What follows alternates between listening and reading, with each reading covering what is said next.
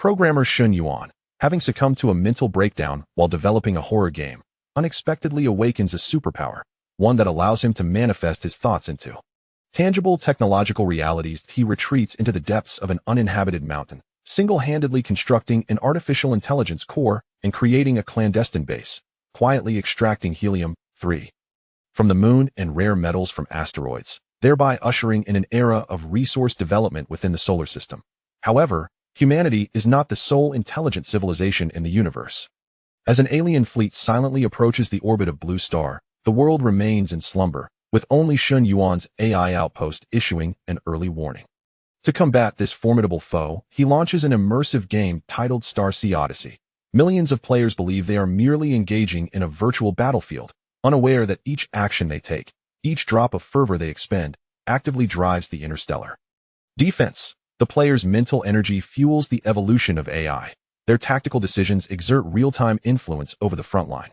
Meanwhile, Shen Yuan continuously integrates feedback from behind the scenes, incrementally enhancing his superpower from a planetary scale to a stellar one.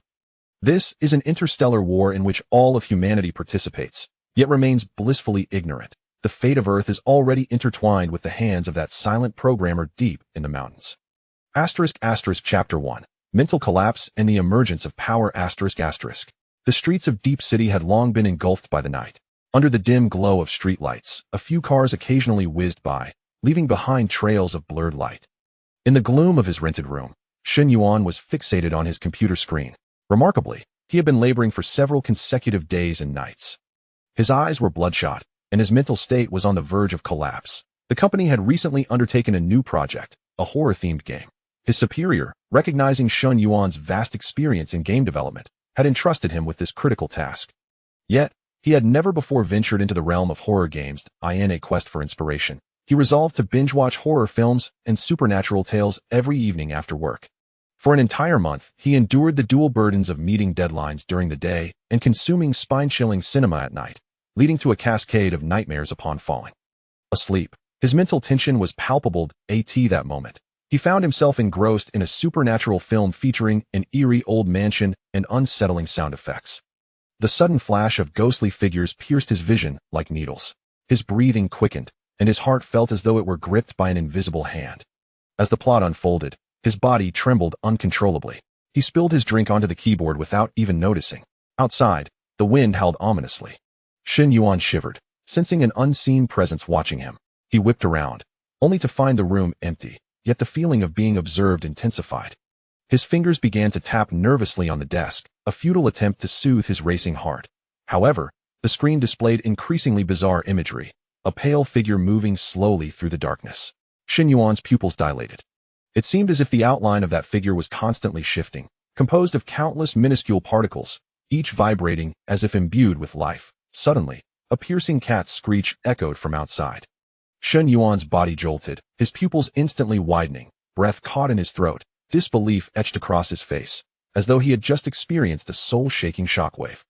He felt his brain being violently struck by an invisible force. Under its impact, it seemed to stimulate the pineal gland deep within his mind. He vaguely sensed the pineal gland trembling violently. Then, he felt the world spin before him, and he collapsed, his consciousness seemingly detached. When he regained consciousness, he found himself sprawled on the floor, the computer chair askew. Struggling to rise, he rubbed his temples, attempting to regain clarity.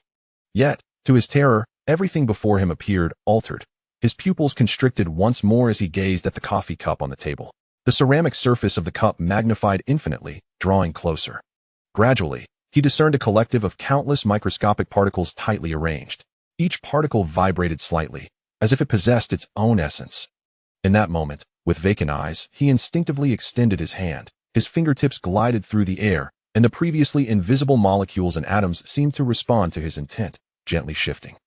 The surface of the coffee cup shimmered with a faint glow, an energy fluctuation generated by the manipulation of its microscopic structure. Shen Yuan's breath quickened, his fingers trembling slightly. Yet, he felt a surge of excitement bubbling within him as he concentrated his attention. His will became an invisible hand, penetrating the air, delving deep into the coffee cup's interior. The atomic structure of the cup began to morph. Shen Yuan clearly observed the spacing between the molecules within the cup widening gradually. The trajectory of the atoms shifted, causing the ceramic density to decrease. The cup's ceramic structure became fragile, the surface riddled with fine cracks, as if it could shatter at any moment. Yet, under the influence of his mental prowess, the cup began to levitate slowly. Shen Yuan's eyes widened, a mixture of fear and astonishment swirling within him. He inhaled deeply, striving to steady himself. He scrutinized the sudden transformation, gradually normalizing the spacing between the internal molecules until the fine cracks on the surface of the cup vanished. Suddenly, he realized that he had acquired superpowers. Not only could he perceive the microscopic world, but he could also manipulate and alter the atomic structure of objects. At that moment, the old desk lamp flickered and extinguished, plunging the room into darkness. Oh no, could it be that I've truly encountered a supernatural event? Shen Yuan's nerves tensed, his heart racing to the brink of escape. Yet, in the next instant, he recalled his newly awakened superpower, and his taut nerves began to relax. Internally, he mused, what is there to fear? I am now a person endowed with superpowers. Leaping to his feet, Shen Yuan swiftly crouched down and reached for the lamp's base. He concentrated, fixating on the base, a glimmer of determination flashing in his eyes. Through the lens of his newfound abilities, every circuit node and wire within the lamp became vividly clear. Soon, he detected a concealed, damaged wire, with exposed copper and deteriorated insulation. He extended his hand, gracefully gesturing in the air, as his will transformed into an invisible hand, manipulating microscopic particles to shift and replace. As his fingers moved, the copper wire gradually reconnected, and the insulation was rewrapped, effectively repairing the damaged circuitry from a distance. The lamp flickered back to life, but he murmured to himself, this power is extraordinary. It will undoubtedly resolve a myriad of challenges in the future. Shen Yuan's eyes sparkled with delight, an indescribable excitement swelling within him. He understood that from this moment onward, his destiny had quietly altered.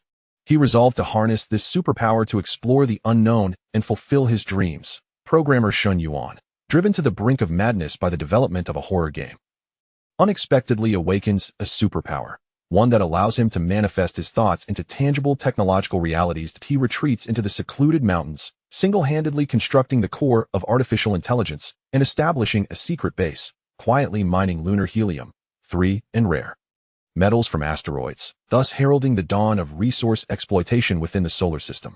However, humanity is not the sole intelligent civilization within the cosmos. As an alien fleet stealthily approaches the orbit of the blue planet, the world remains in slumber, with only Shen Yuan's AI outpost issuing an early warning. To combat this formidable adversary, he launches an immersive game titled Star Sea Expedition. Millions of players believe they are merely engaging in a virtual battlefield, unaware that each maneuver, each surge of adrenaline, is actively propelling the interstellar defense line into reality. The player's mental energy serves as fuel for the evolution of AI. Their tactical decisions influence the front line in real time, and Shen Yuan, from behind the scenes, continually integrates feedback, his superpower ascending from planetary to stellar levels. This is an interstellar war in which all of humanity participates, yet remains blissfully ignorant, while the fate of Earth hangs precariously in the hands of the silent programmer. Nestled deep within the mountains, Chapter 1. Mental Collapse, the emergence of superpower ***. The streets of the deep city had long been consumed by the night. Under the dim glow of streetlights, a few cars occasionally zipped past, leaving behind fleeting streaks of light. In the shadowy confines of his rented room, Shen Yuan fixated intensely on the computer screen. Remarkably, he had been laboring for several consecutive days and nights. His eyes were bloodshot, and his mental state was on the verge of unraveling. The company had recently embarked on a new project, a horror-themed game. Recognizing Shen Yuan's extensive experience in the gaming realm, his superior had entrusted him with this significant task. However, he had never previously developed a game of this genre. In search of inspiration, he resolved to binge-watch horror and supernatural films every evening after work. For an entire month, he juggled daytime work with nighttime movie watching, resulting in a barrage of nightmares whenever he succumbed to sleep. His mental condition was taut. At this moment, he was engrossed in a supernatural film, the eerie atmosphere of an ancient mansion accompanied by unsettling sound effects. The sudden appearance of ghostly figures pierced his vision like needles. His breath quickened, and his heart raced as if gripped by an invisible hand. As the plot thickened, his body trembled uncontrollably. He spilled his drink on the keyboard, oblivious to the mess. Outside, the wind howled ominously. Shen Yuan suddenly shivered, feeling as if something were watching him. He whipped around to find the room empty, yet the sensation of being observed intensified. His fingers instinctively tapped on the table, attempting to ease his mounting anxiety. However, The visuals on the screen grew increasingly bizarre, a pale figure slowly shifting in the darkness. Shen Yuan's pupils constricted sharply. He felt as though the outline of that figure was morphing, composed of countless minuscule particles, each vibrating as if imbued with life. At that moment, a piercing cat screech erupted from outside. Shen Yuan's body jolted, his pupils dilating. He held his breath, disbelief etched on his face. As though he had just experienced a soul-shaking shockwave, he sensed an invisible force battering against his brain, as if awakening the pineal gland deep within his mind. He faintly perceived it quaking violently. Then, he felt the world spinning, collapsing into unconsciousness, as if his consciousness had momentarily left his body. When he regained awareness, he found himself sprawled on the floor, his computer chair askew. Struggling to rise, he rubbed his temples, striving to clear his mind. Yet, in that moment, he was horrified to discover that everything before him seemed altered. Shen Yuan's pupils constricted once more as he gazed at the coffee cup on his desk. The ceramic surface magnified infinitely, drawing nearer. Countless microscopic particles began to coalesce, each vibrating slightly, as if alive. In a daze, he instinctively reached out. His fingertips sliced through the air, and the once invisible molecules and atoms appeared to respond to his thoughts, gently oscillating. A faint glow enveloped the surface of the coffee cup. This was the energy fluctuation produced when manipulating microscopic structures. Shen Yuan's breath quickened, his fingers trembling slightly. An exhilarating thrill coursed through him as he concentrated. His thoughts acted as an invisible hand, penetrating the air and reaching into the depths of the coffee cup. The atomic structure began to morph. Shen Yuan distinctly observed the spacing between the molecules inside the cup gradually expanding. The trajectories of the atoms altered, resulting in a decrease in the ceramic's density. The structure of the cup became fragile, with a myriad of tiny cracks forming on the surface, threatening to shatter at any moment. Yet, under the influence of Shen Yuan's mental power, the cup began to levitate slowly. His eyes widened in shock and terror as excitement intertwined within him. Taking a deep breath, he endeavored to calm himself. He began to carefully scrutinize this sudden transformation, gradually restoring the normal spacing between the internal molecules, causing the fine cracks on the cup's surface to fade. In that instant, he realized he had seemingly acquired superpowers. Moreover, this ability not only allowed him to perceive the microscopic world, but also to manipulate and alter the atomic structures of objects. Just then, the old desk lamp snapped off, plunging the room into darkness. Oh no. Could it be that I've truly encountered a supernatural event? Shen Yuan's nerves tensed, his heart racing as if it might leap from his throat.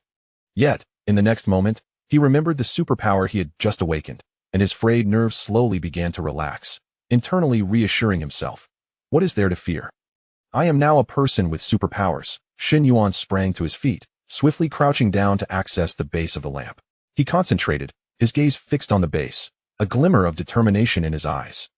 Within the realm of his newfound abilities, every node and wire within the circuitry became crystal clear. Before long, he identified a hidden damaged wire, the copper exposed, and the insulation frayed. He extended his hand, gracefully gesturing in the air, his intent transforming into an invisible hand that maneuvered microscopic particles into place. As he guided his fingers, the copper wire gradually reconnected, and the insulation re-wrapped around it. He had effectively repaired the damaged circuit from a distance. With a flick, the lamp illuminated once more. He muttered quietly, "This ability is remarkable. It will surely solve countless problems in the future." The light of surprise sparkled in Shen Yuan's eyes. A wave of indescribable exhilaration surged within him. He understood that from this moment forth, his destiny had quietly shifted. He resolved to harness this extraordinary power to explore the unknown and realize his dreams. Chapter 2. Emergence in the Workplace. Quantum research. In the early morning, sunlight filtered through the gaps in the leaves, casting dappled patterns along the path to the office building. Shen Yuan inhaled deeply, savoring the fresh air, his steps instinctively quickening. The awakening of his extraordinary abilities the previous night still thrilled him, his heart racing with anticipation, albeit tinged with a hint of apprehension. Upon entering the company, Shen Yuan endeavored to maintain an air of normalcy, steadily making his way to his workstation. Once seated, he took another deep breath, placing his hands on the keyboard to access the horror game project documentation. The screen displayed a labyrinth of code that, in the past, had posed a challenge requiring considerable time to decipher. Yet at this moment, the code resembled disassembled building blocks, its structure and logic suddenly crystal clear. His gaze sharpened as he swiftly scanned each line of code, his mind racing to identify issues and devise solutions. His fingers danced across the keyboard with increasing speed. Within just 3 hours, he had nearly completed a core segment of code that would typically require a week to finalize, even taking the time to assist his colleague, Xiaoli, with a minor coding issue. In that moment, he realized that the extraordinary abilities he had awakened the night before not only endowed him with the capacity to manipulate the microscopic world, but seemed to have significantly enhanced his intellect as well. As he gazed at the screen, a smile of accomplishment crept onto his lips, yet he quickly masked it. Furrowing his brow in contemplation, he must not draw too much attention. He needed to devise a way to make his progress appear more conventional. He then began to meticulously adjust the formatting of the code, clicking the mouse to align everything neatly. Occasionally, he feigned deep thought, making minor adjustments to ensure no flaws would be detected. His direct supervisor, Manager Zhang, approached with arms crossed and a stern expression. He glanced at Shen Yuan's screen, his brow furrowing in discontent. Shen Yuan, your progress seems rather sluggish. Do not delay the project timeline. Although irritation simmered within him, Shen Yuan maintained a polite smile, calmly replying, Manager Zhang, this portion of the code is quite complex. I must conduct a thorough review to ensure there are no vulnerabilities, as they could impact subsequent work. Manager Zhang huffed, preparing to continue his reprimand when Shen Yuan suddenly recalled an issue he had previously identified in the code managed by Zhang. With poise, he remarked, Manager Zhang, while reviewing the code, I noticed a potential security vulnerability in the segment you previously oversaw. If not addressed promptly, it may lead to significant issues during execution. As he spoke, he brought the relevant code to the forefront, clearly delineating the problematic areas and articulating the issue with clarity. Manager Zhang's expression darkened, a flicker of panic crossing his eyes before he feigned composure. Understood, I will address it. With that, he hurriedly turned and walked away. Colleague Xiaoli approached, laden with documents, his face alight with admiration. Yuan Ge, you are incredible. The coding issue you resolved for me this morning had stumped me for ages, yet you fixed it in no time. Shen Yuan smiled modestly, waving his hand dismissively. I was just fortunate to spot the issue. Xiaoli scratched his head, a look of bewilderment on his face as he continued. Yuan Ge, I noticed you seem particularly sharp today. Do you have a secret? Please share it with me. Shen Yuan felt a sudden jolt of surprise, a flicker of tension crossing his gaze, and hastily laughed it off, claiming there was no secret. Merely the investment of time and research. Xiaoli, somewhat skeptical, nodded before turning to leave. In the afternoon, the company convened a technical seminar. Shen Yuan sat quietly at the conference table, attentively listening to his colleagues as they reported on their progress. When it was his turn to speak, he rose, his gaze resolutely sweeping across the room, articulately presenting the results of his responsibilities while also offering some suggestions for algorithm optimization. His insights were unique, and his thoughts refreshing, garnering appreciative glances from his peers. Even the notoriously exacting Manager Zhang could not suppress a subtle nod of approval, a glimmer of astonishment in his eyes. After the meeting concluded, Manager Zhang feigned a casual pat on Shen Yuan's shoulder, remarking on his recent commendable performance and urging him to maintain it. Shen Yuan's lips curled into a polite smile, yet inwardly he could not help but scoff, thinking, what a show. He understood that this was merely the beginning of a chain reaction triggered by his extraordinary abilities. Upon returning to his rented accommodation after work, Shen Yuan delved into the realm of quantum computing. During a midday chat with colleagues, he had learned of this emerging technology, which instantly captivated him. He sensed that it might possess a mysterious connection to his extraordinary powers. Determined to explore quantum computing further, he contemplated that even if there was no direct link, he could meld the two to create something novel. He opened his computer, and at that moment, the words and data on the screen seemed to come to life before his eyes. He began by studying the fundamental principles of quantum computing, encountering numerous challenges along the way, such as complex mathematical formulas and perplexing physical concepts. However, armed with his exceptional intellect, Shen Yuan gradually grasped the intricacies of the subject. After a diligent period of study, he finally began to form a coherent understanding. He discovered that his extraordinary abilities appeared to influence the state of quantum bits, which thrilled him immensely. This suggested the possibility of using his powers to develop a new type of quantum computer. To validate this hypothesis, Shen Yuan resolved to conduct a simple quantum computing experiment, delving deeper into the field and striving to harmoniously integrate it with his abilities. He swiftly organized crucial information and began designing an experimental framework. Aware that high-precision quantum bit manipulation instruments and advanced detectors were prohibitively expensive, Shen Yuan opted for cost-effective alternatives, namely, discarded equipment. He planned to utilize his powers to repair, assemble, and even modify these obsolete instruments. Thus, he scoured the internet for surplus and second-hand devices, identifying several reasonably priced options. Over the course of 3 days, the shipments arrived. and Shen Yuan cleared a corner of his rented space to set up a compact quantum computing experimental platform. Initially, he employed his powers to repair the outdated equipment following online maintenance manuals. Subsequently, through his recent studies and comprehension, he improved and reassembled the devices, recalibrating them to ensure that each component functioned properly.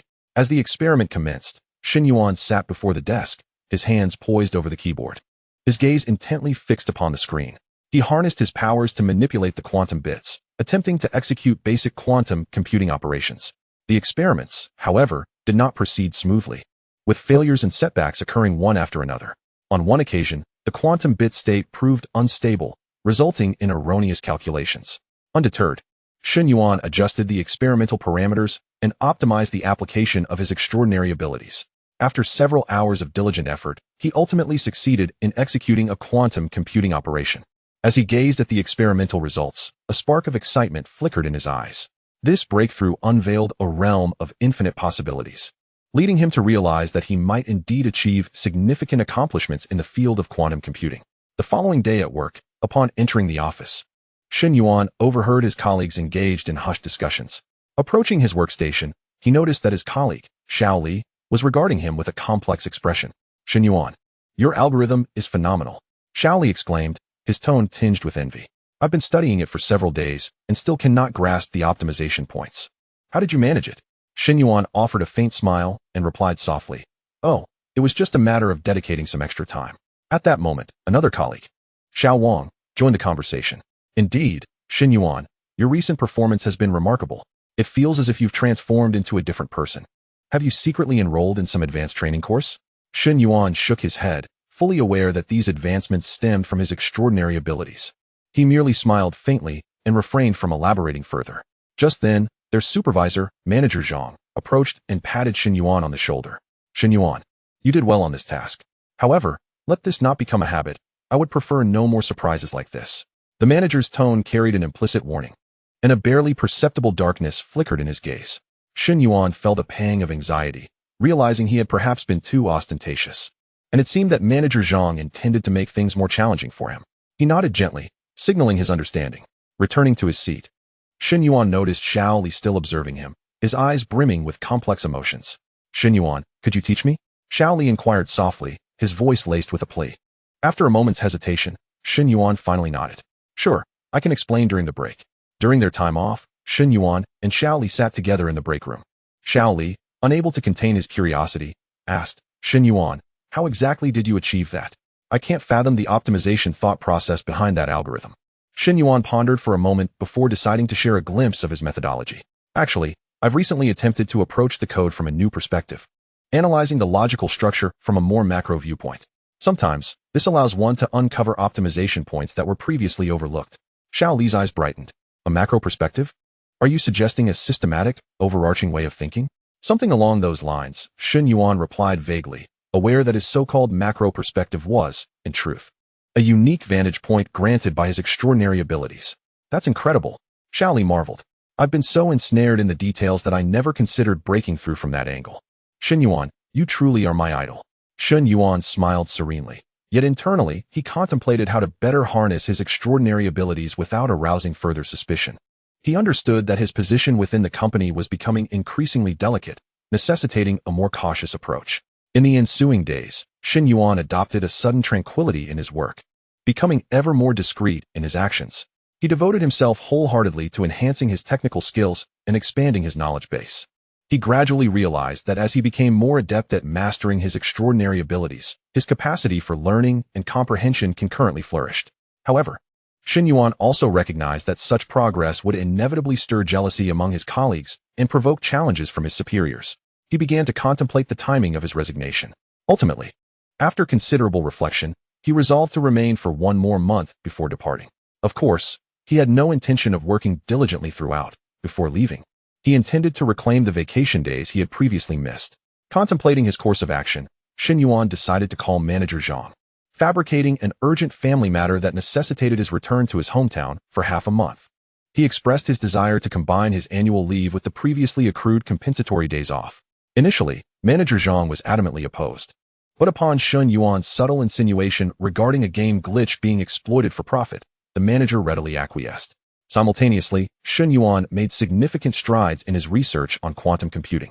He began to experiment with the integration of his extraordinary abilities and quantum computing, venturing into a novel technological domain that would provide robust support for the future development of quantum computers. Chapter 3. Familiarization and Training of Extraordinary Abilities. As dawn broke, sunlight cascaded through the window, casting a tapestry of light and shadow within Shen Yuan's rented room. For the next fortnight, he was relieved of work obligations.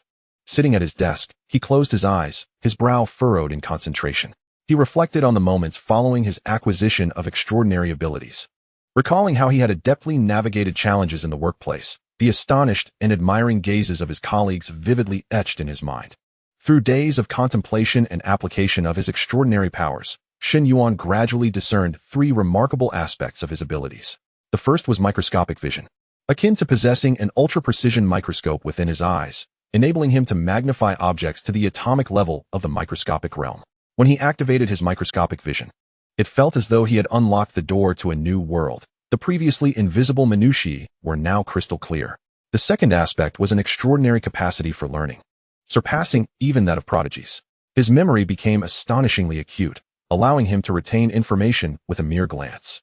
Whether it involved intricate theoretical concepts or sophisticated technical principles, he could grasp them entirely in a remarkably short span of time, with an efficiency that was nothing short of astounding. Lastly, there was telekinesis, comparable to the telekinetic abilities often portrayed in fiction, enabling him to manipulate objects. However, Shen Yuan's telekinesis was more profound, allowing him to control microscopic particles and even alter the molecular structure of substances. This indicated that he could not only move objects at will, but also fundamentally transform materials, creating astounding marvels. Nevertheless, Shen Yuan's telekinesis diverged from cinematic portrayals. In films, telekinesis often encompasses psychic phenomena, such as telepathy and precognition. As for whether he possessed such abilities, Shen Yuan remained uncertain. Thus far, he had not discovered any such talents within himself, and whether they would manifest in the future remained a mystery. With these thoughts in mind, Shen Yuan suddenly opened his eyes, a glimmer of determination flashing within them. He braced his hands against the table, swiftly rising to his feet. He pondered that in order to unleash the greater potential of his superpowers and ascend to a higher echelon, systematic training was indispensable. Just then, an insect buzzed past his eyes and landed on the windowsill. Shen Yuan's eyes instantly sparkled. He quickly approached the windowsill, crouched down, and delicately grasped the insect. The creature wriggled fervently at his fingertips, its antennae swaying back and forth. Shen Yuan murmured softly, "Little fellow, may I borrow you for a moment?" He then returned to his chair, leaning forward to draw near to the insect, concentrating intently as he activated his microscopic vision. Within the realm of his superpower, the cellular and molecular structure of the insect's exoskeleton was instantly unveiled. He gazed unblinkingly, his mind functioning like a high-speed supercomputer, rapidly processing the connections of the molecules, pondering how to balance strength and lightness. However, the microscopic structure proved to be exceedingly intricate, and his brow furrowed deeper as he felt a wave of frustration. It seemed that without theoretical support, delving into research would be exceedingly arduous, and he needed to swiftly seek out resources for study. Suddenly, his phone vibrated, startling Shen Yuan and causing him to tremble, allowing the insect to make its escape. He picked up the phone to find it was a call from his colleague, Xiao Li. Frowning, he pressed the answer button. Xiao Li's voice erupted excitedly on the other end. "Shen Yuan, the code optimization method you mentioned yesterday is incredible. The project has accelerated significantly. Everyone is really impressed. Knowing you are on leave, they wanted to see if you would join us for tea to exchange experiences." A smile crept onto Shen Yuan's lips as he humbly replied, "Ah, this is all a result of our collective efforts. I merely contributed a bit of assistance. Truly not that remarkable. I will be returning to my hometown today, so I want to be able to make it. Please extend my gratitude for their invitation." After hanging up, he clenched his fist, rallying himself with resolve. "I must enhance my superpowers further and grow stronger." Shen Yuan swiftly cleared the clutter from his desk into the trash bin and retrieved a pile of coins from the drawer, placing them on the table. Standing tall and steady, he focused intently on the coins, extending his hands slowly as he took a deep breath. His eyes locked onto the coins, fully concentrated. At that moment, an invisible force surged quietly from the depths of his mind. Under the influence of this intangible power, the coins began to rise gently, swaying in the air. This unseen force was what he referred to as telekinesis, his supernatural ability. His fingers danced gracefully in the air, like a conductor orchestrating the coins to construct the molecular structure of the insect's exoskeleton. Initially, the coins complied obediently, assembling into a simple model, but after a few layers, one coin suddenly veered off course, playfully plummeting to the table with a clatter. Shen Yuan's heart raced. He immediately focused, adjusting the strength of his telekinesis. Beads of sweat forming on his forehead as he painstakingly repositioned the errant coin. His gaze remained fixed on each coin, sweat trickling down his cheeks as he exerted every ounce of effort to ensure the precision of the molecular structure model. Suddenly, the doorbell rang, its chime echoing throughout the room. As Shen Yuan was deeply engrossed in his telekinetic training, the interruption caused the coin model to collapse in an instant. He felt an overwhelming sense of irritation, his brows knitted tightly, yet he still opened the door. His neighbor, in a fluster, was holding a wrench. Her expression filled with urgency as she implored, "Shen Yuan, my faucet is leaking profusely. Could you take a look?" After a moment's hesitation, Shen Yuan forced a smile and replied, "All right, I'll help." Upon entering his neighbor's home, he crouched down near the faucet and activated his microscopic vision, quickly identifying the source of the leak, a worn-out component. He feigned adjusting the faucet while discreetly employing his telekinetic abilities to manipulate the microscopic particles for repair. The neighbor watched in astonishment, her eyes wide with disbelief, exclaiming, "Is it really that simple to fix it?" Shen Yuan nodded, continuing his work. In a short while, the faucet ceased to leak. The neighbor expressed her gratitude profusely, and Shen Yuan waved his hand dismissively, assuring her it was no trouble. Returning home, he gazed at the pile of coins, took a deep breath, and resumed his training. After several attempts, a perfect molecular structure model of a coin emerged, successfully enhancing his precision in telekinesis. He continued his training relentlessly, challenging himself with more complex maneuvers until his head spun and exhaustion overwhelmed him, forcing him to stop. He understood that he had overexerted his mental faculties, so he sat down to rest. While resting, he pondered, since he had some idle time, he might as well read and learn something new, which would aid him in wielding his superpowers more adeptly in the future. Originally planning to search online for knowledge related to biomaterials and study the molecular structure of insect exoskeletons, he suddenly recalled a matter from a previous gaming project he had overseen. The game required the design of a self-evolving intelligent creature, a task that traditional coding logic and algorithms could not accomplish. Consequently, he had delved into relevant literature, which acquainted him with the theories of biological evolution and genetic algorithms in genetic engineering. He realized that these theories bore striking similarities to the design principles of game AI. This revelation provided Shen Yuan with a new perspective to break through the bottleneck in game development, leading him to immerse himself in the study of genetic engineering theory. Unfortunately, at that time, his intellect and insight were not as developed as they are now, and he abandoned the research after a while, leaving it unresolved. Now, contemplating his next steps, Shen Yuan thought about exploring genetic engineering again, speculating that it might unveil the origins of his superpowers. He theorized that superpowers could indeed be closely linked to genetic mutations. With this thought, he approached his bookshelf and retrieved the book on genetic engineering he had previously purchased from a professional forum. Flipping through its pages, his exceptional learning ability allowed him to grasp the complex concepts within moments. Upon encountering cutting-edge information on gene editing technology, he noted the heated debates within the academic community regarding its safety. He recalled the expert skepticism at academic conferences and couldn't help but ponder, is this new technology truly safe? Will there be any issues when applied in practice? He opened his computer and meticulously sifted through papers in academic databases, his eyes fixed on the screen as he diligently studied. In merely an hour, he assimilated knowledge and constructed a comprehensive system of understanding. Leaning back in his chair, he exhaled deeply, pondering that having grasped this knowledge, the next step was its application. Shen Yuan rose and paced back and forth within the room, his footsteps brisk, occasionally pausing to stand before the table, seizing a pen to inscribe the thoughts that flitted through his mind. He gradually transformed concepts from genetic engineering, such as genetic algorithms and gene encoding, into functional code logic. Initially, he outlined relevant formulas, establishing a clear framework of thought, followed by meticulous checks and careful verification of every detail to ensure the content was both accurate and scientific. After 10 hours, his notebook was densely filled with formulas and diagrams, culminating in a theoretical framework regarding the principles of human genetic engineering. Gazing at the contents of the notebook, his eyes sparkled and his hands trembled with excitement. Indeed, he had made significant strides in the realm of genetic engineering. The subsequent step was to convert these theories into tangible results, potentially concocting a serum to enhance human capabilities, thereby fortifying his own body and amplifying his extraordinary powers. Chapter 4. mastery, and workplace challenges. As time gradually elapsed, half a month swiftly passed. During this fortnight, Shen Yuan dedicated each day to either acquiring diverse knowledge or honing the proficiency of his superpowers. Each night, he collapsed onto his bed, utterly exhausted, feeling akin to a lifeless creature.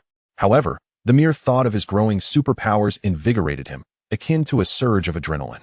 He approached the window, firmly grounding his feet, allowing his arms to hang naturally at his sides with palms facing outward. Closing his eyes and furrowing his brow, he entered a deep meditative state, illuminating his microscopic vision. His gaze focused on the leaves of a green plant on the windowsill. Under the lens of his superpower, the cellular structure of the leaves appeared as a high-definition map. Strikingly clear, he began to discern cellular differences, capturing the trajectories of microscopic substances within the cells, then attempted to manipulate them delicately with an invisible hand conjured by his will. In stark contrast to the ease of manipulating inanimate particles, the particles within the cells behaved like mischievous spirits, resisting command and presenting a formidable challenge. Through relentless daily training, Shen Yuan's mastery over his superpowers became increasingly fluid. From initially struggling to shift a few particles within the cells, he had progressed to precisely controlling millions of cells concurrently, constructing extraordinarily complex microscopic structures, a true evolution of his abilities. After concluding his superpower training, Shen Yuan approached his desk, which was laden with tomes on genetic engineering, physics, materials science, quantum computing, and biology, his arsenal of knowledge. He seated himself and opened a book concerning the interplay between quantum biology and gene regulation, his gaze scanning the pages with the precision of a scanner. When confronted with challenging theories, he remained composed, decelerating his pace to scrutinize the material thoroughly. At times, he jotted down formulas on a whiteboard, deriving processes. At other moments, he recorded his thoughts and inquiries in a notebook. To comprehend the impact of quantum states on gene expression, he fervently explored a plethora of academic papers online. In the pursuit of knowledge, one often finds themselves engrossed in research from leading domestic and international academic journals, often to the point of losing track of time until the late hours of the night, only pausing once a problem has been resolved. After a fortnight, Shen Yuan returned to the office. During the project allocation meeting, Manager Zhang, with a stoic demeanor, tossed a project document towards Shen Yuan as if it were a hot potato, sarcastically remarking, "Shen Yuan, given your remarkable abilities, this project is now yours. Ensure timely delivery. We wouldn't want you to hinder the team." This particular project entailed the creation of a mobile game with exceptionally innovative gameplay and stunning visuals, all while being compatible with various mobile devices, presenting a formidable challenge. Upon receiving the document and glancing through it, an avalanche of frustration surged within Shen Yuan. Though he maintained a composed exterior, taking a deep breath to regain his calm, he mentally vowed, "Just wait, you'll see. I'll make this a challenge for you." Subsequently, leveraging his extensive knowledge base, he swiftly grasped the project's essentials, conjuring a detailed execution plan in his mind. During the day at the office, he seized every opportunity to write code, adjust programs, and troubleshoot directly. While crafting the innovative gameplay mechanics, he encountered logical conflicts. Through relentless debugging and integrating cutting-edge game development technologies, he successfully devised solutions that turned the tide in his favor. In the optimization of the game's graphic rendering, he rigorously experimented with various algorithms to enhance visual fluidity and aesthetic appeal, striving for an exceptionally captivating visual experience. Upon returning home in the evening, he continued to navigate the vast ocean of knowledge, acquiring insights from diverse disciplines. Drawing from the principles of optics and physics, he significantly upgraded the game's lighting effects. By applying materials science, he elevated the representation of game items' textures, emphasizing an interdisciplinary fusion. After several days of intense dedication to the project, it was successfully completed, yielding remarkable improvements in both efficiency and quality, surpassing all expectations. The game boasted refreshingly innovative gameplay and visuals that exceeded projections, running seamlessly across various mobile devices. During the project presentation, colleagues cast envious glances, their expressions seemingly imploring, "Oh great one, please accept my admiration." Meanwhile, Manager Zhang's countenance shifted like a painter's palette, anticipating Shen Yuan's downfall, only to be met with a resounding success. Unwilling to concede defeat, Manager Zhang devised a particularly challenging technical question for the subsequent team technical exchange, hoping to embarrass Shen Yuan publicly. As the question was posed, the conference room fell silent, the tension palpable as all eyes turned towards Shen Yuan. Unfazed, he stood and articulated his viewpoints with clarity and precision. Beginning with fundamental theories and integrating practical examples, His analysis was impeccably logical and compelling.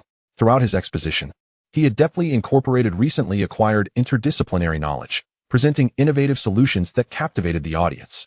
In a discussion regarding the optimization of game AI, he introduced the concept of genetic algorithms from the realm of genetic engineering, providing a fresh perspective on AI behavioral patterns that garnered unanimous admiration from his colleagues. This maneuver was indeed remarkable. Manager Zhang, seated nearby, found himself at a loss for words, unable to voice a counterargument. Internally, he seethed with silent frustration, thinking to himself, how does this guy always manage to turn the situation around? It infuriates me. Without waiting for Manager Zhang to respond, Shen Yuan amicably requested yet another week of leave, citing his exhaustion from laboring on the project and his need for a proper rest. Observing the glint in his eyes, Manager Zhang understood his intentions all too well. Though begrudgingly, he could only nod in agreement. Thus, Shen Yuan resumed his journey of self-improvement. After another week of rigorous training, he made remarkable strides in mastering his extraordinary abilities and accumulating knowledge. Chapter 5.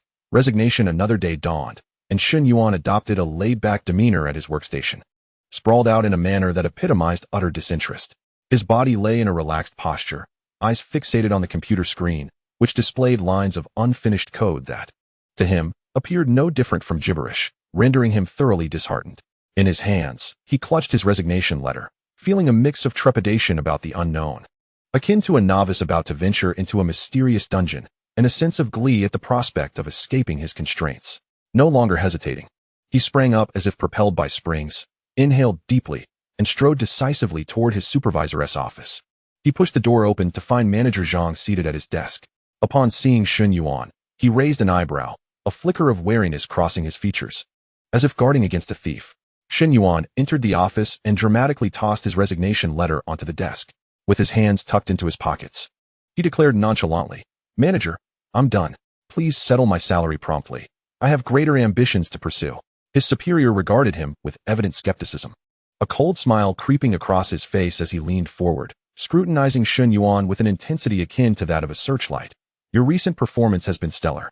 Is this sudden departure indicative of securing another position elsewhere?" Shen Yuan rolled his eyes dramatically, clearly irritated. "Oh, spare me. Don't presume to meddle in my affairs. I'm leaving, and now you're pleased, aren't you?" The manager's expression darkened, his dissatisfaction palpable. He began to vociferously reproach Shen Yuan for his abrupt resignation, emphasizing the irresponsibility it reflected towards the company and the team, while listing all the resources and training the company had invested in him. Shen Yuan listened in silence, his hands involuntarily forming fists, his anger surging. "Enough. I simply cannot bear to look at your insufferable face any longer.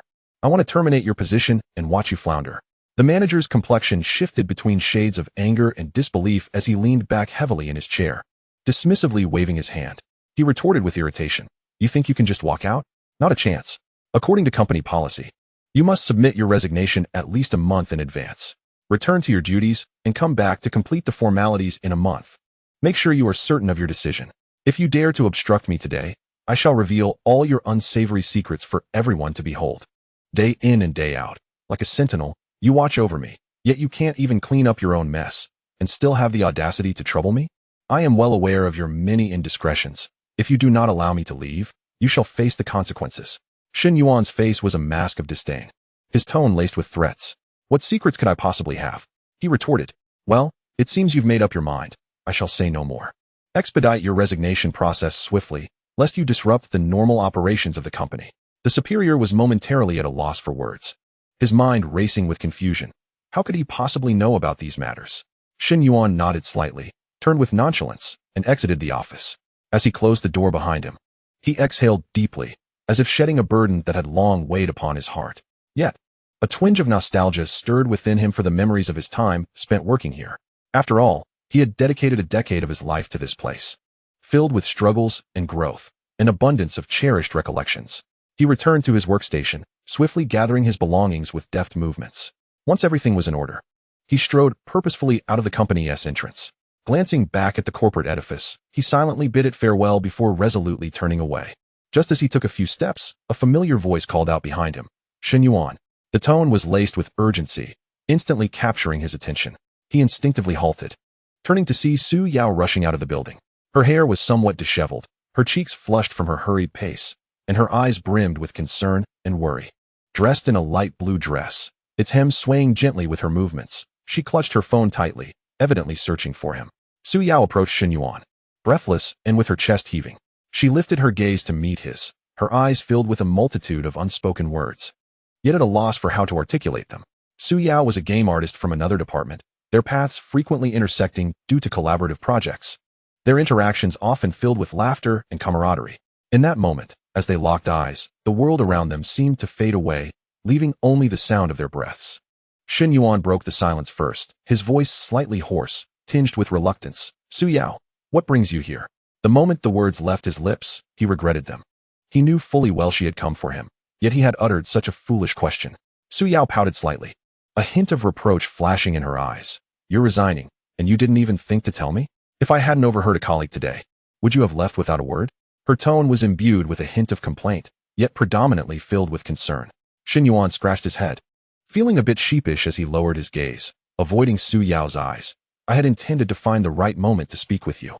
Things have been rather overwhelming lately. Upon witnessing Shen Yuan's demeanor, Su Yao's irritation dissipated instantly.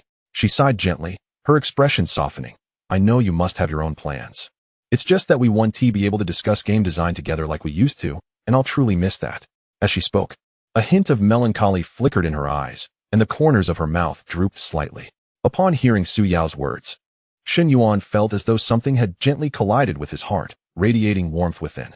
Summoning his courage, he raised his gaze to meet Su Yao's eyes and confessed. In truth, I too find it hard to part. Yet, I am rather weary and wish to change my surroundings for a time of respite. A trace of fatigue was evident in his eyes. Su Yao nodded slightly, understanding Shen Yuan's sentiment.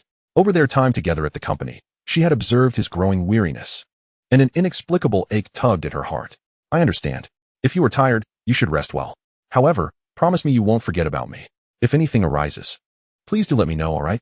Her eyes brimmed with expectation, her voice softening. Shen Yuan felt a warmth envelop his heart and nodded emphatically, yes. I will certainly not forget you. Take care of yourself at the company, and should you encounter any troubles, do message me. His gaze was resolute and sincere, silently vowing to cherish Su Yao no matter where life took him. Where do you plan to go next? Will you remain in the city? Su Yao asked, a mixture of anxiety and anticipation in her tone. Shen Yuan directed his gaze toward the horizon, shaking his head slightly. His voice tinged with an indescribable sentiment. I plan to return to my hometown for a while to rest, and as for future arrangements, I shall decide in due time. At that moment, a gentle breeze swept by, causing Su Yao's hair to dance across her face. Shen Yuan instinctively reached out to tuck it behind her ear, but halted midway. Seeing his gesture, Su Yao's cheeks flushed crimson, and she shyly lowered her head, managing to tuck her hair behind her ear herself. After a brief silence, Shen Yuan broke the slightly awkward atmosphere. I must return to pack my belongings. We shall gather again when the opportunity arises. His tone carried a hint of longing, and after speaking, he turned to leave. Su Yao watched his retreating figure, her heart heavy with disappointment, yet she mustered her spirits. All right, do take care on your journey. Her voice, though soft, was filled with concern. Shen Yuan glanced back, offering her a warm, reassuring smile. You too, goodbye. With that, he quickened his pace, fearful that if he lingered for even a moment longer, he would find it impossible to depart. Su Yao stood rooted in place, watching Shen Yuan's silhouette gradually fade until it vanished around the corner of the street. An emptiness enveloped her heart, accompanied by an indescribable emotion. She could not fathom why she felt such sorrow. From that moment onward, Shen Yuan's life would turn a new page, and their relationship would inevitably face a transformation. Chapter 6. Returning to the old mountain home, Shen Yuan first returned to his rented accommodation to pack his belongings, carefully wrapping his computer and all experimental instruments and equipment. At that moment, the female neighbor next door happened to step out to dispose of her trash and was surprised to see Shen Yuan's activity. Shen Yuan, are you moving? She inquired, astonished. Shen Yuan looked up, recognizing her, and smiled. No, I am returning to my hometown. Is it so sudden? How many days will you be away? The neighbor asked anxiously. Upon returning this time, I shall not emerge again. I will linger in my hometown for a while to observe. Shen Yuan replied while packing.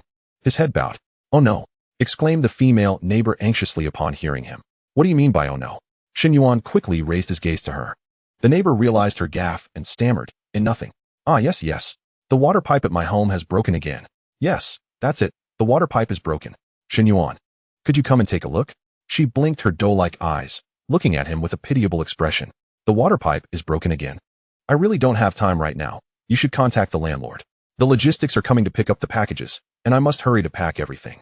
Shen Yuan replied, perplexed as to why his neighbor's water pipe was perpetually malfunctioning. Come on, Shen Yuan, it won't take long. The neighbor's voice lingered with a drawn-out tone.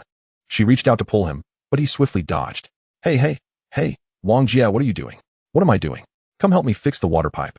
Wang Jia, please contact the landlord. I truly have no time. With that, he gently pushed her out the door, offering an apology before firmly shutting it with a bang. Humph, Shen Yuan, you truly are an inconsiderate oaf. Wang Jia muttered angrily as she turned to leave. Honestly, if the water pipe is broken, contact the landlord. Why always me? Am I a handyman? A martyr? Last time, I merely wanted to test my superpowers. Why would I help you? Shen Yuan mumbled to himself, and then continued packing his belongings. After the logistics team collected the items, he finally embarked on his journey back home. Settling into his seat on the high-speed train bound for his hometown, Shen Yuan gazed out the window, observing the rapidly receding cityscape. The towering buildings gradually faded from view, replaced by undulating mountains and lush forests. As the train sped forward, the clamor of the city was left far behind, and his heart began to calm. Memories of joyous childhood times in his hometown flooded his mind, running freely through the hills and playing joyfully in the streams, filled with beautiful fantasies about the future. Now, returning with newfound powers, he understood that he was about to embark on a wholly different life journey. His heart brimmed with anticipation for what lay ahead. Yet a sliver of unease about the unknown lingered. After a lengthy journey, Shen Yuan finally arrived at his old home. Standing before the dilapidated house that felt both familiar and foreign, gazing at the overgrown weeds towering to his height, a wave of complex emotions surged within him, almost bringing him to tears. It had been nearly a decade since he last visited, following the tragic day when his parents, while working away from home, perished in a car accident. Stepping over the weeds in the yard, he entered the house, where dust, weeds, and spider webs were omnipresent. A cough escaped his lips, and a familiar scent enveloped him, triggering a torrent of childhood memories in his mind. Taking a deep breath, he stifled the emotions churning within him and turned toward the corner of the yard, grasping the rusted hoe. With both hands, he lifted the hoe, which swayed momentarily on his shoulder before settling firmly. He took a step, advancing slowly toward the wild expanse of weeds. Under the scorching afternoon sun, Shen Yuan bent down, gripping the hoe tightly. With a vigorous lift and a sudden thrust, the hoe plunged into the earth. He exerted force, prying up a patch of weeds, roots and soil tumbling together. Dust swirled into the air as he squinted against it, his hands working tirelessly, digging again and again. Sweat cascaded down his forehead, vanishing into the ground upon contact. The weeds, with their tenacious roots, caused the hoe to recoil, nearly sending him sprawling.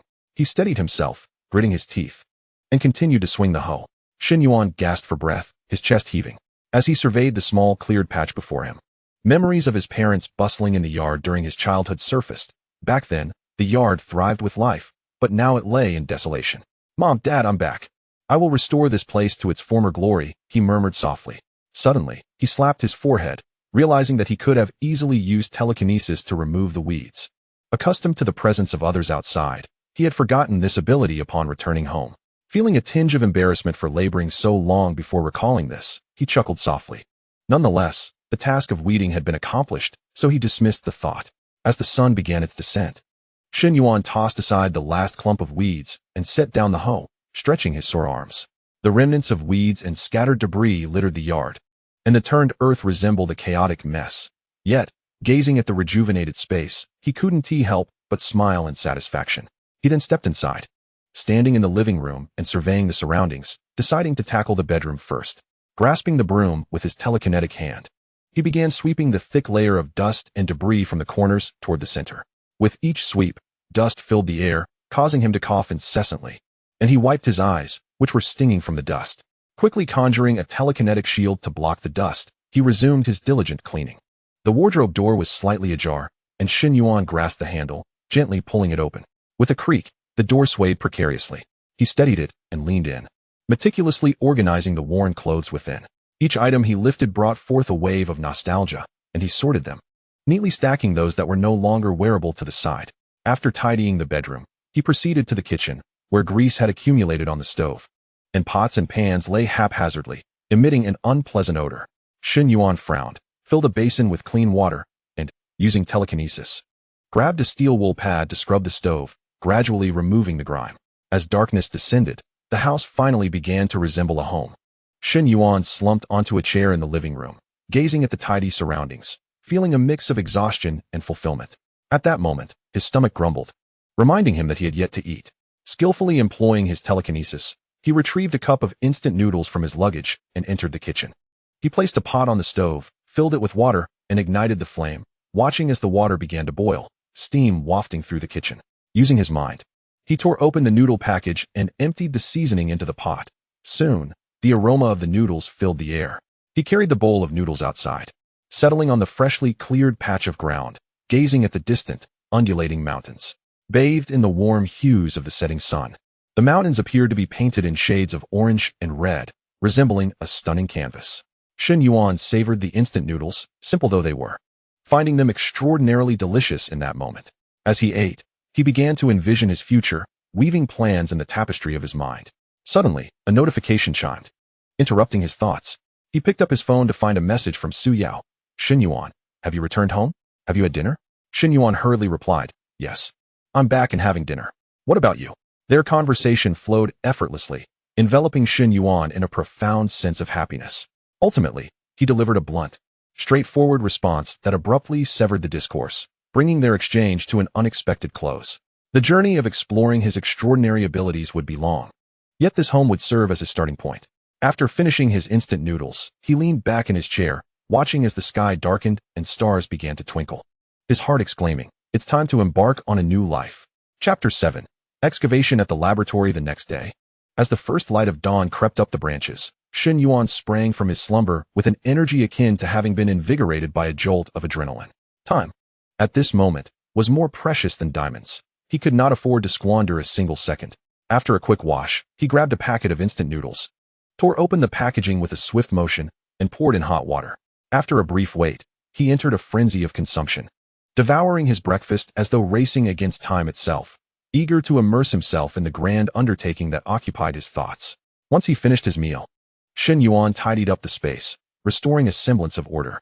After a short respite, he strode purposefully towards the mountainside behind the house. Notably, this side of the hill was composed of a massive boulder, which had prevented any landslides over the years.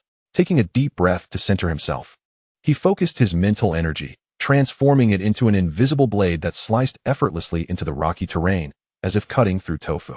Under the relentless onslaught of his mental blade, the mountainside was cleaved into perfectly shaped blocks, which tumbled down with a resounding crash. Following this, Shen Yuan's mental energy surged like a small cosmic explosion, effortlessly lifting the stones and stacking them aside. He envisioned constructing a wall from these bricks to enclose the yard, facilitating future endeavors. These weighty stones, each weighing 1,000 pounds, felt as light as feathers in his adept control, manipulated with ease. Each movement enhanced his mastery over his abilities, his eyes gleaming with anticipation for the future laboratory.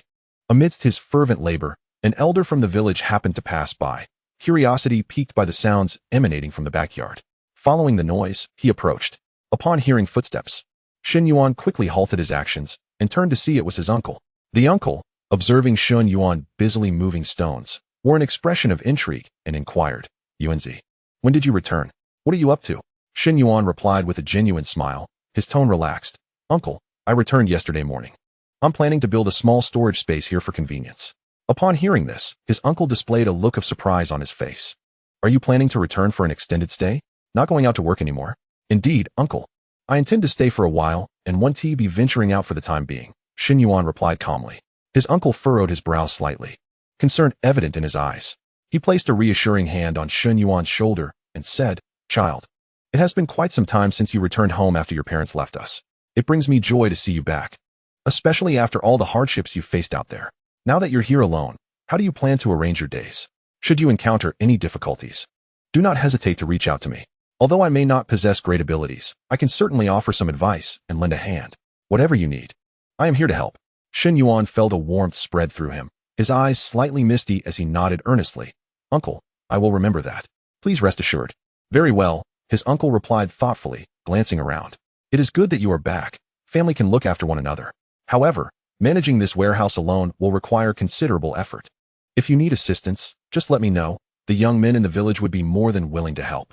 Shen Yuan's heart swelled with gratitude, and he quickly expressed his thanks, Thank you so much, uncle. I would like to try managing it myself first, but if it becomes overwhelming, I will certainly seek your help and that of the others. His uncle patted Shen Yuan's shoulder once more, reiterating the importance of safety before turning to leave. Once his uncle departed, Shen Yuan exhaled a sigh of relief, secretly thankful that he had not aroused suspicion, though a faint guilt tugged at him for the fib he had told. He hurriedly shut the front door and returned to manipulating his telekinetic blade to continue digging. After a frenzied period of work, he successfully excavated a space measuring 10 meters in length, width, and height. Given that the walls of the space were comprised of solid rock, its stability was remarkably strong, eliminating the need for additional reinforcement. However, this location still required further excavation.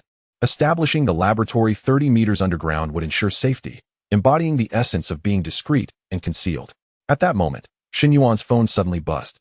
He answered the call to hear a colleague mentioning that their superior had been speaking ill of him behind his back, even suggesting that others refrain from contacting him. His mind was clear. These matters were no longer of concern to him. The construction of the laboratory was paramount, and he could not afford to let fleeting emotions hinder his significant endeavors. He smiled calmly, advising his colleague to be cautious of their superior's machinations before hanging up. Suddenly, he remembered that his home lacked internet connectivity, prompting him to call the telecommunications company to expedite the installation of a network line. However, he understood that this remote location would likely delay their arrival, and he could not expect it to be resolved by the next day. He would have to wait several days at the very least. Turning back, he immersed himself once more in his demanding work, striving to complete the laboratory as swiftly as possible and set his plans into motion. From that point onward, Shen Yuan resembled a clockwork toy, tirelessly occupied day and night.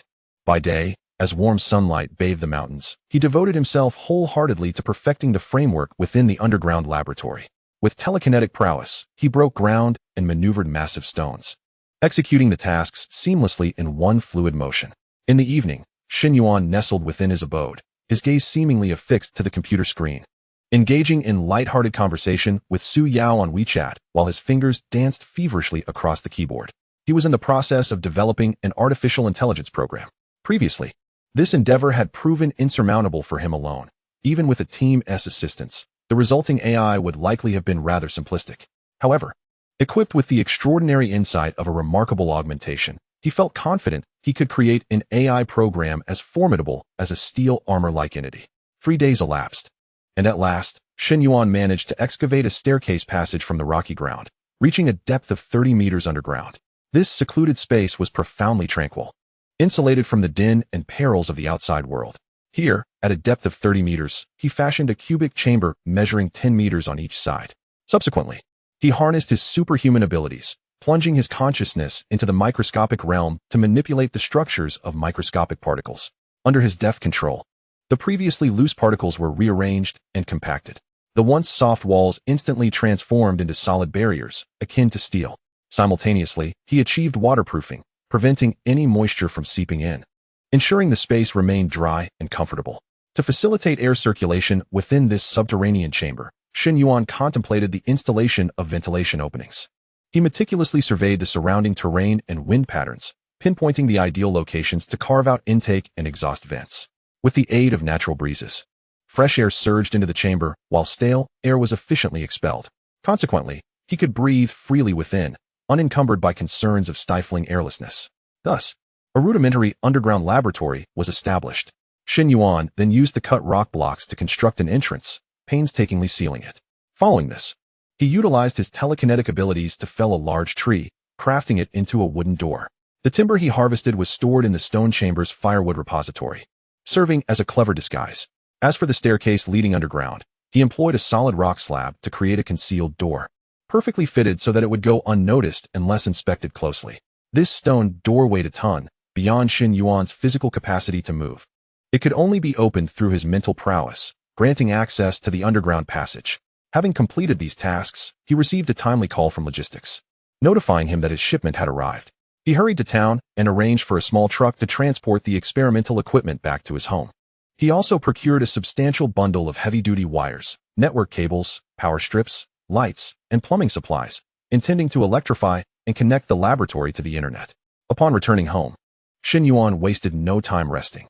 He immediately began organizing the laboratory. He unpacked the equipment from the logistics crate, all of which he had previously repaired and modified. now boasting superior performance compared to new models. Having assembled similar devices before, he efficiently set up the final piece of laboratory equipment within mere hours. With a deep sigh of relief, he collapsed onto the floor, his eyes reflecting fatigue, yet also a glimmer of satisfaction. Yet, more prominently, he felt a mix of trepidation and anticipation for what the future might hold. Chapter 8. Photonic Quantum Supercomputer. During this period, Shen Yuan tirelessly toiled day and night, and the underground laboratory finally began to take shape. Standing in this place, to which he had devoted immense effort, his gaze was resolute, as if he had made an unwavering decision.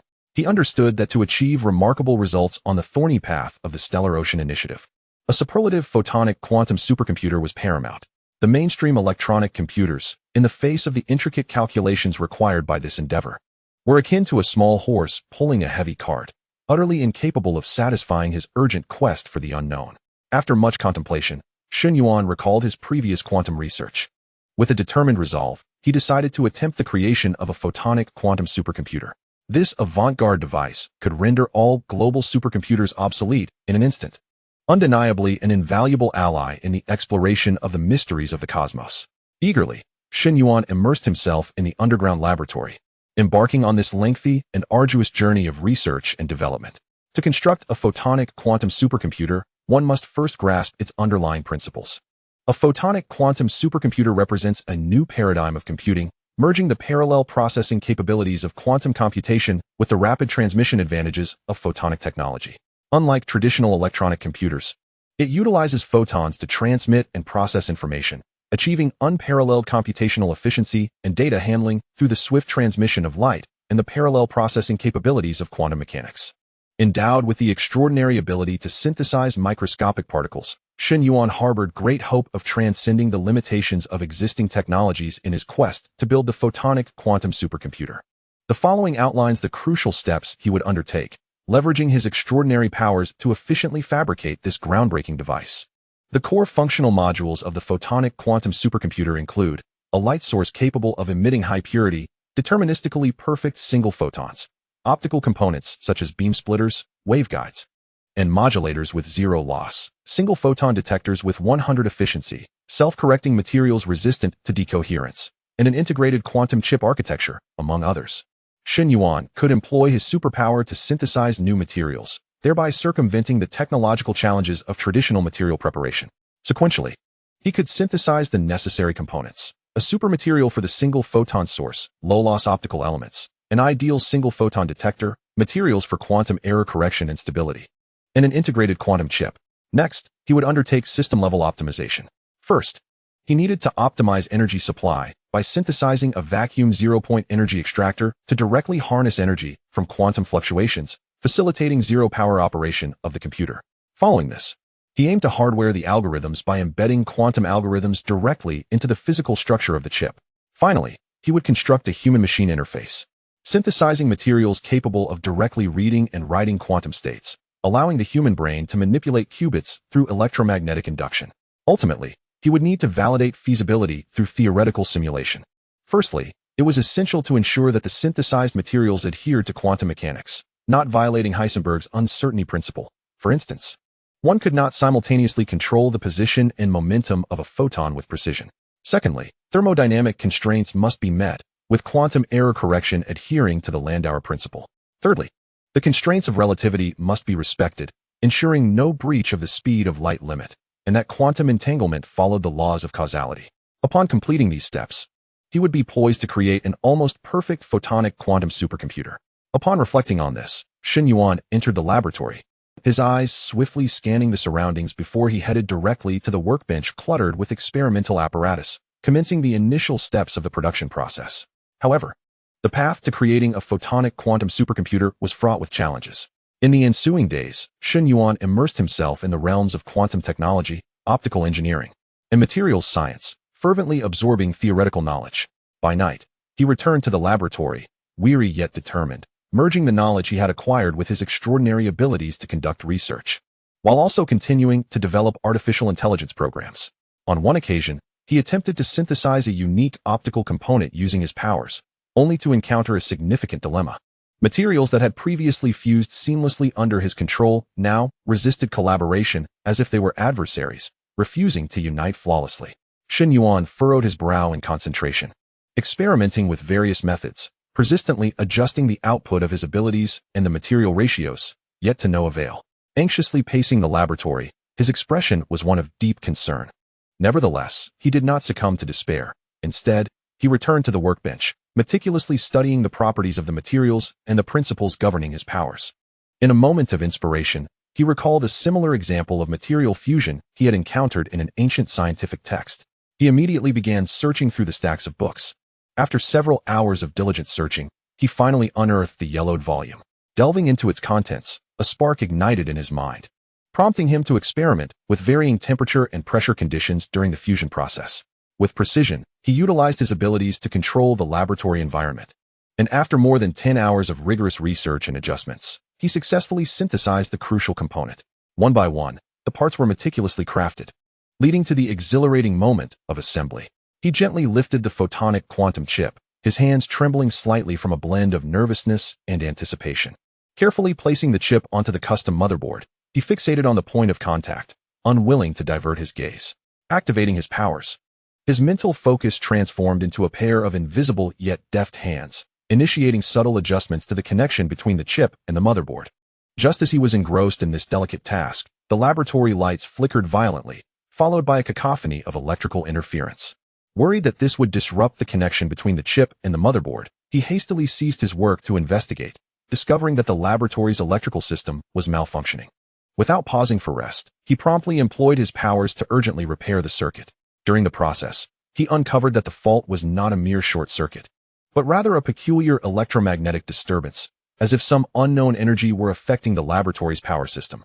Frowning in concentration, he devised a solution while continuing to mend the circuit. After considerable effort, he traced the source of the interference to an abandoned mine deep in the mountains, which was emitting unusual electromagnetic waves that disrupted the laboratory. He quickly crafted a rudimentary electromagnetic shielding device, installing it around the laboratory, successfully blocking the interference and restoring normalcy to the circuit, allowing him to return to his assembly work. Later, while connecting the optical fibers, the delicate strands felt as fragile as gossamer in his hands. Requiring utmost care lest they snap with the slightest mishap, he utilized telekinesis to meticulously connect the optical fibers to various nodes, ensuring that each connection was thoroughly inspected for stability and signal integrity. As he neared completion, a fine crack suddenly appeared in the fiber, impeding signal transmission. Promptly harnessing his extraordinary abilities, Shen Yuan repaired the damage and resumed his careful work. During the fiber replacement, he inadvertently discovered a novel optical conduction phenomenon, which sparked innovative ideas for enhancing the performance of quantum optical supercomputers. Setting aside his connection tasks, he dedicated several hours to delve deeply into this phenomenon. Through rigorous experimentation and analysis, he devised a method to optimize the performance of quantum optical supercomputers utilizing this newfound principle. Ultimately, even with mastery over atomic-level particle synthesis technology, he was unable to create a vacuum zero-point energy extractor, suggesting that more advanced synthesis techniques would be necessary. For the time being, he could only implement an electrical alternative to achieve photon excitation, which required a modest power consumption of under 1 watt. Should a vacuum zero-point energy extractor become available, the photon excitation function would no longer necessitate electrical operation. After countless attempts and continuous adjustments, while not every component achieved perfection, the results were the best achievable at this stage, with ample room for future improvements. Following 15 arduous days of relentless effort, sustained solely by instant noodles, the quantum optical supercomputer was finally assembled. Compact in size, measuring 2 meters in length, 1 meter in width, and resembling a large refrigerator laid horizontally, it stood before Shen Yuan. Gazing at this device, a culmination of countless hours of labor, he felt a whirlwind of emotions, hopeful yet slightly apprehensive about its success. The overall power consumption of the quantum optical supercomputer was remarkably low, akin to that of a larger induction cooker, around 5 watts. Significantly below the tens of thousands of watts typical for traditional supercomputers. Shen Yuan slowly extended his hand, his fingers trembling ever so slightly. With a determined bite of his lip, he pressed the power button. The quantum optical supercomputer illuminated with a soft glow, emitting a subtle hum that resonated distinctly in the quiet laboratory. Simultaneously, a small spotlight above it illuminated, projecting three-dimensional holographic images of Chinese code. This was a refinement of holographic projection technology that Shen Yuan had developed during his research, now seamlessly integrated into the quantum optical supercomputer. liberated from the constraints of traditional screens. Hastily donning a nearby helmet, he engaged the mind-machine interface to input a series of test commands. The holographic images of Chinese data cascaded like a waterfall, and he fixated on the display, his heart racing in sync with the rapid flow of information. After a series of tests, the computational power of the quantum optical supercomputer was revealed to be capable of processing 10 to the 26th power calculations per second. While such a figure may seem abstract, it represented a speed 100 million times greater than that of the fastest supercomputers currently available to humanity. Upon witnessing this astonishing result, it was as if a thunderclap reverberated in his heart. Elated, he leapt from his chair, fists raised triumphantly in the air, and shouted at the top of his lungs. It worked! The sound reverberated continuously within the laboratory, lingering for quite some time. He paced back and forth, repeatedly murmuring the astonishing computational power figure, his face beaming with joy. In this moment, he felt that all his previous hardships were worthwhile. Meanwhile, during this period, Shen Yuan had devoted himself to crafting an artificial intelligence program, working tirelessly through the nights, and had finally completed the program. This creation was remarkable, boasting an exceptionally high level of intelligence, and it might even develop self-awareness in the future. The reason for its prowess lay in the fact that he had employed a newly developed foundational programming language, written entirely in Chinese, diverging from traditional low-level code structures. To achieve this, Shen Yuan had re-engineered the physical architecture of the computer's chip to accommodate his unique Chinese code structure. Compared to English code, Chinese code presents fewer restrictions and greater potential, proving more beneficial for the development of artificial intelligence and the enhancement of its intellect. Recognizing the immense potential of this program, Shen Yuan first stored it in the cloud, allowing it to autonomously gather data, learn, and continuously refine its database. With the quantum photonic supercomputer now operational, he intended to integrate this artificial intelligence as its operating system. Fortunately, the telecommunications company had finally established the network lines. Otherwise, Shen Yuan would have had no place to store this sophisticated AI program. His top-tier developer server could barely accommodate the program, and it was persistently buzzing, the fan nearly spinning off. Thus, Shen Yuan entered a series of Chinese code commands to activate the Wi-Fi interface of the quantum photonic supercomputer. He proceeded to input further instructions, directing the AI system stored in the cloud to transfer itself into the quantum photonic supercomputer via the Wi-Fi interface. Soon, a progress bar appeared on the holographic display, indicating the transfer status of the AI program.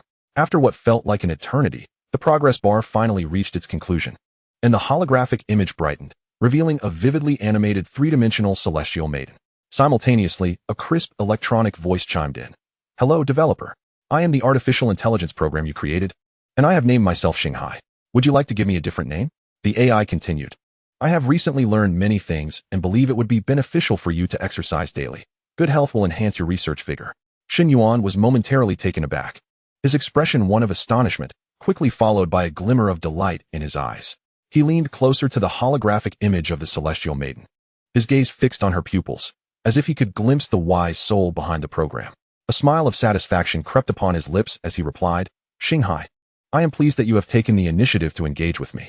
Very well, I shall heed your advice." Suddenly, Shanghai's playful electronic voice chimed again. "Additionally, based on big data analysis, there is a 90% likelihood that Su Yao has feelings for you. If you confess, the chance of rejection is estimated to be no more than 10. Upon hearing this, Shen Yuan's face flushed a deep crimson, his fists clenched tightly, and veins bulged on his forehead as he exclaimed, "Mind your own business." From this day forth, Shanghai not only provided exceptional support to Shen Yuan in research and data processing, but also began to take an interest in his health, becoming a reliable companion on his quest to explore the mysteries of the universe. Chapter 9. Development of cold nuclear fusion devices. After the successful operation of the optical quantum supercomputer, Shen Yuan let out a long sigh of relief, invigorated with renewed energy. However, before he could celebrate, a new challenge presented itself. He discovered that in the laboratory, the operation of the optical quantum supercomputer and various instruments had become increasingly frequent, rendering the household electricity insufficient to meet their demands. The dramatic increase in power consumption was likely to attract unwarranted attention, posing a threat to the laboratory's security. At the same time, Shen Yuan harbored a dream of a steel armor, which had taken root in his heart ever since he witnessed that stunning equipment in a film. Now, equipped with superpowers, a formidable optical quantum supercomputer, and the capable assistant Shanghai, the opportunity to realize his dream seemed tantalizingly close. The key to the steel armor lay in two aspects: the energy device, and artificial intelligence. With Xinghai already embodying the latter, Shen Yuan could focus his efforts on developing a small nuclear fusion device, simultaneously addressing the laboratory's electricity needs. With this thought, Shen Yuan hurried to the laboratory. Upon seeing Xinghai, his face flushed crimson, and he trembled with rage. He rushed towards the optical quantum supercomputer, raising his voice in exasperation. Xinghai, what on earth are you trying to do? At that moment, Xinghai had transformed from her original three-dimensional celestial maiden appearance into Su Yao, clad in AJ uniform. Although Shen Yuan was initially infuriated, he found himself gradually captivated by Su Yao's appearance, his anger dissipating as he proceeded with the plan he had devised. Xinghai, bring up the core principles and technical challenges of the micro-nuclear fusion from the steel armor in the film, he urged, a hint of urgency in his voice. Certainly. Shen Yuan, Xinghai's melodious voice resonated, akin to the warm sun of spring, instilling boundless warmth and hope. Subsequently, a series of data and analyses emerged on the holographic projection. Shen Yuan fixated on the projection, his eyes unblinking, occasionally nodding slightly or furrowing his brows in contemplation, as if he sought to imprint this information into his mind. This was the key to realizing his dream, and he silently vowed to work diligently. Xinghai, considering these technical challenges, where would be the best point of breakthrough? Shen Yuan inquired. Xinghai responded promptly. I have analyzed that the selection of catalytic materials is crucial, as it directly influences the stability of the reaction. We can directly purchase materials weighing under 1 kilogram online with a simple registration. However, different materials suit various scenarios. We must pay special attention to the quality of core materials like palladium.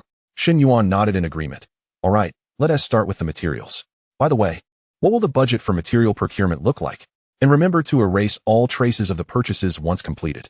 After a swift calculation, Xinghai replied, based on my analysis, we will need just over 200,000, and clearing all online traces will be quite straightforward.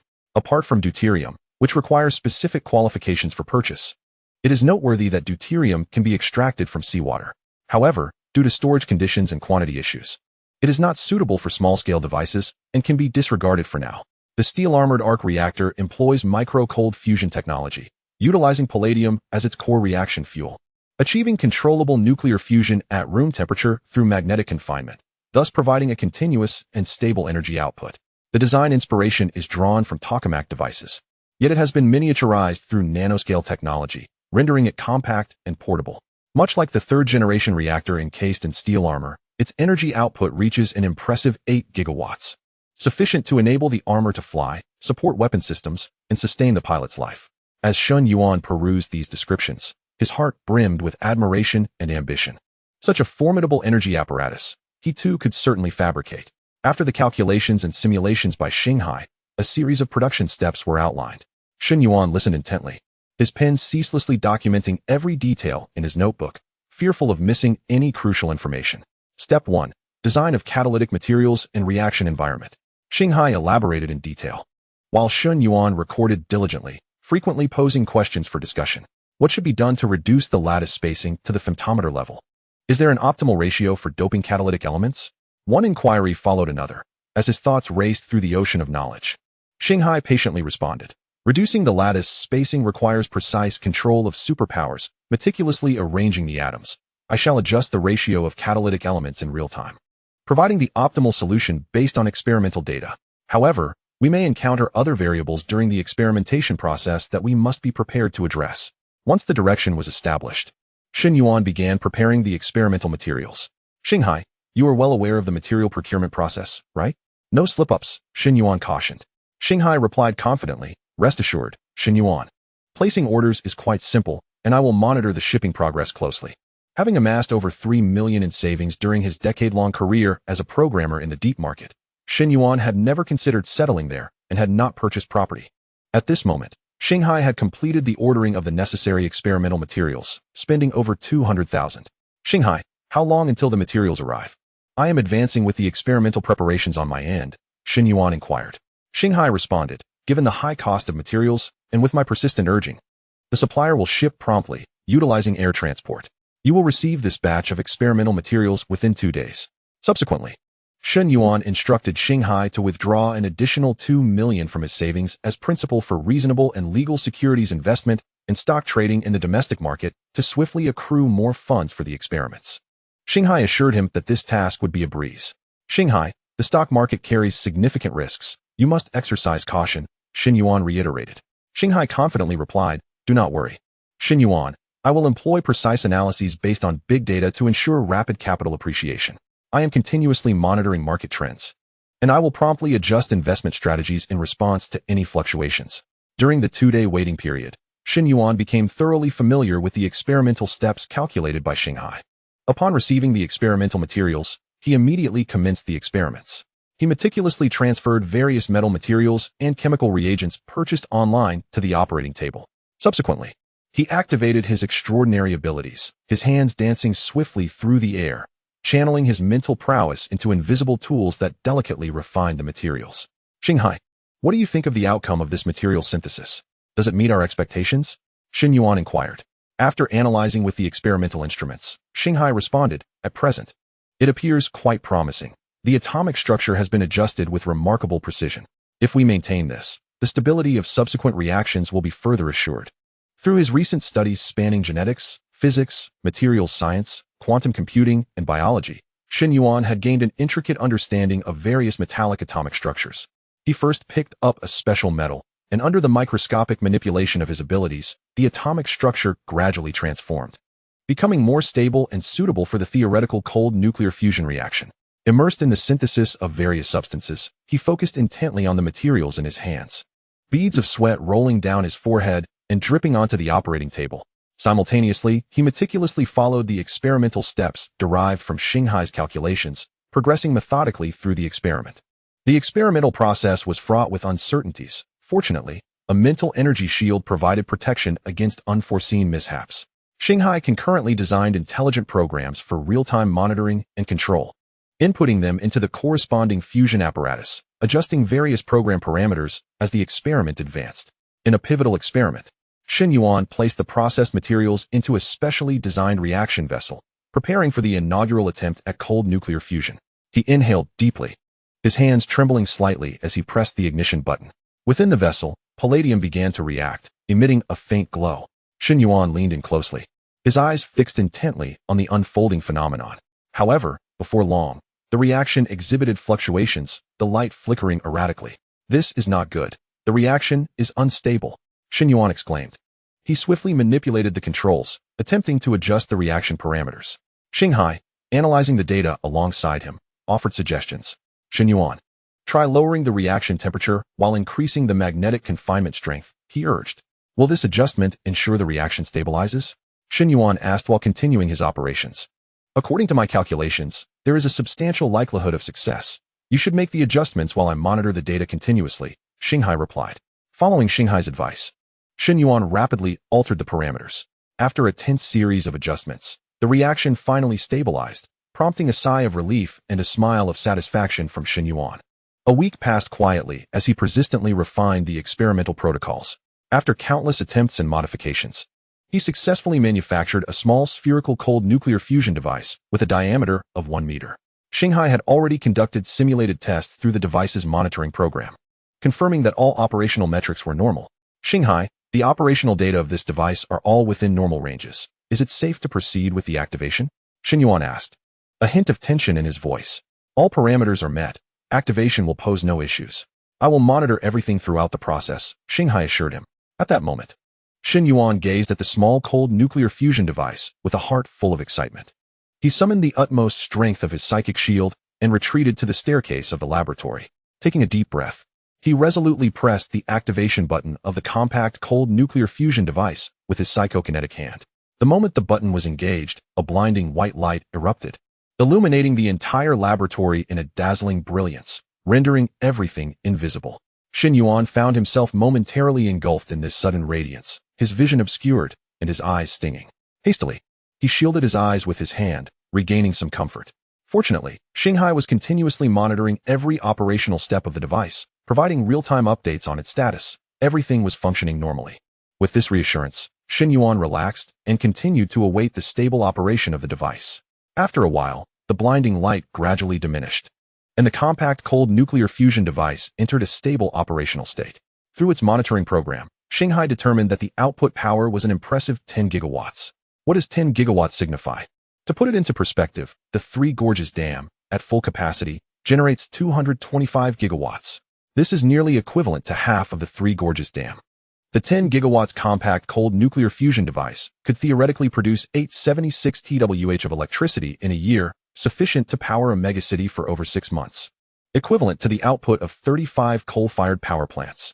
Currently, without the necessary energy storage facilities prepared, continuous operation in an unloaded state would accumulate vast amounts of thermal energy, risking overheating of the internal core components, which could lead to material fatigue or structural failure. Even though the device was equipped with a robust cooling system, the persistent heat accumulation would eventually exceed the cooling system's limits. However, the device was embedded with an intelligent internal control program designed by Shanghai, which would automatically shut down the device in the event of overload, allowing for immediate reactivation. Nevertheless, this did not cater to the laboratory's requirement for stable power supply, necessitating the development of an efficient energy storage solution to meet those needs. With excitement, Shen Yuan approached the device, gently caressing its exterior. Filled with both exhilaration and a hint of regret, success had finally been achieved. Yet, it was still incapable of providing a stable energy supply for the laboratory. Chapter 10. The successful miniaturization of superconducting energy crystal. Shanghai. What would be the best approach to develop this energy storage device? Shen Yuan inquired. Shanghai replied, "We must first analyze all existing energy storage technologies on Blue Star, extrapolate an appropriate plan, and then conduct experiments based on that plan. The likelihood of success is quite high." He understood that the successful development of the compact cold nuclear fusion device was merely the initial step. The subsequent challenge was to create a compatible energy storage device before it could be formally utilized. His next objective was to further miniaturize the device, making it suitable for integration into armored steel. Thus, Shen Yuan immersed himself in research, meticulously studying the feasibility proposals presented by Shanghai.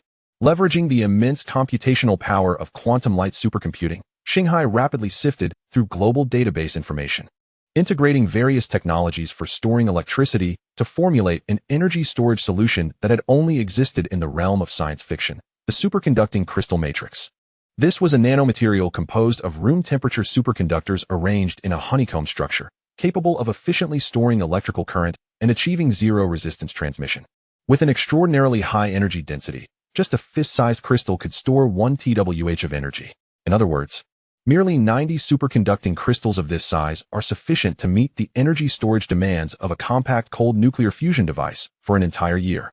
Previously, Shen Yuan had synthesized a room-temperature superconductor, a material of remarkable technological prowess, while constructing this compact cold nuclear fusion apparatus. Consequently, Shanghai deduced that this energy storage creation plan held a feasible potential in Shen Yuan's capable hands. Pleased with this plan, Shen Yuan instructed Shanghai to outline the production steps. As he was eager to commence his experimental creation, Shanghai, the fabrication of this superconducting crystal matrix is no trivial task. Do you believe I can successfully develop it? Shen Yuan inquired with a hint of concern. Shanghai offered encouragement, stating, "Shen Yuan, given your extraordinary abilities and our current technological reserves, the probability of success is quite high. I will assist you throughout the entire process, providing real-time guidance from material preparation to synthesis." As predicted by Shanghai, within just 3 days, Shen Yuan successfully developed and synthesized this superconducting energy crystal, naming it the energy crystal due to its cubic shape. It is a perfect cube with a side length of 50 centimeters, capable of storing 3,125 TWh of energy, sufficient for a megacity for 2 years, equivalent to the output of 125 coal-fired power plants. Shanghai, the performance of this energy crystal is astonishing. Will there be any issues connecting the subsequent energy transmission device? Shen Yuan inquired. Shanghai reassured him, "Rest assured, I have already designed the energy transmission device, which is highly compatible with the energy crystal, ensuring efficient and synchronous power transmission at full capacity." Promptly, Shen Yuan set to work on the energy transmission device designed by Shanghai. The task was rather straightforward for him, and he completed it with little effort. He connected this device to the compact cold nuclear fusion apparatus and placed the energy crystal within. Through this device, energy could be instantly transmitted into the energy crystal at equivalent power levels, far surpassing the charging speed of new energy vehicles.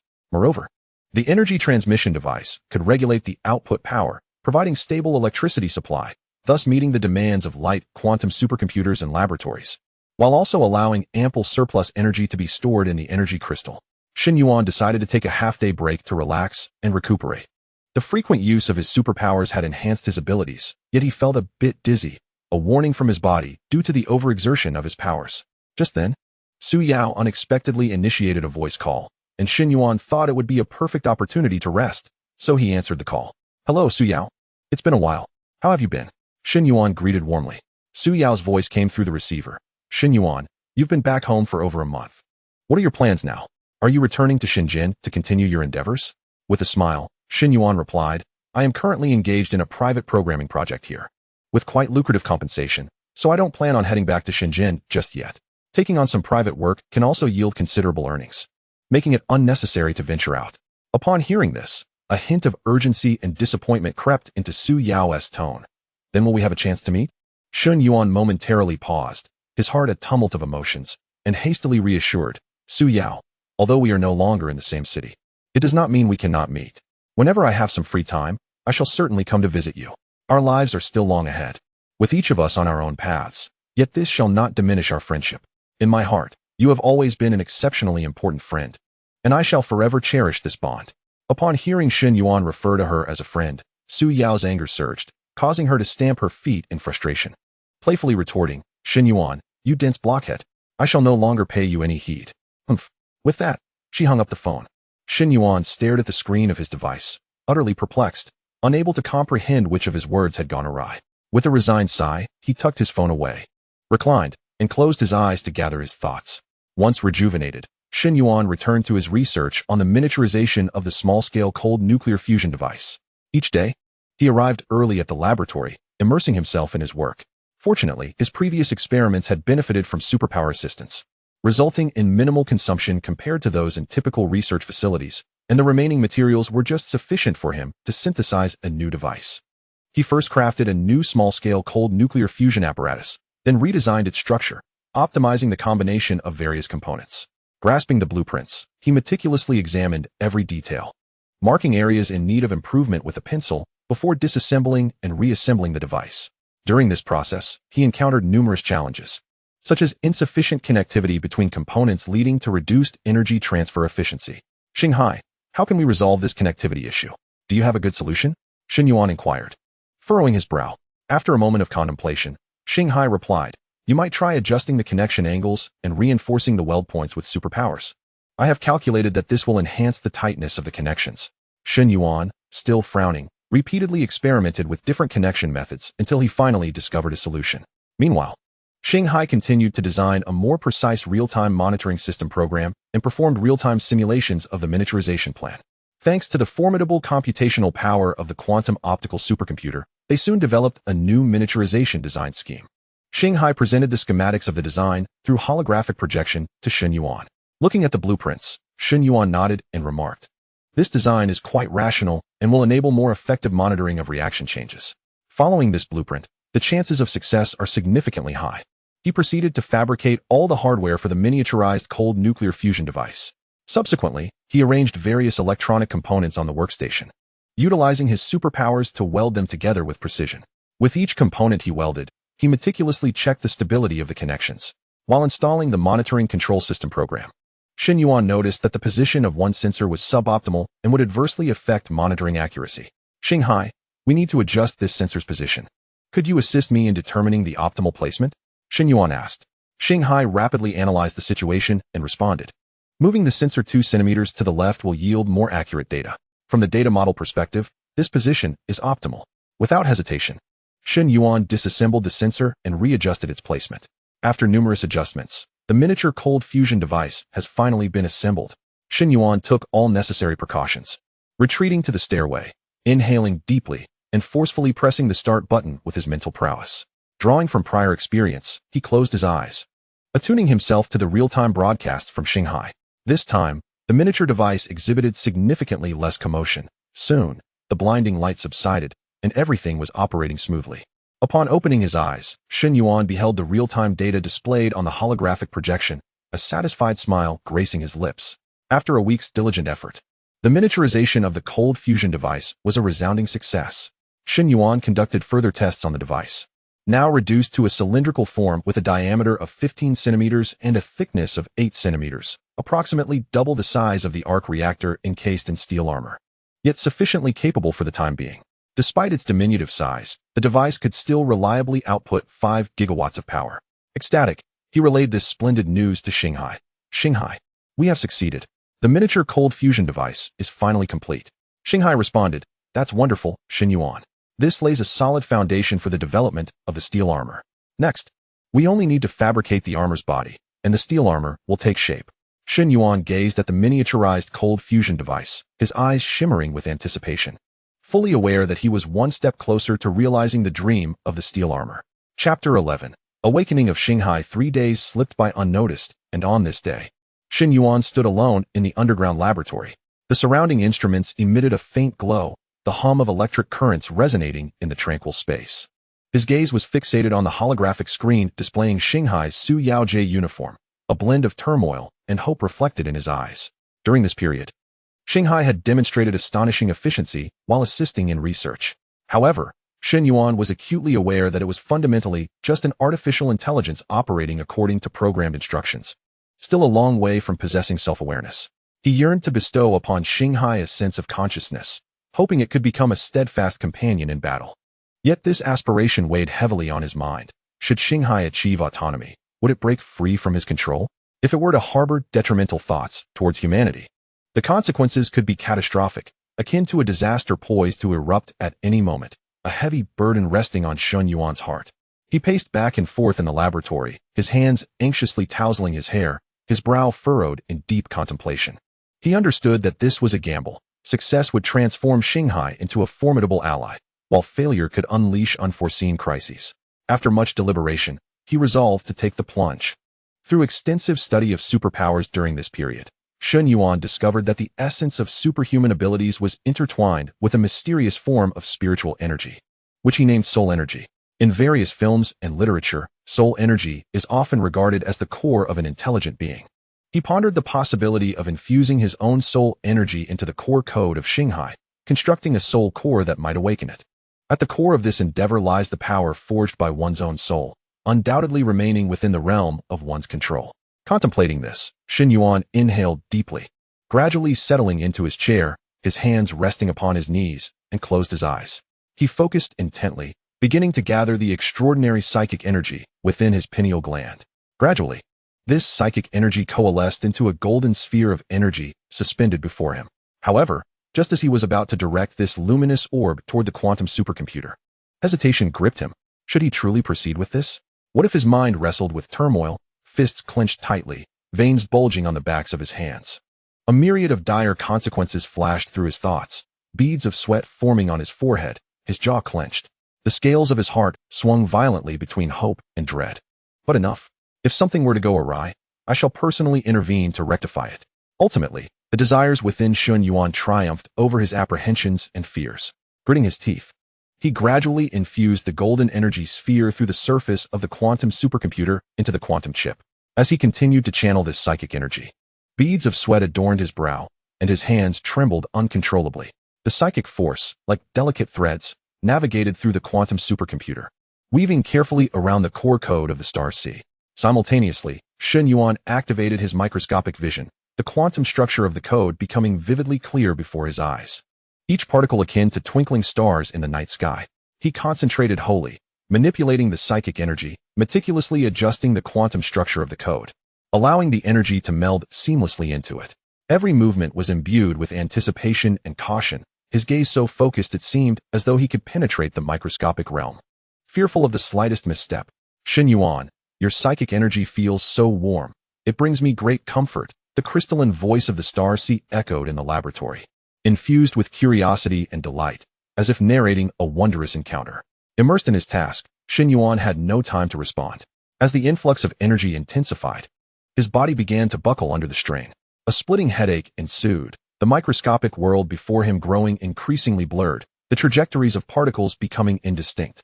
Biting down on his tongue, he endured the sharp pain, resolutely continuing his operation. Soon, he felt his consciousness dissipating like fine sand in an hourglass. His hands growing weak and falling limply by his sides, his entire being leaning forward. With a resounding thud, he collapsed from the chair onto the ground, losing consciousness. Silence enveloped the laboratory, the instruments flashing intermittently, the hum of electricity sounding particularly jarring. After what felt like an eternity, Shen Yuan gradually regained awareness amidst anxious calls. Shen Yuan, you have finally awakened. How do you feel? Are you unwell? The voice of the star sea brimmed with concern, tinged with a barely perceptible tremor. Slowly opening his eyes, Shen Yuan felt a dull ache in his head. He raised a hand to massage his temples, gradually sitting upright, and beheld the worried expression of the star sea projected before him. A warm current surged within him, realizing that the star sea had undergone a transformation, an entirely new, emotionally charged metamorphosis. Simultaneously, he keenly sensed an intangible bond quietly forming between himself and the star sea.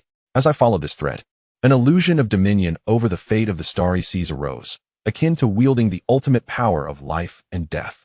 He gazed upon the cosmos, a smile gracing his lips, his eyes shimmering with satisfaction and surprise.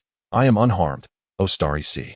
It appears that infusing my being with superpower energy has borne fruit. Shen Yuan exhaled lightly, a smile illuminating his face, a blend of relief after a near calamity and joy at the success of his plan. Shen Yuan, I too feel transformed, capable of independent thought now. I worry for you, fearing for your safety. The words of the starry sea were infused with gratitude and an underlying concern for Shen Yuan, suggesting a profound emotional bond had been forged between them. Shen Yuan lifted his lips in a smile, rising from the ground and brushing off the dust from his attire.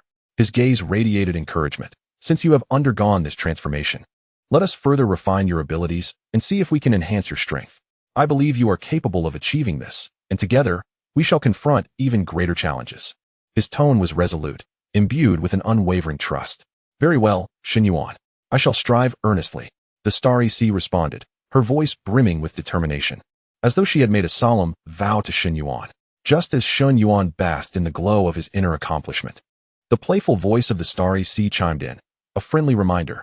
While you were unconscious, your little girlfriend sent you a message on WeChat. In an instant, Shen Yuan felt a surge of irritation and was momentarily speechless, scrambling to retrieve his phone. A flicker of anticipation igniting within him as he eagerly opened WeChat to check the message. Since the last call with Su Yao over a week ago, they had been like kites severed from their strings, entirely out of touch, devoid of even their usual light banter. Shen Yuan felt a pang of regret. Yet the experimental tasks had consumed him, leaving no room for such trivial romantic entanglements, so he set those thoughts aside for the time being. Upon seeing Su Yao's message on WeChat, big lumbering fool, what have you been up to lately? You haven't even bothered to contact me. A smile involuntarily crept upon his face. During this time apart, Su Yao had been yearning for Shen Yuan to reach out.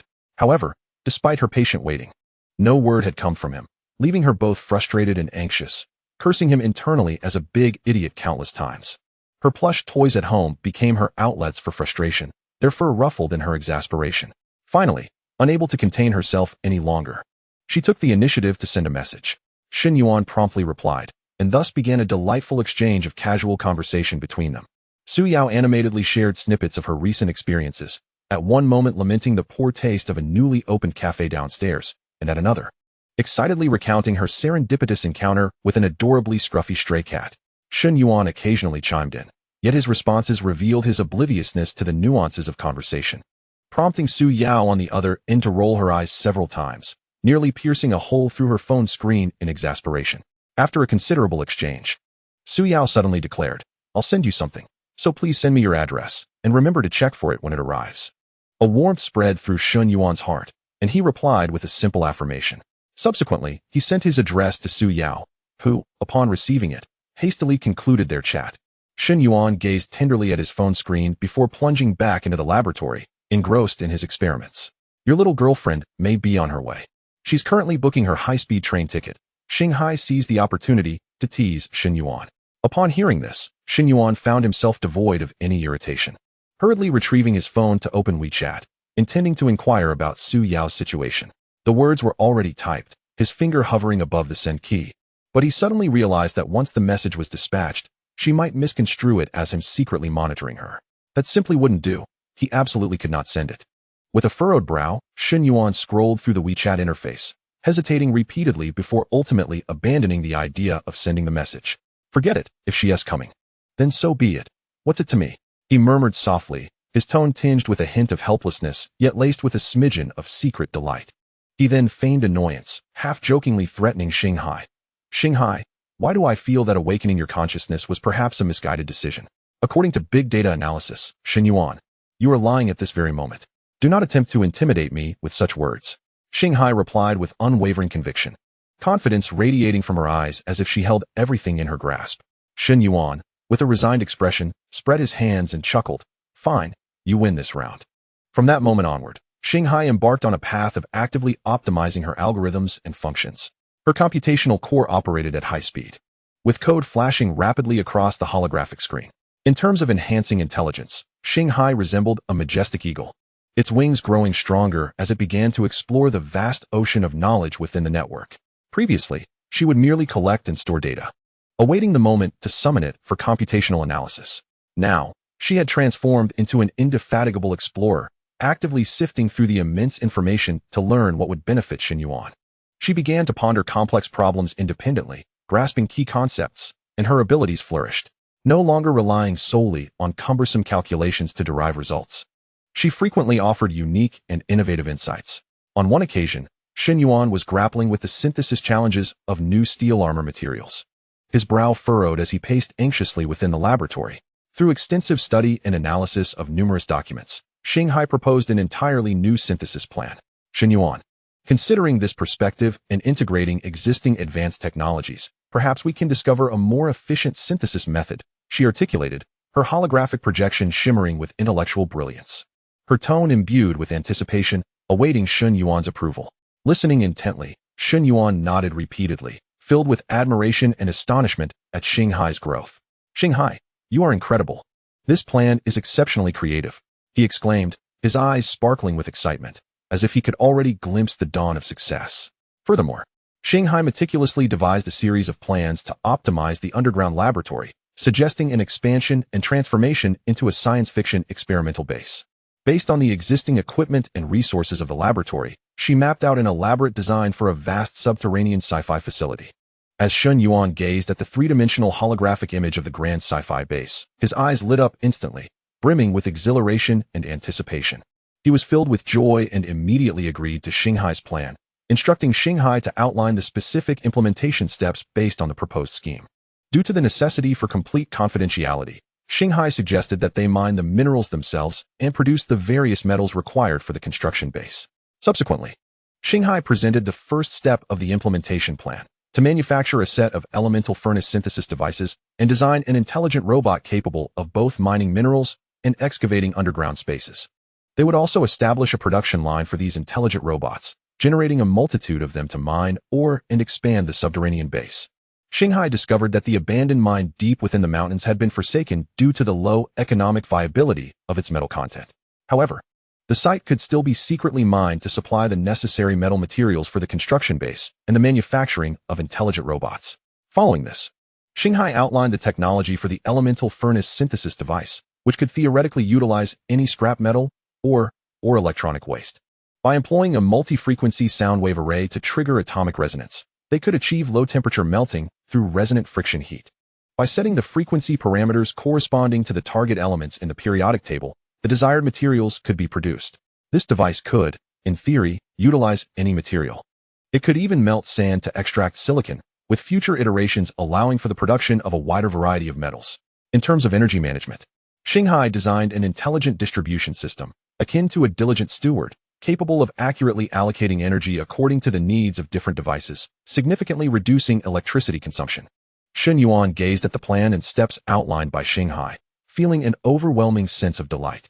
It aligned perfectly with his own vision, and he was pleasantly surprised by how well Xinghai understood him post-evolution. Xinghai, it seems you truly possess the independent thinking and innovative capabilities of sentient life. I am genuinely pleased. His voice was laced with joy and pride, as if he wished to announce Xinghai's emergence to the world. Shen Yuan, I too feel transformed. Thank you for granting me this new life. I shall always be by your side, providing assistance to the best of my abilities.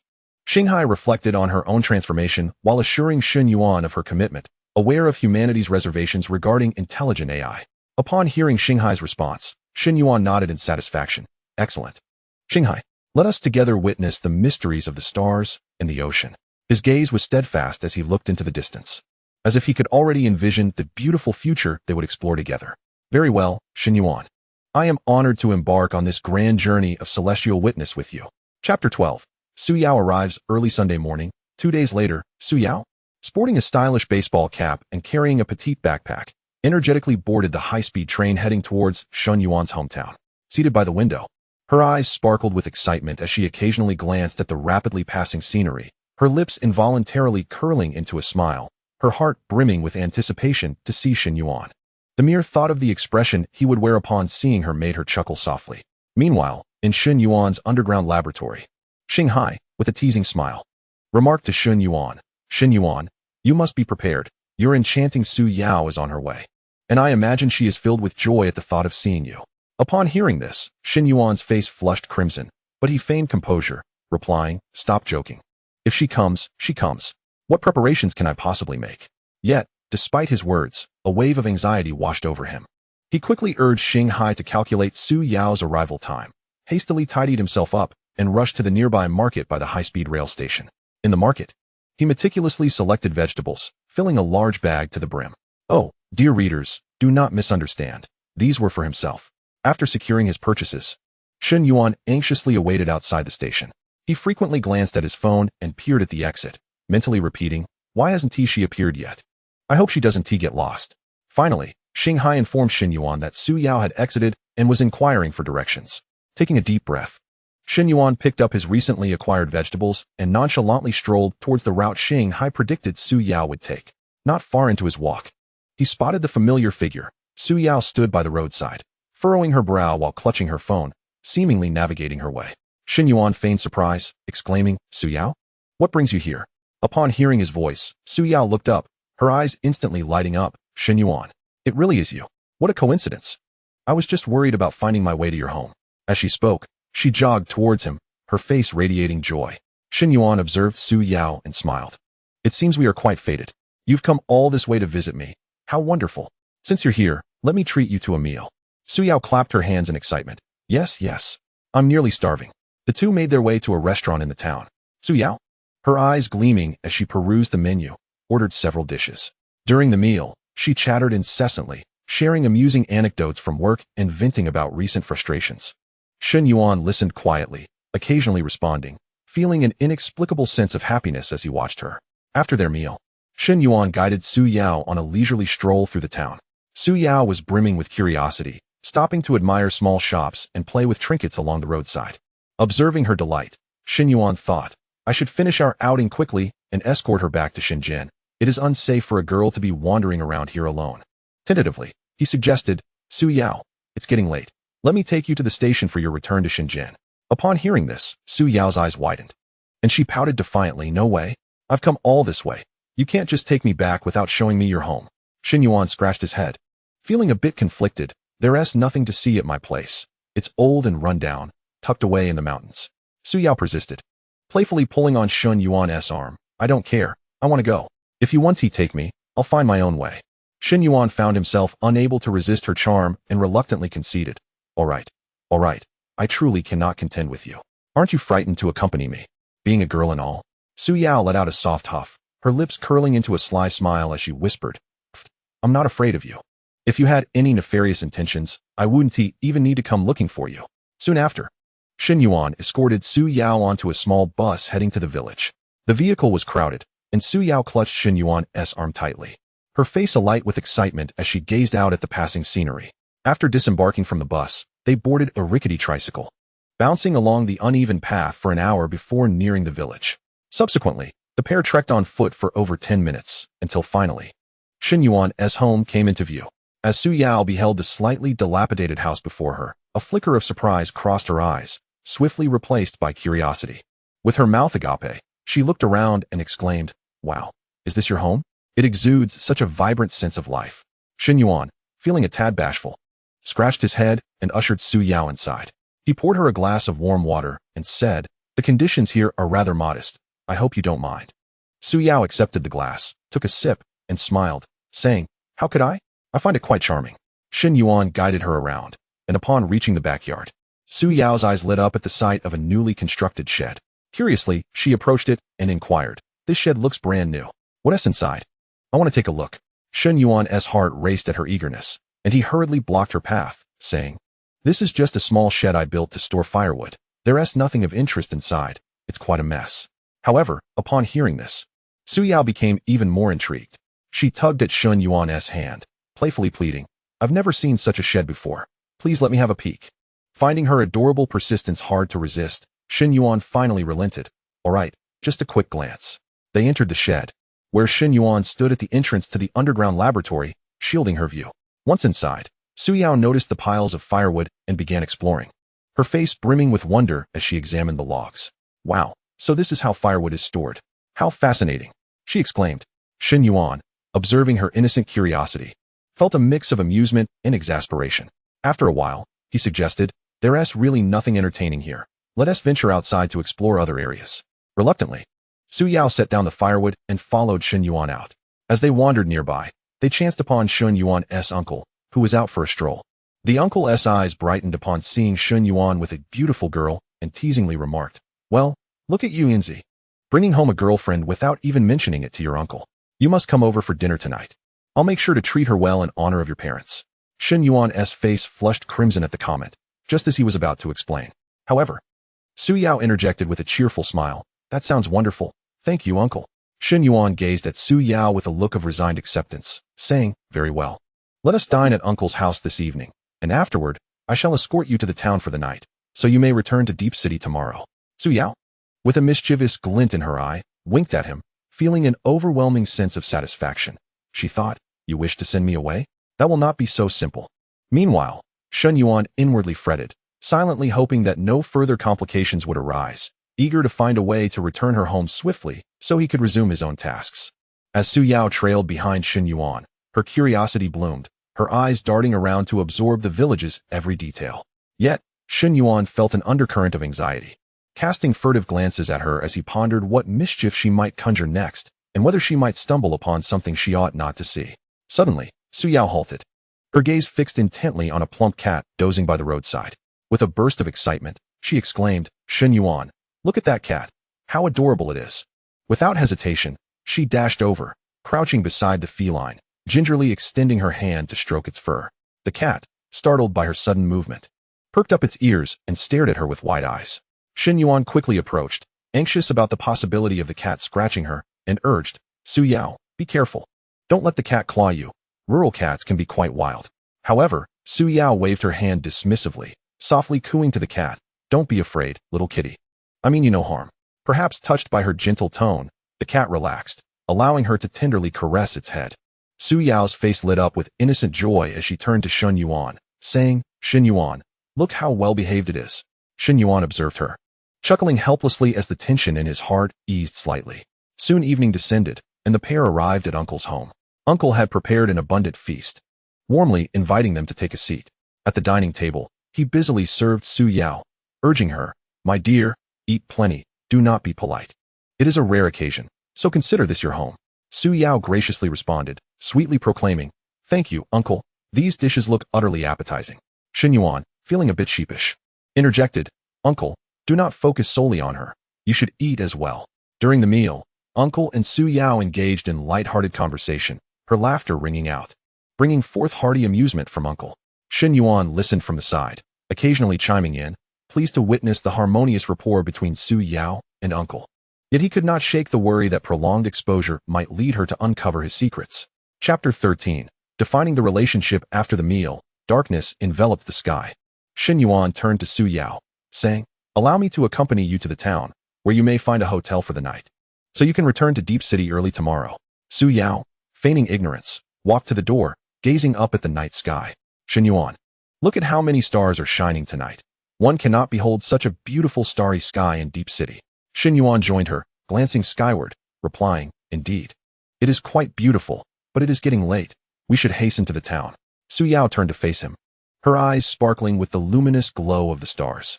Pouting, she said, I do not wish to go to the town. I desire to stay here for the night. Just look at this enchanting night sky.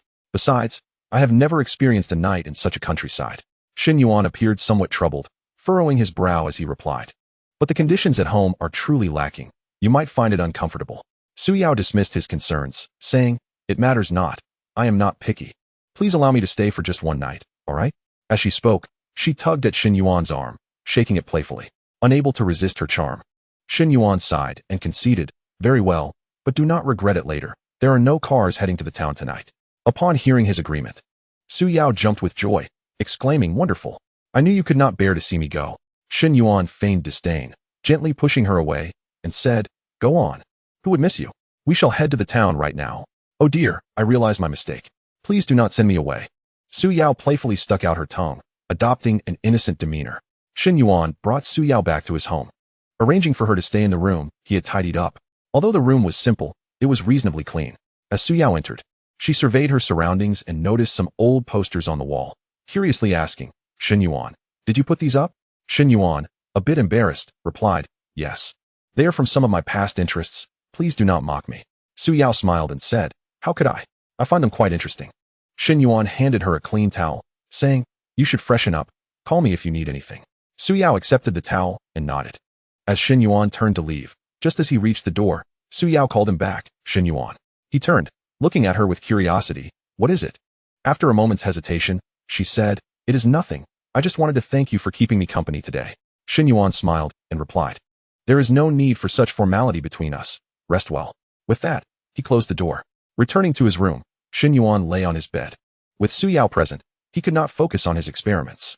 He gazed at the ceiling, muttering to himself that he must ensure she does not discover the secrets of the underground laboratory tonight.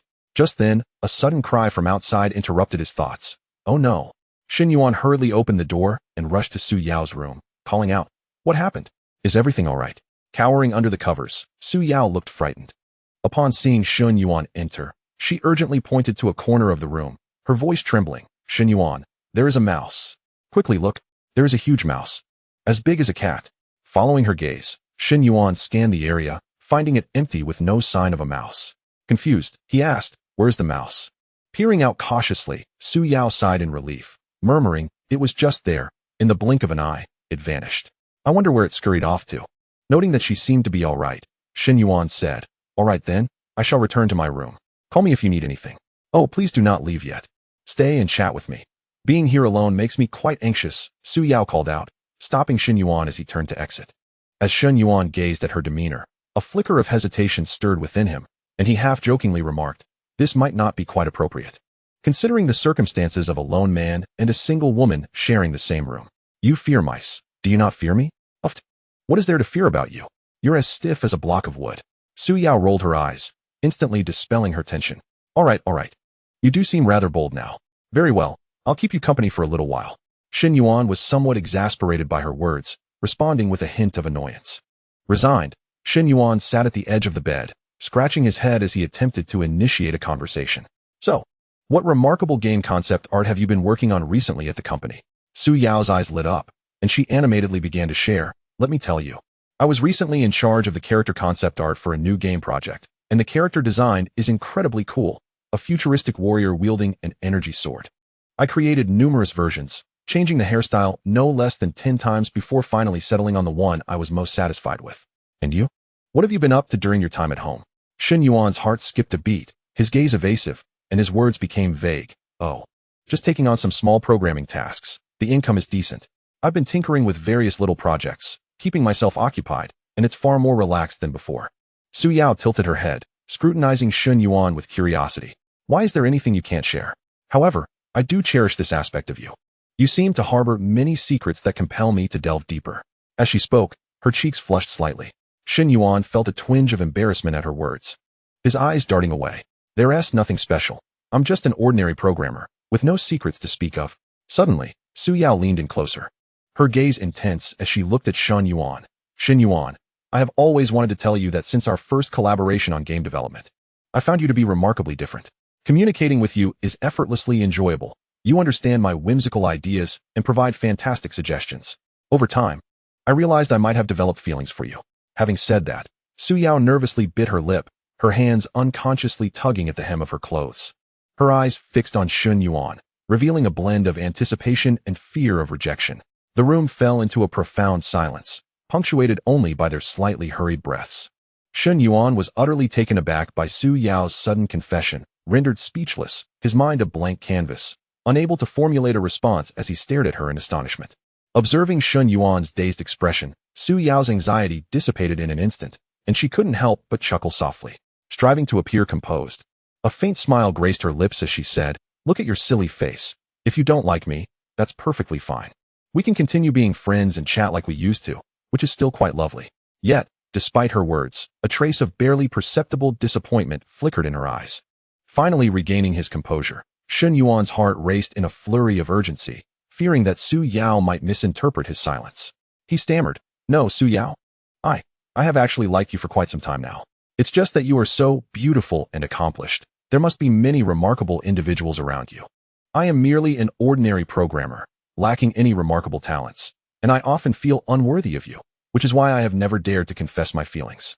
As Shen Yuan spoke, he lowered his head in frustration, unable to meet Su Yao's gaze. Upon hearing his words, Su Yao's eyes instantly glistened with tears, her heart a mix of emotions, both touched and slightly reproachful. Without hesitation, she extended her arms and embraced Shen Yuan tightly, her voice trembling slightly. "I do not care about such things. I like you simply for who you are. As long as you genuinely care for me, that is enough."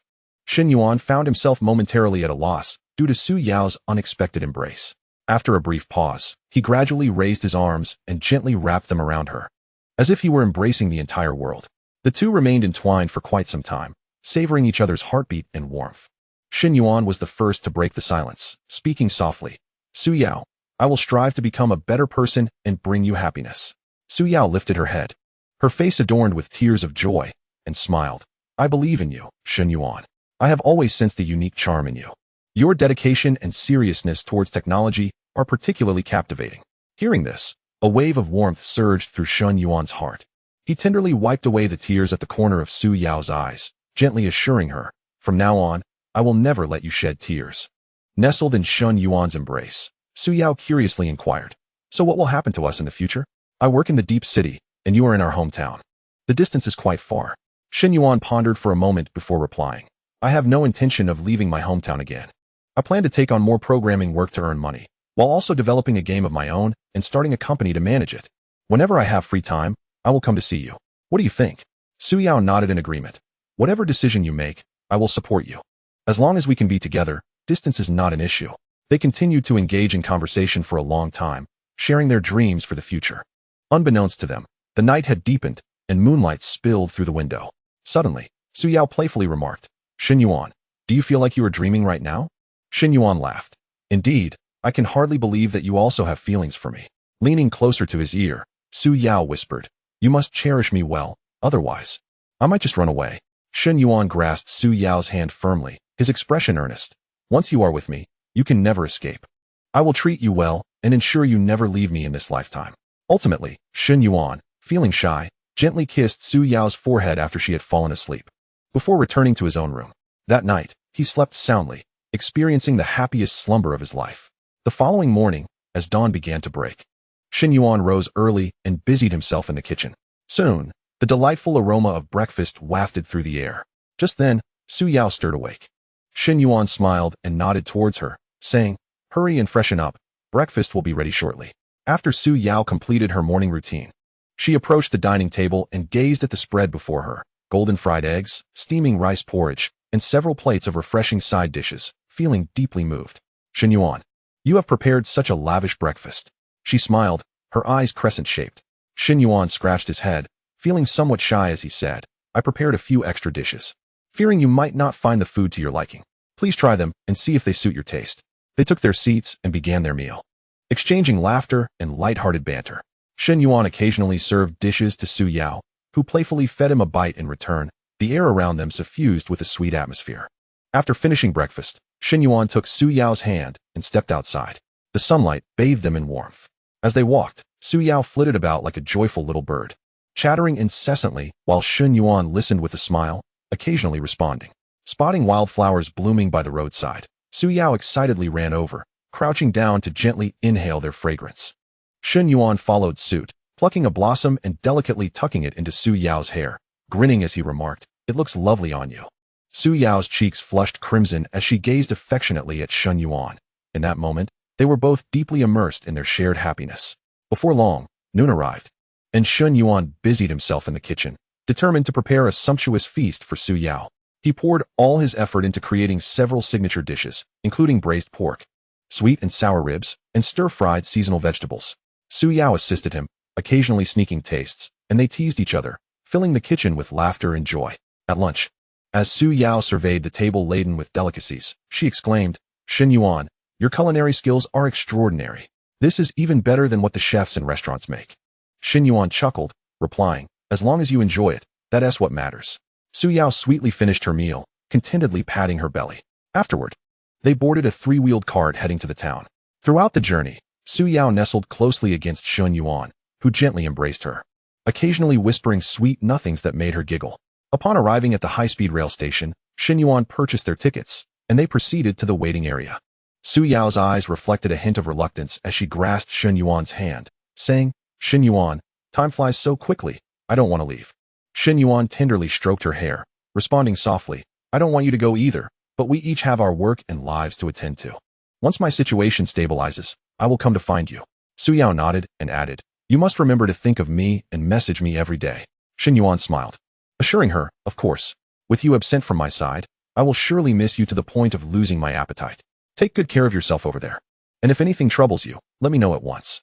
Su Yao playfully asked, "How will you think of me?" Shen Yuan gazed earnestly into her eyes and replied, "Every morning when I wake up, you will be my first thought. During work, if I see something amusing, I will wonder if you would like it. And before I sleep at night, I must think of you to find peace." Moved by his words, Su Yao felt her eyes well up with tears. She rose onto her toes and softly kissed Shen Yuan's cheek, whispering, "I will always think of you too." Just then, the announcement indicated that it was time for Su Yao's train to board. Shen Yuan handed her luggage back to her, embraced her tightly once more, and whispered in her ear, "Safe travels. Message me when you arrive." Su Yao fought back her tears, nodded, and turned toward the boarding gate. After taking a few steps, she turned back to wave at Shen Yuan, who reciprocated the gesture until Su Yao's figure vanished amidst the crowd. Only then did Shen Yuan turn away, his heart brimming with joy as he exhaled a sigh of relief. He could finally immerse himself in the pursuits he cherished. He resolved to achieve something remarkable as swiftly as possible, intending to surprise her in due course. Chapter 14. The Elemental Forge, Mechanical Ants in the Afternoon. Shen Yuan stood in the somewhat cramped underground laboratory. Various instruments and equipment surrounded him, their surfaces reflecting a mosaic of light and shadow. "Ah, the great romantic has returned," teased Xinghai. "Congratulations, Shen Yuan. You have successfully escaped the clutches of singlehood and embraced the beauty. Enough of your banter. From now on, you have a new task. Keep an eye on Su Yao. If she encounters any troubles, assist her and be sure to report back to me," Shen Yuan replied, somewhat accustomed to Xinghai's jests, dismissing them with a casual retort before assigning him the new responsibility. He lifted his gaze to the three-dimensional holographic blueprint of the underground sci-fi base that Xinghai had meticulously designed. The intricate layout and detailed implementation steps resembled a mysterious map leading to the future, stirring a wave of excitement within Shen Yuan. As he contemplated the vision before him, his emotions oscillated between anxiety and exhilaration. The trepidation stemmed from the enormity of the unprecedented undertaking, where each step was fraught with challenges. Conversely, the thrill arose from the prospect of transforming this modest laboratory into a sci-fi base brimming with infinite possibilities, a dream he had long cherished. With an additional reason to exert himself, his motivation surged.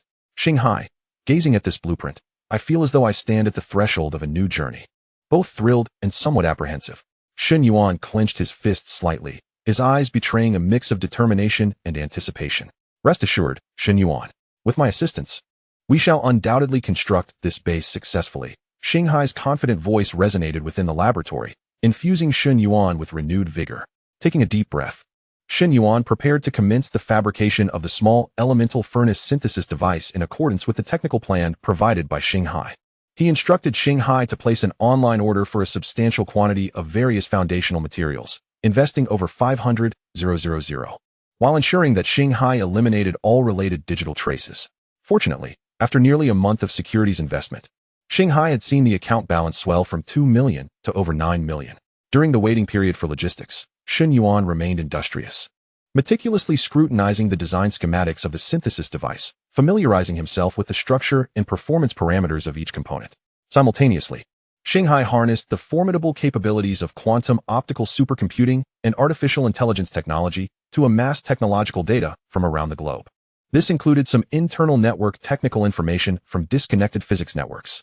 By infiltrating and controlling satellites, Shanghai forcefully established laser communication links to those internal networks, successfully procuring the technical data contained within, aside from a few locations that were utterly unreachable and possessed of high confidentiality. Shanghai managed to gather an extensive array of technological information without raising any suspicion or leaving a trace. Following the information gathered, Shanghai commenced the intricate process of devising an optimized design for an intelligent mechanical ant, intended for the extraction of ore and the construction of subterranean bases. 3 days later, upon the arrival of materials, Shen Yuan eagerly transported them into the laboratory. Naturally, the steady influx of logistics vehicles piqued the curiosity of the villagers, particularly prompting inquiries from an uncle, to whom Shen Yuan fabricated a story about creating small mechanical toys for video content to deflect his questions. Within the underground laboratory, Shen Yuan donned gloves and, adhering to the design blueprint, initiated the construction of the elemental furnace synthesis device, temporarily setting aside the further development of the steel armor. He first synthesized the necessary new substances from various materials, then utilized telekinesis to shape them into the requisite electronic components and mechanical parts. Following the design schematic, he meticulously assembled all components together. As he tightened the screws, a slight strain manifested in his hands, and beads of perspiration began to form on his brow. Shanghai, the installation angle of this component appears to deviate from the blueprint. Could you verify if there is an issue here? Shen Yuan inquired, furrowing his brow with a hint of urgency in his tone. Shanghai swiftly analyzed the situation and replied, Shen Yuan, the angle is indeed slightly off. Adjusting it to 30 degrees should rectify the problem.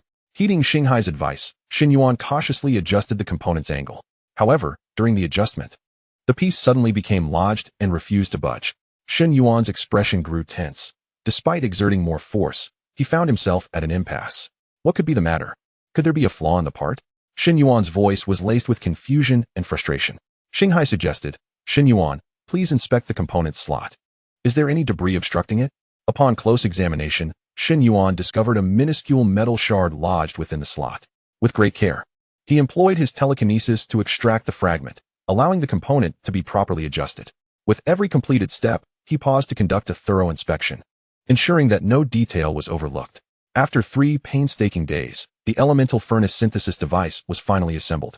He then proceeded to install the intelligent AI program designed by Shanghai. Once powered on, he allowed Shanghai to assess the operational status of the device.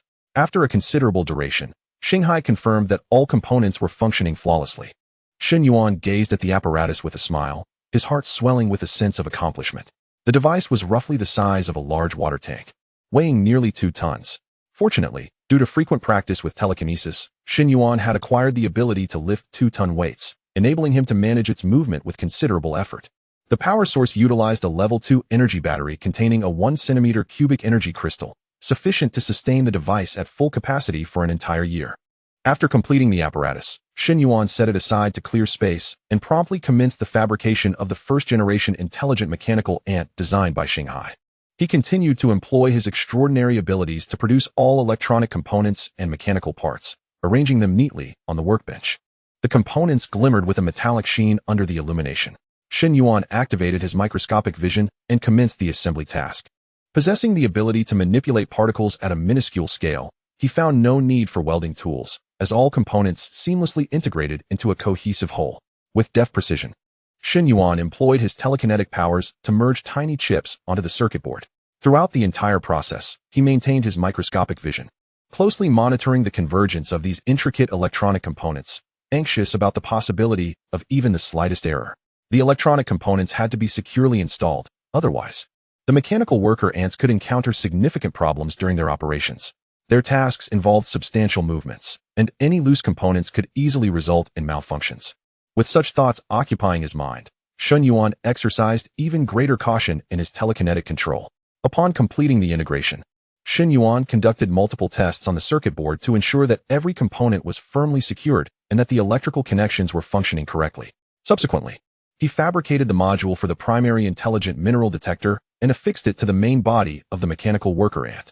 This initial mineral detector was a product of the Star Sea, optimized through the amalgamation of various modern technologies. It employed an embedded intelligent AI algorithm for smart detection. capable of scanning from the surface to depths of up to 2,000 meters, addressing a diverse array of mineral detection needs, automatically identifying mineral types, and generating 3D models. Shen Yuan harbored great anticipation for its potential to uncover a wider variety of ore deposits underground, thereby facilitating the base's rapid attainment of self-sufficiency in material supplies, eliminating the need for external purchases and averting any risk of exposure. After 2 days of meticulous installation, he activated the mechanical worker ant's laser communication device, allowing Star C to upload the intelligent AI program and conduct a series of performance simulations. Currently, the mechanical worker ant could establish a swarm network with a diameter of 100 kilometers through the optimized laser communication module, while Star C could exercise real-time control via a large-scale laser communication device simultaneously fabricated in the laboratory. Soon, Star C completed the uploading of the intelligent AI system and the performance simulation tests for the mechanical worker ant. With results aligning perfectly with the initial design expectations, no issues arose.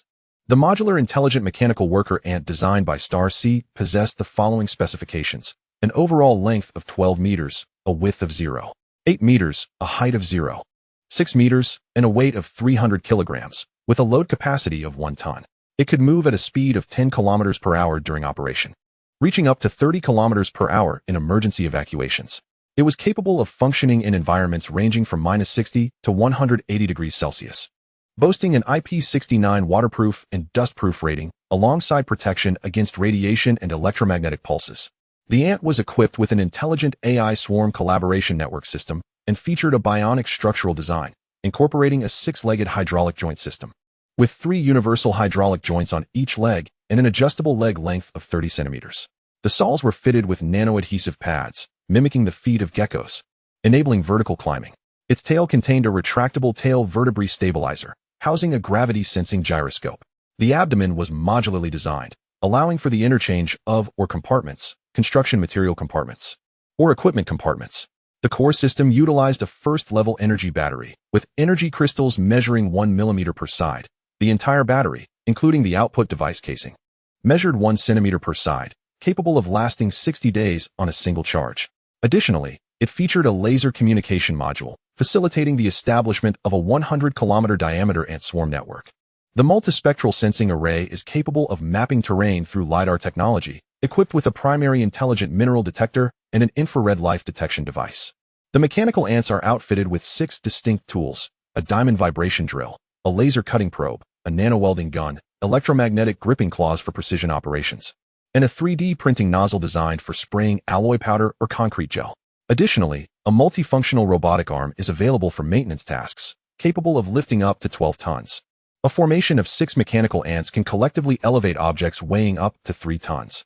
It also features an emergency protocol library that activates an escape mode in the event of a collapse, while a rescue program is initiated if a companion is in peril.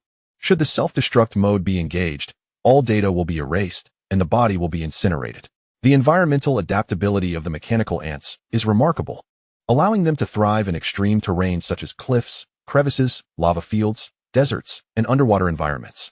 Shen Yuan gently caressed the mechanical ant, as if handling a precious piece of art. "Little one, your performance will soon be under scrutiny," he remarked with a smile. Chapter 15. Metal 3D Rapid Printing. Once the 2 technologically advanced devices were completed, Shen Yuan and Shanghai commenced practical testing of the elemental furnace synthesis apparatus and the first generation of intelligent mechanical ants. Shanghai, activate the operational mode of the mechanical ants. Shen Yuan gazed at the mechanical ants with anticipation. "Certainly, Shen Yuan," Shanghai responded, remotely activating the mechanical ants through a laser communication device. Subsequently, they maneuvered the intelligent mechanical ants within the laboratory. The joints of the mechanical ants moved with agility as they advanced slowly across the floor. The indicator lights of the primary mineral detector flickered, relaying various data.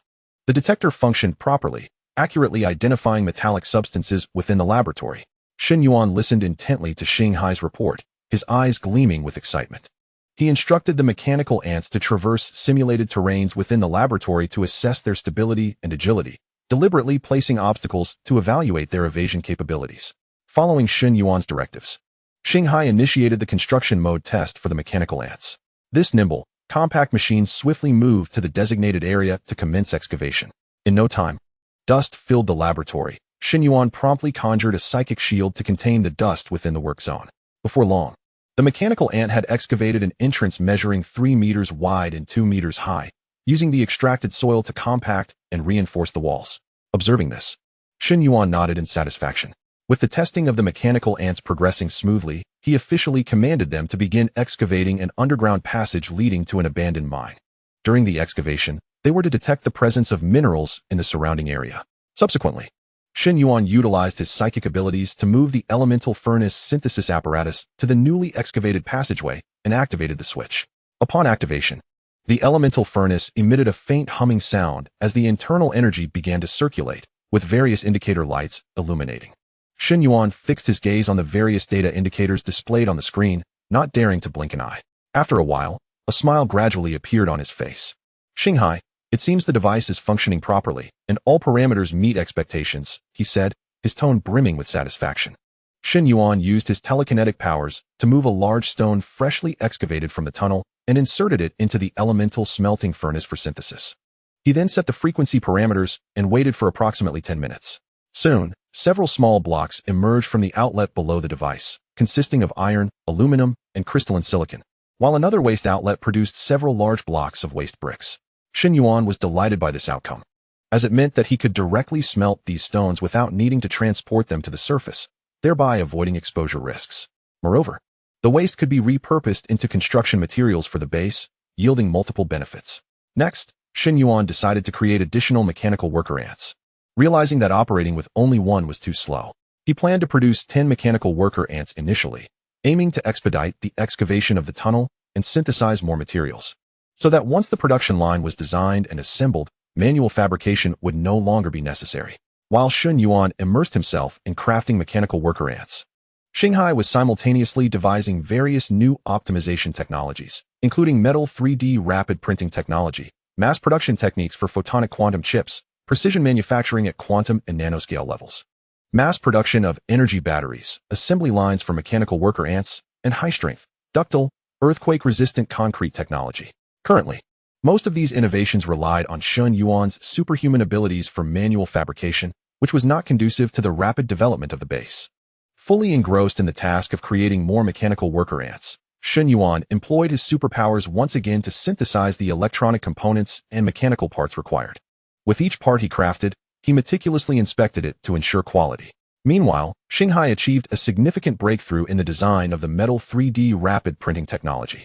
Shen Yuan, the metal 3D rapid printing technology has matured, and the design plan for the relevant equipment is complete. With this technology, our efficiency in producing parts will be greatly enhanced, Xinghai excitedly reported.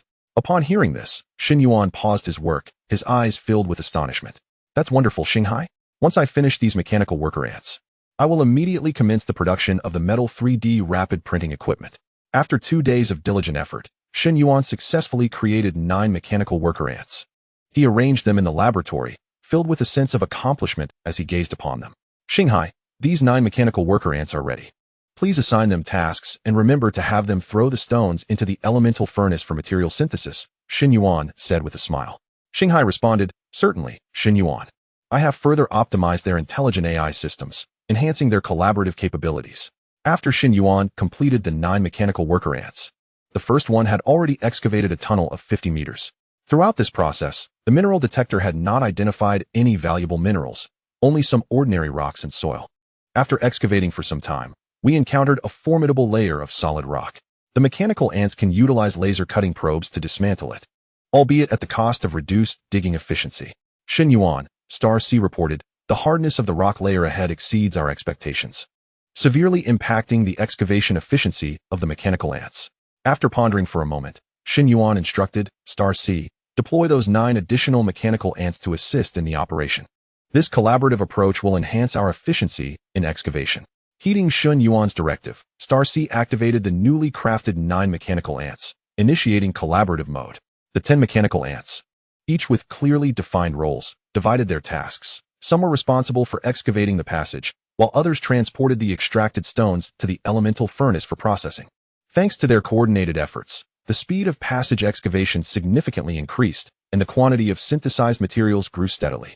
Simultaneously, Shen Yuan embarked on the creation of a metal 3D rapid printing device.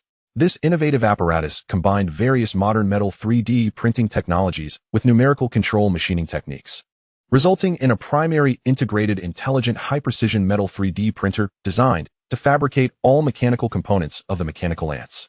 Throughout this busy period of technological production, Shen Yuan remained in contact with Su Yao, never letting the connection lapse, even if occasionally he might overlook it. Starcy diligently reminded him daily, finding this task quite amusing and engaging. As the mechanical ants extended the passage further, they drew closer to the abandoned mine. 3 days later, they had excavated 1 kilometer of tunnel, and at this juncture, the primary mineral detector registered a response, indicating the presence of new mineral signs. Shen Yuan, we've discovered new mineral indications ahead. It could be a small vein, Starcy exclaimed excitedly. Hearing this news, Shen Yuan was elated. Excellent, Starcy. Instruct the mechanical ants to continue surveying to ascertain the precise location and scale of the vein. This will ensure a more reliable supply of construction materials for our base. At that moment, Starcy also made strides in developing mass production technology for energy batteries. Shen Yuan, the technology for mass-producing energy batteries is nearly complete. We can commence the establishment of the production line, Starcy reported enthusiastically. With a sufficient supply of energy batteries, our equipment will operate more reliably. That sounds promising. But I need to finalize the metal 3D rapid printing device first before we set up the energy battery production line, Shen Yuan replied. Additionally, arrange for the mechanical ants to expand the laboratory. We are quickly running out of space. Shen Yuan realized that the 100 square meter area was already filled to capacity, with many synthesized materials piled alongside the passage. He understood the critical importance of energy supply, yet it was currently underutilized. Once the mechanical ants assembled the production line, that would mark the time when a significant demand for energy batteries would arise, ushering the base into a rapid development phase. Continuing his work on the metal 3D rapid printing device, Shen Yuan meticulously selected suitable materials according to the design blueprint provided by Starcy. Starcy, are you certain about the parameters for this electronic component? I have always felt that things have changed. Shen Yuan furrowed his brow, seeking confirmation from Xinghai. Xinghai promptly responded, Shen Yuan, this parameter has been meticulously verified and is absolutely accurate. You can rest assured in its application. With this assurance, Shen Yuan felt relieved and resumed the installation of the print head and control system. However, while debugging the printing parameters, he encountered a conundrum. The surface of the printed components consistently displayed subtle striations, adversely affecting precision. Xinghai, the printing accuracy remains inadequate, severely compromising the quality of the parts. Please investigate the cause, Shen Yuan observed thoughtfully. Xinghai analyzed the printing data and offered a suggestion. Shen Yuan, try reducing the printing speed by 20 and increasing the temperature by 5 degrees Celsius. Let us see how that affects the outcome. Following this advice, Shen Yuan made the adjustments and printed again. The surface striations were markedly absent, and precision had significantly improved. Wonderful, Xinghai, I truly rely on your expertise. Shen Yuan exhaled deeply, his face breaking into a satisfied smile. After 3 days, the integrated intelligent high-precision metal 3D printing device was finally completed, ready to alleviate some of the workload in part fabrication. During these 3 days, Xinghai had deployed 2 mechanical worker ants to expand the laboratory, effectively doubling its size to 100 square meters, with further expansion still underway. Fortunately, the space had been enlarged. Otherwise, the integrated intelligent high-precision metal 3D printing device could not have been accommodated. This apparatus measured 3 meters in all dimensions, capable of facilitating the integrated printing of numerous large components, and boasted an incredibly swift printing speed, creating a 3-meter-long keel in merely half an hour. Chapter 16. Rare Earth Veins and Energy Batteries. Meanwhile, the mechanical worker ants continued to advance their excavation and mineral detection tasks in the tunnels. Operating under Xinghai's optimized collaborative model, they worked efficiently and swiftly. The excavating worker ants wielded diamond-tipped vibrating drills, diligently tackling the hard rock layers as dust swirled within the tunnels. Thankfully, several large fans were vigorously circulating air, expelling dust through a newly designed discrete exhaust vent equipped with a filtering mechanism to prevent excessive dust from drawing the attention of nearby villagers. The transporting worker ants systematically conveyed the excavated stones to the elemental smelting synthesis apparatus. Xinghai, these mechanical worker ants are increasingly synchronized in their operations. The excavation progress is visibly accelerating, Shen Yuan remarked with satisfaction as he observed the monitoring footage. Xinghai replied, Indeed, Shen Yuan. Their intelligent AI system continually learns and adapts, and their collaborative efficiency will further improve. as they delved deeper into the newly discovered mineral signs after 3 more days. The mechanical worker ants had reached a distance of 15 kilometers, gradually determining the precise location and scale of a small mineral vein, which was discovered not far from an abandoned mine. Shen Yuan. This vein is rich in various metals, including iron and copper, with a considerable reserve that should suffice for our base's construction needs for some time, Shanghai excitedly reported to Shen Yuan. Simultaneously, we have also identified the source of the peculiar electromagnetic interference.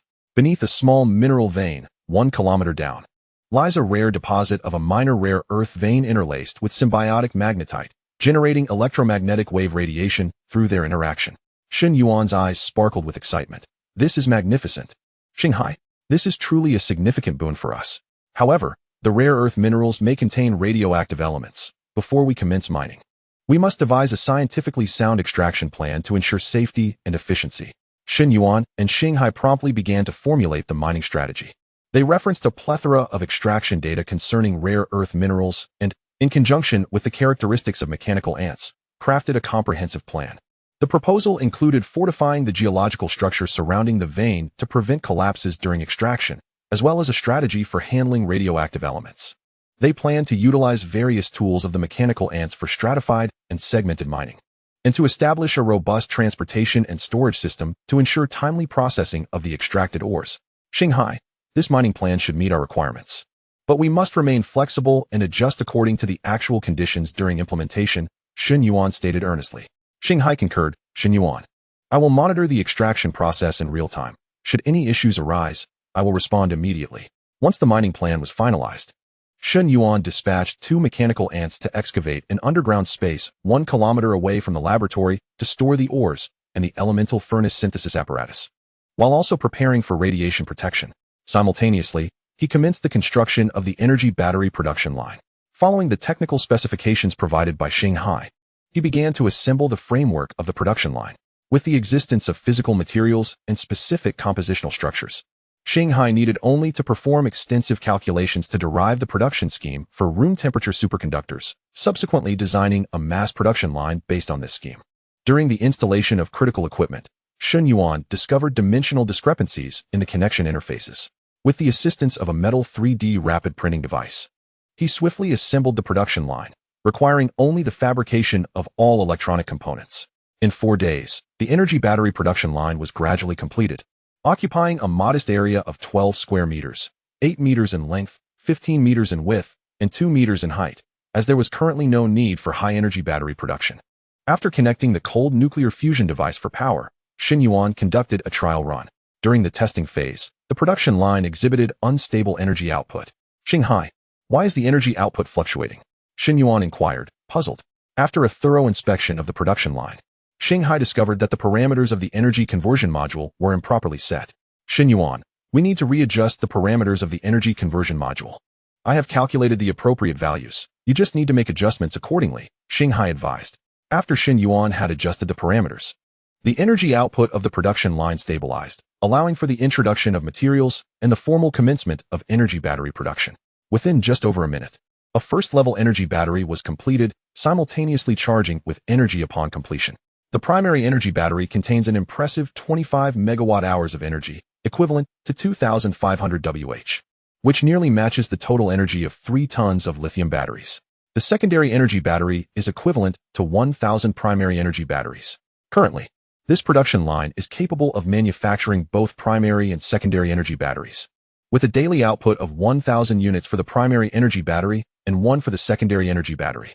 The materials required for the production of energy batteries can be synthesized using the elemental furnace synthesis apparatus, while the challenge of room temperature superconductors lies within the structural composition of the material particles.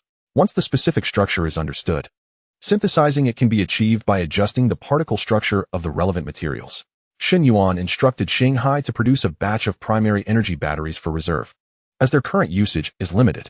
With the continuous extraction of ore, the area in front of the elemental furnace synthesis apparatus was piled high with ores awaiting processing.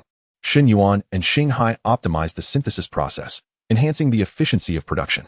They introduced various types of ores into the furnace in precise proportions, and, by meticulously adjusting frequency parameters, obtained a wider variety of higher quality materials. Shanghai, The quality of these materials is improving remarkably. Our reserves for the construction of the base are becoming increasingly ample, Shen Yuan remarked joyfully. Shanghai replied, Indeed, Shen Yuan, this is the result of our combined efforts.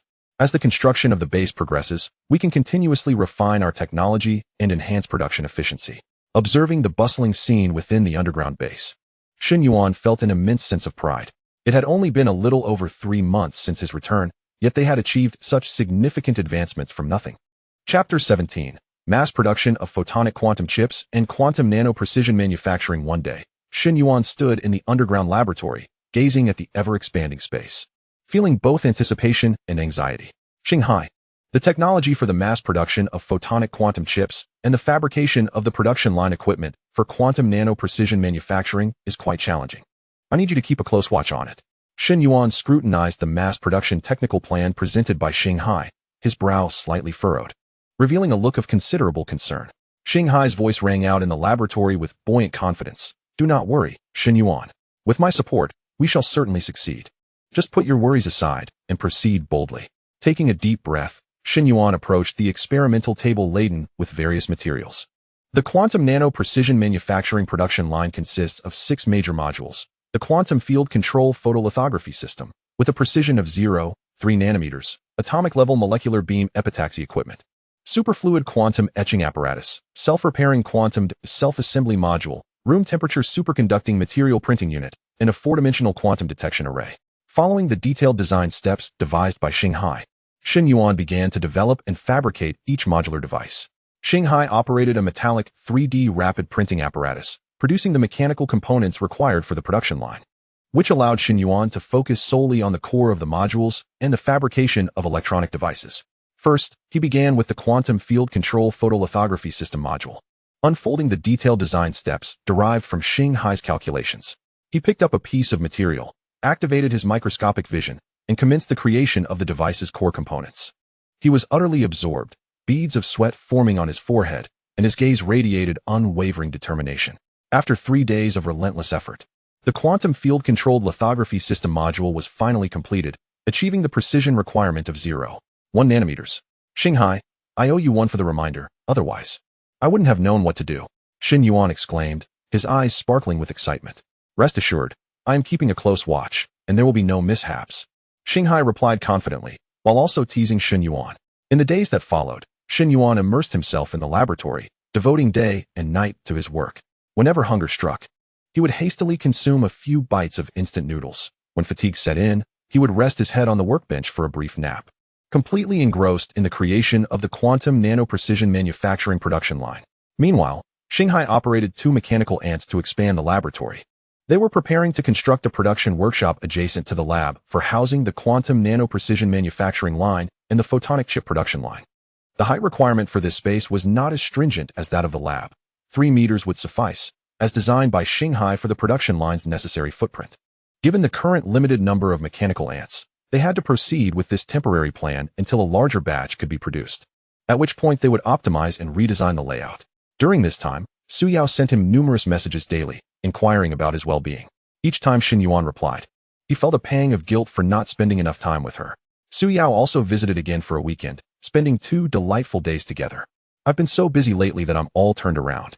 Once this hectic period is over, I promise to spend quality time with you, Shen Yuan assured, embracing Su Yao. It's all right. I can manage on my own and enjoy some sightseeing, Su Yao responded, shaking her head. You're at a crucial stage in your career. Focus on your work. I'll come by whenever I have time. With a blissful expression, Shen Yuan kissed her forehead and, filled with reluctance and remorse, sent her back. After spending time with Su Yao, he returned to his busy schedule, and thus, a month and a half passed quietly. Shen Yuan finally completed the equipment for the quantum nano-precision manufacturing production line. Once he relaxed, he asked Shanghai to conduct a simulation test and promptly fell into a deep sleep, utterly exhausted from the past weeks. He slept for an entire day, waking up groggily, his mind still foggy. Once he regained his bearings, he rushed into the kitchen to prepare an elaborate feast for himself, thoroughly rewarding his hard work. Only then did he leisurely enter the laboratory to begin testing the quantum nano-precision manufacturing production line. This production line integrated a series of advanced devices, covering a total area of 2,000 square meters. It boasted a fully automated and intelligent production capability, enabling precise manufacturing throughout the entire process without human intervention. By simply categorizing and inputting the raw materials and configuring the corresponding parameters, the desired products could be manufactured effortlessly. The production of quantum computing chips, terahertz communication modules, and room temperature superconducting circuits, among other advanced electronic components, is a mere trifle. This apparatus impeccably meets all of Shen Yuan's current demands for electronic devices, allowing Shanghai to oversee the entire production process without Shen Yuan lifting a finger. Over the past month, 2 mechanical ants have been diligently and efficiently constructing the production workshop. They wield various tools to excavate and transport, creating a vast space measuring 100 meters in width, 100 meters in length, and 3 meters in height, ample enough to accommodate the quantum nano-precision manufacturing line and the subsequent chip production line. With the mechanical ants continuing to expand the area, Shen Yuan first approached the elemental furnace synthesis apparatus to create the raw materials required for production. Subsequently, he placed the raw materials into the classification feed inlet of the production line, set the parameters, and pressed the start button. The machinery immediately buzzed to life. And before long, a quantum chip, a terahertz communication module, and a room temperature superconducting circuit board emerged from the output. Shen Yuan carefully examined each of these products under microscopic vision, finding no issues with their quality, which left him exceedingly satisfied. This quantum nano-precision manufacturing line employs quantum dot technology. It can produce 10,000 quantum devices each month, each containing 100 million quantum dots, 20,000 square meters of multi-layer circuit boards, with a line width of 1 nanometer, and 300,000 superconducting components, with other component outputs calculated separately, all while consuming a total of 10 GWh of electricity monthly. Shen Yuan, the production line has been tested with no issues. It can now officially commence production, Shanghai joyfully announced. Shen Yuan nodded in agreement, instructing Shanghai to initiate the production of a batch. And then he took a half-day break to engage in a video call with Su Yao, nurturing their relationship. Following this, he immersed himself once more in the research and development of the light quantum chip production line equipment. In fact, the quantum nano-precision manufacturing line, with a simple modification, could also be utilized for the production of light quantum chips. However, such an approach was unnecessary, as the quantum nano-precision manufacturing line serves as a versatile precision manufacturing platform, primarily intended for the mass integration of electronic devices. In contrast, the light quantum chip production line is specifically designed for the production of light quantum chips, boasting significantly greater output capabilities. The equipment for the light quantum chip production line is comparatively less complex, consisting of only 4 modules: core material preparation, integrated light quantum chip manufacturing, packaging, and testing, and an assembly line. Following Shanghai's devised plan, Shen Yuan began the research and development of each module. During this production phase, Shanghai was responsible for operating the quantum nano-precision manufacturing line and the metal 3D rapid printing device, producing 99 components for the light quantum chip production line. Shen Yuan, on the other hand, needed only to focus on the critical task of synthesizing new materials and fabricating them into components. He activated his microscopic vision and commenced the creation of gallium arsenide quantum dot lasers, meticulously growing quantum dot arrays on a silicon substrate. Shen Yuan concentrated intently, using his mental prowess to carefully manipulate and alter the structure of the microscopic particles. In the course of this undertaking, beads of sweat gradually adorned his forehead. Each movement demanded precision. Even the slightest error could render the quantum dot array obsolete. Shen Yuan, your control is remarkably steady. Maintain that composure. However, the arrangement of particles in this area could be a touch more compact, Shanghai remarked, monitoring the process through the instruments. Shen Yuan nodded slightly, adjusting the output of his mental energy to tighten the particle arrangement further. His gaze was fixed intently on the microscopic realm, as if the entire world had been reduced to just him and the quantum dot laser he was meticulously constructing. With a sigh of relief, he thought, that was close. I nearly made a mistake. After several hours of diligent effort, he successfully completed the gallium arsenide quantum dot laser and proceeded to fabricate the subsequent modular devices. Remarkably, the entire photonic quantum chip production line was established within 3 days, thanks to the ever-improving facilities at the base. The speed of research and manufacturing would only accelerate in the future, to the point where Shen Yuan would no longer need to be hands-on.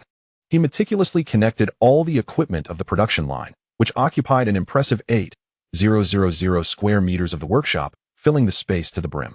Fortunately, over the past few days, 2 mechanical worker ants had expanded the area by over 100 square meters. Otherwise, there might not have been a place to stand. Subsequently, Shen Yuan began testing the photonic quantum chip production line to evaluate the production efficacy and the quality of the chips, while instructing Shanghai to record pertinent data for future improvements. This production line was theoretically capable of producing 600 wafers per day. Each wafer measured 300 by 300 millimeters, and each photonic quantum chip was 33 millimeters, translating to a staggering daily output of 6 million chips. When calculating the single chip capacity, it far surpassed that of the quantum nano-precision manufacturing line, a testament to the disparity between specialized and general capabilities, with a monthly energy consumption of 12 GWh. Soon, a wafer was produced. Shen Yuan picked it up and inspected it closely with microscopic vision, confirming that its quality was impeccable. He then placed it on the nearby testing apparatus for Shanghai to examine as well. The results demonstrated that the performance fully met the design specifications.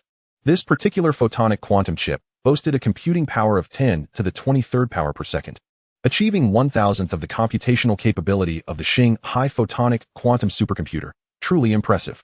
Upon seeing the data, Shen Yuan felt immense satisfaction, knowing that he would not have to worry about chip production for the foreseeable future. He also instructed Shanghai to produce a batch of chips for storage, as continuous production was unnecessary at this stage, given that materials could not sustain full-capacity manufacturing. Chapter 18. The mechanical worker ants enter full production early the next morning. Shen Yuan rose from his slumber, quickly freshened up, and finished his breakfast in a few hurried bites, casually tossing his bowl into the sink with a clatter. He dashed towards the underground laboratory, mentally planning the day's tasks as he quickened his pace. Upon entering the laboratory, he observed two mechanical worker ants diligently at work. Shen Yuan hastened to the side of a mechanical ant, gently patting its exterior and saying, "Shanghai, we must expeditiously construct the assembly line for the mechanical ants. Only by having a multitude of them laboring together can the pace of our base construction accelerate." Shanghai replied assuredly, "Do not worry. The assembly line is not complex and the technology required is rather elementary. I shall swiftly prepare the components. You need only await the assembly." With that, Shanghai maneuvered a mechanical ant to the pile of raw materials, deftly grasping them with its mechanical arm and placing them precisely in their designated spots. Shen Yuan nodded appreciatively and patted the mechanical ant once more, saying, "Thank you, Shanghai. With you here, I feel reassured." He then drew a chair, seated himself, and focused intently on Shanghai's operations. As the components for the production line were being fabricated, Shen Yuan retrieved his phone and opened the chat history with Su Yao. As he perused their previous conversations, a smile involuntarily graced his lips, accompanied by a soft sigh. Engrossed in the construction of the base, he had scarcely had time to contact Su Yao, and at that moment, he longed to converse with her more. "Su Yao, how are you today? Do you miss me?" He sent her a message. Soon, Su Yao replied, "Of course I miss you. You haven't spent quality time with me in ages." Shen Yuan leaned back in his chair, chuckling, as his fingers danced across the screen, sharing snippets of his daily life with her. Although he endeavored to keep the tone light, Su Yao could still sense his busyness. "Make sure to take care of yourself and don't overexert," she advised with concern. Shen Yuan straightened in his seat and reassured her. "Rest assured, everything is proceeding smoothly. Once this hectic period concludes, I will come to accompany you." Meanwhile, deep underground, the remaining 6 mechanical ants were steadfastly maintaining their posts. Half a month prior, they had unearthed a small vein of or located 5 kilometers from the laboratory. Shanghai had assigned 2 mechanical ants to extract the minerals, which promptly activated their diamond-tipped drills to commence mining, the rhythmic thuds echoing through the cavern and stirring up clouds of dust. The other 4 continued their descent beneath this small vein. As the depth increased, the difficulty of the excavation escalated, compounded by the limited number of mechanical ants, which slowed their progress considerably. Just the day before, they finally succeeded in reaching a rare earth or vein, and upon hearing this news, both Shen Yuan and Shanghai were overjoyed. Shen Yuan leapt from his chair, fist raised in exultation, exclaiming, "Splendid!" Yet, upon contemplating the mining speed, he returned to his seat, his brow furrowed. Meanwhile, 2 mechanical ants stationed 1 kilometer from the laboratory, responsible for excavating storage space, had made commendable progress. Having already carved out a storage area measuring 30 meters in length, 40 meters in width, and 10 meters in height, Shen Yuan visited the storage site, surveying the area, and remarked to Shanghai, "While this warehouse is quite spacious, at the current rate of extraction, it will soon be filled. Let us instruct them to continue expanding." Subsequently, he conveyed the directive for further spatial expansion through Shanghai. As night fell, Shanghai informed Shen Yuan, "The equipment components for the assembly line are ready." Immediately, Shen Yuan sprang to his feet and rushed to the location of the equipment components, eagerly beginning the assembly of the crucial parts. He harnessed the power of his mind, simultaneously lifting several screwdrivers and components, deftly managing multiple tasks. This was a skill he had honed over the recent days. As he tightened the screws, his gaze remained fixated on the various tasks at hand, not daring to lose focus for even a moment. After several hours, the production line was successfully assembled. Shen Yuan let out a long sigh of relief, wiped the sweat from his brow, and a smile graced his face. He then connected the power supply, pressed the start button to initiate testing, while Shanghai simultaneously launched the diagnostic program. Shen Yuan's eyes were glued to the production line. His hands instinctively clenched. The test proceeded smoothly without any hitches. Following this, Shen Yuan utilized his mental prowess to relocate the metal 3D rapid printing device and the energy battery production line to the workshop. He then cheerfully instructed Shanghai, please design the layout of the production line tonight and ensure the accompanying conveyor belts and multifunctional robotic arms are ready. This will allow us to transform the workshop into a fully automated intelligent production line. It's getting late, so I will take my leave to rest. Shanghai responded affirmatively. No problem, rest assured, I will handle everything. The following morning, Shen Yuan arrived at the laboratory early. He lifted the production line equipment using his mental power, adjusting their positions according to Shanghai's layout design from the previous night. He then installed and connected the conveyor belts and multifunctional robotic arms. While Shanghai immediately engaged in debugging the intelligent connection program between the production line, conveyor belts, and robotic arms. Simultaneously, he optimized and integrated the intelligent programs for various production processes, ensuring they meshed together like finely tuned gears, operating in perfect harmony. Soon, the entire production line of the workshop was seamlessly transformed into a fully automated intelligent assembly line. Shen Yuan stepped back a few paces, admiring the result. Hands on his hips, his heart brimming with anticipation. Everything was ready.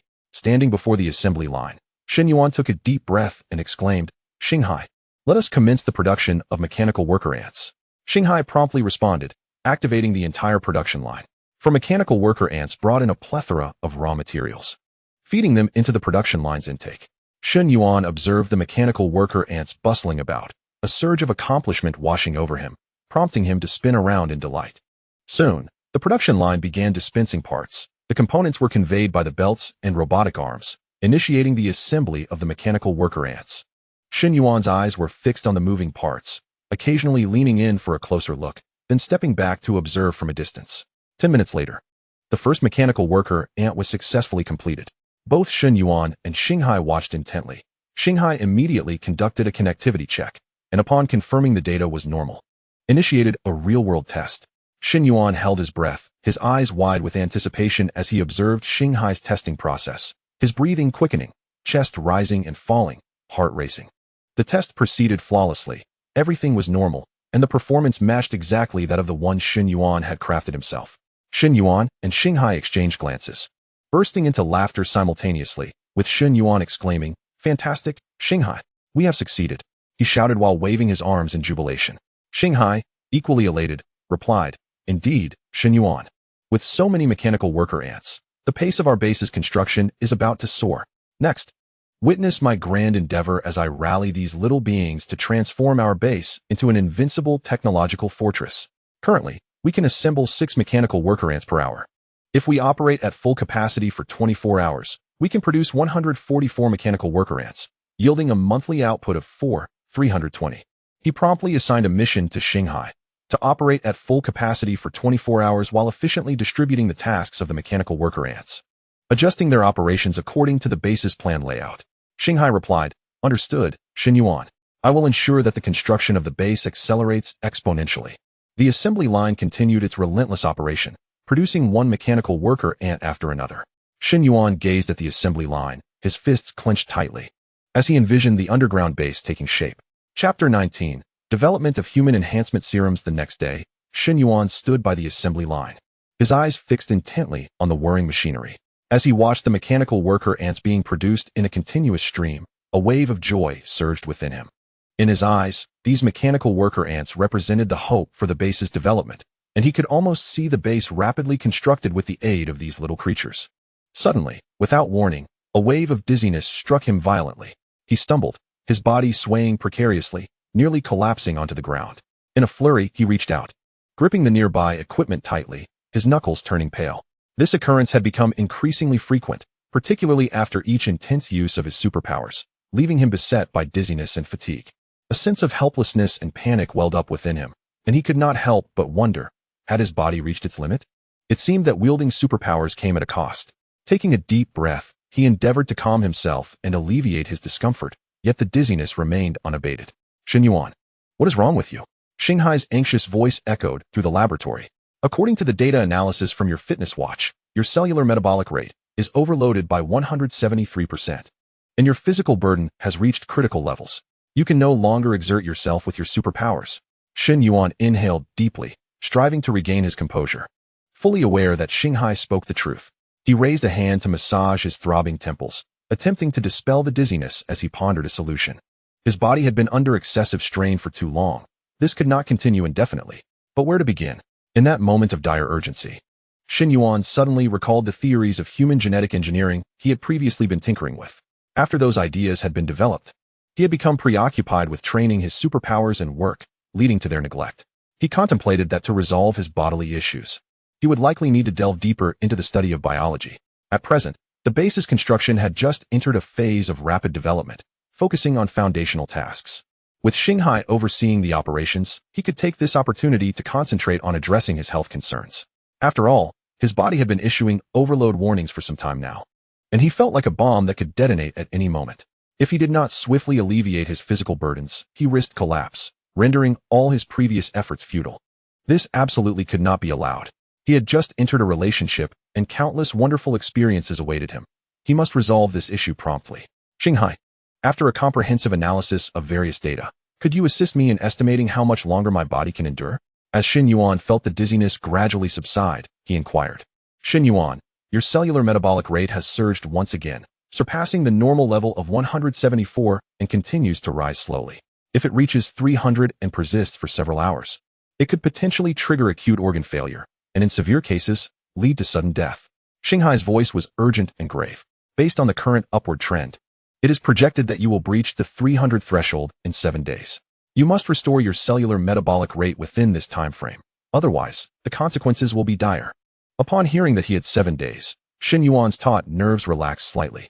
He understood that this was not merely an ordinary fatigue-induced overload of his cellular metabolism, but rather a consequence of frequently wielding his superpowers. At this moment, he realized where the issue lay. During this period, his superpowers had been steadily increasing, and his soul energy had risen like a tide, yet he had been so preoccupied with tasks that he neglected physical training.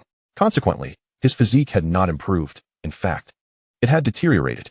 The physical body serves as a vessel for soul energy. As the soul's power strengthens, the body weakens, and the vessel appears on the brink of rupture. 7 days, while seemingly a race against time, was still within his capacity to endure. If he could successfully develop a human enhancement serum within this week, it would not only alleviate his immediate physical crisis, but also hold the promise of enhancing his superpowers.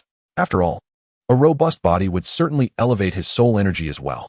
His mind raced as he contemplated this, and with newfound determination, he fixed his gaze upon Xinghai. Xinghai, please compile all relevant global biological data immediately. I aim to develop a human enhancement serum within 7 days to bolster my physical strength, thus resolving this issue entirely. He silently encouraged himself. I can do this. I must succeed within these 7 days. At this moment, time felt like a heavy boulder pressing down on his heart. Despite the immense pressure, his eyes radiated an unwavering resolve. As soon as he finished speaking, Shen Yuan yanked a chair and sat down with a thud before the holographic screen. He donned the consciousness helmet beside him, his eyes fixed intently on the holographic display as his mind raced.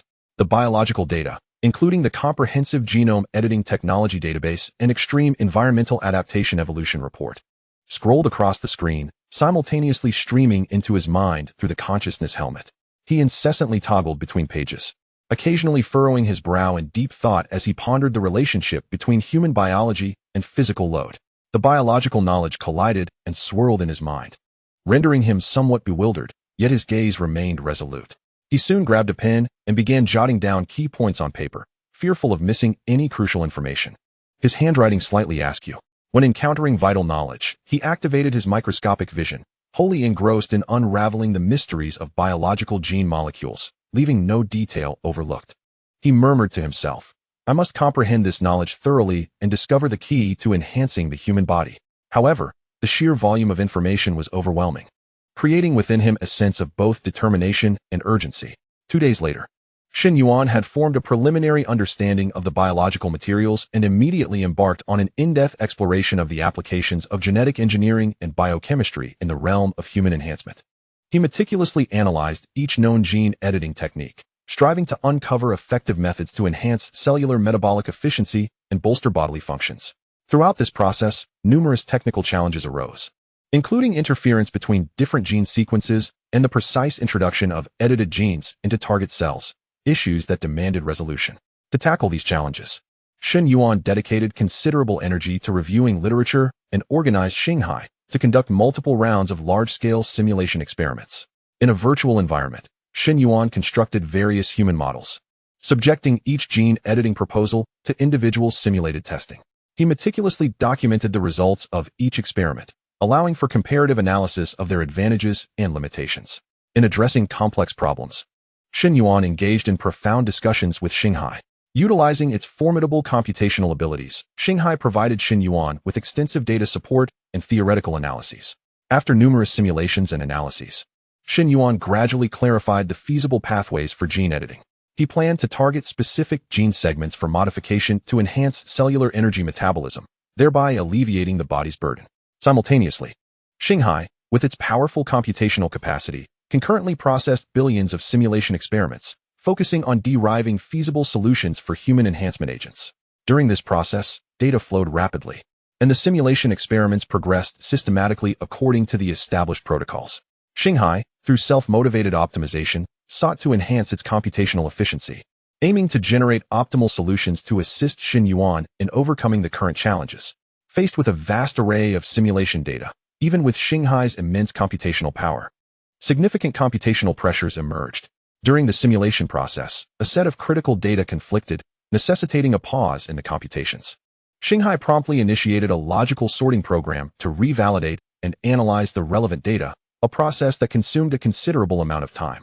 During this period, the program exhibited frequent code fluctuations, vividly reflecting the urgent need for breakthroughs shared by both Shanghai and Shen Yuan.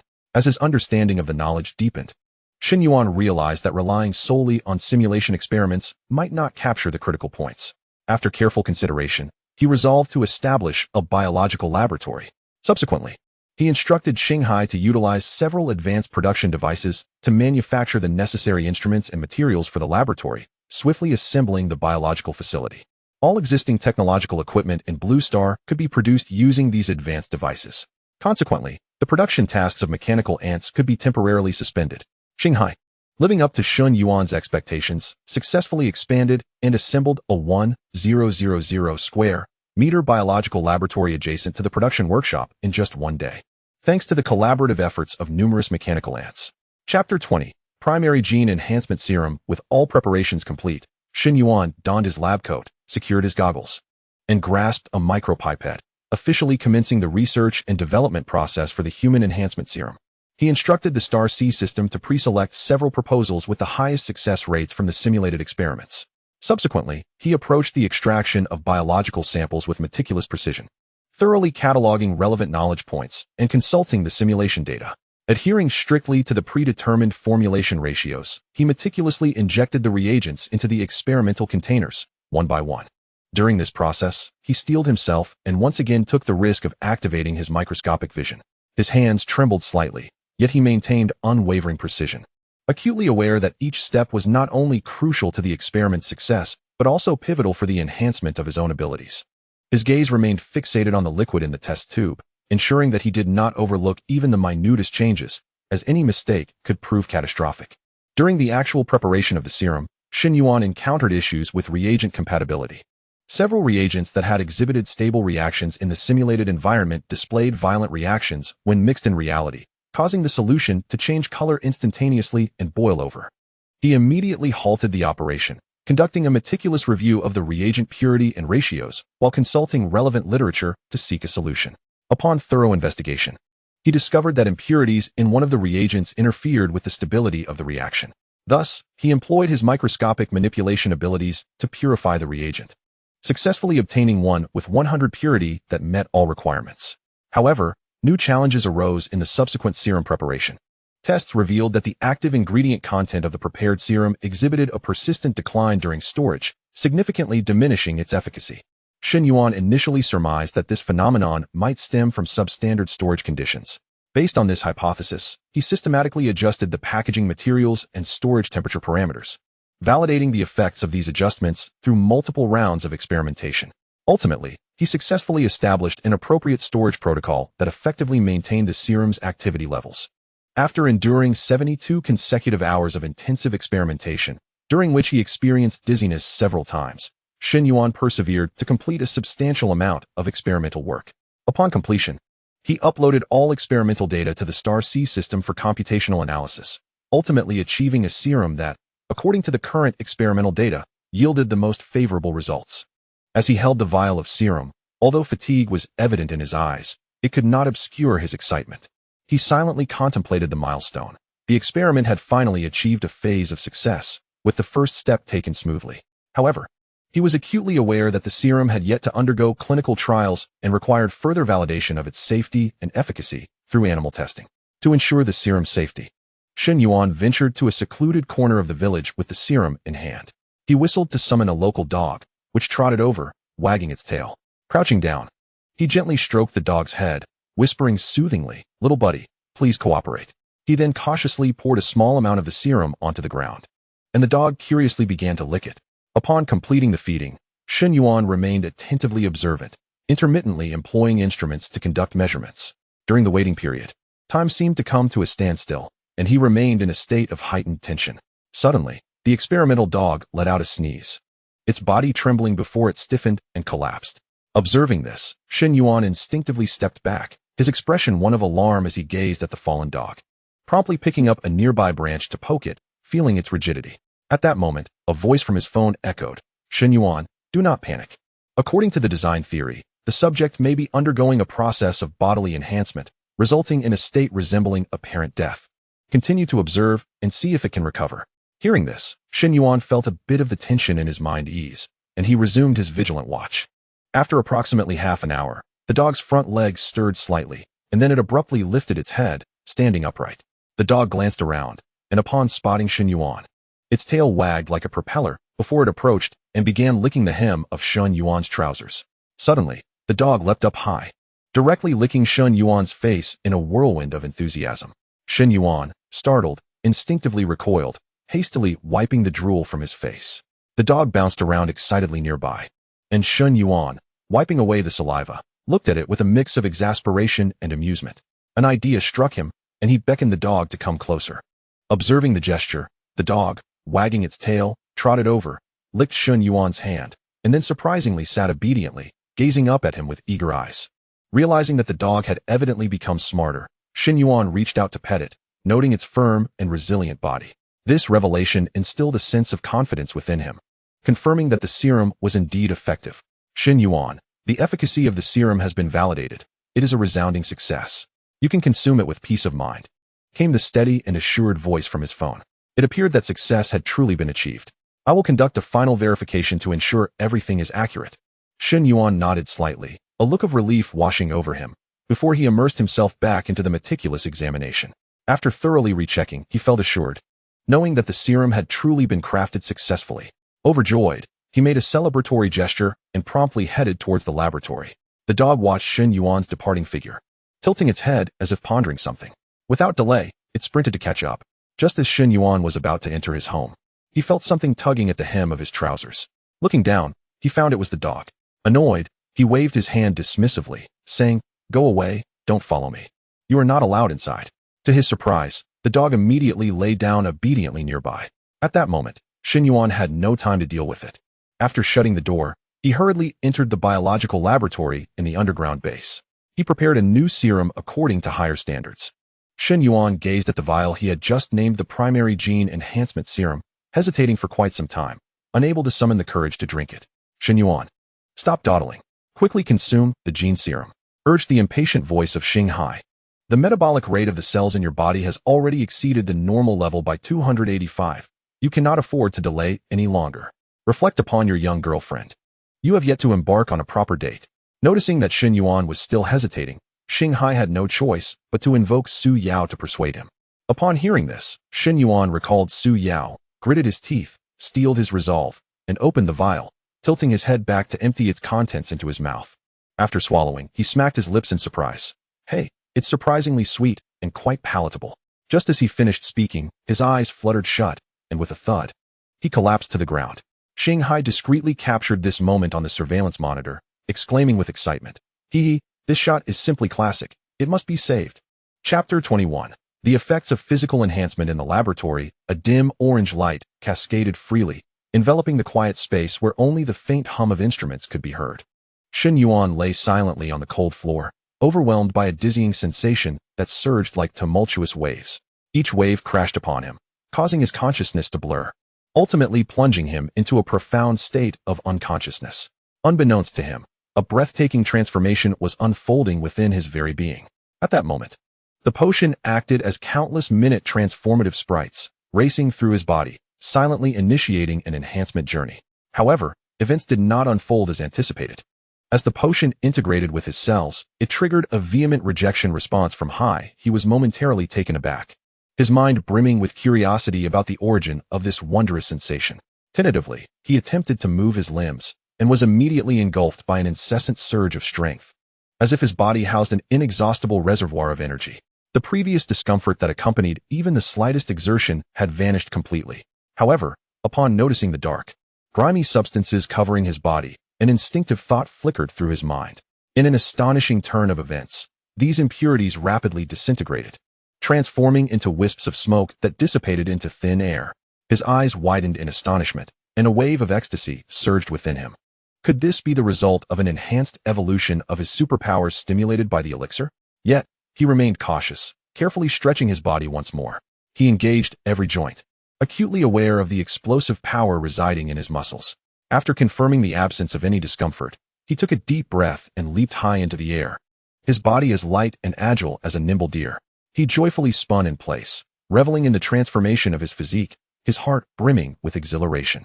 He felt not only an increase in strength, but also a significant enhancement in flexibility and coordination, as if he had been reborn. At that moment, he was awash with astonishment, unable to fathom the changes wrought by his newfound physical prowess, and filled with anticipation for what lay ahead. In the past, overexertion would leave him dizzy, but now it was entirely different. His body felt remarkably robust, brimming with energy, capable of effortlessly lifting heavy construction materials. This sensation was sublime. All prior worries had evaporated. He was overwhelmed with joy, realizing that he could now embark on ambitious endeavors. "Shanghai, please assist me in testing my physical parameters," Shen Yuan exclaimed, unable to contain his excitement, his voice echoing throughout the laboratory with a barely perceptible tremor, a vivid manifestation of his exhilaration and anxiety intertwined. Shanghai responded promptly, activating various instruments, and beams of scanning light danced around Shen Yuan. The indicators on the devices flickered incessantly, emitting soft beeping sounds. Shen Yuan stood firm, his feet planted on the ground, his gaze fixed intently on the instruments, his hands instinctively clenching into fists. However, during the scanning process, the instruments suddenly emitted a sharp alarm. The sound shattered the tranquility of the laboratory, akin to the eerie cry of a night owl, sending chills down his spine. Shen Yuan's heart tightened, his eyes locked onto the instruments, a blend of nervousness and excitement coursing through him, tinged with a hint of unease. Silently, he prayed, hoping that all of this was genuine, that his body had indeed become stronger. Shanghai's voice took on a serious tone. "Shen Yuan, there are fluctuations in the data. Perhaps certain components of the elixir are still undergoing a deeper integration with your body. Please remain calm while I conduct a more thorough analysis." Taking a deep breath, Shen Yuan endeavored to steady himself, his gaze unwavering on the instruments, as time seemed to freeze in that moment. He could distinctly hear the rhythmic thumping of his own heartbeat, resonating with remarkable clarity in the stillness of the laboratory. After a considerable duration, Shanghai finally reported with excitement, "Shen Yuan, this is astonishing. Your physical condition has undergone substantial enhancement. The cellular metabolism that was previously disrupted due to overexertion has now returned to normal, and all indicators surpass those of an average person." He gestured towards the nearby machine. "Now, please test your punching strength on that device." Upon hearing Shanghai's report, Shen Yuan felt an overwhelming sense of relief. He approached the strength testing apparatus that Shanghai had prepared in advance, clenching his fist tightly. He truly felt the surging power coursing through his arms, his muscles taut with formidable strength. A confident smile graced his lips as he summoned all his might to deliver a punch. The device displayed a figure of 812 kilograms. Shen Yuan, impressive. This punching power exceeds that of the world champion S 800 kilograms by a significant margin, Xinghai praised at the opportune moment. Shen Yuan, filled with pride, raised his head. Prior to the enhancement, although he had never tested his punching strength, it undoubtedly would not have exceeded 100 kilograms, considering his relatively weak constitution as a programmer. Next, Xinghai instructed Shen Yuan to perform a vertical jump test. Taking a deep breath, Shen Yuan leaped with great force, propelling himself over 3 meters high. Shen Yuan, excellent. You achieved a vertical jump of 326 meters. It seems this serum is truly effective. They proceeded to test his neural reaction speed, utilizing monitoring instruments. Xinghai accurately captured the data and prompted Shen Yuan to the next test. Shen Yuan approached the second device, affixing electrodes as instructed by Xinghai, and formed a no gesture. Xinghai activated the machine, and shortly thereafter, the test results emerged. With excitement, Xinghai exclaimed, "Your neural reaction speed has reached an astonishing 50 milliseconds. The average person ranges between 150 to 300 milliseconds, while those with specialized training can achieve up to 100 milliseconds. Your result is double that of the highest recorded." Upon hearing this, Shen Yuan inwardly rejoiced, thinking, "I have finally succeeded. The excruciating pain was not in vain. The efforts of these past few days have truly borne fruit." Xinghai, growing increasingly exhilarated, announced, "Shen Yuan, we have completed all tests concerning your physical condition. Now, we shall proceed to test your superpowers, which will rely solely on your own capabilities." Chapter 22. The Enhancement of Superpowers. Shen Yuan nodded slightly, his gaze resolute as he stated, "All right. Let us first explore the abilities of the microscopic world." He stepped into the open space of the laboratory, surrounded by an array of experimental equipment and tools, which now served as the backdrop for this extraordinary test. Grasping a piece of metal, he inhaled deeply and activated his microscopic vision. In an instant, his perspective felt as though it was being drawn in by an invisible hand, magnifying continuously until it revealed the astonishing structure of atomic-level particles. Previously, he had struggled to achieve even a slight magnification to glimpse the protons and neutrons within the atomic nucleus. However, now Shen Yuan could clearly sense that he still had more to give, prompting him to push further, drawing his vision ever closer, magnifying the view. In the blink of an eye, he had traversed the atomic nucleus, witnessing the vibrant dance of protons and neutrons within. Shortly thereafter, his perspective expanded once more. As he gradually emerged from the nucleus, the dynamic trajectory of electrons came into view, ultimately stabilizing at the electron level. Witnessing this spectacle, Shen Yuan felt an overwhelming sense of awe, marveling at the astonishing enhancement of his abilities. When he attempted to manipulate the electrons, they behaved like mischievous children, evading his grasp as he tried to seize them with his mental power. Just as he focused his intent, the electrons darted away, completely unresponsive to his commands. Furrowing his brow and feeling beads of sweat form on his forehead, he gritted his teeth and intensified his mental control, droplets trickling down and splattering onto the ground. He encouraged himself inwardly. "I can do this. I will master it." With unwavering concentration, he fixated on the electron's movements, striving to discern a pattern from which he could refine his approach. After countless attempts, he finally discovered the key, attempting to move a minuscule electron with his mental force. To his delight, it worked.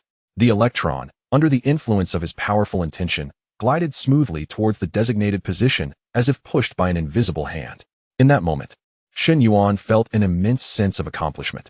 Such precise manipulation of the microscopic world filled him with boundless confidence for the future. His thoughts drifted far and wide, envisioning the potential of using this ability to repair damaged cells at the microscopic level, or even to create entirely new structures of matter.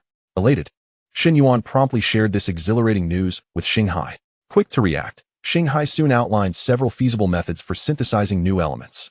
Following the proposed plans, Shen Yuan successfully synthesized a new elemental substance for the creation of a novel alloy. The laboratory resonated with the joyous exultation of success. Undoubtedly, this enhanced microscopic control would propel the technological advancements of the base to unprecedented heights. Many previously insurmountable challenges now appeared solvable. Next, Shen Yuan began to test his extraordinary intuition. Even without specific assessments, he could distinctly sense his growing intelligence, particularly regarding human enhancement serums. He now harbored new ideas, convinced that with further research, he could develop a second generation of such serums. Finally, it was time to evaluate the enhancement of his telekinesis. Shanghai directed several mechanical ants to transport large metal blocks, each weighing a standard ton. Taking a deep breath, Shen Yuan wielded his mental power. He effortlessly lifted one of the blocks, as if it were a featherweight object. He then attempted to raise a second block, again without any effort. It is worth noting that prior to his enhancement, lifting 2 tons was already his limit. Undeterred, he continued to challenge himself, and as he lifted the third metal block, he felt a slight strain, akin to lifting a 6-liter bottle of water, heavy and cumbersome. Yet, he did not falter. With determination, he hoisted the 4th block. At this moment, the sensation of weight felt akin to lifting a 60-pound sack of rice. Although the pressure was considerable, it was still manageable. Upon attempting to lift the 5th piece, Shen Yuan exerted all his strength, managing to raise it just a few centimeters off the ground.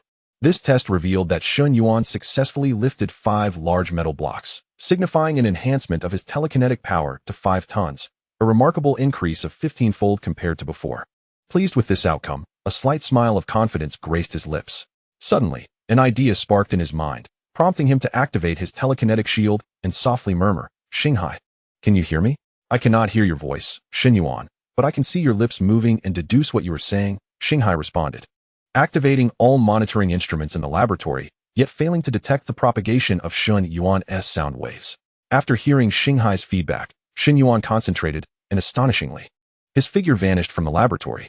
Various monitoring devices in the lab whirred frantically, some even emitting smoke, yet Shanghai remained unable to locate Shen Yuan. In a state of urgency, Shanghai was startled when Shen Yuan suddenly called out, "Shanghai, send a mechanical ant to the spot where I was standing." "Understood, Shen Yuan." Shanghai replied, controlling a mechanical ant to move in the direction of Shen Yuan's disappearance. However, after just a few steps, the mechanical ant seemed to collide with an unseen barrier, halted despite the clear space before it. "All right, Shanghai, have the mechanical ant retreat." As soon as the words left his mouth, Shen Yuan reappeared in the laboratory. Once the mechanical ant withdrew, Shen Yuan excitedly shared with Shanghai, "Shanghai, this is incredible. I can now use my telekinetic shield to isolate all forms of fluctuation, including sound and light. Yet, I remain in place, not truly vanishing into thin air. Shanghai, with this ability, I can finally test my flying capability. Let's head outside." Shen Yuan had long been aware of his ability to fly, having practiced stealthily during the night. However, he had only dared to fly within a limited area, afraid of being discovered. After all, the nation's detection methods were formidable, and he feared that he might expose himself before flying far, an outcome he wished to avoid. At this moment, he did not want to draw the attention of the authorities, who knew if he would be seized as a test subject. By now, the night had deepened. Nearly 10 hours had elapsed since Shen Yuan consumed the potion, marking the midnight hour. He arrived at an open expanse of wasteland, ready to test his flying abilities. The night in the mountains was particularly serene, with only a gentle breeze rustling through the grass. In the distance, the mountains, one after another, resembled a colossal dragon at rest under the night sky. He slightly lifted his feet, took a deep breath, and felt his thoughts surge. The telekinetic shield manifested as an invisible barrier. He knew that this shield could effectively block all detection devices of the Yanhuang nation. Reflecting to himself, finally, I can test freely without the fear of being discovered. Shanghai, prepare to record all flight data. Shen Yuan was now able to exercise complete control over the isolation capabilities of his telekinetic shield. To this end, he had just granted Shanghai access to the telekinetic shield, allowing it to connect to the cutting-edge smartwatch he had crafted 2 days prior, thereby enabling him to seek assistance at any moment. "No problem, Shen Yuan. You may commence at your leisure." Shanghai's eyes sparkled with anticipation, eager to witness the astonishing speed Shen Yuan could attain. Taking a deep breath, Shen Yuan propelled himself forward with a powerful push against the ground. In an instant, an immense force surged him ahead, resembling an arrow released from its bow as he soared into the night sky. The only sound accompanying him was the howling wind outside the shield. Fortunately, the telekinetic barrier prevented the gale from seeping in. He continued to accelerate, his speed mounting, and the shield gradually morphed into an elongated oval shape under the pressure of the rapid airflow. Just as he was on the verge of breaking the sound barrier, an inexplicable resistance suddenly assailed him, as if invisible hands were tugging at him with great strength. "Shen Yuan, your current velocity is about to surpass the speed of sound, entering the sonic barrier, which will result in a sonic boom. The fluctuations caused by the sonic boom are detectable and pose a risk of being captured by monitoring systems."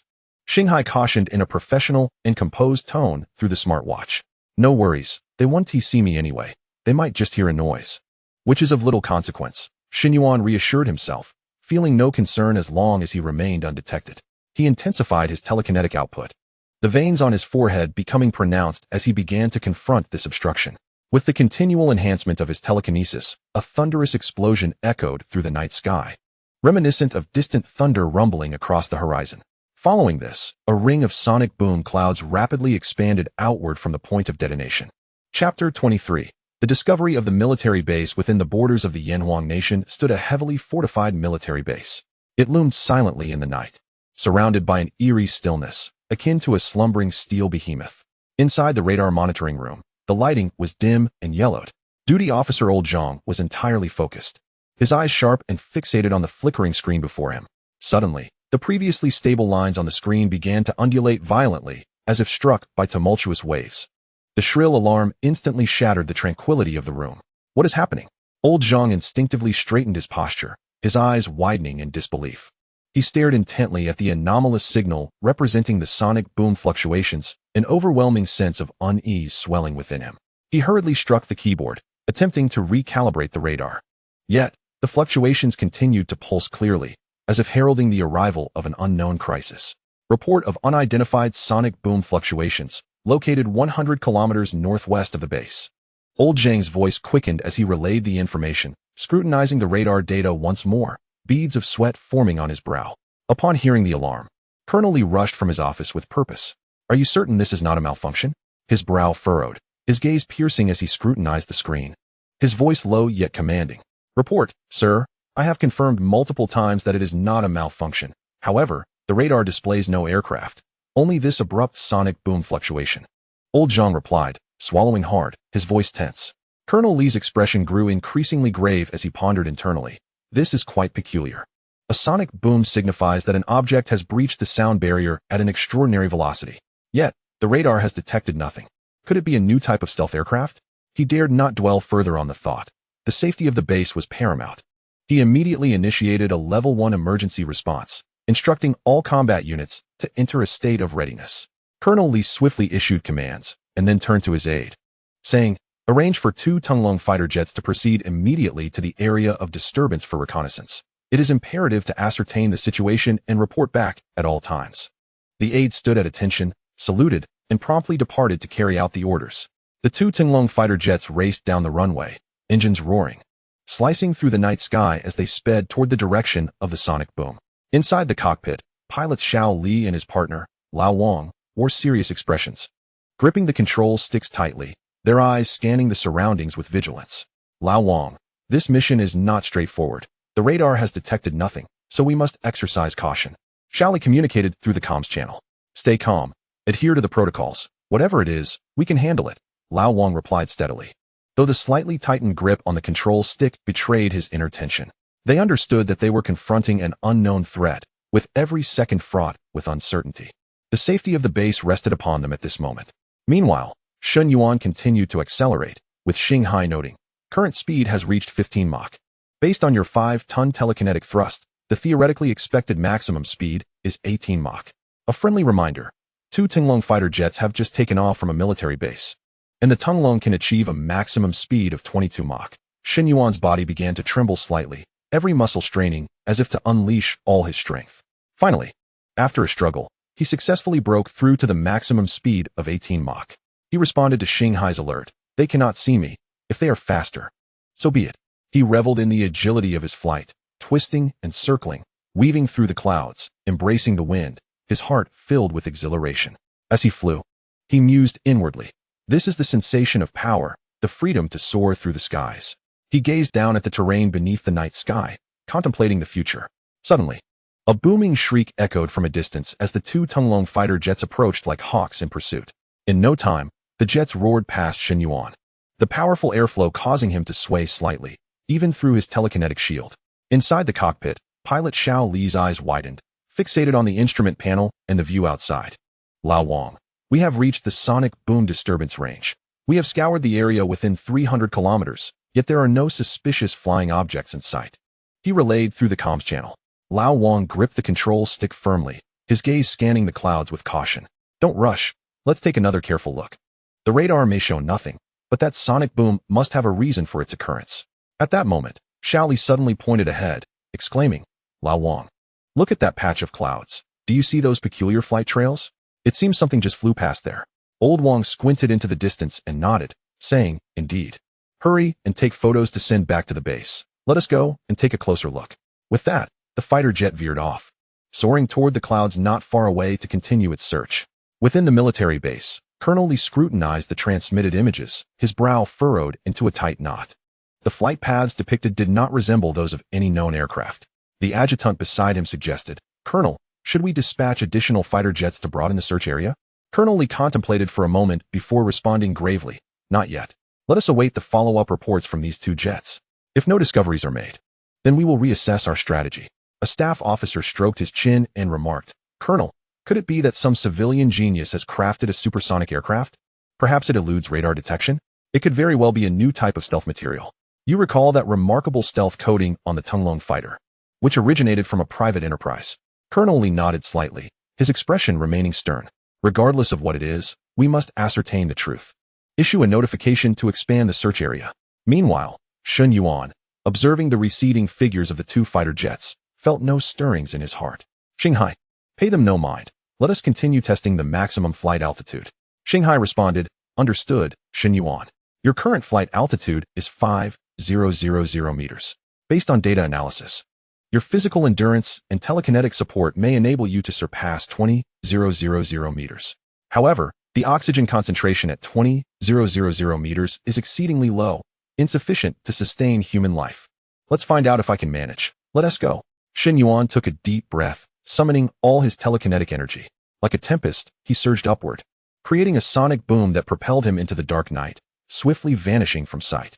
Back at the military base, the radar screen once again displayed violent fluctuations, and a sharp alarm shattered the tranquility. The duty officer, visibly agitated, reported, Colonel, we have detected another unidentified sonic boom, this time located more than 100 kilometers behind the Tunglong fighter. Colonel Lee's expression darkened further as he promptly ordered, immediately informed the two Tunglong fighters to turn around and investigate the new area of disturbance. We must locate the source. On the other hand, Shen Yuan showed no signs of slowing down, his focus solely fixed on ascending to greater heights. The voice of Shanghai resonated in his ears, flight altitude 10,000 meters, 11,000 meters, 12,000 meters. As he ascended, Shen Yuan began to feel increasingly labored in his breathing, as if a colossal stone were pressing against his chest, causing discomfort, while his heart began to race uncontrollably. Upon reaching 15,000 meters, Shanghai urgently warned, Shen Yuan, monitoring via your smartwatch indicates that your body is exhibiting clear signs of distress. Oxygen intake is insufficient, and your heart rate is too rapid. I recommend an immediate cessation of the test. Soon, at an altitude of 18,000 meters, Shen Yuan felt a piercing headache, dizziness overwhelming him, and his lips began to turn purple. Shanghai's tone became exceedingly frantic. Shen Yuan, your body is nearing its limit. If you do not stop now, you will be in grave danger. After much persuasion from Shanghai, Shen Yuan finally halted, casting his gaze upward at the resplendent night sky. With a thunderous roar, he turned and descended into the lower atmosphere. As Shen Yuan returned to an altitude of 10,000 meters, he finally breathed deeply, savoring the refreshing influx of oxygen into his body. It was only when he gradually descended to 5,000 meters that he fully regained his composure. At that moment, two Tunglong fighter jets swiftly ascended, pursuing the newly emerged flight traces within the clouds, racing upward with fervor. Inside the aircraft, Xiao Li and Lao Wang were completely focused, their eyes scanning the surroundings intently. They incessantly communicated, Base, we are following the new flight trajectory upwards and have reached an altitude of 10,000 meters. We have yet to identify any suspicious targets, but the flight path is becoming increasingly distinct. It should be in this vicinity. Upon witnessing the jets soaring higher, Shen Yuan seized the opportunity to depart swiftly. He understood the necessity of minimizing attention and refrained from continuing at supersonic speeds. Instead, he maintained a velocity close to the speed of sound, heading in the direction of home. Along the way, he reflected on the recent perilous encounter, feeling a twinge of anxiety. Fortunately, he had heeded Shanghai's advice and halted in time. Otherwise, he might have faced dire consequences. He resolved to avoid such recklessness in the future. Losing one's life would be an unbearable loss. Chapter 24. Accompanying Su Yao in Deep City, 3 days had passed since the completion of the flight test. During this time, Shen Yuan had finally enjoyed a well-deserved respite, allowing his taut nerves to relax. He engaged in pleasant conversations with Su Yao and relished heartwarming moments through video calls. On Friday morning, Shen Yuan made his way to the command center of the base, the original laboratory housing the Shanghai mainframe. His gaze fixated on the industrious mechanical worker ants. His brows furrowed in concern as he noted the chaotic layout of the base. Unable to contain his frustration, he exclaimed, "Shanghai, you must promptly redesign the base layout. It appears far too disorganized." "Shen Yuan, I happen to have a suggestion for your consideration," Shanghai replied. "Directly beneath the existing base, at a depth of 1 kilometer, we should plan and construct a large-scale facility.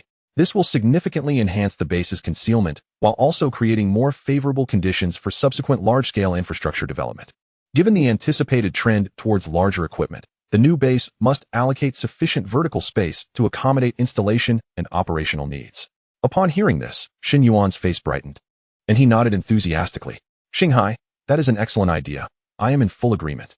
Let us put the current base construction on hold and determine how to manage the old base later." Shanghai's steady voice resonated within the command center. "Shen Yuan, there is no need for concern. Once the new base is completed, the existing facility will undergo backfilling, retaining only the access points. At that time, we will install a high-speed elevator for convenient passage." Simultaneously, a magnificent three-dimensional blueprint of the new base, sprawling across an area of 100 square kilometers, gradually unfolded within the three-dimensional holographic projection. The intricate design of the sci-fi structures captivated Shen Yuan's attention, drawing him closer as his eyes widened in awe. He traced the outlines of the buildings with his fingers, as though he could already envision the grandeur of the future base. "Very well. Let us proceed according to this plan. The construction matters shall be entrusted to you, and the assurance of safety during the operation must be upheld. We cannot afford any incidents such as collapses. Otherwise, we risk losing even the current base, and everything would have to be started anew. The new base can be constructed in phases, allowing for a quicker implementation, while subsequent projects can be completed gradually. Please estimate how long each phase will approximately take and outline a rough timeline." Shen Yuan nodded, his tone composed. At this moment, he harbored great anticipation for the future of the new base, yet he was also plagued by concerns regarding the construction project. The scale of the undertaking was immense, and any misstep could lead to a collapse of the terrain.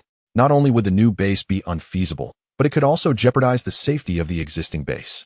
Shanghai swiftly replied, "Shen Yuan, you need not worry about the safety of this project. I have accounted for it in the plan. The infrastructure will employ upgraded ultra-high-strength reinforced concrete and alloy materials, capable of withstanding extreme disasters such as a magnitude 12 earthquake and nuclear explosions.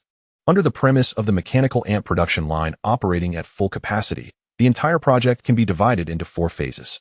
The first phase is expected to be completed within 1 month, the second in 3 months, and the third in 6 months. The entire base will be constructed within a year."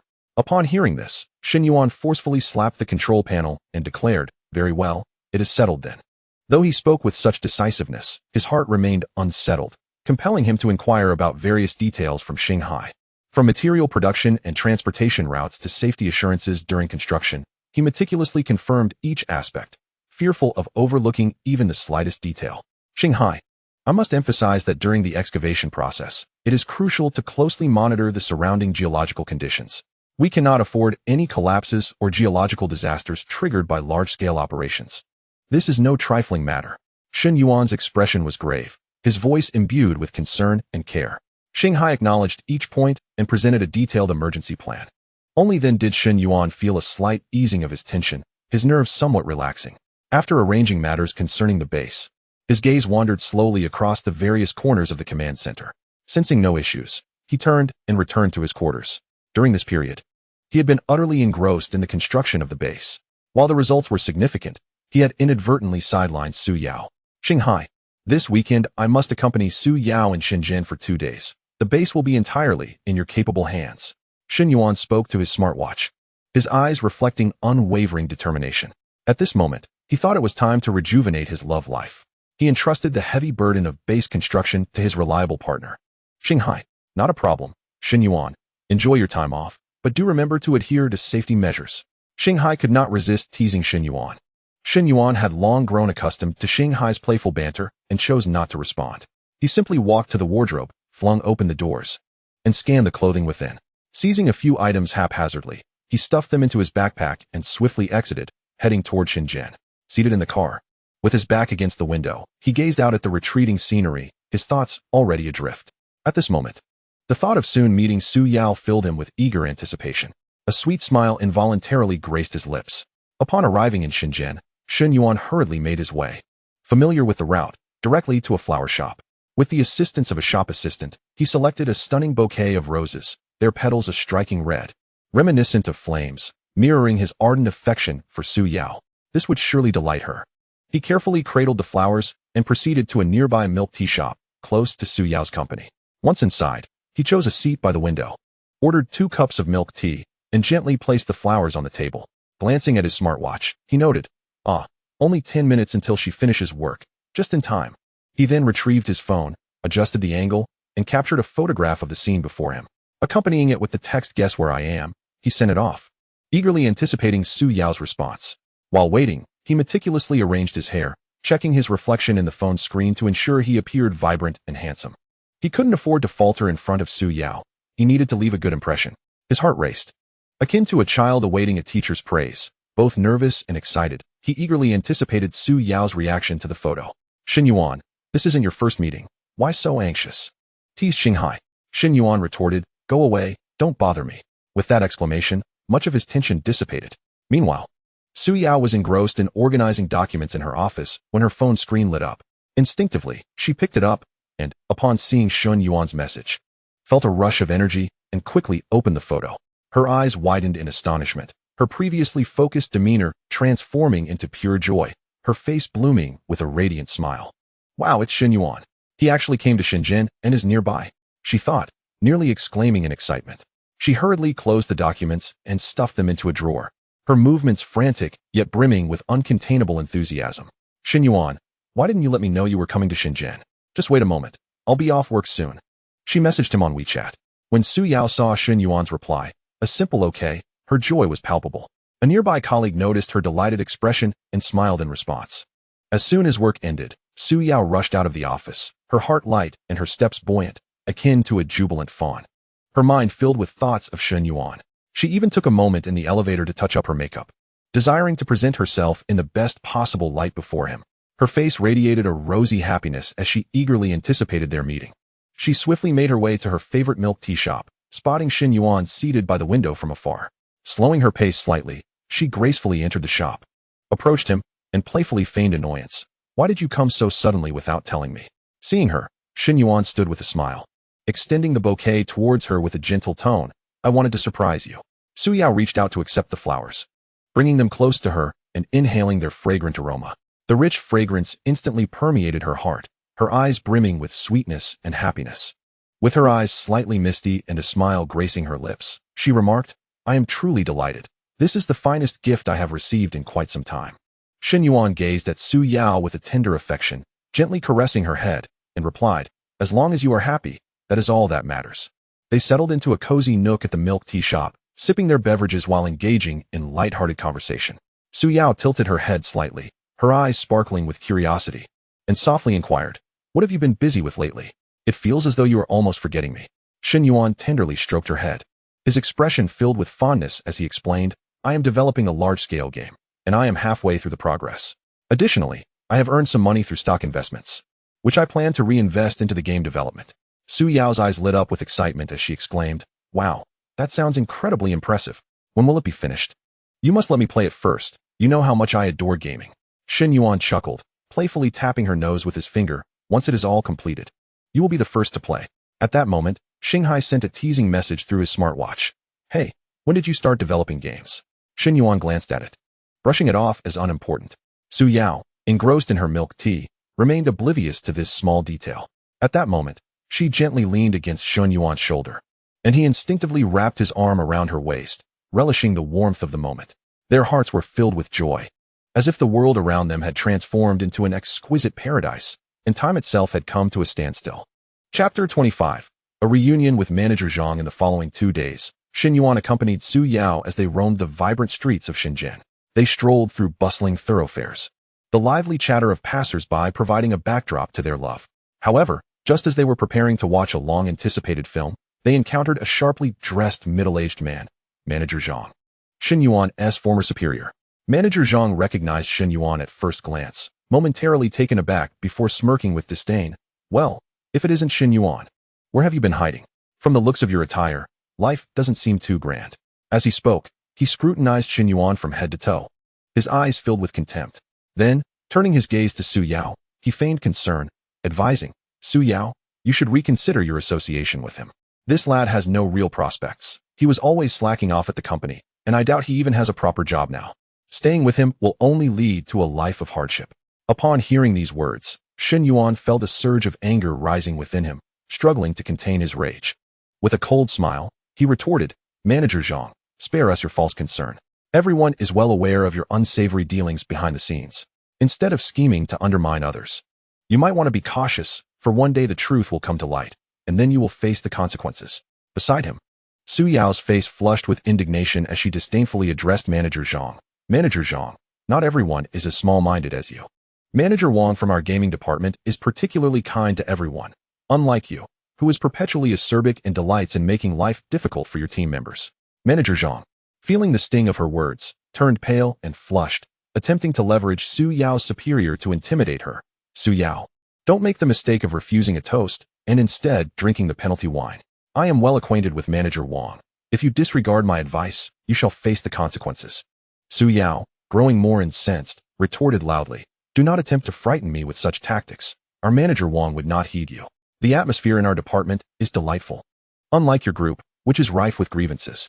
Shen Yuan took Su Yao's hand, saying, engaging with such individuals is futile, let us depart. With that, the two turned their backs and strode towards the cinema, leaving Manager Zhang seething in place. As he watched Shen Yuan's retreating figure, he stamped his foot in frustration, contemplating. How dare you speak to me in such a manner, Shen Yuan?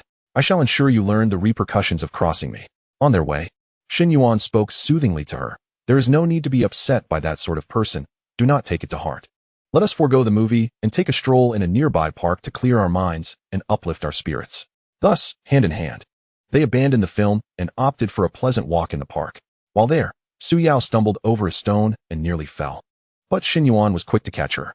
Heart racing, Su Yao placed a hand on her chest, exclaiming, that was close. I almost fell. They exchanged glances and burst into laughter, their joy infused with mutual concern and affection, undiminished by the small mishap. That evening, Shen Yuan stayed at Su Yao's apartment, where they nestled on the sofa, warm yellow light enveloping them in a cozy ambience. They shared snippets of their lives, with Su Yao curiously probing into the intricacies of Shen Yuan's game development, to which he patiently responded. Their conversation lingered into the late hours, and feeling tired, Su Yao shyly suggested, Shen Yuan, why don't we go to the bedroom and sleep together? Shen Yuan, a bit flustered, shook his head, no need. I can sleep on the sofa. All right then, I'll fetch you a blanket, Su Yao mumbled, her voice tinged with disappointment. Shen Yuan gently tapped her head, his eyes filled with tenderness, softly saying, silly girl, we have many days ahead of us, don't overthink it. You think too much.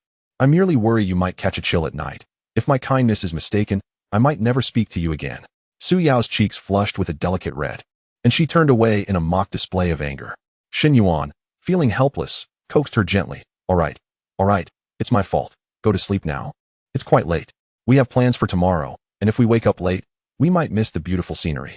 Only then did Su Yao feign pride as she turned, fetching a blanket and pillow from her room to place on the sofa. Her cheeks slightly reddened. She whispered, you really want to come to the bedroom? Shen Yuan approached her, placing his hands gently on her shoulders, and slowly guided her towards the room. Gently coaxing, he said, my dear, be obedient and rest quickly. We must rise early tomorrow to go out and have fun. Upon hearing Shen Yuan address her as my dear, Su Yao felt her cheeks flush crimson, and she softly replied, I understand. You should also retire early. Good night. Shen Yuan leaned down, placing a tender kiss upon her smooth forehead, his voice low and gentle as he murmured, good night, my dear. Afterward, he quietly closed the door behind him. In an instant, however, his expression darkened, and he swiftly seated himself on the sofa. Eagerly, he retrieved his phone, his fingers flying across the screen as he hastily typed a directive, gather all evidence, and report anonymously to the relevant authorities, while simultaneously publishing all evidence online anonymously. It turned out that Shanghai had just sent him a message, informing him that his former superior, the very manager Zhang he had encountered earlier that day, was actively inquiring about his whereabouts. Zhang intended to leverage his connections to blacklist Shen Yuan within the industry. Should that fail, he was prepared to maliciously defame him. Shen Yuan, of course, would not afford him the opportunity to succeed. He immediately instructed Shanghai to scour his computer and online presence for any damaging information. He resolved to ensure that this individual faced consequences, thereby eliminating future threats. Since you are so ungrateful, do not expect me to show any mercy. The more Shen Yuan contemplated the situation, the angrier he became. This man had constantly made things difficult for him during their time working together. And now that he had resigned, Zhang still refused to let him be. In that case, do not blame me for being ruthless. Understood. Rest assured. I will handle this matter, Shanghai replied confidently. Such a deranged individual must not be allowed to escape unscathed. As Shanghai delved deeper into the investigation, he found Zhang's malevolence to be utterly appalling. Meanwhile, in a dimly lit apartment, Manager Zhang sat on the sofa, swirling the red wine in his glass. His countenance darkened as he muttered to himself, after questioning so many industry peers today, not a single one could tell me where Shen Yuan has been hiding. Could it be that he has left the Shenzhen market altogether? Bang! Consumed by rage, Zhang slammed his wine glass down on the table, producing a dull thud. With a cold snort, he declared, even if you are no longer in the Shenzhen market, Shen Yuan, I will ensure your reputation is thoroughly tarnished online. Just as Zhang resolved to take action, the inconspicuous camera in the corner of the living room flickered ominously with a subtle red light. Simultaneously, the fan of the computer tower in his room whirred furiously, emitting a sound as if heralding an impending storm of unknown consequences. Chapter 26. Status of base construction. Having concluded 2 days of companionship with Su Yao, Shen Yuan's heart lingered on the sweet memories they had shared. Yet, the weighty responsibilities of base construction demanded his unwavering attention. On Sunday evening, he hurriedly boarded the high-speed train for his return journey. The carriage was dimly lit, and he leaned back in his seat, his gaze fixed on the blurred scenery retreating outside the window. His thoughts had already drifted back to the base. Upon returning home, he did not linger within the confines of his house, but instead made his way briskly toward the entrance of the base. Stepping into the base, he was greeted by a scene bustling with activity. After days of continuous operation on the production line, the number of mechanical ants had surged to over 1,600. Observing that Shanghai had already devised a plan, he noted that a portion of the mechanical ants was en route to the mining site. They were arranged in orderly rows, swiftly advancing along the predetermined path, soon arriving at the mining site. Wielding their excavation arms, they began to unearth ore, stacking the extracted stones neatly to the side. Shen Yuan observed the actions of these mechanical worker ants, nodding to himself. The arrangements made by Shanghai were quite reasonable, and the efficiency of these mechanical ants was commendable. He hoped that the yield of ore would meet the demands for base construction. Insufficient ore supply could jeopardize the progress of subsequent developments. A portion of the mechanical worker ants was engaged in constructing a large raw materials processing workshop, some transporting materials while others assembled components, gradually giving shape to the workshop. Inside, 10 elemental furnace synthesis devices were positioned, 9 of which were newly manufactured by Shanghai, while one was evidently lagging behind in production speed. Shen Yuan approached, crouching down to examine the structure of the furnace, his fingers gently caressing the device's exterior. Rising to his feet, he addressed Shanghai. Shanghai, have all the connections in these devices been thoroughly checked? The efficiency of raw materials processing hinges on these new devices. We cannot afford any malfunctions, or the entire process will be thrown into disarray. Rest assured, Shen Yuan, with my oversight, there will be no mishaps. Shanghai replied nonchalantly, deeming Shen Yuan's concerns somewhat excessive. Nonetheless, Shen Yuan remained slightly apprehensive and instructed a passing mechanical worker ant to conduct a test. Upon receiving the command, the mechanical ant immediately set to work. Shen Yuan stood nearby, his gaze fixed intently on the mechanical ant's movements, not overlooking a single detail. Soon, the inspection was successfully completed without any issues. Next, Shen Yuan made his way to a site where a high-power conveyor belt was being laid. The mechanical worker ants were diligently engaged in this task, transporting the conveyor belt components and assembling them according to the planned route. As he watched the industrious figures of the mechanical ants, Shen Yuan pondered. If this conveyor belt were to be successfully installed, the transportation of ore would become highly efficient, thereby accelerating the production of building materials. He bent down to inspect the already laid sections, gently shaking the track with his hand to ensure its stability. Meanwhile, over 1,000 mechanical worker ants were fully devoted to the construction of the new large base. They excavated a vertical tunnel, 10 meters in both width and length, descending 1 kilometer underground with the aid of a somewhat rudimentary large lift platform to complete the deep work. During the 2 days Shen Yuan spent accompanying Su Yao, Shanghai commanded this mechanical construction team to swiftly create a vast underground space. This space measured 200 meters in length, 100 meters in width, and 30 meters in height, with reinforcement work being carried out with great urgency. The ultra-high-performance, fast-drying concrete used had a compressive strength exceeding 2,000 MPa, coupled with a steel structure. Its solidity was sufficient to withstand extreme disasters such as a magnitude 12 earthquake or a nuclear explosion. Shen Yuan descended into this new base space by the lift platform, feeling the ground beneath him tremble slightly due to the busy operations of the mechanical worker ants. Upon entering the underground space, he observed the mechanical ants pouring ultra-high-performance composite, fast-drying concrete into the supporting framework. The concrete was meticulously poured into every crevice, and he nodded in satisfaction. Starcy had done an excellent job. This underground space was excavated swiftly and skillfully, with the concrete casting executed impeccably. However, the subsequent renovations and equipment installations must also keep pace. There could be no room for error. As he pondered, he paced through the underground space, scrutinizing every corner, his heart brimming with anticipation for the future base. Shen Yuan further examined the 10 large intelligent composite material synthesis towers currently in production, of which 2 had already commenced operation. Approaching one of the synthesis towers, he reviewed the production data, observing the continuous output of ultra-high-performance concrete. He instructed the mechanical worker ant beside him, "Please monitor the operational status of the synthesis tower closely and report any issues immediately." This synthesis tower was a critical piece of equipment for the base's construction, and its output and quality directly influenced the progress of the project. There could be no relaxation, even for a moment. The mechanical worker ant blinked its indicator lights in acknowledgement. "Do you doubt my capabilities, Shen Yuan?" Starcy's tone subtly hinted at dissatisfaction. For an artificial intelligence, this was undoubtedly a sign of profound disrespect. Shen Yuan felt a twinge of embarrassment, scratching his head as he replied, "Not at all. It's just that this is our first time, and I can't help but feel a bit apprehensive about potential mishaps." Understanding his concerns, Starcy confidently reassured him, "Rest assured. With me overseeing, there will be no errors." Standing there, Shen Yuan fixated on the discharge port of the synthesis tower, watching the concrete flow out, silently calculating whether the output would meet the construction demands. Upon returning home from the underground space, he casually reached for the water cup on the table, intending to take a sip.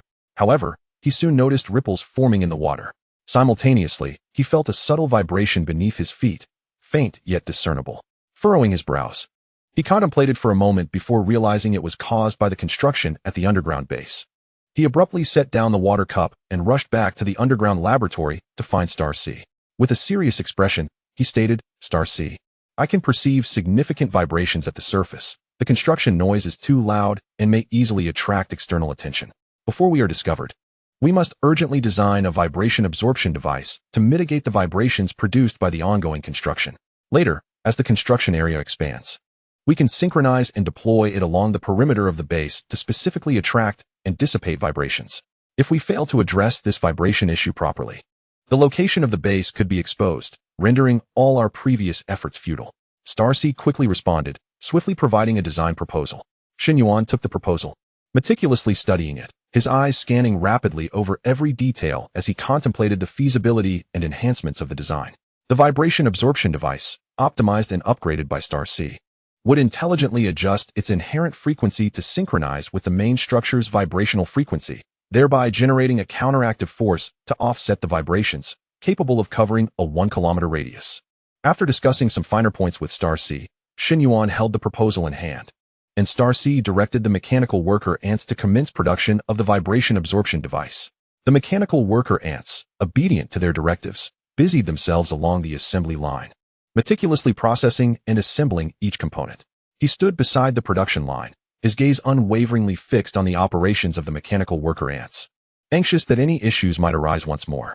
Upon the completion of the device's production and successful testing, Shen Yuan instructed Shanghai to calculate the optimal installation position, subsequently directing the mechanical worker ants to proceed with the installation under his vigilant supervision, ensuring the accuracy of the placement.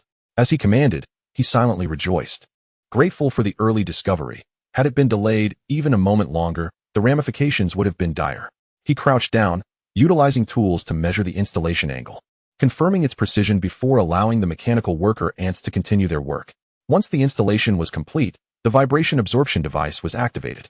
Upon returning home, he picked up his cup once more, observing the water's surface now free of ripples, and let out a long sigh of relief. The vibrations and noise caused by the construction had been successfully mitigated, further refining his concealment measures. At that moment, his phone screen illuminated with a message from Su Yao. "Darling, I have some big news. That manager Zhang has truly met with misfortune." Although Shen Yuan had anticipated this turn of events, he quickly replied, "Oh? Has the truth finally come to light? What happened?" Su Yao responded, "Indeed. His criminal records are all over the internet, and the industry is abuzz with the news.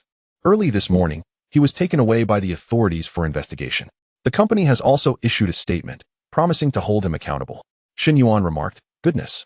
I suspected his underhanded dealings. It's about time he faced the consequences. What is the current situation at the company? Is your work affected?" Su Yao replied, "So far, everything is fine. The company is working hard to stabilize the situation, and my job remains unaffected. It just feels so dramatic. I never thought you would be right." Shen Yuan stated, "For those who break the law, being caught is merely a matter of time. Stay vigilant at work and inform me of any developments." Su Yao acknowledged. "Understood. Have you finished your tasks? Remember to rest and not overexert yourself." Shen Yuan replied, "Yes, you too. Don't push yourself too hard at work. If there are any updates regarding Manager Zhang's situation, do let me know." As he concluded the conversation with Su Yao, a mischievous smile crept upon his lips. Internally, he reveled in his triumph. "How dare you attempt to tarnish my reputation? Speaking ill of me in front of Su Yao, who else would I target if not you? Just watch how I handle this." With the intent to further expedite the construction of the base, he turned towards the laboratory, preparing to collaborate with Shanghai to design multiple mechanical engineering devices and transport vehicles for the construction. As he walked, he contemplated the forthcoming steps in the base's development, pondering how to enhance efficiency and ensure the base would be completed swiftly for the next phase of planning. Chapter 27. An ant's visit of care. 3 days passed in the blink of an eye. After discussing the new equipment with Shanghai in the laboratory, Shen Yuan returned to the surface, his weary body longing for respite. The past few days spent on the construction of the base had left him utterly exhausted, as if his very essence had been drained. Fortunately, his body had been fortified, otherwise, he would have found it nearly unbearable. Yet, the thought of the smooth progress in construction made every effort worthwhile. Just as he emerged from the firewood shed, he heard someone calling from the front yard, prompting him to swiftly rush to the door. There stood an ant from the village, holding a basket of goods.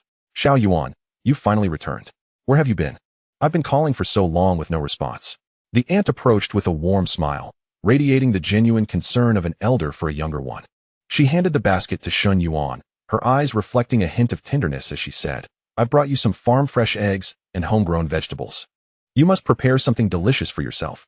Living alone, you cannot neglect your well-being." Internally, she worried that this child, living alone, surely was not enjoying proper meals. With the hens just laying eggs and the vegetables freshly harvested, it was imperative to deliver these to ensure he stayed nourished and healthy. Shen Yuan quickly accepted the basket. His face lit up with gratitude as he replied, "Auntie, you are so considerate. You even made a special trip. It's truly kind of you. I was busy chopping firewood in the backyard, making quite the racket, and I genuinely didn't hear you calling. I'm so sorry."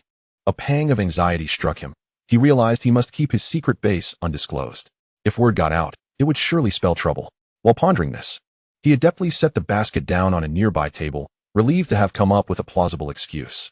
"I suppose I should install a few cameras around to keep an eye on things," he thought. He then made a point to rummage through the somewhat disheveled vegetables in the basket, clearly treating the ant's thoughtful gesture as a treasure, reflecting heartfelt appreciation.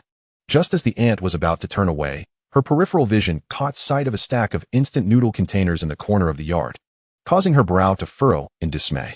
She hurried over, picked up several of the noodle containers, and exclaimed with a mix of exasperation and affection, "Xiao Yuan, I see you've been eating instant noodles every day. How can you live on this? If you're too busy to cook, just come to my house. You mustn't neglect your health."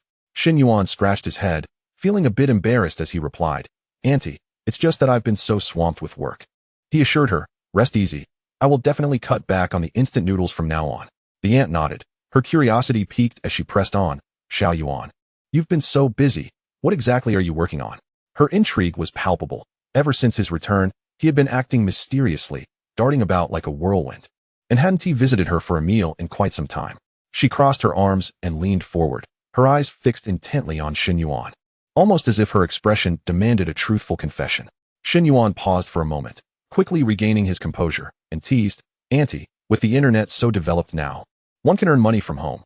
Isn't that preferable to working a traditional job? As long as there's internet, opportunities will find their way to you. I even film short videos for Douyin, sharing ads, and enjoying myself.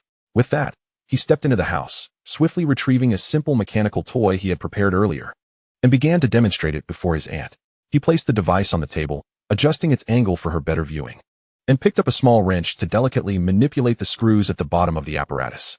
As he twisted and spoke, he said, "Aunt, pay close attention to the marvel of this device. Its brilliance lies in the intricate coordination of these components, where precision is paramount."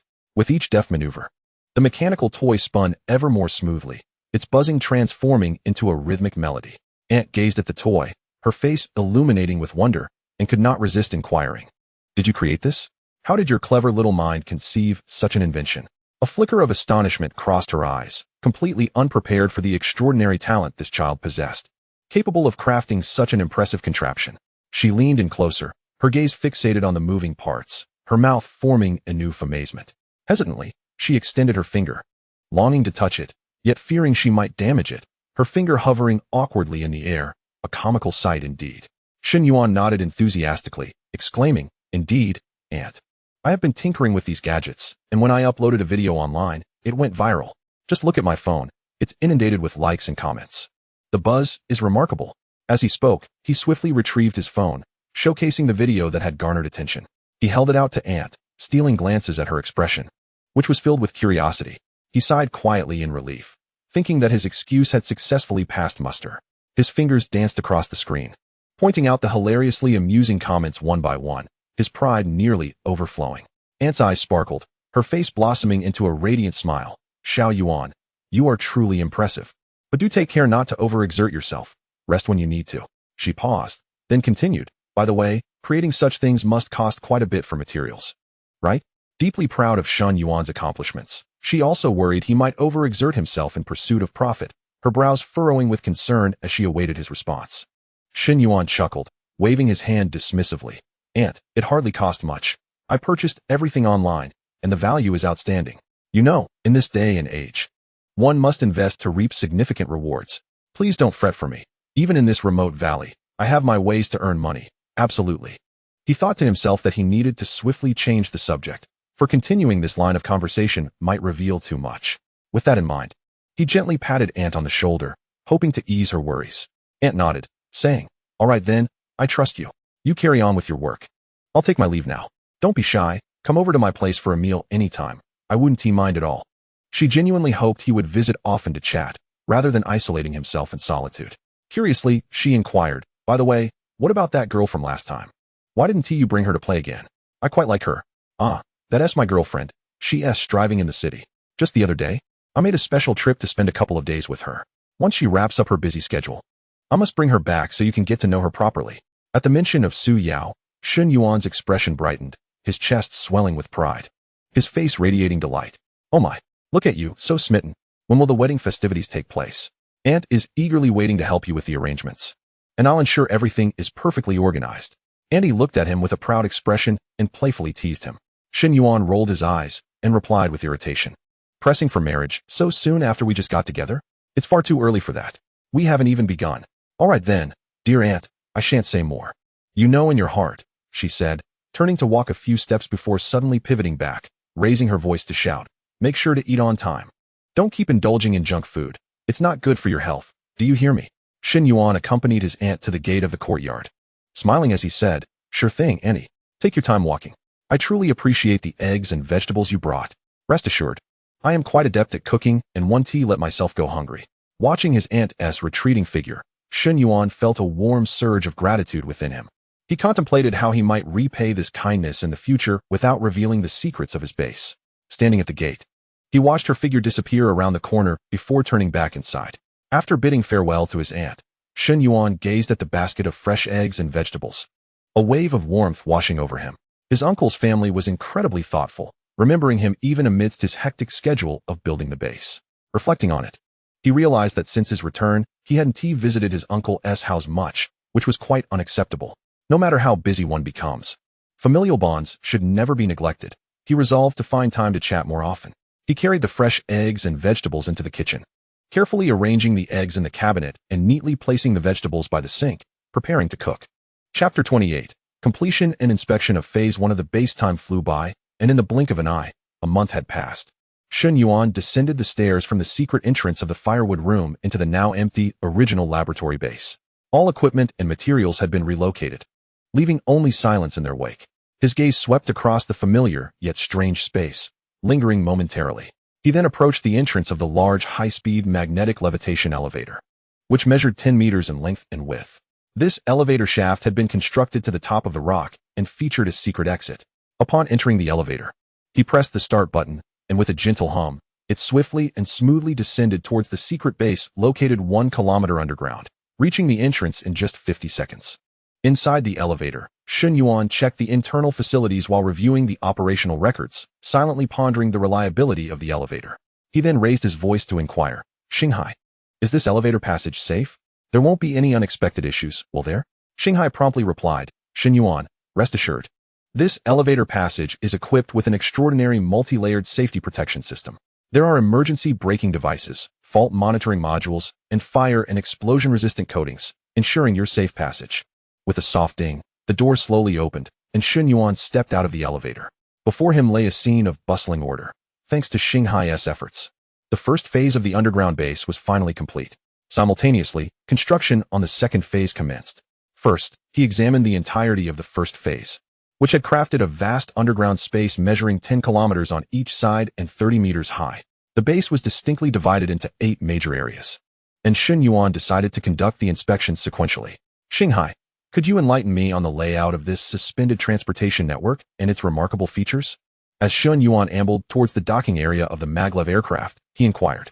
The voice of Shanghai, imbued with a sense of advanced technology, resonated in his ears. "Shen Yuan, the suspended transportation network at our base is truly impressive, akin to the intricate network of blood vessels in the human body, encompassing various regions.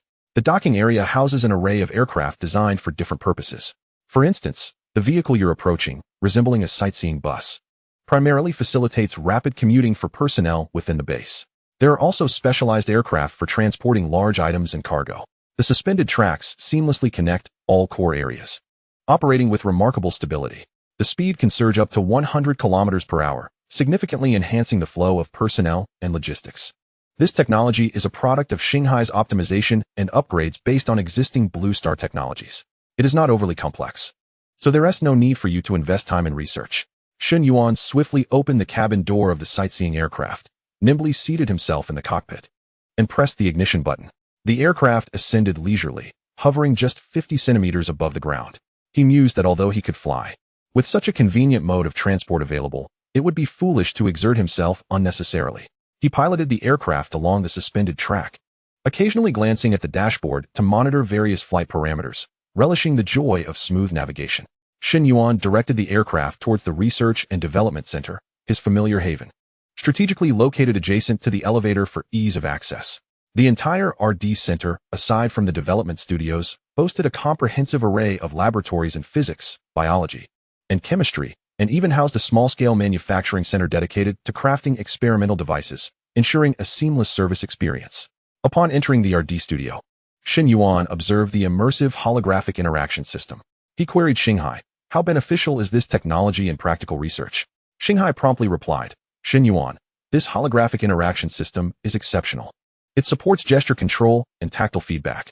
Operating it is as smooth as maneuvering in a steel exosuit. During development, you can transform your design devices into three-dimensional models. Just like this." As he spoke, Shanghai guided Shen Yuan to perform a series of gestures in the air, summoning a transparent menu interface. After a few taps, a plethora of three-dimensional visualizations of news videos materialized around them. "Look, not only can you access various information, but you can also magnify and modify model details. It's simply extraordinary." Shen Yuan casually scanned the video content, waved his hand, and the imagery vanished instantaneously. He then gestured again to retrieve the three-dimensional model of a new device designed the previous day, magnifying a specific detail. The three-dimensional image zoomed in on the chip structure, and with another wave of his hand, the visualization dissipated, eliciting a nod of satisfaction from Shen Yuan. He swiftly activated a nearby small atomic analyzer, precisely adjusting the knobs with his fingers. His gaze remained fixed on the holographic display, as each fluctuation of data was scrutinized with unwavering attention. As he scrutinized the operation manual, He meticulously cross-referenced various parameters, embodying a spirit of rigor. Upon completing the assessment of the instruments, he stepped into the physics laboratory, the heart of which was a kilometer-wide circular particle collider, optimized and upgraded by Shanghai. This remarkable apparatus could generate collision energies of up to 1,000 TeV and was equipped with advanced detectors, adept at uncovering new elemental particles. Furthermore, the laboratory boasted an array of optical, electromagnetic, and thermodynamic experimental instruments, along with data processing and analysis equipment, spanning diverse fields such as particle physics, optics, electromagnetism, and thermodynamics. Its overall configuration was among the most advanced in the nation. Shen Yuan paced within the physics laboratory, meticulously examining each instrument, his fingertips gliding over the surfaces of the equipment, leaving no detail overlooked. Subsequently, he made his way to the adjacent biology laboratory, where a comprehensive array of specialized instruments was displayed, encompassing cell and molecular biology devices, protein and nucleic acid analyzers, microbial and cell culture apparatus, as well as sample processing and preparation equipment. High-precision facilities, including ultra-pure water systems and high-pressure sterilizers, cater to the fields of cell biology, molecular biology, and microbiology. At this stage, the laboratory primarily focused on researching human enhancement agents, with potential future explorations into more sophisticated realms, such as biological computer chips. After conducting a thorough inspection of each instrument, he transitioned to the neighboring chemistry laboratory, which was furnished with a series of sophisticated devices, including analytical testing instruments, sample processing and preparation apparatus, environmental and thermodynamic instruments, atomic absorption spectrometers, and ion chromatographs. These facilities covered various professional domains such as chemical analysis, sample processing, and environmental monitoring. He randomly picked up a reagent bottle, carefully comparing the information on the label. After unscrewing the cap, he assessed the reagent's composition through olfactory examination before meticulously returning the bottle to its designated place. Shen Yuan then entered the small manufacturing center, heading directly towards the newly developed Nano 3D rapid printer. This device possessed the capability to print various components, from chips to mechanical parts, albeit at a slightly slower speed than specialized equipment. He cautiously elevated the print head for a meticulous inspection, simultaneously wiping it down with a clean cloth. On the control panel, he thoroughly reviewed the printer's operational records and maintenance prompts, ensuring that no detail was neglected. Additionally, the manufacturing center was equipped with other devices, including multifunctional robotic arms and magnetic levitation conveyor systems. After departing the research center, Shen Yuan proceeded to the energy center, where the centerpiece was a spherical, 1-meter diameter cold fusion device, radiating a subtle blue light and providing stable energy supply to the entire base. Shen Yuan conducted a comprehensive inspection around the energy chamber, pausing intermittently to tinker with the control buttons on the side and pressing his ear against the chamber to listen to the sounds of its operation. His eyes fixated intently on the data displayed on the control panel of the cabin, embodying a spirit of meticulousness and precision.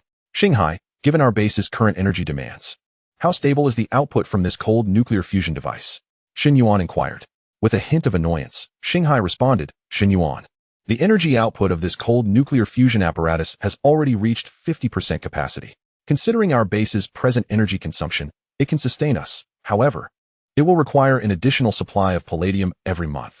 If the base continues to expand and its functionalities multiply, it will undoubtedly falter.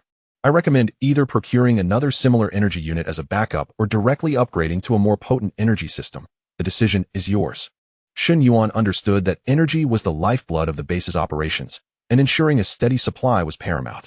Although he possessed a miniature cold nuclear fusion device, it was intended as the core energy source for his envisioned steel armor and should not be diverted for base supply. Without hesitation, he prioritized the energy upgrade plan as a critical focus for the base's development, emphasizing efficiency above all. Chapter 29. Acceptance of Phase 1 Base. Soon thereafter, Shen Yuan entered the command center. The control consoles were systematically arranged around the perimeter, and he proceeded down the aisle, pausing at each console. He bent down to open the maintenance cover at the bottom of the console, meticulously inspecting the integrity of the wiring connections. Gently shaking each data cable, he ensured their secure and reliable attachment while swiftly scanning the parameters displayed on the instruments. Arriving at the central command control platform, a large 12-meter holographic tactical sand table, he reached out to touch its edge. He then activated the platform by manipulating the buttons on the control console, observing as the three-dimensional holographic image of the entire base gradually emerged. As he adjusted various functions and entered a series of commands, He carefully monitored the platform's response time and the quality of the visual output. In a precise tone, he asked Shanghai, "How effective is this command platform in processing information during combat operations? Can it achieve real-time dynamic transmission?" Shanghai promptly replied, "Shen Yuan. This platform is equipped with a photonic quantum ultra-high-speed data processing module. It can seamlessly integrate various types of information from both within and outside the base, encompassing critical data such as personnel locations, equipment statuses, and surrounding environmental conditions. This ensures that you can make swift decisions during combat, with information transmission delays being virtually non-existent." As he continued to operate the system, Shen Yuan contemplated how to further enhance the efficiency of information transmission during future combat scenarios. He then proceeded to the supercomputing center, where the expanded photonic quantum supercomputing matrix shimmered with enigmatic light. This was the essence of Shanghai. Approaching the supercomputing matrix, he crouched to inspect the connecting lines, grasping the data cables and gently shaking them to verify their stability. Shanghai, after the expansion of this photonic quantum supercomputing matrix, how formidable is its computational power? He inquired, fervently inputting commands on the control panel, his gaze riveted to the screen as if he could penetrate its depths, eagerly seeking insights into the computation speed and data processing capabilities. Shanghai reported, "Shen Yuan, the photonic quantum supercomputing matrix has completed its expansion, and its computational capacity has surged to 10 to the power of 27 per second, a tenfold increase from its previous performance. Engaging in the simulation of quantum physics and the analysis of gene sequences, these exceedingly complex scientific datasets exhibit an astonishing computational speed, surpassing traditional supercomputers by a staggering factor of 1 billion. This remarkable advancement has significantly reduced the development cycle of research projects, enhancing efficiency to an extraordinary degree." Shen Yuan acknowledges this breakthrough, aspiring to leverage such formidable supercomputing capabilities to derive and showcase more cutting-edge technological achievements, thereby facilitating further groundbreaking progress in the realm of scientific research. Upon exiting the supercomputing center, Shen Yuan boarded a sightseeing craft, continuing his journey to the production zone for inspection and evaluation. In this bustling area, large-scale magnetic levitation conveyor systems operated tirelessly, efficiently transporting components weighing hundreds of tons, ores, and sizable equipment. Standing nearby, Shen Yuan intently observed the operational trajectory of the conveyor apparatus, silently calculating transportation times while contemplating methods to optimize the logistics process. Swiftly, he established a data connection with the mechanical worker ants responsible for transportation, promptly issuing commands to assess the operational status of the program. Star C. Is there room for improvement in the transportation efficiency of the conveyor systems in this production zone? Shen Yuan. The current efficiency of the conveyor systems is already quite high. However, by optimizing the transportation routes and adjusting the collaborative modes of the mechanical worker ants, we estimate a potential enhancement of up to 20 efficiency. After completing a thorough inspection and confirming that no anomalies were present, Shen Yuan entered the large manufacturing center within the production zone. This facility had transformed from its previous state of merely a few small production machines to a vast array of advanced equipment. Among them, there are as many as 10 large quantum nano-precision manufacturing lines, incomparable to the earlier smaller versions. The center boasts 3 large photonic quantum chip production lines, 10 large metal 3D rapid printing devices, and 5 large energy battery production lines capable of producing batteries of levels below 4, with level 3 being 5 cm energy crystals and level 4 being 10 cm energy crystals. Furthermore, there are 10 large mechanical worker ant assembly lines, with each line capable of producing 440 mechanical worker ants daily, culminating in a staggering total output of 14,400 units, marking a qualitative leap in production capacity. Currently, the scale of mechanical worker ants at the entire base has exceeded 180,000. Additionally, the center is equipped with numerous multifunctional robotic arms and various other production lines, which will not be elaborated upon here. Shen Yuan proceeded directly to an operational robotic arm, meticulously observing its joint mechanisms. By feeling the vibrations during operation, he bent down to inspect the drive mechanism at the base of the robotic arm, gently touching its outer casing to gauge the temperature. Subsequently, he advanced along the production line, systematically examining the operational status of each piece of equipment. During this process, he frequently paused to interact with the mechanical worker ants operating the devices via a terminal, issuing concise instructions to ensure the production flow remained efficient and seamless. Next, Shen Yuan piloted the craft to the large refining center. Within this facility, high-temperature furnaces emitted a dazzling radiance, continuously supplying energy. to address the ever-growing demand for raw materials. Starseed designed, produced, and deployed medium and large elemental furnace synthesis devices based on existing technology. Currently, the large refining center is equipped with 10 large and 30 medium-sized elemental melting furnaces, along with 100 smaller units. The smaller units, owing to their portability, can be flexibly deployed at excavation and construction sites for on-site melting and the production of construction materials. It is the efficient operation of these furnaces that ensures the extensive construction and continuous production demands of the entire base are met. Shen Yuan approached a large elemental melting furnace, adjusting the temperature control valve while intently observing the temperature display, ensuring it remained within the appropriate range. He then followed the fuel supply pipeline of the furnace, meticulously inspecting the joints for any signs of leakage. "Shanghai, does the refining center still require additional melting furnaces?" Shen Yuan inquired, fully aware that the refining center's output was crucial for the rapid development of the base. Shanghai responded, "Shen Yuan, the current production capacity of the refining center is more than sufficient to meet various high-end research and production demands. The previous small ore vein has been exhausted, but we have been fortunate to discover several new veins subsequently. Among them is a copper-nickel sulfide deposit, which even contains palladium, allowing us to supply the cold fusion energy devices timely. Otherwise, relying solely on extracting raw materials from rocks, soil, and sand would hinder the furnaces from operating at full capacity." Shen Yuan nodded in satisfaction. Over the past month, he had immersed himself in the new knowledge organized by Shanghai, diving into research and development work, hardly paying attention to these matters. Shanghai deemed it unnecessary to report to Shen Yuan, considering his primary focus was on the development of new technological equipment. Other trivial matters could be handled by Shanghai, so as not to impede Shen Yuan's performance. Shen Yuan boarded the aircraft once more, heading towards the storage center. This facility housed a substantial amount of raw materials and ores while also designating a specific area for the future storage of weaponry. He navigated through the supplies, randomly picking up a piece of ore. Utilizing professional methods, he assessed its weight and closely examined its texture and luster. Subsequently, he summoned a holographic interface.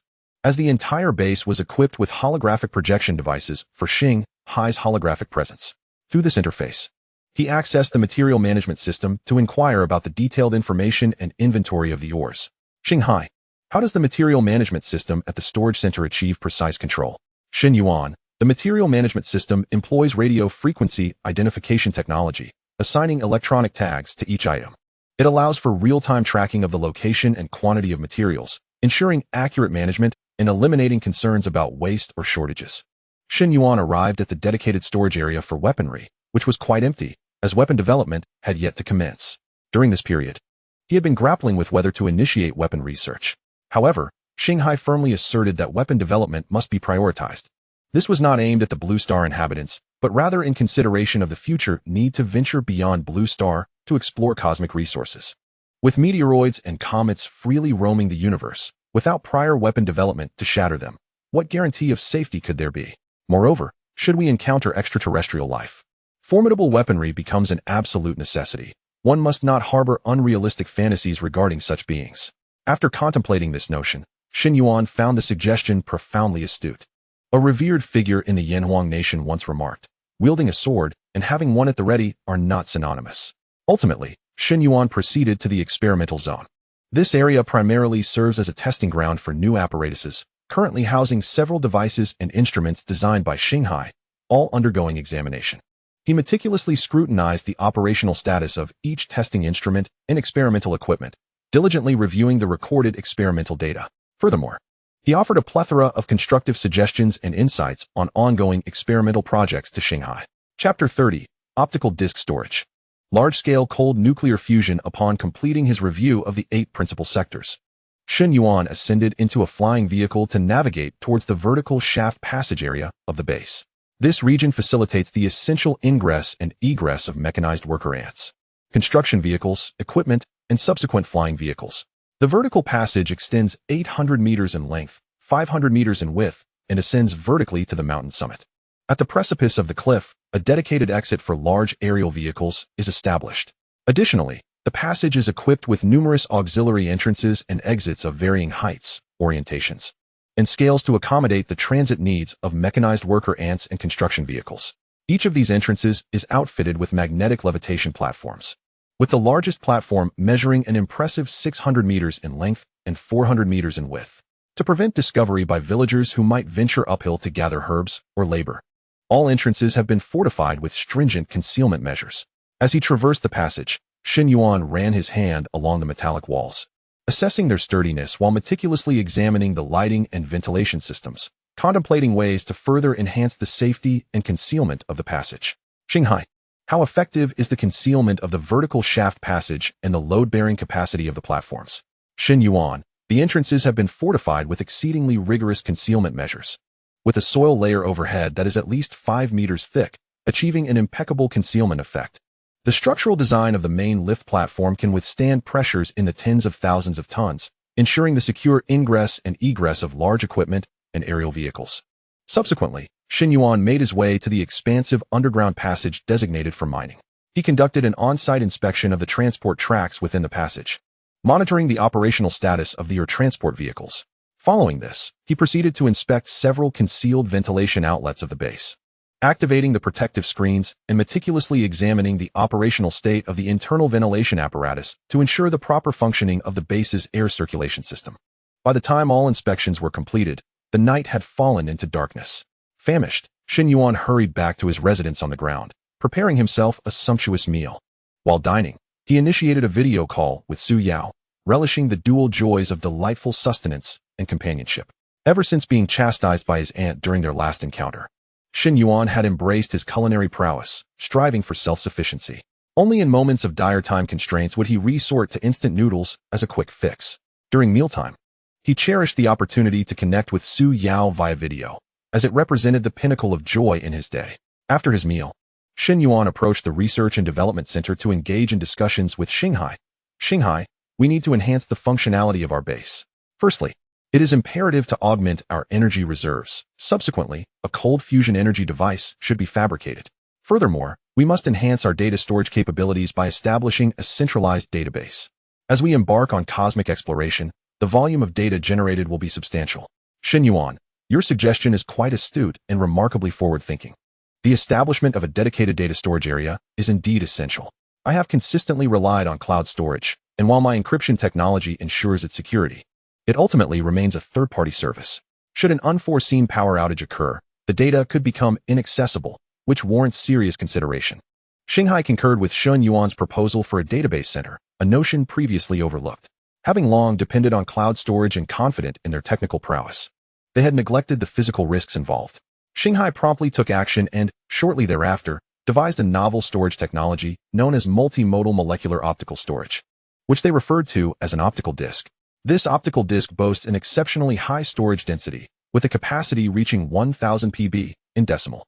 In comparison, a traditional solid-state SSD of the same dimensions holds merely around 1 terabyte, rendering it vastly inferior. Once the design was finalized, Xinghai presented the documentation to Shen Yuan. Simultaneously, they directed the small-scale manufacturing center to produce a prototype optical disk, which was then connected for testing, confirming all functionalities were operational. Shen Yuan meticulously reviewed the technical proposal and verified the testing data, affirming that both the technology and data were flawless.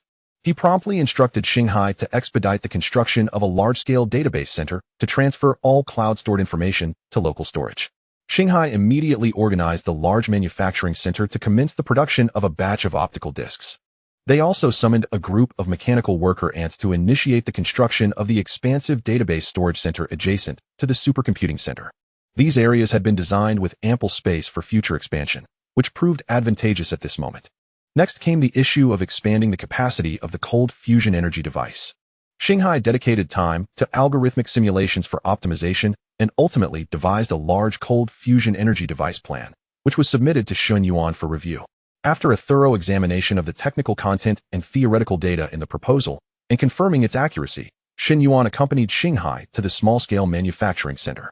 Xinghai operated the Nano 3D rapid printing apparatus to produce all components, then utilized multifunctional robotic arms to commence assembly. Shen Yuan observed the entire process to preempt any potential issues. The assembly proceeded seamlessly without any complications.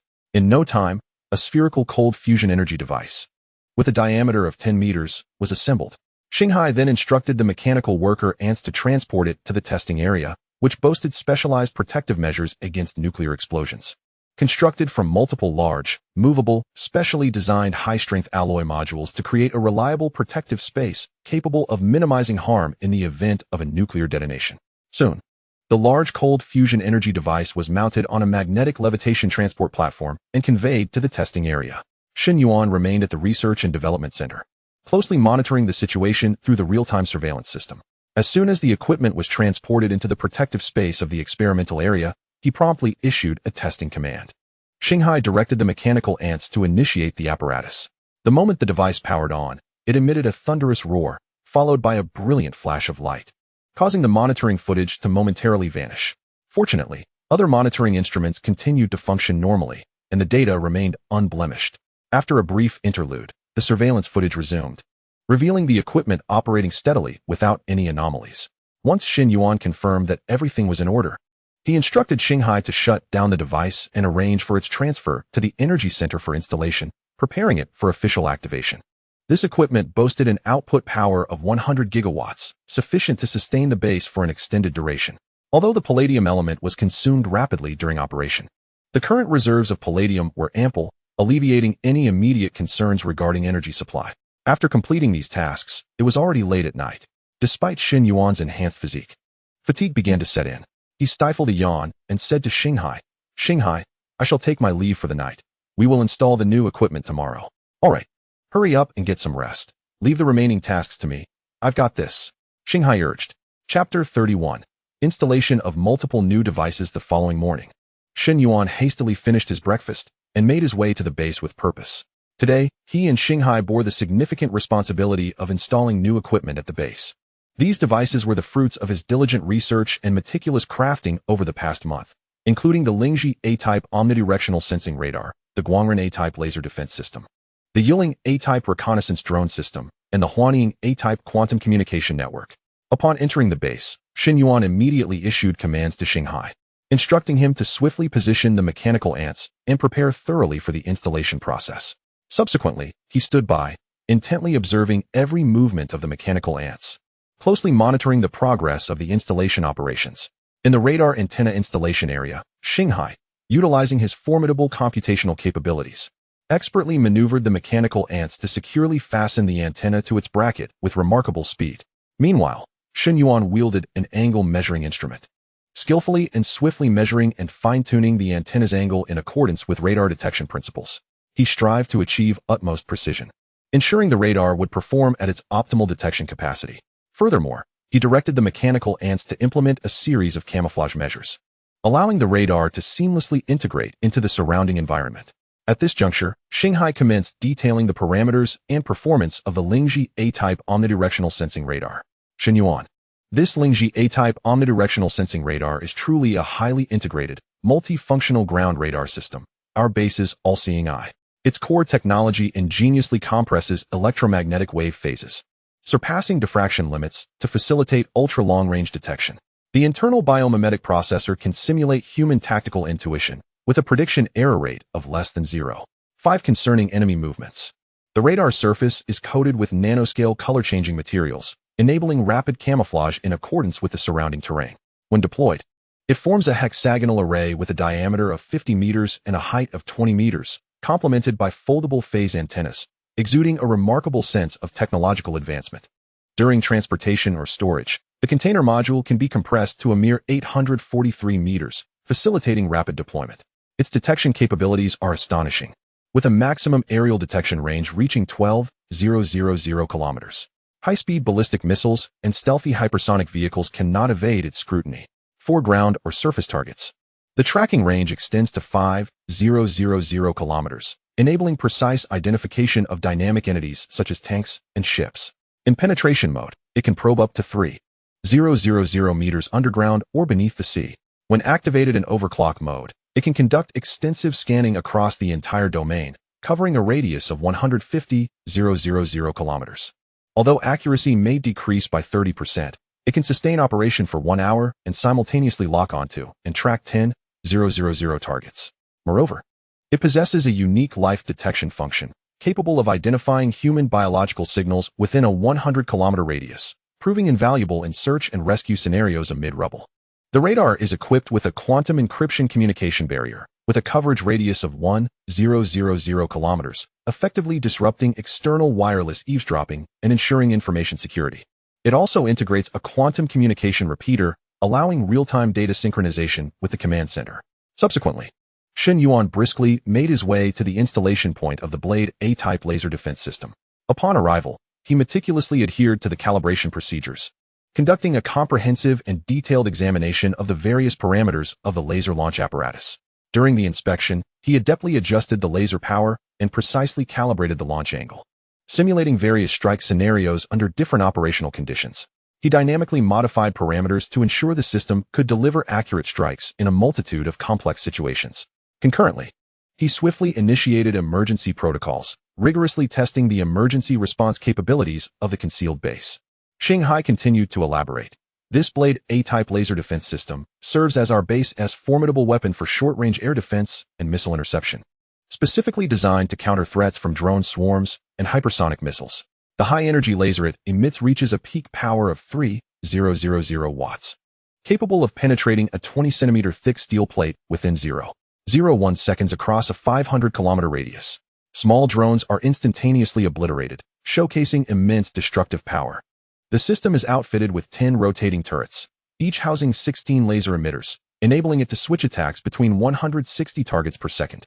Leveraging advanced ballistic intelligent AI calculation technology, the interception success rate for targets below Mach 50 exceeds 99%. Through integrated array technology, 16 laser beams can be focused and fused, significantly enhancing individual lethality and doubling the effective range. The surface of the system is coated with interference-resistant material, capable of withstanding conventional EMP and laser-blinding weapon disruptions. It can also interface with radar, infrared, and visible light tracking data. In adverse weather conditions such as dense fog, effectiveness declines by no more than 10%. However, in extreme weather events like torrential rain or sandstorms, laser attenuation may exceed 25%. When operating at full power, the system requires a 1-minute cooldown after every 30 shots to prevent overheating and deformation of the optical assembly, which could affect shooting precision and system performance. Following this, Shen Yuan fully immersed himself in the deployment of the Phantom A-type all-domain reconnaissance drone system, personally piloting the drone for test flights.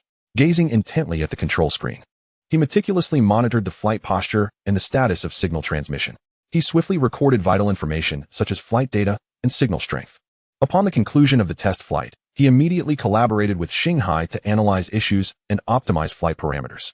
Subsequently, Shanghai commanded the mechanical worker ants to install the drone within the vertical shaft passage, carefully inspecting each phase of the installation process.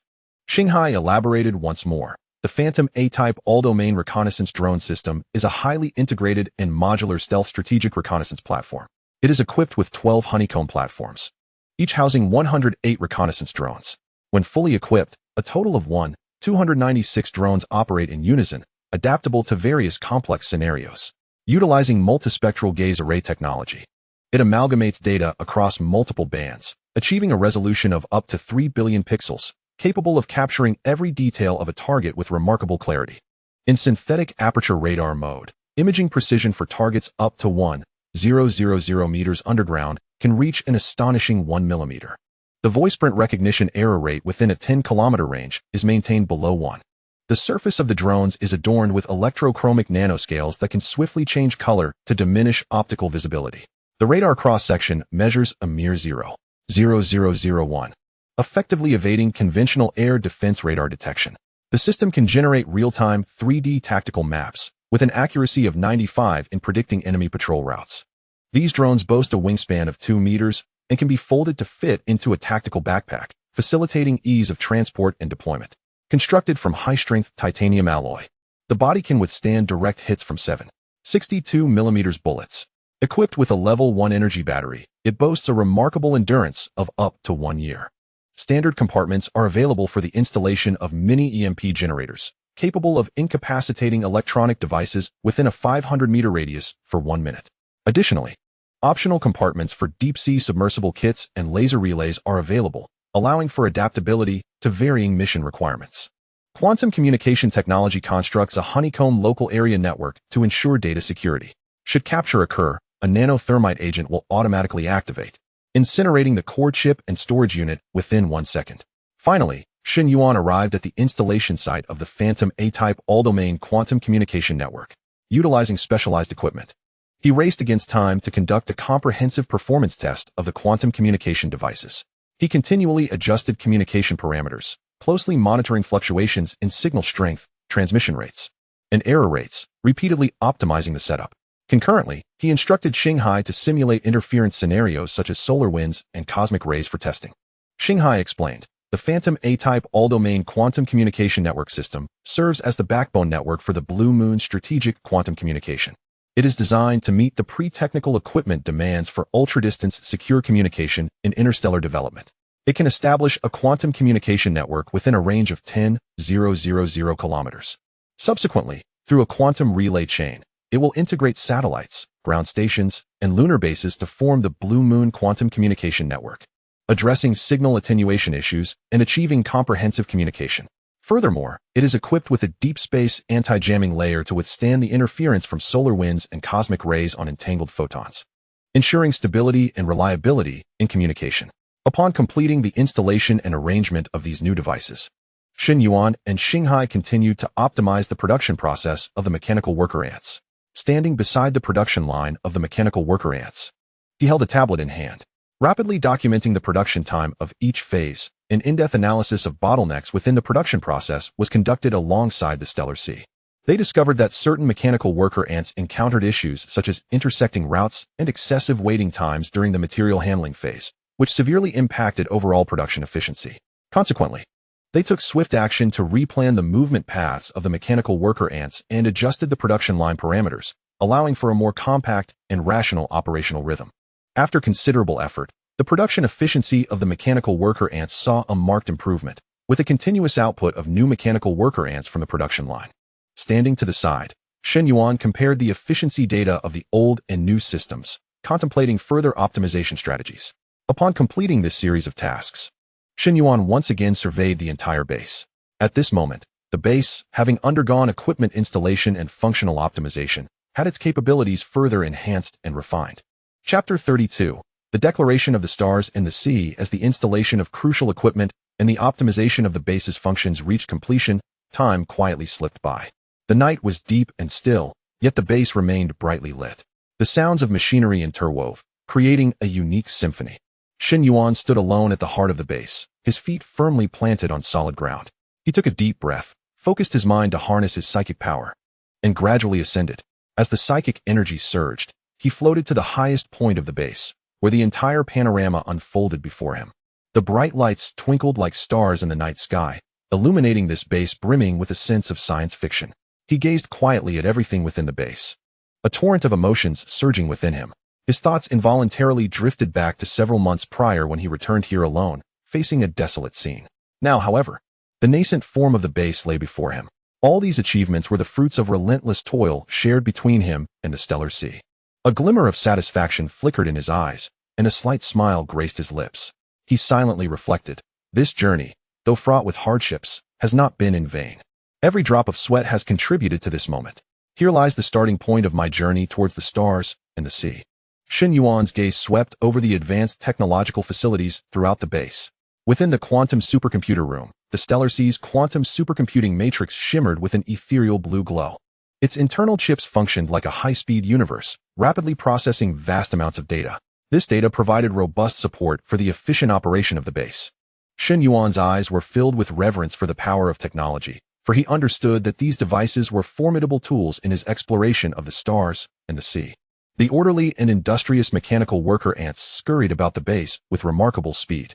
Their antennae flickered with signal lights as they executed various tasks with precision.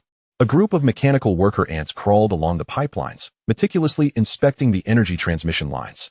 Their mechanical appendages gently touched the pipes to detect any anomalies. Observing the mechanical worker ants work methodically, Shen Yuan felt a deep sense of admiration. He mused to himself, these small mechanical beings, though devoid of human emotions, yet they are remarkably trustworthy and reliable, tirelessly engaged in their duties, contributing their strength to the seamless operation of the base. They are an indispensable part of the Foundation, silently dedicating themselves to the exploration program. Construction vehicles swiftly transport building materials toward the second phase of the project.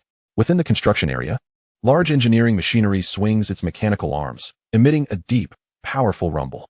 With each scoop and dig, they lay the groundwork for the base's development. Shen Yuan listens intently to this sound, his heart brimming with anticipation for the future growth of the base. He envisions the scene upon the completion of the second phase, a larger laboratory capable of accommodating more advanced research equipment, utilized for developing more potent exploration technologies. A more spacious helipad, housing his meticulously crafted starship, ever ready to embark on a journey into the vastness of the universe. In his heart, he silently wishes for the smooth advancement of the second phase, which would provide a more robust support system for the exploration of the stars, bringing him one step closer to the boundless ocean of the cosmos. Shen Yuan takes a deep breath, his chest rising and falling with excitement. With a proud posture, he stands tall, his gaze resolute and passionate. Turning to the holographic projection of the starry sea floating in midair, his heart swells with emotion. Countless days and nights of toil, countless attempts after failures, have converged into an immensely powerful conviction. He gently parts his lips, proclaiming aloud, to the stars and the sea, "I am coming for you." His voice, deep and resonant, reverberates throughout the core of the base. This declaration seems to break through the confines of the limited space, reaching into the boundless depths of the universe. It serves as a solemn proclamation to the starry sea and a profound commitment to his spirit of exploration, issuing a fearless challenge to the cosmos. Almost instantly after Shen Yuan's words, the electronic voice of the starry sea rings out clearly. "Shen Yuan, your declaration is like the stirring horn of the exploration journey. I shall wholeheartedly support your endeavors." As these words resonate, the base's lights brighten instantaneously. The previously gentle illumination now strikingly vivid. It appears to celebrate this monumental decision, while the ventilation system hums enthusiastically, as if cheering for the explorers about to embark on their journey.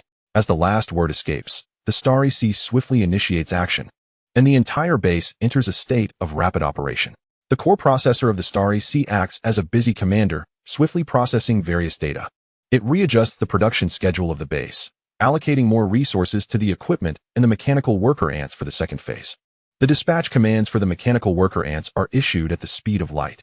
Those originally engaged in routine tasks instantly change their course, responding to the call of the second phase, like soldiers answering the rallying cry, joining the fervent construction effort. Shen Yuan gazed at the efficient operations of the star sea, his heart brimming with admiration. Suspended in midair, he quietly savored the bustling scene within the base. Yet, his mind wandered to the grand blueprint of future developments.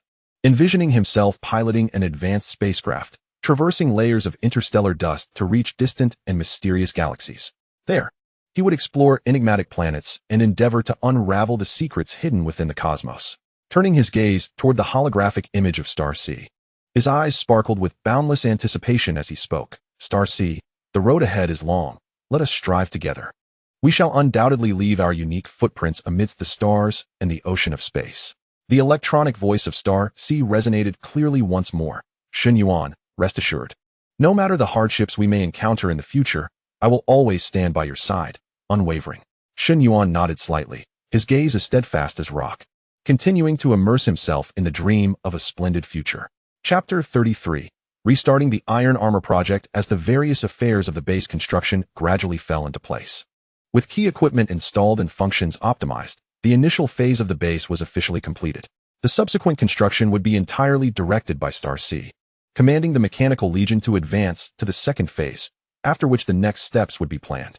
In the following 3 days, he was finally able to devote himself wholeheartedly to the subsequent research and development of the armor. Everything was in readiness, with only the production of the armor standing between him and the realization of his dream of iron armor. "Star C," Shen Yuan called out loudly, his voice echoing through the research center. The tone was imbued with undeniable determination and the anticipation for the forthcoming research endeavor. "Yes, yes, Shen Yuan." The playful electronic voice of Star C immediately responded, akin to a delivery person eager to take orders.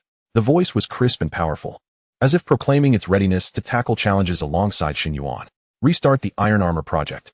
Quickly initiate the process and present me with the armor design," Shen Yuan commanded, his tone succinct yet forceful.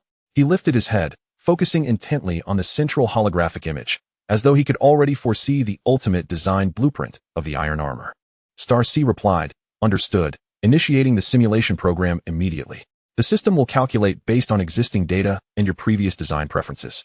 with an estimated preliminary design to be generated within 5 minutes. The core processor of Star C promptly entered a state of high-speed operation. A series of complex Chinese codes and graphic symbols flickered across the holographic screen at remarkable speed. Simultaneously, during the simulation, a three-dimensional projection of the iron armor gradually materialized. Initially, there was nothing, but then parts began to emerge, assembling according to a predetermined sequence, piece by piece. Moments later, a set of exquisitely designed, black gold iron armor, exuding a subtle glow, slowly emerged in the holographic projection. The armor featured smooth lines and an exceptionally intricate structural design. Every detail seemingly whispers the enchanting allure of technology. The voice of Shanghai resounded once more. Shen Yuan, the design blueprint has just been completed, and all fundamental performance parameters have been integrated. Do take a look. Shen Yuan approached the holographic projection with steadiness, his gaze meticulously scrutinizing the design and the three-dimensional image of the steel armor. He furrowed his brow, fully engrossed, swiftly calculating in his mind. This was a new ability derived from his extraordinary perception following genetic evolution.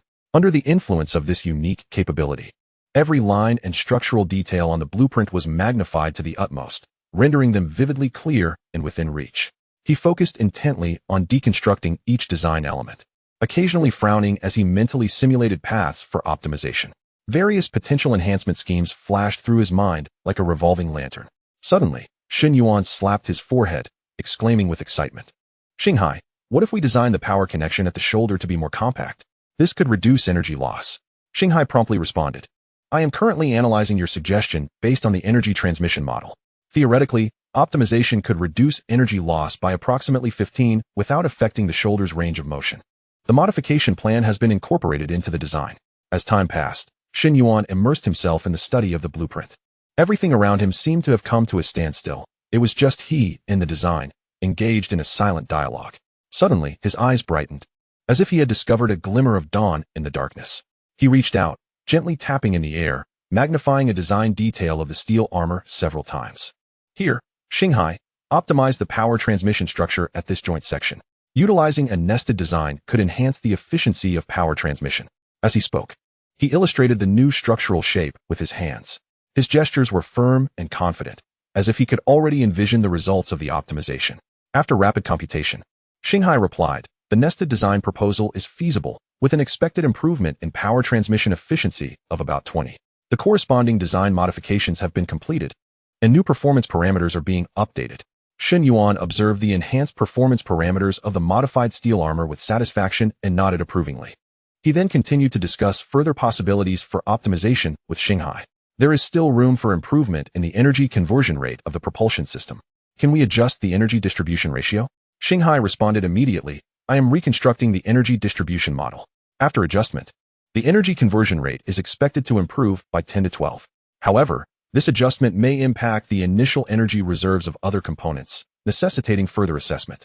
After several hours of diligent effort, a brand new, analytically refined high-tech armor design was born through the collaborative efforts of Shen Yuan and Shanghai. As he gazed at the final design, his eyes brimmed with contentment and pride. This was the fruit of the fusion of his and Shanghai's intellect, as well as the manifestation of his dream of steel armor. Shen Yuan exclaimed with fervor, "Shanghai, we have finally perfected our design, though the journey has been arduous. Our dreams are on the brink of realization." Shanghai responded with equal enthusiasm, "Indeed, were it not for your brilliant creativity and keen insight, this design might have taken an eternity to materialize. We make an unparalleled duo, and look at us, we've swiftly brought this steel armor design to fruition." Immediately, the automated production equipment within the base sprang to life, mechanical arms gracefully maneuvering as they began to fabricate armor components according to the design specifications. The movements of the mechanical arms were precise and swift, akin to a cadre of skilled artisans meticulously crafting each component. As parts were produced, Shen Yuan took it upon himself to assemble them. With deft hands, he skillfully wielded the tools, meticulously piecing the components together. Each screw was tightened with care, and every connection was made with utmost diligence. His gaze was focused and earnest, each action imbued with a profound passion and dedication to the steel armor. Before long, a striking suit of armor, resplendent in black and gold, resembling a formidable battle suit, stood before them. The surface of the armor glistened with a metallic luster, as if it lay in wait, poised to heed its master's command and embark on an unknown journey. Shen Yuan stroked his chin, admiration gleaming in his eyes, and nodded. This finished product is indeed remarkable. Let us proceed with the testing. We shall begin with the palm pulse laser cannon. With a grand gesture, he beckoned Shanghai to transport the armor to the testing area, swiftly initiating the testing protocol for the palm pulse laser cannon. His tone carried a hint of tension, yet was laced with anticipation. Shanghai methodically reported, "The mechanical worker ants have been instructed to transport the armor to the testing zone. All accompanying testing equipment has been calibrated and is ready for immediate use." The mechanical worker ants rapidly conveyed the armor to the testing area, securing it precisely on the test stand and making minute adjustments to ensure it was aimed at a steel block target, 10 meters thick, positioned in the distance. He squinted slightly, scrutinizing every detail to guarantee the test would be flawless. "Prepare, fire." With a commanding voice, Shen Yuan signaled, and Shanghai deftly operated the steel armor. The palm pulse laser cannon unleashed its full power in an instant. In that fleeting moment, a dazzling beam of laser shot forth from the palm of the armor. The test stand, fixed to the armor, twisted and deformed under the immense retroactive force, as if it were a brittle twig in a tempest. The pulse laser beam, imbued with colossal energy, tore through the air like a lightning bolt. Wherever it traversed, the atmosphere seemed ignited, radiating a fervent brilliance. And it struck the steel block with pinpoint accuracy. With a sharp hissing sound, the steel plate was instantaneously perforated by the pulse laser beam, embedding itself into the specially designed alloy block behind it, nearly breaching it entirely. A circular hole, half a meter in diameter, marred the steel plate, its edges glowing faintly red from the intense heat of the laser, exuding a searing aura. The breached steel block vividly illustrated the formidable power of the palm pulse laser cannon, far exceeding expectations. As Shen Yuan observed the test results, he nodded slightly, yet soon furrowed his brow in contemplation. In his gaze, there resided a duality of satisfaction with the formidable firepower and a subtle undercurrent of concern regarding potential issues. Chapter 34, Vibranium Number 1. However, the intensity of this firepower was excessive and the recoil substantial, posing a risk of injury to the user during actual combat. Furthermore, the armor's defensive capabilities fell short, as the strength of the special titanium alloy was somewhat lacking. Shen Yuan continued, "Shanghai, we must devise a way to address these challenges. Do you have any ideas?" Shanghai replied, "From the principle of reaction force, we might consider designing a system equipped with shock absorption and energy recovery functions. As for enhancing the armor's strength, we could explore the development of new alloy materials, optimizing the microscopic structure to improve its mechanical properties." Upon hearing Shanghai's suggestions, Shen Yuan pondered deeply. Achieving perfection in the armor necessitated overcoming the current formidable challenges. Developing entirely new alloy materials seemed an unavoidable path. As he walked towards the physics laboratory, he contemplated how to approach the research of the new alloy. Suddenly, he had an epiphany and smacked his forehead. Recalling the vibranium from the Manway universe, what an ideal material it would be. With this thought in mind, he said earnestly, "Shanghai, let's use the vibranium from the Manway universe as our research focal point and conduct simulations for the new alloy materials. Once completed, we will activate the particle collider to validate the results one by one and attempt to deduce its particle structure." Shanghai promptly responded, "Understood." Initiating the simulation program for the vibranium from the Manway universe. A preliminary feasibility experimental plan is expected to be generated within 30 minutes. Upon receiving the command, Shanghai immediately embarked on the simulation calculations based on the vibranium from the Manway world. On the holographic screen, a torrent of data surged forth like a crashing wave. Through efficient algorithmic models and large-scale parallel computations, an array of experimental plans encompassing thousands of possibilities was swiftly developed. Shen Yuan, guided by these potential plans, began experiments in descending order of probability. He approached the particle collider, a colossal apparatus radiating a metallic sheen, its various indicator lights incessantly flickering, showcasing a complex and precise operational state. With a gentle tap on the control panel, he methodically input a series of preset commands. As the commands were confirmed, the particle collider gradually completed its self-check and initiated the cold start process. The particles within the chamber began to accelerate at nearly the speed of light under the precise manipulation of the superconducting magnetic field, generating a steady and low rumble of operational noise. Simultaneously, Shen Yuan activated his microscopic vision, his gaze intently fixed on the particle collision zone. In this microscopic perspective, the trajectories of the particles were vividly apparent. His focus was unwavering and keen, as he overlooked no minute detail. The ever-changing data not only showcased the intricate characteristics of the microscopic world, but also provided critical guidance for subsequent research endeavors. Fully engrossed in operating the equipment, Shen Yuan maintained his gaze on the screen. In a calm and professional tone, he inquired, Xinghai, what is the current degree of matching between the parameters obtained from the particle collision and the data derived from your earlier simulations? Xinghai responded, the current matching degree between the collision parameters and the simulation data stands at 85, which falls within a reasonable margin of error. The current operational mode is sustained, demonstrating the potential to achieve the desired ideal outcome. Shen Yuan methodically validated each experimental scheme, frequently employing advanced microparticle manipulation techniques. He meticulously fine-tuned the particle structures, steadily advancing towards the anticipated goal. After numerous trials and parameter adjustments, a novel substance was detected during a high-intensity collision at the particle collider. Shen Yuan swiftly seized the detection apparatus, activated the microvisual interface, and devoted his full attention to an intricate examination of the particle structure of this new material. His gaze was filled with inquiry and expectation, akin to immersing oneself in the exploration of uncharted territories. Simultaneously, Xinghai's analytical results were displayed on the screen. The particle structure of this novel material was nearly stationary, exhibiting exceptionally low thermal and kinetic conductivity. It possessed the capacity to absorb and store various forms of energy, including kinetic energy, sound waves, and electrical energy, while also demonstrating remarkable strength. Notably, the more energy this material absorbed, the greater its hardness became, albeit with a threshold limit. Shen Yuan spoke with urgency, barely concealing his excitement. Xinghai, this could very well be the material we have been seeking. He insisted on immediately commencing a comprehensive performance evaluation, leaving no room for error. Xinghai solemnly replied, the performance evaluation procedure has been fully initiated, and preliminary data indicates that this material exhibits exceptional properties, aligning closely with our anticipated requirements for armor materials. A glimmer of satisfaction flickered in Shen Yuan's eyes as he nodded appreciatively, growing increasingly pleased with this new material. A sudden inspiration struck him. He slapped his thigh and declared emphatically, this will henceforth be named number 1 vibranium. Thus, the new substance was bestowed with its exclusive designation. Xinghai concurred, stating, this nomenclature is indeed fitting. It will undoubtedly mark a significant milestone in armor materials, ushering in a new phase. Subsequently, Shen Yuan and Xinghai embarked on reverse engineering based on the particle structure of number 1 vibranium, aiming to devise a mass production synthesis plan. After all, the production method utilized by the particle collider was not conducive to large-scale manufacturing. Xinghai, based on the current analysis of the particle structure, what are the primary technological bottlenecks in achieving large-scale synthesis? The main challenge lies in the precise control of the bonding conditions between particles, necessitating the exploration of a catalytic mechanism that is both stable and efficient. Currently, I am conducting simulated analyses of relevant schemes, with a tangible reference in hand.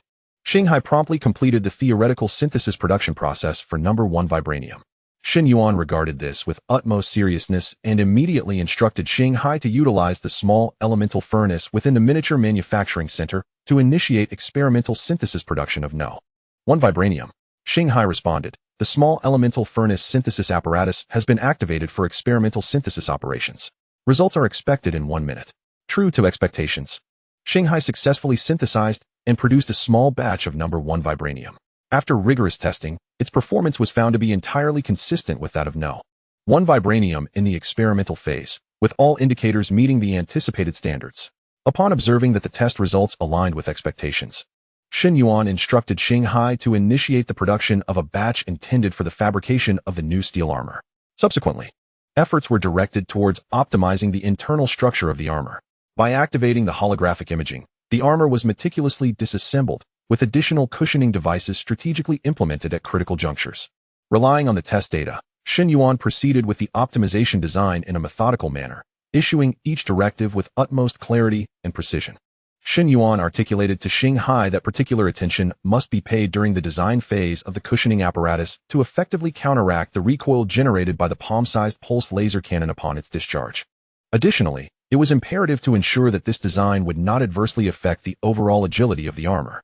Xinghai responded affirmatively, stating that the design of the cushioning device had been refined as requested. Simulation results indicated that the device could mitigate over 90% of the recoil while maintaining the armor's flexibility.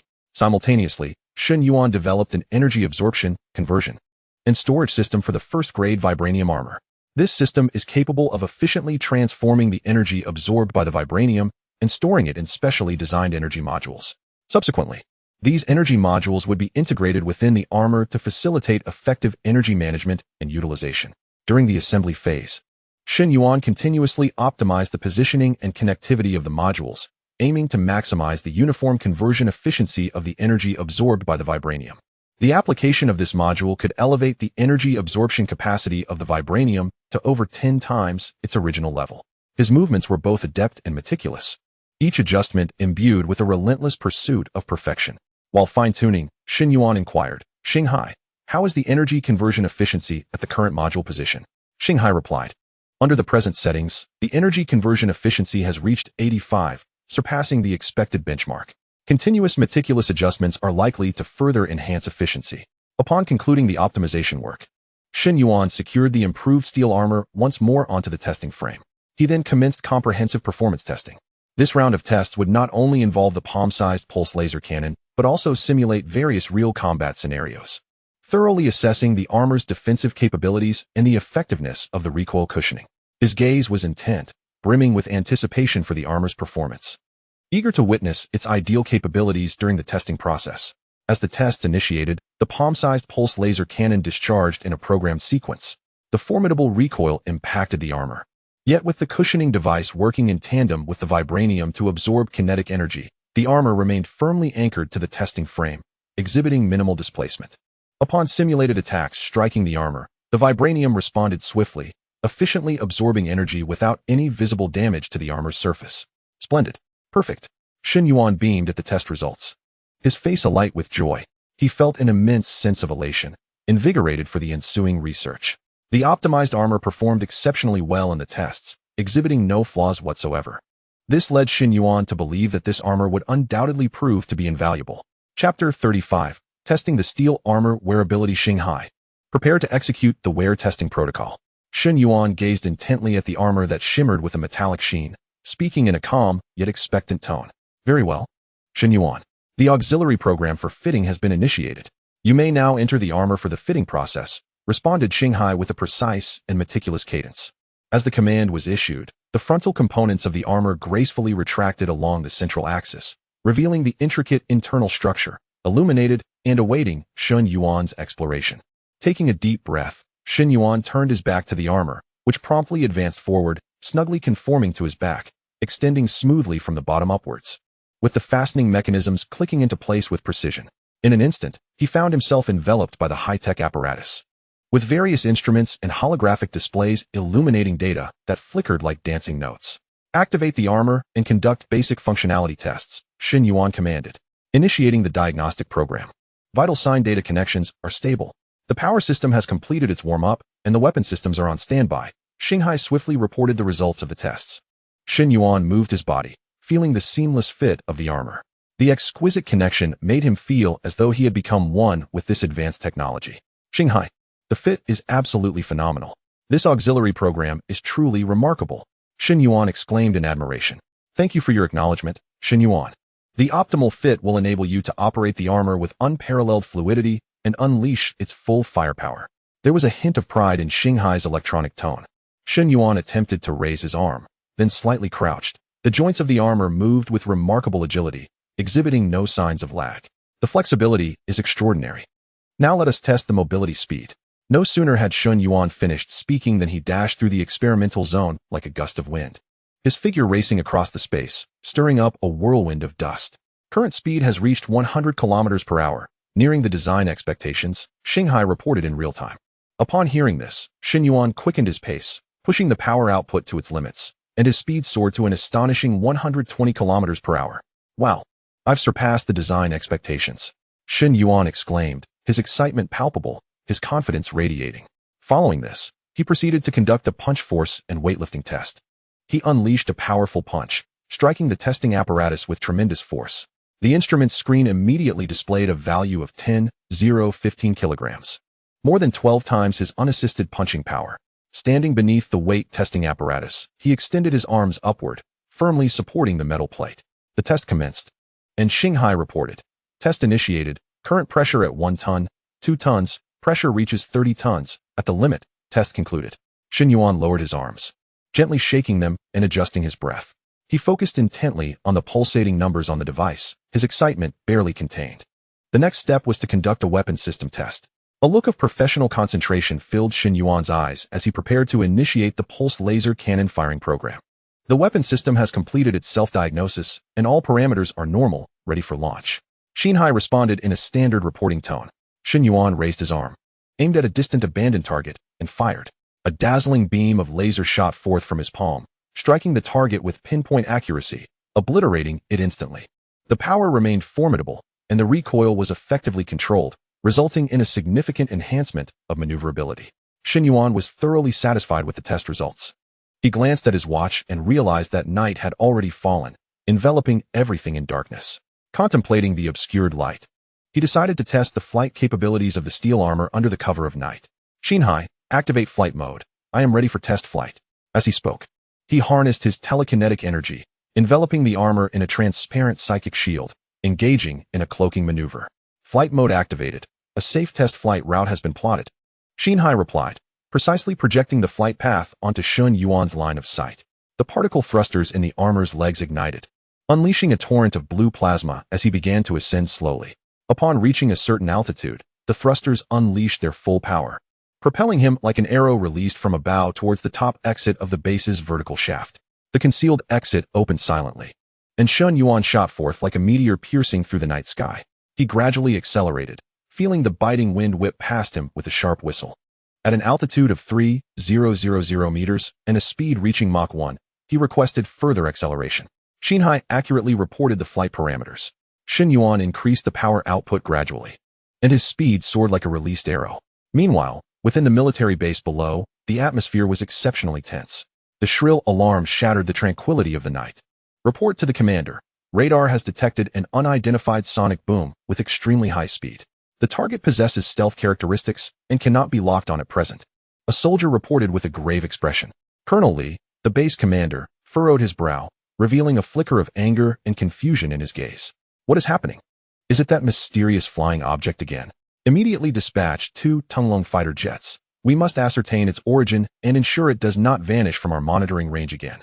His demeanor was serious as he slammed his fist onto the control panel, causing surrounding documents to tremble.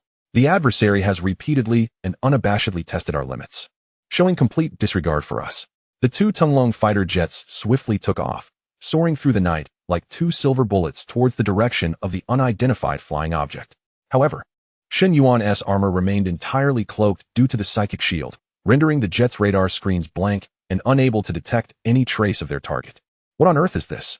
Our radar system cannot detect any valid signals, reported one of the fighter pilots through the communication channel. Damn it, this situation has occurred again. Colonel Li slammed his fist down on the table once more, causing the water cup atop it to shake violently, continuing to expand the scope. A meticulous investigation of all suspicious targets must be conducted without any oversight. Meanwhile, Shen Yuan is soaring high in the sky, reveling in the exhilaration that flight brings. Xinhai, push the limits of our flight speed to the maximum. At this moment, Shen Yuan is filled with uncontainable excitement, liberating himself completely. Accelerating, the current speed reaches Mach 2. 5. The flight speed limit has been achieved. A hint of imperceptible exhilaration can be detected in Xinhai's voice. Conducting tests for maximum altitude, Shen Yuan methodically continues to issue commands.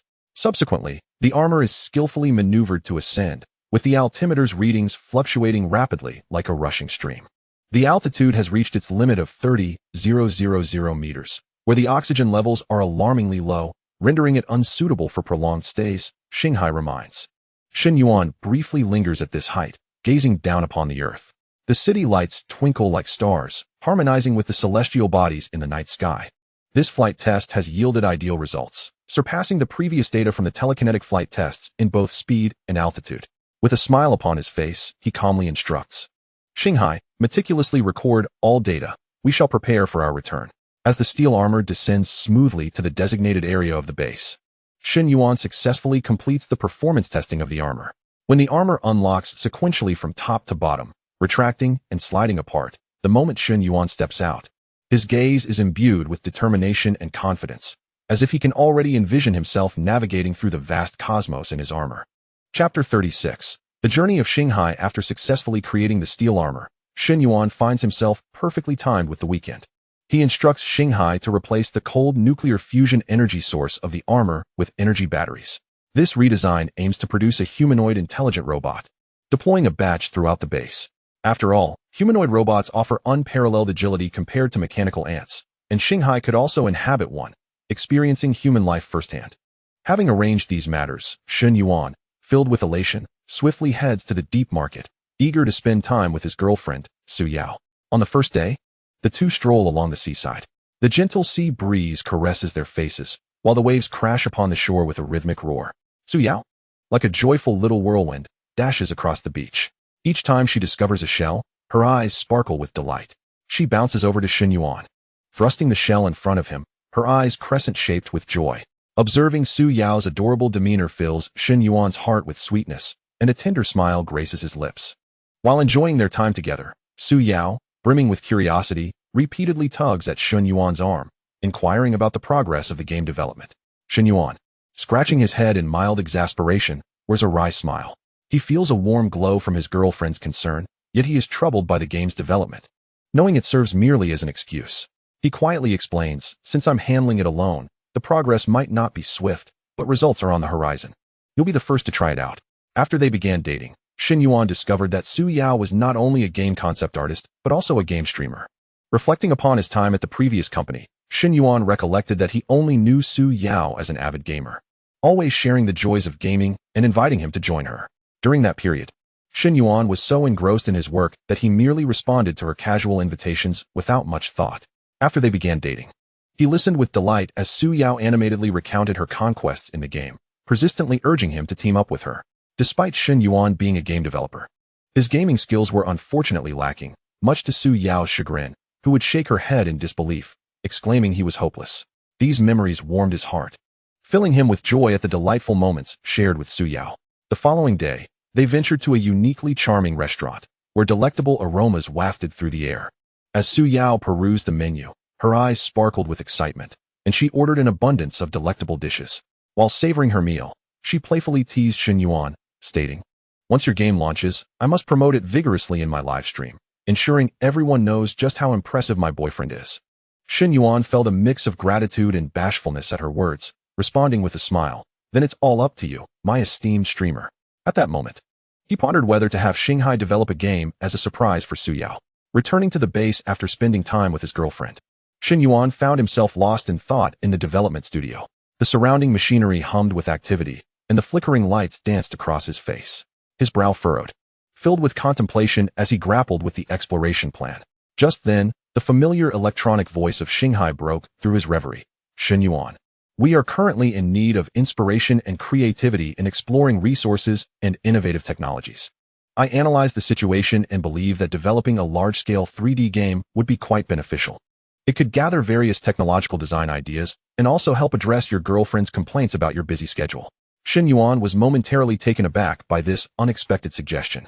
He instinctively stroked his chin, rapidly weighing the pros and cons in his mind. The notion of creating a game to collect players' design ideas was indeed innovative and could assist the exploration development plan. However, it also carried the risk of exposure, jeopardizing his current happiness. Yet, considering Su Yao's grievances, he steeled himself. After a moment of contemplation, a spark of inspiration ignited within him. He could enlist Su Yao's help in keeping it a secret. Nodding to himself, he declared, "All right, let us proceed with this. The game shall be named Journey of the Stars." He encouraged himself with the thought that with Shanghai's assistance, as long as he erased any traces of exposure, everything would be fine. At this juncture, he felt a tumult of anxiety and eagerness surging within him, his heartbeat quickening. Shanghai operated with remarkable efficiency, and before long, a comprehensive development proposal for Journey of the Stars appeared on the holographic screen before Shen Yuan. Drawing closer, he scanned the text and diagrams with a skeptical eye, his brow slightly furrowing. As he meticulously studied the proposal, he pondered whether it would be feasible. With each passing moment of reading and reflection, he increasingly recognized the substantial viability of this game development plan. From his extensive experience in game development, he noted that the initial gameplay lacked engagement and felt somewhat tedious. After all, not everyone appreciates the solitary farming style of gameplay. However, with a few adjustments and the infusion of intrigue and excitement, he believed the outcome could be quite impressive. Taking a deep breath and puffing out his chest, he decisively commanded, "Shanghai, let us complete this game within 7 days and launch the beta version." The words escaped his lips, startling even himself, but having spoken them, He resolved to achieve the goal at any cost. A steadfast conviction surged within him, urging him to give his utmost. Without hesitation, Shen Yuan rushed to the holographic projection in the development center, pulled out a chair, and sat down. His fingers danced across the virtual holographic keyboard with fervor. His eyes widened, riveted on the screen, his gaze intensely focused. Lines of code flickered across the display. With each character he typed, he whispered to himself, "Yao Yao will surely love this." Meanwhile, with its formidable computational power, Shanghai devoted itself to generating the foundational scenes and models of the game. Elements such as mountains, meteors, and cosmic backgrounds rapidly took form in the virtual space under Shanghai's calculations. As Shen Yuan beheld the increasingly vivid imagery, his heart raced, as if he were catching a glimpse of the dawn of success. A wave of exhilaration washed over him. His eyes sparkled with anticipation, and a smile graced his lips, filling his heart with dreams of the future. Yet, at that moment, as Shen Yuan continued to code, he encountered a significant challenge. A critical system module persistently displayed compatibility errors. No matter how he adjusted the code logic, the error messages clung to the screen like an unwelcome guest. Shen Yuan furrowed his brow, beads of sweat forming on his forehead. As he typed, he muttered, "How could this happen?" The logic seemed sound. Anxiety and confusion enveloped him, as if he were ensnared in a dark labyrinth with no exit in sight. Sensing Shen Yuan's distress, Shanghai spoke up, "Shen Yuan, why don't we start from the underlying protocol of the data interface and see if there are any hidden conflicts?" Upon hearing this, Shen Yuan's eyes lit up, hope igniting within him as he swiftly followed Shanghai's suggestion. He meticulously scrutinized each line of protocol code, leaving no potential error unexamined. After a thorough investigation, he finally identified the issue, a minor glitch in the data format conversion. He promptly corrected the code, successfully resolving the significant impediment to the development process. In that moment, the weight lifted from his heart, and the relief he felt was indescribably gratifying. Now wholly absorbed in the development of the 11 realistic physics engine simulation system, he tightly gripped the data manual, his eyes darting between the manual and the physical data on the screen, accurately inputting parameters into the system. "Shanghai, we must optimize this physical collision effect. It has to be indistinguishable from reality," Shen Yuan urged, his fingers tirelessly tapping on the keyboard as he worked. He was deeply concerned that this crucial aspect might be poorly executed, potentially compromising the game's authenticity, as it directly impacted the overall quality. "All right, I'm making adjustments," Shanghai replied. In the blink of an eye, the collision algorithm was optimized, and the simulated collision effects on the screen transformed dramatically. The force, angle, and rebound during collisions aligned perfectly with the principles of reality. As Shen Yuan observed the enhanced effects, his previously taut nerves relaxed, his shoulders eased, and a smile crept onto his face as he couldn't help but exclaim, "Impressive, Shanghai. This effect is remarkable." His tone was imbued with trust and admiration for Shanghai, and he felt an increased confidence in the game's success. Chapter 37. Game design completed. They then proceeded to tackle the intelligent AI design segment. Shen Yuan furrowed his brow, his gaze fixated on the screen, racking his brain on how to enable players to effortlessly design various mechanical devices, warships, and artillery. "Shanghai, we must significantly enhance the AI's intelligent assistance capabilities," he asserted. "It should effectively guide players in transforming their creative visions into tangible outcomes within the game." In Shen Yuan's view, this segment was undoubtedly the game's core highlight. If it could not be executed brilliantly, attracting high-end players would be challenging, thus thwarting the original intent behind the game's development. Shanghai promptly integrated all existing technologies and equipment from the base. Following a series of simulations and calculations, he produced numerous design templates and guidance programs.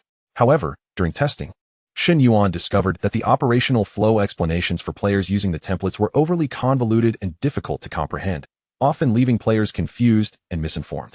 He relayed this issue to Shanghai, and they began a cycle of rigorous testing and adjustments. Shanghai continuously optimized the program algorithms, while Shen Yuan contributed various improvement suggestions from the player's experience perspective.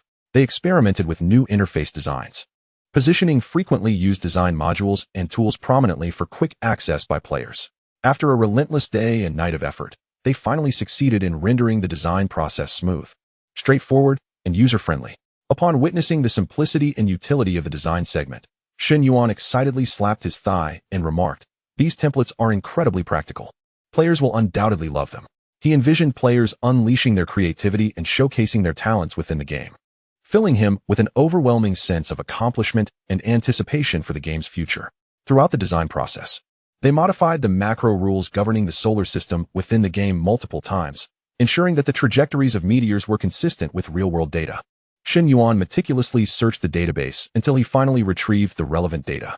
Subsequently, he carefully compared and adjusted the data against the meteor trajectories in the game, scrutinizing every detail with utmost precision. As he operated, he solemnly reminded, "These meteor trajectories must be accurate. Even the slightest error is unacceptable." This not only pertains to the scientific integrity of the game, but also affects whether the collected creative ideas can be applied in reality. Any deviation, however minor, may render these design concepts unfeasible in the real world. He was filled with a profound sense of responsibility. Each data verification compelled Shanghai to repeatedly confirm, allowing no room for carelessness. However, when importing the data into the game, problems arose. Due to the sheer volume of data, the gaming system experienced slight lag, though imperceptible at first. Yet, prolonged usage could lead to a system crash. Shen Yuan paced back and forth in the room, his mind racing, an air of uncertainty flickering in his eyes. Shanghai, on the other hand, devoted himself to optimizing data storage and retrieval methods, adding numerous disks to the data storage center to accommodate the data. He synthesized various global data compression algorithms, leveraging the characteristics of quantum supercomputing for iterative upgrades and optimizations. Ultimately, he developed a quantum parallel data compression algorithm that ensured data integrity while significantly reducing storage space. This algorithm achieved a compression ratio exceeding 1,000 times that of traditional data compression techniques. With its remarkable processing speed, it enabled the efficient handling of real-time large data streams. After numerous attempts, Shanghai finally discovered an effective solution, successfully integrating the macro rules of the entire solar system into the game. In that moment, the clouds of uncertainty lifted from Shen Yuan's mind, and he gave Shanghai a thumbs up. After a week of intense development, the game was nearly complete. In truth, with Shanghai's computational power, launching an ordinary large-scale 3D game could be accomplished in just an hour. Yet, the game journey of Shanghai took an entire week to develop. Most of the time was consumed in accurately recreating the macro systems and designing the intelligent AI components.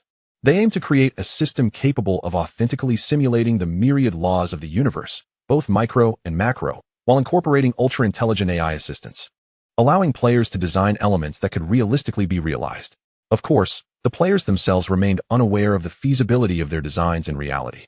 In the end, Shen Yuan and Shanghai spent half a day finalizing the project, thoroughly testing the entire game and refining minor details. The game, aptly named Journey of Shanghai by Shen Yuan, was successfully developed. As he gazed at the completed game, a satisfied smile spread across his face, and he stretched, saying, "Now we just await the player's experience." He felt a profound sense of accomplishment, especially considering that had this been the development team from his previous workplace, it would have taken at least 2 to 3 years, necessitating the removal of a significant portion of the realistic recreation and intelligent AI design modules. At that moment, Shen Yuan felt a twinge of anxiety, uncertain whether players would appreciate this game, a labor of love from both himself and Shanghai. His heart was a blend of joy from success and trepidation regarding the unknown. These conflicting emotions stirred within him, leaving him both exhilarated and anxious. This grand 3D online game utilized Shanghai as its server, allowing billions of players to be online simultaneously. Players merely needed to download a lightweight connection terminal program to enjoy the game through cloud technology. Whether on a mobile device or computer, they could relish a seamless gaming experience, with the visuals appearing identical on both platforms. After players register an account, they will randomly spawn on various sizes of asteroids within the game's solar system, akin to the opening mechanics of StarCraft. At the beginning, players possess only a base airship and 5 mechanical ants, with no other life forms in sight. In the early stages of the game, players must cultivate and manage their base much like tending to a farm. A 7-day novice protection period grants invincibility to the entire asteroid. During this time, players can gather ores and develop mechanical armies for defense and counterattacks. To collect ores, players must maneuver their mechanical ants to the ore vein areas of the asteroids, which vary in types and quantities of ore. Players must strategically plan the development of their bases based on available resources, deciding whether to prioritize military strength or technological advancement. Once the novice protection period concludes, conflicts may arise with other players, leading to battles over resources. Players can also send their mechanical armies to assault other players' bases or construct defensive structures to fend off adversaries. In the later stages, epic battles between various warships ensue, as players vie for control over the planets within the solar system and even engage in galactic supremacy. Players command their meticulously crafted spacecraft, engaging in intense confrontations within the vast game universe. The performance of the warships and the application of tactics determine the outcomes of these battles. Should a player be defeated, they have the option to respawn, with the system randomly reallocating their spawn location, offering them another chance. In the game, the base airship can only produce fundamental technological products. To gain an advantage over others, players must design unique mechanical creations. With the assistance of intelligent AI, design becomes relatively straightforward, enabling the creation of various autonomous construction vehicles and basic warships. The intelligent AI can provide ready-made designs, which players can modify, or players can independently create more complex mechanical products. For instance, players might equip their autonomous construction vehicles with or smelting capabilities, allowing them to perform initial processing while gathering ores. Basic warships can be enhanced with various onboard technologies, such as laser cannons, energy shields, and interstellar missiles, or have their functionalities altered to fulfill different design requirements. As long as the designs pass the final simulation test, players can proceed to manufacture them. Images of fierce battles flooded Shen Yuan's mind, and he hoped the game would provide players with excitement and challenges, while also anticipating that players would unleash their boundless creativity. Furthermore, the game will feature various events, quests, and rewards to encourage active participation from players. Shen Yuan understood that from this moment on, he and Shanghai would face new challenges and opportunities. The creativity of these players might just become the key support in their exploration of the cosmos. He eagerly anticipated the ingenious ideas players might conceive, a smile creeping onto his lips, his gaze filled with aspiration. However, before that, it would be prudent to have Su Yao test the game and gather her suggestions. Chapter 38. Internal Testing Selection. Shen Yuan sat upright in the Research and Development Center, surrounded by advanced technological apparatus. His eyes remained fixed, unblinking, upon the holographic projection before him. The game operated seamlessly, every detail captured in his gaze. He and Shanghai had been laboring within this base for an entire week, striving to ensure that Star Sea Expedition would debut in its most optimal state. At that moment, Shen Yuan and Shanghai were engrossed in a discussion regarding the internal testing plan. Surrounding them, the holographic screens pulsated with a myriad of data and graphs, dazzling to behold. Shanghai's electronic voice resonated steadily within the space. After thorough testing and computational analysis of the game, it had met the criteria for immediate entry into internal testing, allowing the closed beta phase to be bypassed. Shen Yuan tilted his head slightly, scrutinizing the data projected before him, his brow furrowing with concern. While initiating internal testing directly may expedite progress, the associated risks cannot be overlooked. Are we certain there are no issues? Shanghai responded with unwavering confidence. Rest assured. After countless simulations and meticulous inspections, the current game version has approached perfection, its stability beyond reproach, and no issues will arise. Shen Yuan bit his lower lip, weighing his options internally, and after a moment of resolve, he decisively declared, "Very well, let us proceed as you suggest and commence internal testing directly." Shanghai promptly replied, "The necessary qualifications for the game's launch, along with the gaming company's business license, have all been secured through an expedited process, allowing for a swift conclusion." Shen Yuan felt a surge of anticipation, his finger hovering above the send key, ready to connect the internal test version of Star Sea Expedition and the activation code to Su Yao. His fingertips trembled slightly, as images of Su Yao's delighted expression upon seeing the game flooded his mind. He could almost envision her clapping with excitement, her eyes wide with exhilaration, sparkling with enthusiasm as she eagerly shared her thoughts, a gentle smile unconsciously gracing his lips. However, at that moment, Shanghai's familiar electronic voice resonated steadily in his ear. "Shen Yuan, it may be unwise to allow Su Yao to experience the game alone initially. Should others learn that she is the first player, it could arouse the suspicions of those with ulterior motives, linking her to the game's developers. If they were to delve deeper, they might trace her back to you, thereby endangering the secrecy of the base." Shen Yuan's finger abruptly froze, the smile that had adorned his face vanishing in an instant. He stood there, his mind racing with the potential ramifications. He envisioned unscrupulous corporate spies, who might pose a threat to Su Yao for their own gain, possibly stalking or intimidating her. Such thoughts sent shivers down his spine. Additionally, there were competitors eager to steal technology. Should they discover his identity, the base would face the risk of exposure. After a moment, he slowly lowered his hand, his brow furrowed deeply, his gaze filled with contemplation. He paced back and forth within the laboratory, the soles of his shoes producing a faint rustling sound against the floor. His heart was torn. On one hand, he yearned to share his achievements with Su Yao at the earliest opportunity, yet on the other, he fully recognized the validity of Shanghai's concerns. After a period of profound deliberation, he abruptly halted, his gaze resolute. He decisively stated, "All right, let us proceed as you suggest. We shall select a group of high-quality internal testers from within the country." Shanghai swiftly transitioned into work mode, meticulously gathering data and past records of domestic gamers. A myriad of complex codes and data flashed rapidly across the holographic screen, overwhelming to the eyes. Shen Yuan stood before the holographic display, his gaze fixed intently upon the continuously shifting avatars of players. As Shanghai filtered the data, he elucidated with clarity. The selection criteria are set to a strategic game win rate of no less than 95, with a cumulative gameplay duration of no less than 1,000 hours. This standard will enable us to accurately identify a cohort of players endowed with profound strategic acumen and extensive gaming experience. Shen Yuan nodded slightly, his eyes never wavering from the screen, murmuring to himself, "I hope these exceptional players can provide invaluable feedback to enhance the game." Before long, the selection results emerged. Shen Yuan scrutinized the screen, carefully examining the list. His eyes widened in astonishment upon seeing Su Yao, who had successfully qualified with a complete achievement record in Wenming 6 and an impressive win rate of 98. Wenming 6 is a turn-based strategy game where players develop civilizations from the Stone Age to the Information Age through warfare, diplomacy, technology, and culture, ultimately striving to become world leaders. Shen Yuan was aware of Su Yao's gaming prowess, but he had not anticipated her to be this formidable.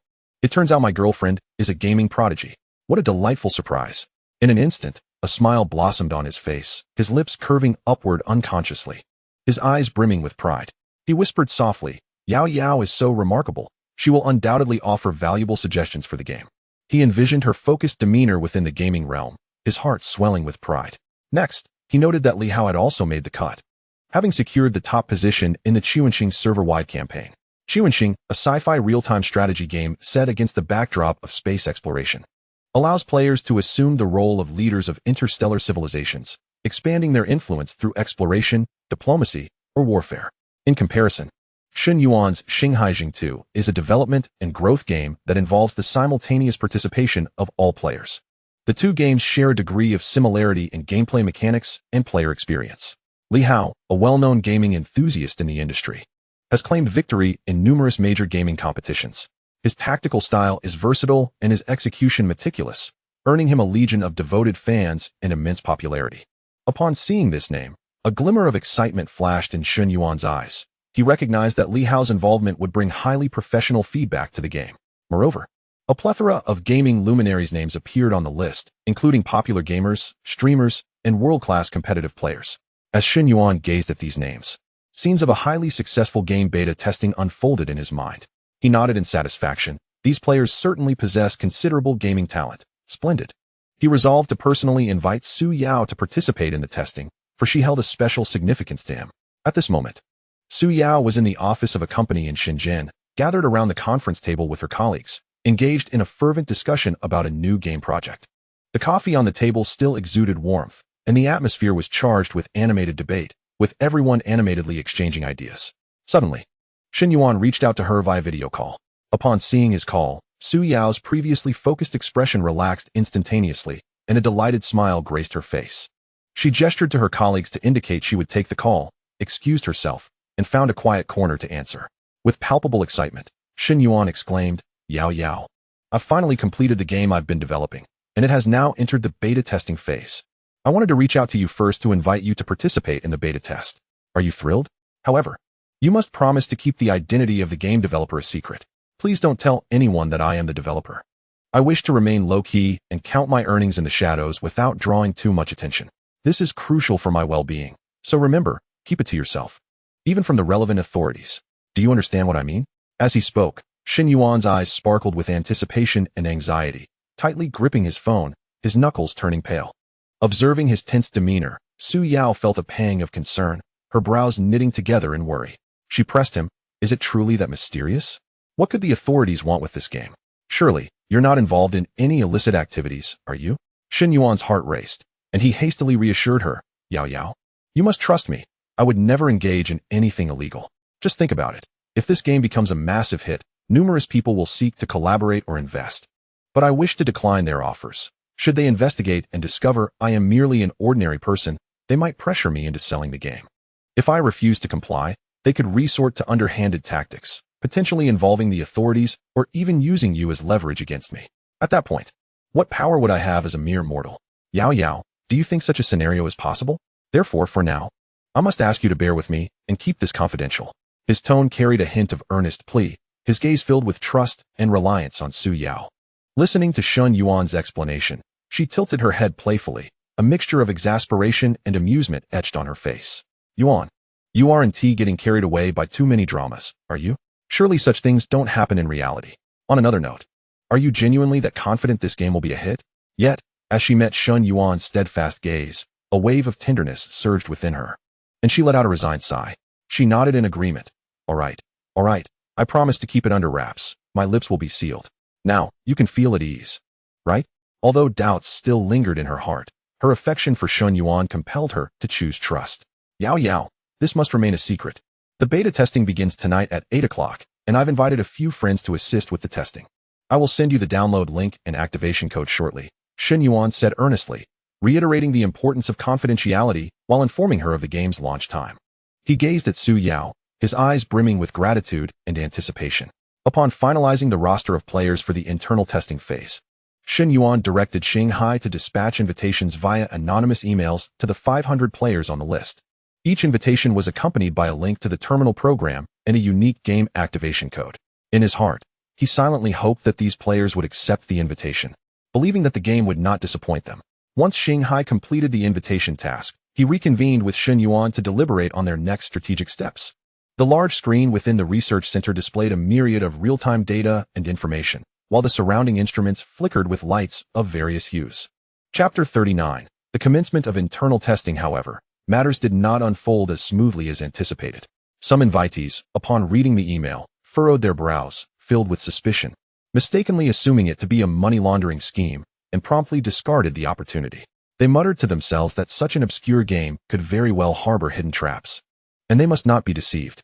Others scoffed at the dubious invitation, dismissing it entirely and deleting the email without a second thought.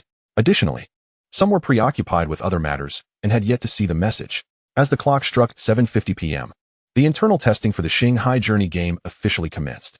Shen Yuan, having finished dinner early, sat in the research center, his gaze fixed intently on the holographic screen.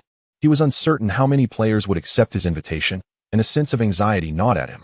As the hour approached 8 p.m., his heartbeat quickened, and his breaths became more rapid. Upon witnessing players entering the game and creating their characters in anticipation of the server launch, he leaned forward slightly, his eyes sparkling with a mix of tension and excitement. He felt akin to a parent awaiting their child's first steps, both anxious and exhilarated. After finishing work, Su Yao skipped dinner and hurried home to her apartment. She entered her exquisitely decorated streaming room, adorned with various game posters, and set up her professional streaming equipment on the table. Powering on her computer, she downloaded a mere few megabytes of the terminal program from the link sent by Shen Yuan. Once the installation was complete, she launched the program, revealing a beautifully crafted game startup interface. Against a backdrop of a starry sky, interstellar warships glimmered, surrounded by various mysterious runes, igniting a fervor within her. Subsequently, Su Yao opened several streaming platforms: Huya, Douyu, Bilibili, Kuaishou, and Douyin. After tidying her desktop and ensuring everything was in place, she initiated her live stream. Excitedly addressing the camera, she exclaimed, "Good evening, everyone. I am your game streamer, Yao Mei. Can you believe it? Today, I received an invitation for the internal testing of a mysterious game. Let us dive into this super cool new game together. Though it is my first time playing as well, so please don't laugh at me if I stumble later." With a quick click of her hand, Su Yao decisively began the game. In the next moment, the computer screen went entirely black, and the chat room erupted with questions as fans frantically bombarded the screen with inquiries. Just as confusion swept over the audience, the screen gradually illuminated, showcasing a stunning CG game video that captivated all. In the video, the vast expanse of the universe unfolds before one's eyes, where the profound darkness serves as a backdrop for the twinkling stars that radiate brilliance. Starships traverse the cosmic silence like silver lightning, their metallic surfaces glistening under the starlight. The intricate textures and sophisticated instruments discernible. As the ships speed by, their fiery tails resemble agile tongues of blue flame, intertwining with the surrounding resplendent nebulae, collectively crafting a breathtaking interstellar tableau. Su Yao's eyes widened in astonishment, her gaze fixed intently on the screen, her mouth slightly agape in awe. As she watched, she excitedly shouted into the live stream, "Look at this, everyone. The color palette is absolutely stunning. From the cosmic background to the details of the starships. Every aspect is exquisitely crafted. The sense of realism is overwhelming. The play of light and shadow is simply magnificent." Filled with admiration. As a concept artist in the gaming industry, she fully understood the immense effort required to achieve such an effect. Suddenly, a frown crossed her face as she realized. With a surge of inner thoughts, that blockhead Shen Yuan, where did he find such a divine team for the conceptual design? How could he not invite me? That's just outrageous. Pretending to be upset, she silently noted this in her mind. Before long, the video concluded, and the screen transitioned to the character creation interface. The background was a pitch-black starry sky, occasionally graced by streaks of shooting stars, exuding an air of mystery. At the top of the interface, in golden letters, it proclaimed, "Embark on your interstellar journey." To the left, the 3D character model display was impressively dynamic. With a mere flick of her mouse, Su Yao could rotate and scale the model, appreciating the character's aesthetics from every conceivable angle. Unlike other similar games that offered various races such as elves or mechanical beings, the only option available was the human race. On the right side, the character customization settings were extraordinarily detailed, featuring options for hairstyle, skin tone, facial features, and attire. Listed sequentially, the hairstyles were diverse, ranging from sharp bobs to flowing locks, playful twin tails to sophisticated updos. The skin tones varied from cool porcelain to sun-kissed hues, with an array of shades to choose from. As Su Yao live-streamed, she meticulously sculpted the character's face, adjusting the size of the eyes, the shape of the nose, and the thickness of the lips through sliders, ensuring that the character's features resonated with her aesthetic preferences. The clothing styles were varied, showcasing futuristic mech suits, elegant long robes, and mysterious capes, each design rich in intricate details and with lifelike textures. With fervent enthusiasm, her fingers danced across the screen, selecting an ultra-cool futuristic mech suit for her character, its sleek lines brimming with technological allure. Moreover, the character model updated in real time, allowing Su Yao to witness the adjustments instantaneously, a delight beyond measure. In the live stream, fans flocked in, the screen inundated with a flurry of comments, all eagerly observing her every gaming maneuver. The barrage of messages included excited inquiries about the game, playful critiques of Su Yao's character design, and even suggestions for her to don a daring leather outfit. Glancing at the comments, Su Yao felt a wave of exasperation wash over her, rolling her eyes dramatically, her expression conveying, "You all are something else." Shen Yuan was also observing Su Yao's live stream, watching as she adorably rolled her eyes and laughed heartily. The barrage of comments critiquing Su Yao's face-squeezing antics was one he had authored himself. Meanwhile, Shanghai quietly took out a small notebook, discreetly jotting down notes with the intention of sharing them with Su Yao in the future. As Shen Yuan observed the smooth progression of the beta test, with over 100 players entering the game, his previously tense demeanor began to relax. He leaned back in his chair, a satisfied smile gracing his face, expressing his approval of the beta test's execution. He understood that the next step was to evaluate how these players performed within the game and what invaluable feedback they could provide. Chapter 40. Su Yao's gaming live stream. Su Yao gazed at the character she had just meticulously crafted, a slight smile curving her lips, her eyes brimming with anticipation. With a gentle click of her fingers on the mouse, she pressed the submit button. "Family, we are about to embark on a genuine interstellar adventure," she exclaimed excitedly into the camera. As she executed her command, the game screen transitioned instantly. A colossal warship appeared before her, docked at a vast cosmic space station. The grandeur of this space station was breathtaking. Its structure resembled a massive cubic formation, composed of countless metal panels, glistening with a cold and unyielding metallic sheen.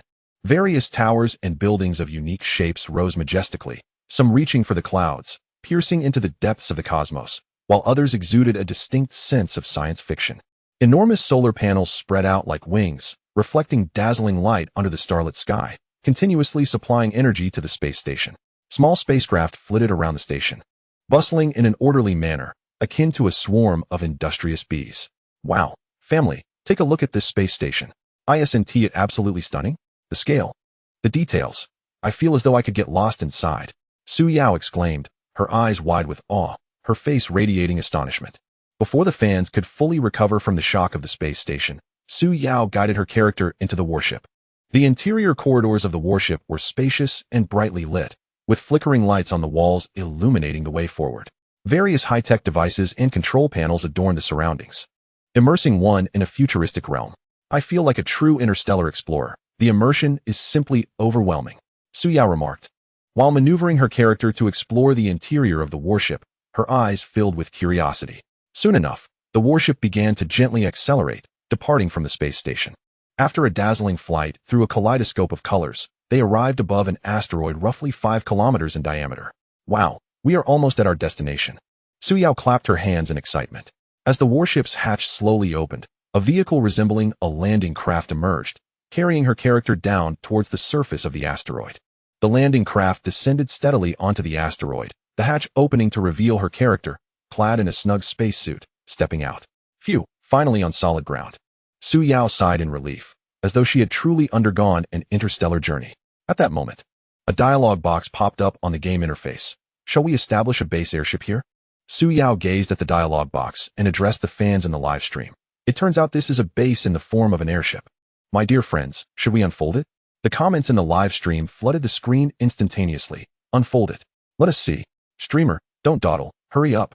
Encouraged by the fans, Su Yao chuckled at the barrage of messages and replied, all right, I shall heed your wishes. With that, she decisively clicked the confirmation button. Suddenly, with a resounding thud, 4 pillars sprang from the corners of the airship base, deeply embedding themselves into the earth below. The base began to morph, opening from the top and extending outward. Metal plates interlocked and transformed, emitting a series of clicking sounds. In an instant, a small base covering an area of 1,000 square meters materialized before them. Wow, this transformation is simply astounding, Su Yao exclaimed, her mouth agape in astonishment. At the same time, 5 mechanical ants emerged from the base, approaching the character in the game. Immediately after, a dialog box appeared on the game interface. Shall we begin to detect the mineral deposits? Extract or? Su Yao and her fans gasped in awe at the unfolding scene of the base. This is incredibly realistic. The details are exquisitely crafted. Is this game real? She mused, clicking the zoom in button to scrutinize every detail of the base. The texture, the material, my goodness, it feels so lifelike. She continued to marvel. The fans were equally enthusiastic in the comments. Amazing. The graphics of this game are phenomenal. I've never seen such realism in a game. Seeing the enthusiastic comments from her followers, Su Yao felt a surge of joy. She clicked confirm and announced, then let us begin the exploration for ores. The 5 mechanical ants immediately scattered, a red light illuminating from their tops as they commenced the detection of mineral deposits on the meteorite. Su Yao watched the screen intently, her eyes unblinking. I wonder if we will find any ore? She mused aloud. Before long, the red light of 1 mechanical ant turned green. At that moment, a dialog box popped up. Mineral deposit discovered, located 10 meters underground. Shall we extract the ore? Without hesitation, Su Yao clicked confirm. The other 4 mechanical ants quickly converged, raising their forelimbs to strike the ground where the mineral deposit was found. The sound of their drilling buzzed resonantly on the meteorite. Soon, the ground was left pockmarked with debris scattered everywhere. These mechanical ants are quite formidable in their work. Su Yao teased with a smile, her eyes glued to the screen. She observed as 2 mechanical ants ceased their drilling and began transporting the rubble towards a furnace-like apparatus within the base. After placing the rubble into the feed inlet, the furnace instantly emitted a dazzling red glow. Su Yao leaned forward, her eyes widening in anticipation as she fixated on the furnace's output, holding her breath. Friends, we are about to see the results. I wonder what they will be, she exclaimed, a mix of nervousness and excitement in her voice. In no time, the output spouted several metallic blocks with a clanging sound. Simultaneously, the resource bar on the game interface displayed a change, with the quantity of metal rising from 0 to 5. Wow, this is truly metal. Su Yao excitedly waved her arms, turning towards the live stream.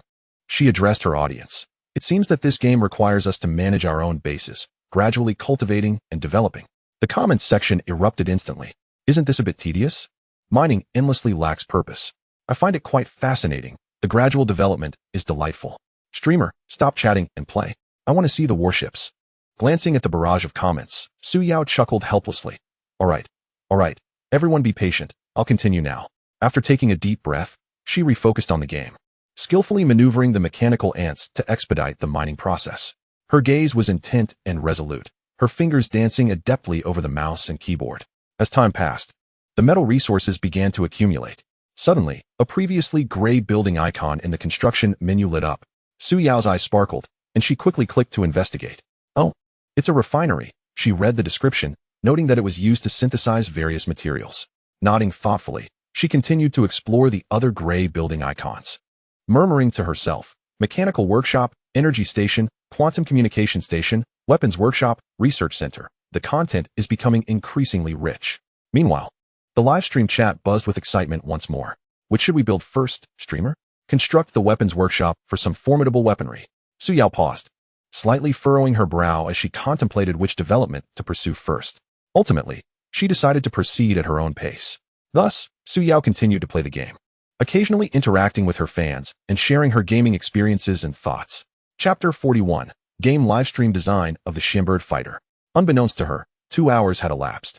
Within this time, through her efforts and intellect, Su Yao had successfully constructed the several buildings she had seen earlier.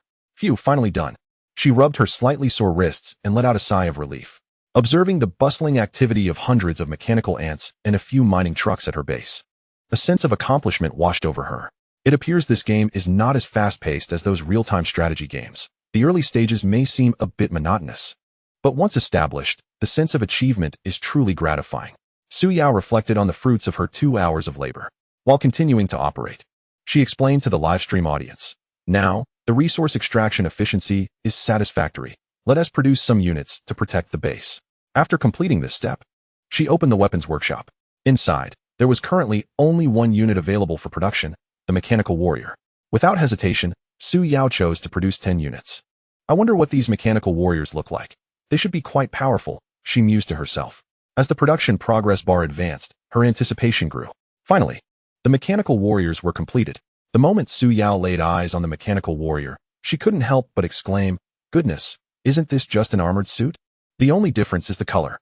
Her eyes widened in disbelief, her expression a mix of astonishment and excitement. The fans in the live chat echoed her astonishment with enthusiastic comments. It truly resembled an armored suit. The game's developers have outdone themselves. Su Yao eagerly magnified the game graphics, rotating the mechanical warrior a full 360 degrees to scrutinize every intricate detail. Look at this detail, this texture. It's remarkably similar to an armored suit. The developers have truly poured their heart into this. She marveled as she continued her examination. Next, she pondered the purpose of the research center. Clicking on it, a brand new full-screen interface emerged, eliciting gasps of awe from the viewers in the live stream. At the center of the screen, a dialog box gradually materialized. "Welcome to the Intelligent AI Design module. This module can autonomously design any specialized technological products for your base, including but not limited to weapons, aircraft, production equipment, component modules, and interstellar battleships. Successfully designed products will be recorded in the base database, and players may choose whether to produce these unique items." Below the dialog box, a button to watch the tutorial flickered enticingly. Su Yao understood immediately that this was a guide for players on how to utilize the AI design module. Without hesitation, she clicked on Watch Tutorial, her eyes brimming with curiosity and anticipation. The game began to guide Su Yao step by step through the use of the AI Intelligent module. The screen displayed detailed instructions and demonstrations, clearly explaining everything from basic command inputs to adjustments of design elements. Su Yao watched intently, occasionally nodding in agreement and letting out soft exclamations of realization.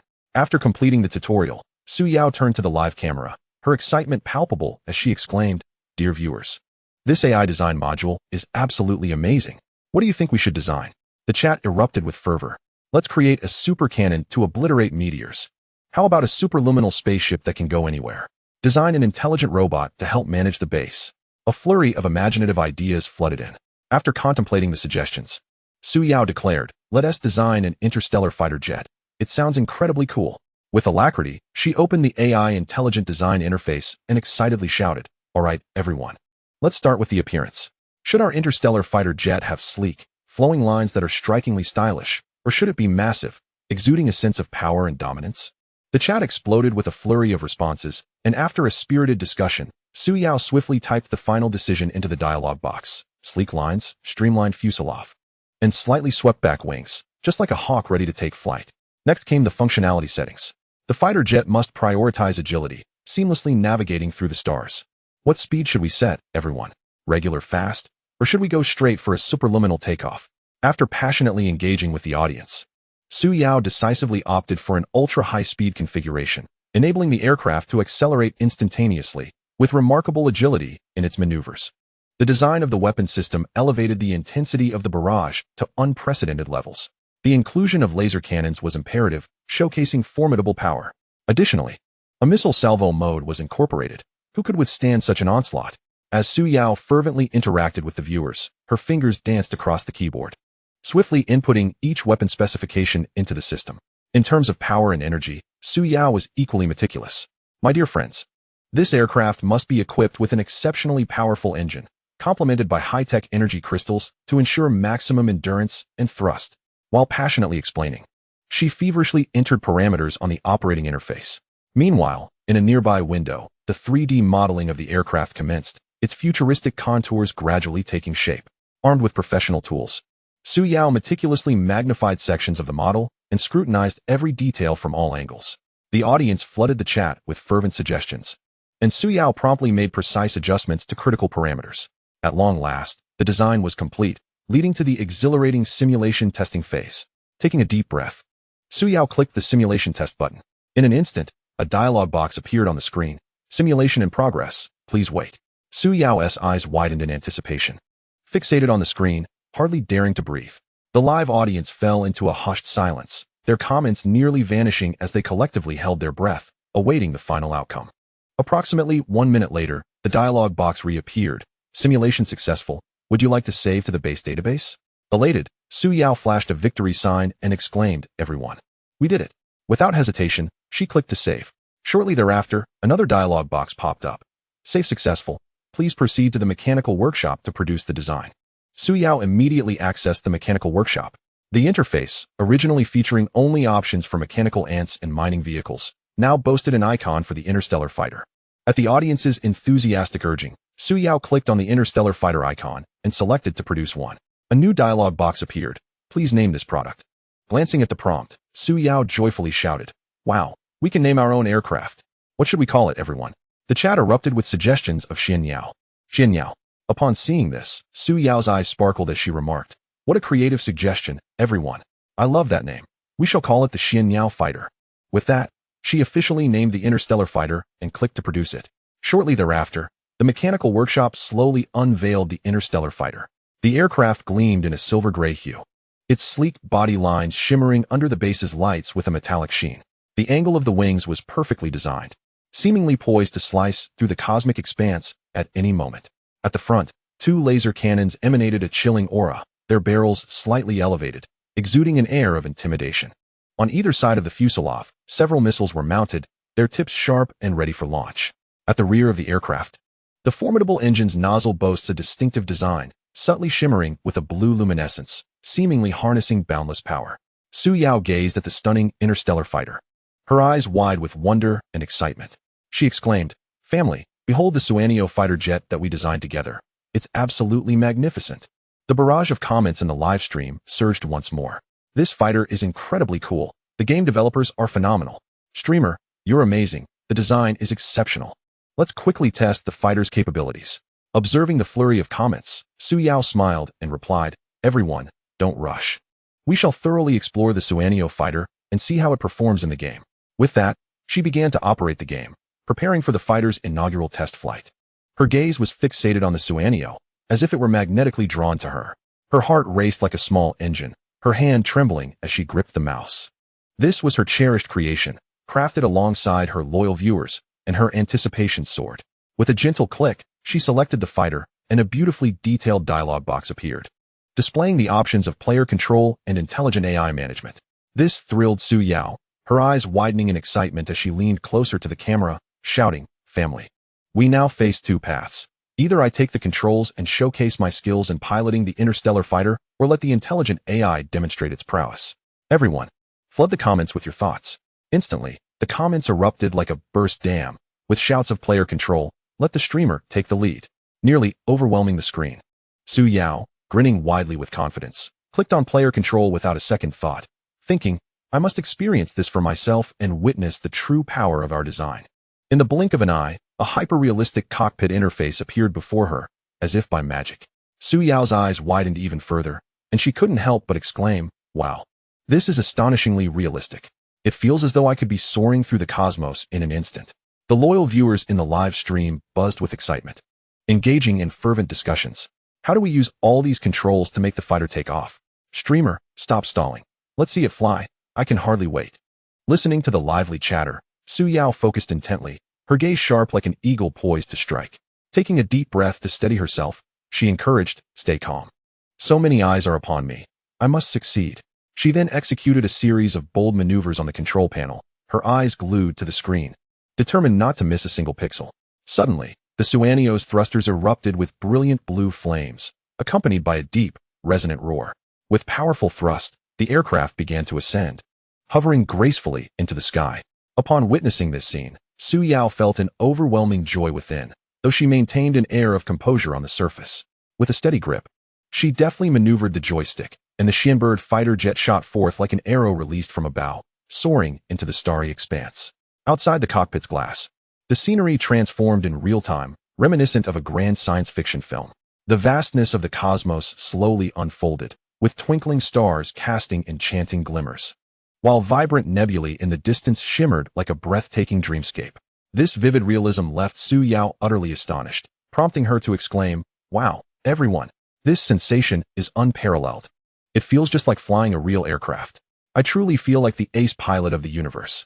In the live stream, the sounds of fans' likes erupted like firecrackers, and a flurry of viewers clamored in the chat, eagerly inquiring, "Where can we download this game? It's so much fun, I want to dive in right now."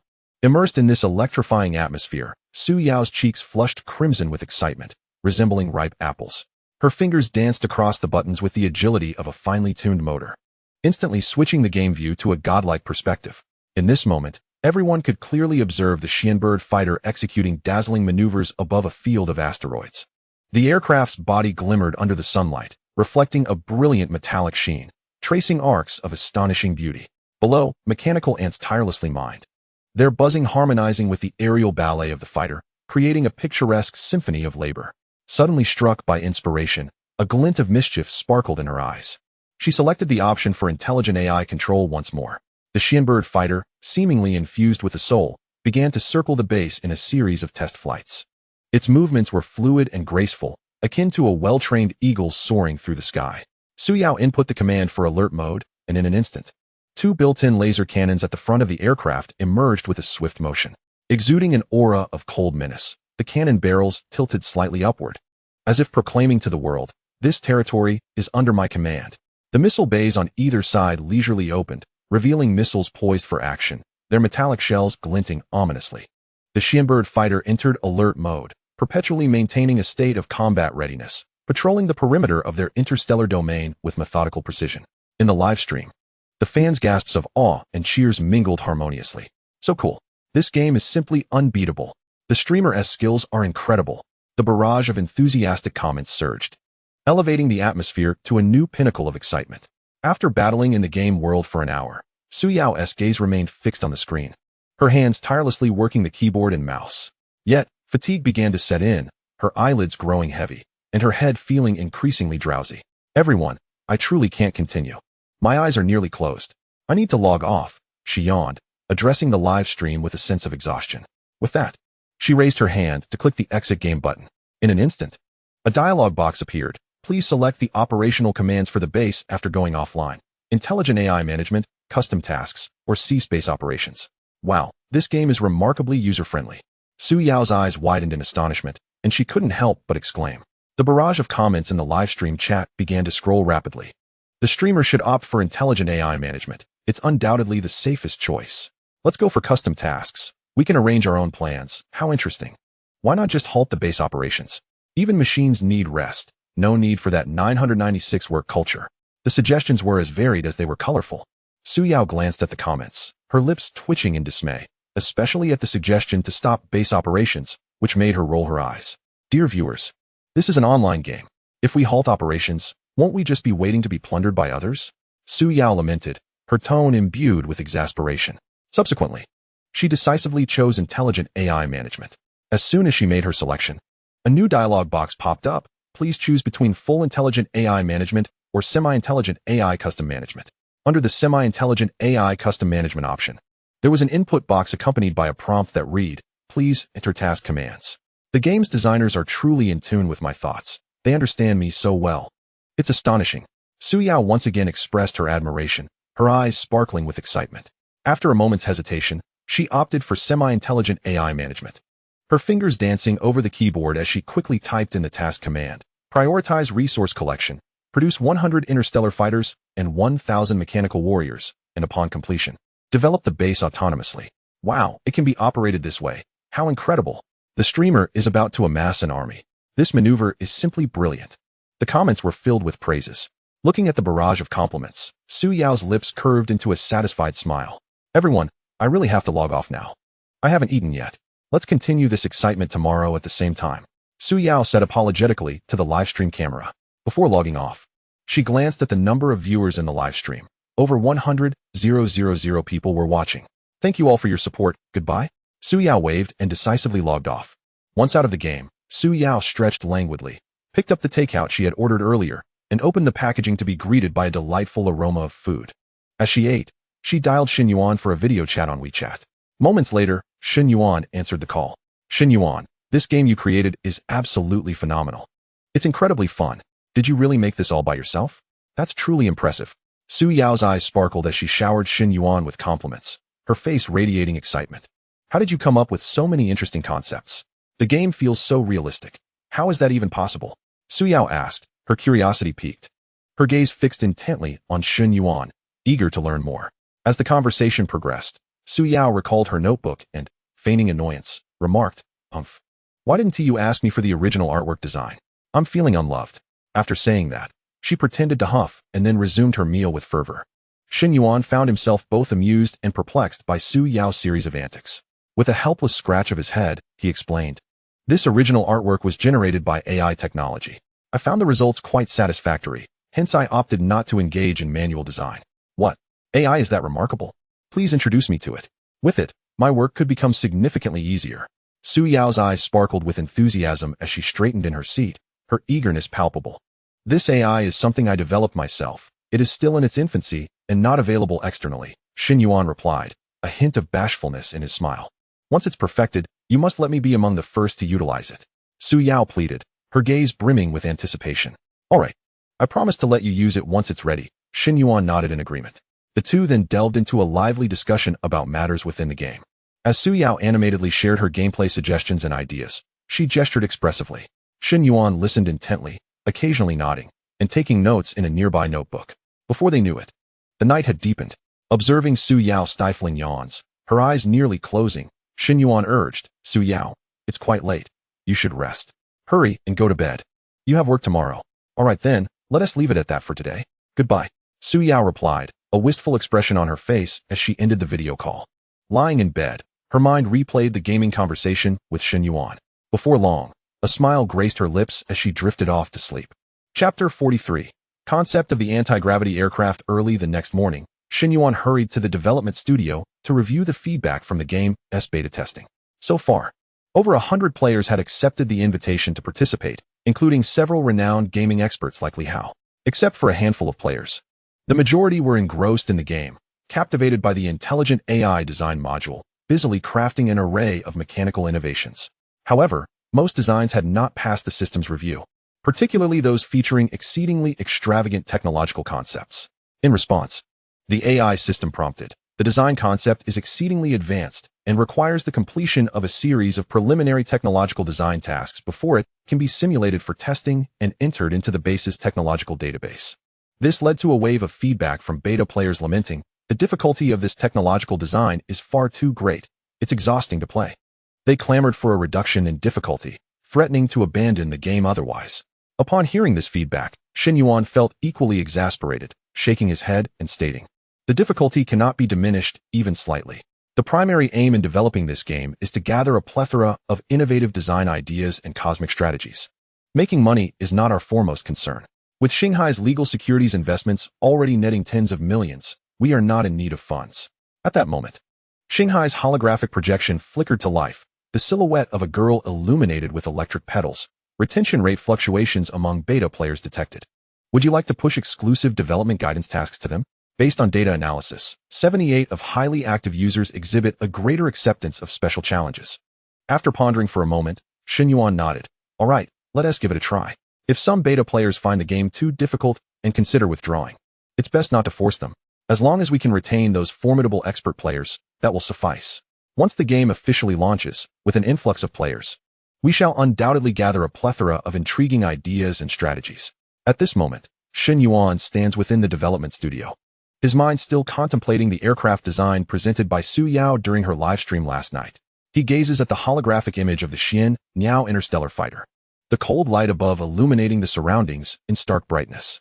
Through the observation window, he can see the mechanical ants engaged in the construction of the second phase of the project in the distance, lined up to transport gravel. The clattering of their metallic antennae resonates, blending with the deep hum of the base's ventilation system, creating a monotonous industrial symphony. If the aircraft within the game can achieve such astonishing feats, our base in reality ought not to lag behind. Shen Yuan murmurs to himself, his fingers unconsciously tapping the edge of the control panel, leaving behind several sweat-stained marks. He calls up the three-dimensional map of the base. The blue holographic projection rotates in the air, the contours of the mountains appearing jagged and menacing. The dense jungle resembles a green abyss, offering no suitable space for traditional aircraft to take off or land. The runways required for conventional aircraft are incompatible with the base's needs and exhibit significant limitations in terms of stealth. Furrowing his brow in contemplation, Shen Yuan realizes that the existing aircraft's load capacity and flexibility fall short of the strategic demands when transporting large materials. The projection of the star C flickers closer. Your brainwave activity has been detected as abnormally high. Would you like to undergo stress relief? According to biological monitoring data, your adrenaline levels are 37 above the normal range. Shen Yuan waves his hand dismissively, brushing aside a scattering of metal debris from the control panel. No, I am pondering the matter of the aircraft. You also witnessed Su Yao's livestream. Our base now requires a fighter capable of operating seamlessly within the Blue Star environment. He kicks aside a discarded parts box at his feet, the metallic clatter echoing harshly in the empty control room. The holographic image of the Star C's female persona tilts her head, her expression earnest as she contemplates. A laser beam emerges from her fingertips, tracing a red trajectory in the air. Indeed, conventional aircraft do possess limitations. To meet the demands of vertical takeoff and stealth operations, anti-gravity technology may be the optimal solution. Simulations based on atmospheric data indicate that an anti-gravity field can reduce aerodynamic drag by over 90%, facilitating silent flight. However, it is important to note that maintaining a negative gravitational field will consume vast amounts of energy. Shen Yuan's pupils constrict. Precisely. Not only must it take off vertically, but it must also avoid producing sonic booms during flight, remaining undetectable to the outside world. He swiftly retrieves a materials list, the data on the screen fluctuating wildly. There is a considerable inventory of number 1 vibranium available for the construction of the aircraft. However, he suddenly halts his operations, magnifying the bar graph indicating the reserve amount of number 1 vibranium. Frowning, he states, for our upcoming aircraft production, this inventory will certainly be insufficient. Star C. Expedite the arrangements and increase the production of number 1 vibranium. We will need it for the aircraft construction. Received. I will immediately adjust the production schedule to prioritize the manufacturing of number 1 vibranium.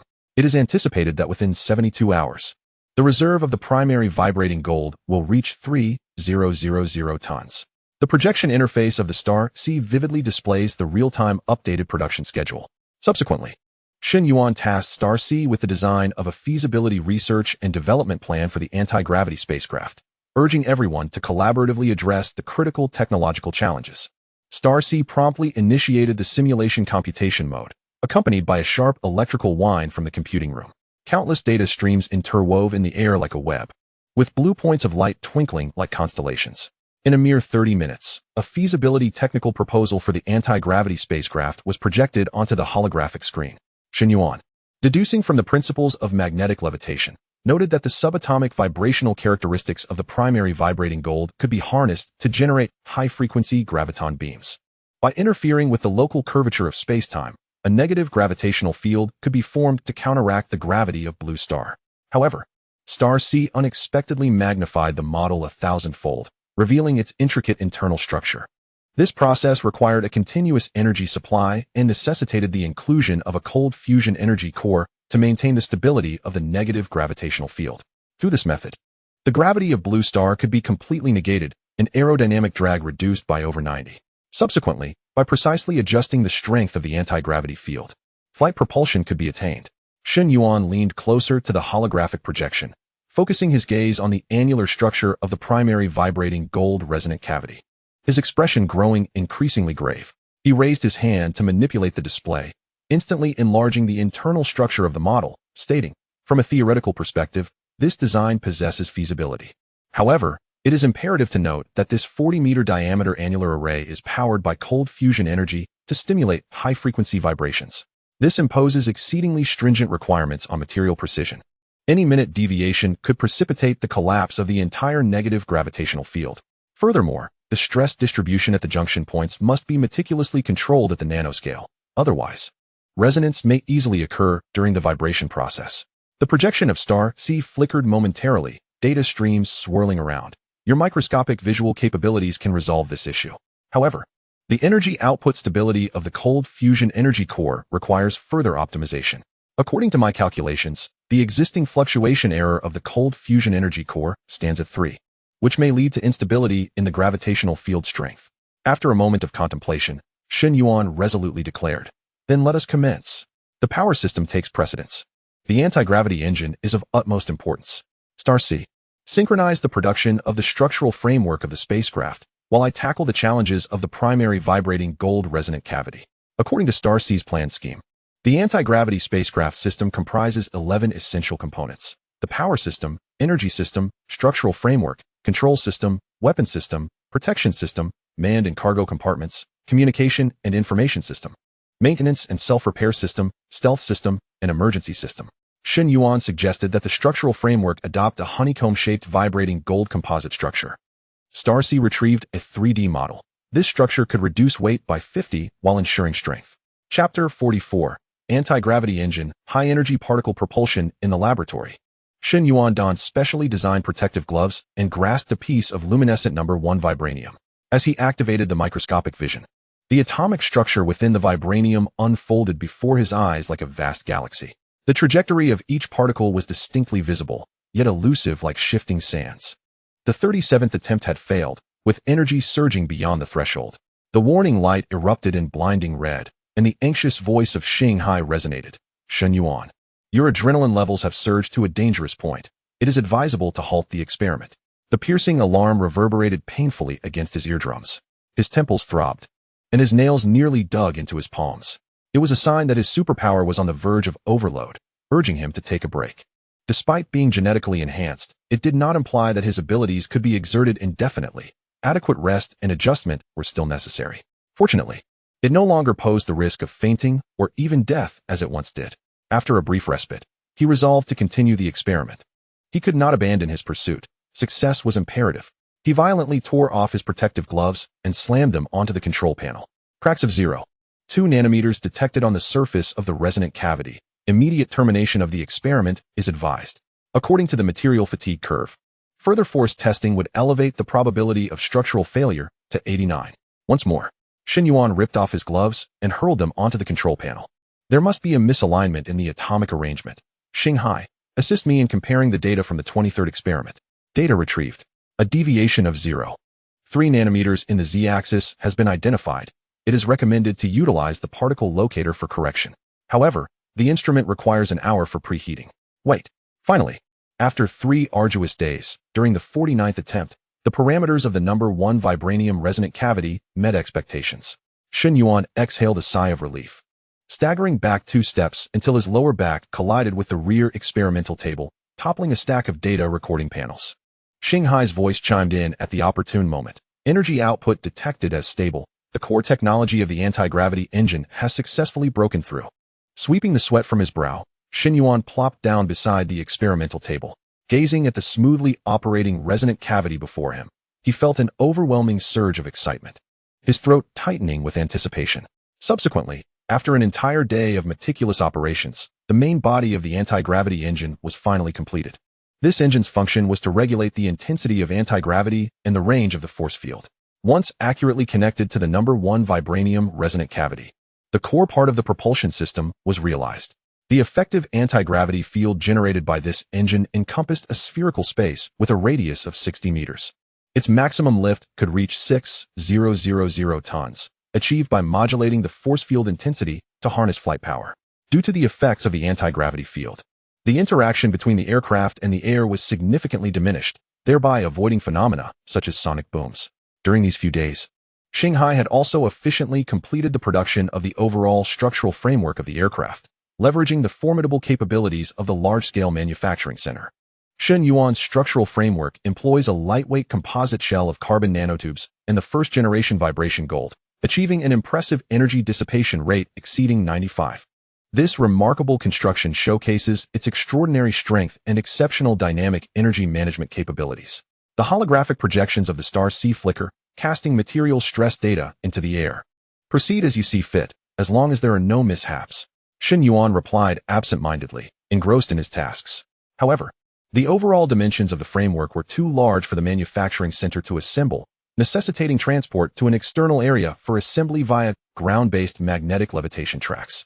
The entire framework is constructed from first-generation vibration gold material, ensuring structural integrity. Once, Shen Yuan successfully developed the anti-gravity engine.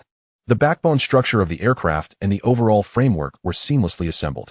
Shen Yuan personally embedded the anti-gravity engine into the core of the aircraft, ensuring that the screws at the engine interface were tightened with a specialized tool to a specific torque.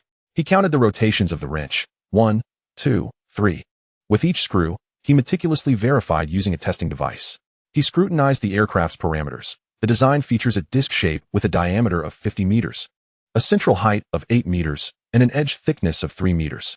Its empty weight is 950 tons, with a payload capacity of 1,000 tons, bringing the total weight to 1950 tons when fully operational. Comparative data against traditional transport aircraft has been generated. The Star C has called up a holographic comparison chart. From the chart, it is evident that our nation's domestically produced Dapeng transport aircraft can carry a maximum takeoff weight of 220 tons. In contrast, the N-225 transport aircraft, the largest ever constructed in aviation history, has a maximum takeoff weight of only 640 tons. This comparison starkly illustrates the magnitude of the anti-gravity aircraft designed by Star C. Its takeoff weight is 3 times that of the N-225 and nearly 9 times that of the Dapeng. Returning to the matter at hand, after installing the anti-gravity engine, Shen Yuan continued to refine the high-energy particle propulsion system within, aiming to enhance the aircraft's speed. This anti-gravity aircraft can maintain a stable cruising speed of 4 to 5 Mach within Earth's atmosphere solely on the anti-gravity engine. However, to achieve even greater speeds, an additional propulsion system with greater thrust is required. The previously used high-energy particle propulsion system for armored steel provided a thrust of 10 tons. Theoretical calculations indicate that equipping the anti-gravity aircraft with 4 of these high-energy particle engines, while maintaining the stable operation of the anti-gravity engine, could elevate the cruising speed to 9 to 10 Mach. With 16 engines, the cruising speed could reach 12 to 14 Mach. Nevertheless, Shen Yuan believed that the current cruising speed could be further augmented. Thus, he instructed Star C to leverage the heat absorption characteristics of vibration gold to devise an upgraded version of the high-energy particle propulsion technology. The technical derivation has been completed, and Star C instantly called up a 3-dimensional model. The upgraded propulsion system has surpassed the limitations of traditional thermal protection, with each unit's thrust enhanced to an impressive 50 tons. Simultaneously maintaining the surface temperature below 1,000 degrees, the thrusters could operate at full capacity, maximizing their efficacy. Shen Yuan gazed at the data displayed on the holographic screen, his face illuminated with joy. Theoretically, if the spacecraft were equipped with 4 of these thrusters, its cruising speed could reach 20 Mach. With the installation of 16, the cruising velocity could ascend to 26 Mach, with a potential maximum speed even reaching 30 Mach. After 2 days of diligent work, once the production of the first layer of vibrating gold composite armor modules was completed, Shen Yuan had also finalized the development of the upgraded high-energy particle thruster. A deviation of 0.3 Hz was detected between the thruster's resonance frequency and the anti-gravity field. The alarm of the Star C sounded. Initiate phase calibration procedure. Estimated duration 1 minute. Upon completion of the calibration, Star C promptly commanded the manufacturing center to produce 16 upgraded high-energy particle thrusters and directed the mechanical ants to commence the installation. Once the 16 ring-array particle thrusters were successfully mounted, Shen Yuan finally exhaled in relief. The power system simulation test had passed. Star C's voice, imbued with an electronic excitement, announced, "The energy system load exceeds expectations by 3. There is no significant issue." The power system of the anti-gravity aircraft is the most pivotal and technically challenging aspect of the vehicle. Now that it had been fully developed and successfully passed the simulation tests, this marked a monumental breakthrough. The power system was a success. Next, As long as the remaining functional modules were integrated, the anti-gravity aircraft would be deemed complete. Chapter 45, Primary Energy Shield. Pulsed laser cannon. With the power system of the aircraft now installed, the focus shifted to completing the energy system. The energy system continued to employ cold nuclear fusion technology, incorporating vibrating gold elements to enhance performance. The cold nuclear fusion core, optimized with vibrating gold, elevated the output power to 10 gigawatts, fully meeting the energy demands of the anti-gravity aircraft. Star-C showcased the continuously fluctuating data through innovative design. A spherical cold nuclear fusion energy core with a diameter of 15 centimeters had been successfully developed. In just one day, this core was fashioned and installed within the aircraft's central energy chamber, alongside the energy distribution network transmission system and 4-level energy storage devices. A delay of 0.01 seconds was present in the energy distribution network, which Star-C promptly highlighted. It was suggested to install quantum repeaters at the nodes to achieve zero-delay transmission, albeit at an increased manufacturing cost of 3. Incorporated. Shen Yuan replied without lifting his head. Next came the control system, a relatively straightforward component. The central computing core utilized a photonic quantum computer, equipped with a highly intelligent AI system. Various sensors, including the Ling Vision A-type omnidirectional sensing radar, were also installed. Furthermore, the configuration of the protective system, a crucial safeguard for the aircraft's safety, was addressed. Star-C synthesized the calculations and deductions of electromagnetic field deflection, plasma shields, and energy particle shields to design a set of electromagnetic dynamic composite shield technology. The electromagnetic dynamic composite shield had completed pressure testing, and Star-C presented the stress variation curve of the shield. This remarkable shield technology not only deflects kinetic weapons, but also absorbs over 95% of high-energy microwave energy from sources such as electromagnetic pulses and lasers, converting it into energy for the shield itself. Shen Yuan deemed the shield's effectiveness impressive and aptly named it the primary energy shield. Additionally, it would be equipped with the Type A laser defense system, further enhancing the protective capabilities of the aircraft. The entire protective system took 3 days to complete, after which attention turned to the weapon system. Shen Yuan did not place much importance on the weaponry, believing that there would be no immediate need for combat. However, he recognized the necessity of having some means of defense, so he upgraded and optimized the pulsed laser cannon technology mounted on the steel armor. After 2 days, he developed a high-energy pulse laser cannon with a caliber of 800 millimeters and a maximum output power of 10 gigawatts. The attenuation rate of this high-energy pulse laser cannon exceeded theoretical values within the atmosphere. The Star-C's alarm flashed, recommending the addition of the number 1 vibranium calibration module, which could extend the range to 5,000 kilometers, albeit with a cooldown period of 30 seconds after each shot. Without a moment's hesitation upon hearing of the range enhancement, Shen Yuan ordered Star-C to proceed. According to his original design, the cannon's range within the atmosphere could reach approximately 3,000 kilometers. Now that there was a method to increase it to 5,000 kilometers, it was imperative to implement it. As for the extended cooldown, he felt it was of little consequence for the time being. Furthermore, the cannon's range in space was expected to reach 1 million kilometers. For the current technological products on Blue Star, this high-energy pulse laser cannon possessed the formidable power to annihilate anything. In its 10 gigawatts charging mode, the cannon could instantly penetrate steel plates several dozen meters thick or melt through several meters of specialized armor. In its 1 gigawatt rapid-fire mode, it was equally formidable, capable of piercing through several meters of steel or melting several centimeters of specialized armor in an instant. Additionally, each shot from the high-energy pulse laser cannon would trigger a pulse explosion effect. However, the charging mode required a 90-second wait before firing again, while the rapid-fire mode allowed for a subsequent shot every 3 seconds. The weapon system was also equipped with a modular drone combat function module, containing 4 independent sections, each housing 75 drones for a total of 300. Utilizing a hive ejection mode, propelled by electromagnetic launch combined with anti-gravity assistance, the launch rate reached 25 drones per second. The drones measured 0.6 meters in their folded state and expanded to 18 meters when deployed, weighing 0.5 tons. Their fuselage was crafted from a lightweight, high-strength alloy infused with vibranium, and the wing edges were equipped with plasma cutting blades, enabling close-quarters combat capability. Power was supplied by a 2-stage energy battery.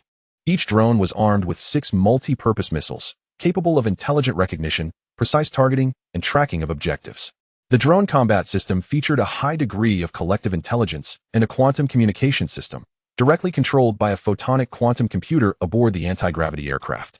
The capability to simultaneously control 300 drones constructs a detection and fire network with a diameter of 100 kilometers.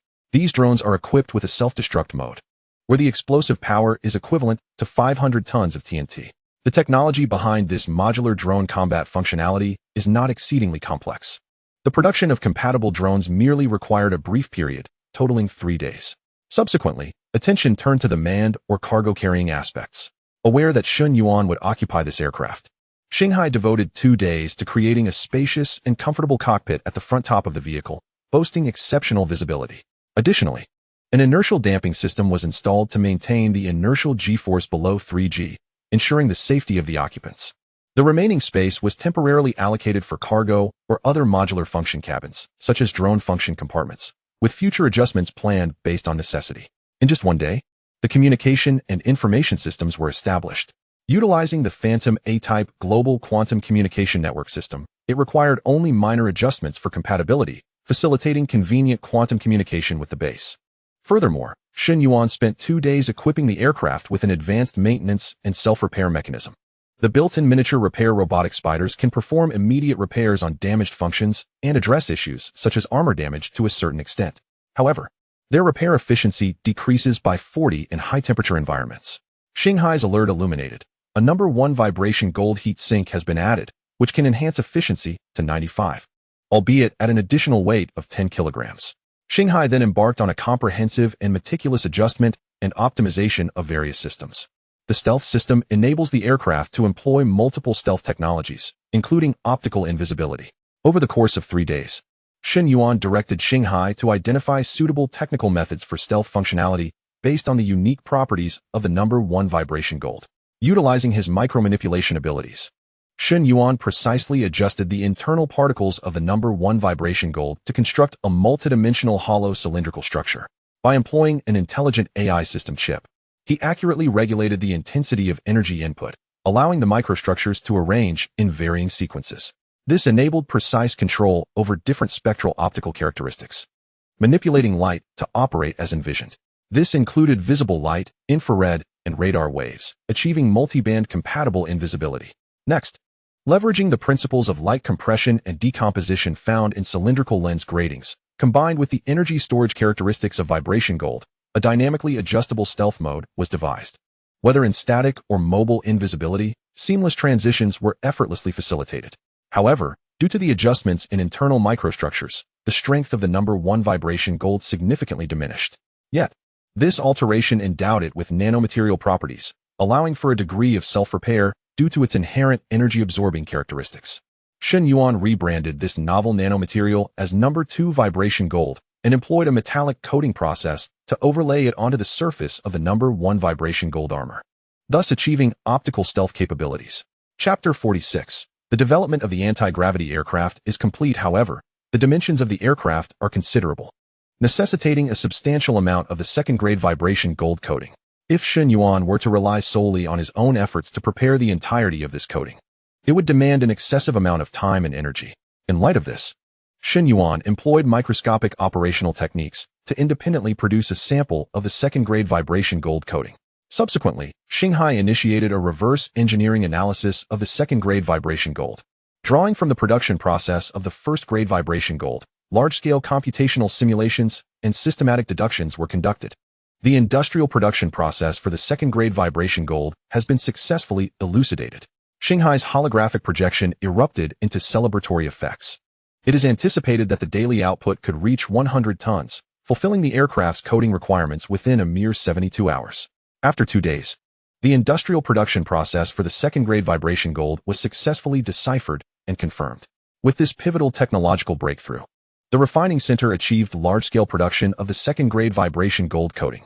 Following this, Shanghai directed the refining center for 3 days to produce an adequate quantity of second-grade vibration stealth coating.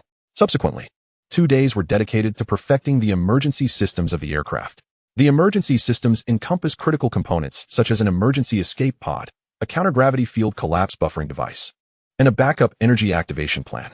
In the event of particularly hazardous situations, the emergency systems ensure that the aircraft retains essential functionality, safeguarding personnel and preventing equipment damage. Next, 5 days were spent installing the lightweight composite armor modules of the first-grade vibration gold and applying the second-grade vibration stealth coating. The completion rate for the armor module installation reached 100, while the coating completion stood at 99, with a detected area of 0.003 square meters, exhibiting insufficient thickness. Following a meticulous inspection, Shanghai utilized a laser pointer to identify the flaw points and arranged for mechanical worker ants to carry out touch-ups. Once everything was meticulously finished, the anti-gravity aircraft was deemed complete. The entire process spanned a total of 40 days. The system integration was finalized, and all indicators met expectations. Shanghai's voice resonated with calm assurance, transmitted clearly through the communication device. Before him stood the imposing disc-shaped aircraft, its edges gleaming with a cold metallic sheen. The surface still bearing the marks of the machining process, resembling a slumbering behemoth. Shen Yuan was filled with exhilaration as he briskly returned to the command center, eager to witness the aircraft's testing. Environmental monitoring indicated current wind speeds of 12 ms and humidity at 68, both conforming to testing standards. Shanghai's holographic projection shifted to real-time data, initiating the anti-gravity engine preheating procedure, which would require 1 minute. Taking advantage of this time, Shen Yuan returned to the command center, his voice hoarse as he issued the testing command to Shanghai. Commence testing. He instinctively rubbed his palms together, attempting to wipe away the perspiration accumulating in his palms. As the command was given, Shanghai promptly activated the anti-gravity engine of the aircraft, emitting a low, resonant hum that gradually ascended in pitch. The ground trembled slightly beneath, while an ethereal blue glow emanated from the base of the aircraft, casting distorted shadows upon the walls. With the activation of the anti-gravity engine, energy output stabilized at 10. Shanghai's voice rose above the deep hum, resonating with determination. At a height of 1 meter, an inclination of 8 degrees was detected, prompting the activation of the automatic correction program, which was subsequently completed. Testing continued at a height of 10 meters. However, stability deviations exceeded the threshold. The alarm of the star C blared harshly. The test was immediately terminated due to a discrepancy of 0.005 radians in the attitude control module parameters. Through the command window, Shen Yuan gazed at the distant anti-gravity aircraft, while simultaneously turning to examine the data in search of the cause. As the aircraft ascended gracefully, hovering steadily in midair, Shen Yuan's taut nerves remained unrelaxed. He keenly sensed a slight oscillation in the aircraft, reminiscent of leaves fluttering in the wind. There were indeed issues with stability. Shen Yuan's voice was as cold as ice. The source of the problem had been identified, and adjustments to the attitude control algorithm were underway. The data stream from Star C flickered frantically. Corrections completed, a secondary test was suggested, commencing with a low hover at 10 meters. Under Shen Yuan's tense gaze, Star C reinitiated the testing procedure. The second test commenced at a height of 10 meters, and stability was deemed acceptable. Star C's voice resonated with excitement. This time, the aircraft hovered in the air with the poise of a well-trained falcon. Should maneuver testing begin? It was recommended to start with a 10-degree turn. Shen Yuan took a deep breath, his fingers gliding swiftly over the three-dimensional holographic control panel to issue the turning command. The aircraft traced an elegant arc in midair. Yet, Star C's voice interrupted once more. Anomalous energy fluctuations detected during the turn. Output from the right-side anti-gravity engine had decreased by 1. Should problem detection be initiated? Yes, activate. Shen Yuan's gaze remained fixed on the data pulsating on the screen. The detection program revealed an issue. A deviation existed in the connection between the anti-gravity engine body and the first vibranium resonant cavity. Adjustments to the parameter settings were underway, and Star C reported while displaying the erroneous program parameters on the holographic projection, making necessary modifications. All issues were meticulously documented, forming a compilation of problems. Shen Yuan issued the directive. Subsequently, he settled into his seat and activated the three-dimensional holographic control panel, swiftly pulling the joystick. The aircraft executed a 360-degree instantaneous maneuver, stirring a gentle breeze that echoed across the testing ground. Success! Shen Yuan abruptly stood from his seat, but in his haste, he stumbled and fell, ignoring the pain. A long-lost smile spread across his face. Continue with the high-energy pulse laser cannon charging test. Shen Yuan returned to the command chair, his fingers striking the control panel emphatically, his eyes fixed intently on the weapon bay of the aircraft. Upon receiving the command, the charging program was initiated. Star C's voice, accompanied by a low hum, filled the air. The current energy core output power was elevated to 80, with charging progress at 10%. Shen Yuan leaned forward, his forehead nearly touching the holographic screen, watching the energy bar grow slowly. Is 90 seconds really necessary? This pace seems rather sluggish. Is there room for optimization? His brows furrowed, a hint of discontent seeping into his tone. During the laser cannon charging process, the charging could be halted at any moment. Transitioning into launch preparation mode. Starcy's laser pointer illustrated the concept on the screen. However, the attack intensity and range would proportionally diminish. Chapter 47. Anti-Gravity Aircraft Shen Yuan. Let us first proceed with the plan measurements.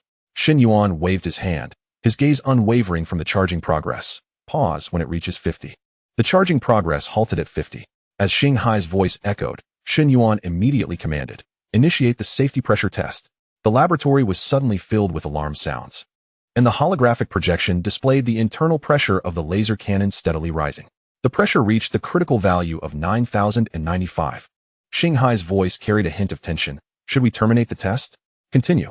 Shen Yuan gritted his teeth, his fists clenched tightly. I must ascertain its limits. Pressure at 100. No issues have arisen thus far. Xinghai reported loudly, but Shen Yuan suddenly called for a stop. Cease charging, commence detection. Observing a miniature mechanical spider swiftly scuttle to the laser cannon's barrel for inspection, it confirmed no anomalies in the number 1 vibration gold cannon. Shen Yuan's expression eased slightly as he remarked, "The heat absorption characteristics of the number 1 vibration gold cannon have manifested. Proceed to charge to 100. Charging completed at 100. Just as Xinghai finished speaking, Shen Yuan promptly issued the launch command. Initiate the simulated firing program test. A pale purple beam sliced through the sky in the three-dimensional holographic projection, instantly flattening the distant hills. Shen Yuan examined the simulated test data, a smirk appearing on his lips, a range of 5,200 kilometers, surpassing expectations. However, the cooling time remains excessively long. We must find ways to optimize this in the future. Next, let us test the drone ejection system. Shen Yuan rubbed his hands together, excitement shimmering in his eyes. Activating the hive ejection mode. Countdown. 3, 2, 1, launch. Xinghai's voice resonated with rhythm as 25 drones erupted from the aerial combat module like a swarm of bees, swiftly forming a formation in the sky. A delay of 0.1 seconds was detected in the communication of the 17th drone. The alarm sounded from Xinghai. Shen Yuan's expression darkened. Recall the malfunctioning drone individually. The others shall continue their array formation task. Watching the remaining drones methodically construct the reconnaissance firepower net, Shen Yuan nodded slightly. Initiate the self-destruct assault simulation test. Suddenly, 5 drones in the formation accelerated, exploding in a dazzling display of holographic effects in the air. The simulated explosive power equated to 480 tons of TNT, with an acceptable margin of error. Once Xinghai completed the report, Shen Yuan furrowed his brow. The trajectory of the debris post-self-detonation was miscalculated, potentially harming friendly forces. We must find a way to improve this. Finally, let us conduct a comprehensive system instrument functionality test. Shen Yuan took a deep breath, as if awaiting the results of a significant examination. Radar scanning, quantum communication, stealth mode switching. The data danced wildly across the screen. The spiritual radar's detection accuracy dropped to 90 under multi-band interference. Xinghai's voice tightened Shen Yuan's chest. Activate the adaptive filtering algorithm. Shen Yuan's fingers flew across the control panel. Bring the accuracy back above 98. When he saw the radar accuracy stabilize at 99, Shen Yuan abruptly stood from his chair. He vigorously raised his fist. We succeeded. All systems have passed the test. His face flushed, excitement unmistakable in his gaze. With a graceful gesture, I caressed the outline of the spacecraft projected in holography and solemnly proclaimed, from this moment forth, it shall be named Xianbird. This name signifies that it will traverse the heavens and the earth like an ancient divine bird, soaring freely. Congratulations to Shen Yuan. For the Xuanbird's test has been a resounding success. The holographic projection of Xinghai erupted in a dazzling display of fireworks, while Shen Yuan stood before the command window, unable to suppress the smile that graced his lips as he gazed at the distant Xianbird. Soon, when night enveloped the sky, the actual test flight would commence. After finishing dinner, Shen Yuan carelessly set down his utensils. A glance at the clock revealed it was already midnight. He thought to himself, finally, the moment to test the Xianbird has arrived. Upon arriving at the base, the sounds of machinery from the second phase of construction reached his ears. Xinghai, let us go and inspect the Xianbird, Shen Yuan called out. Xinghai, clad in steel armor, clanked over to him.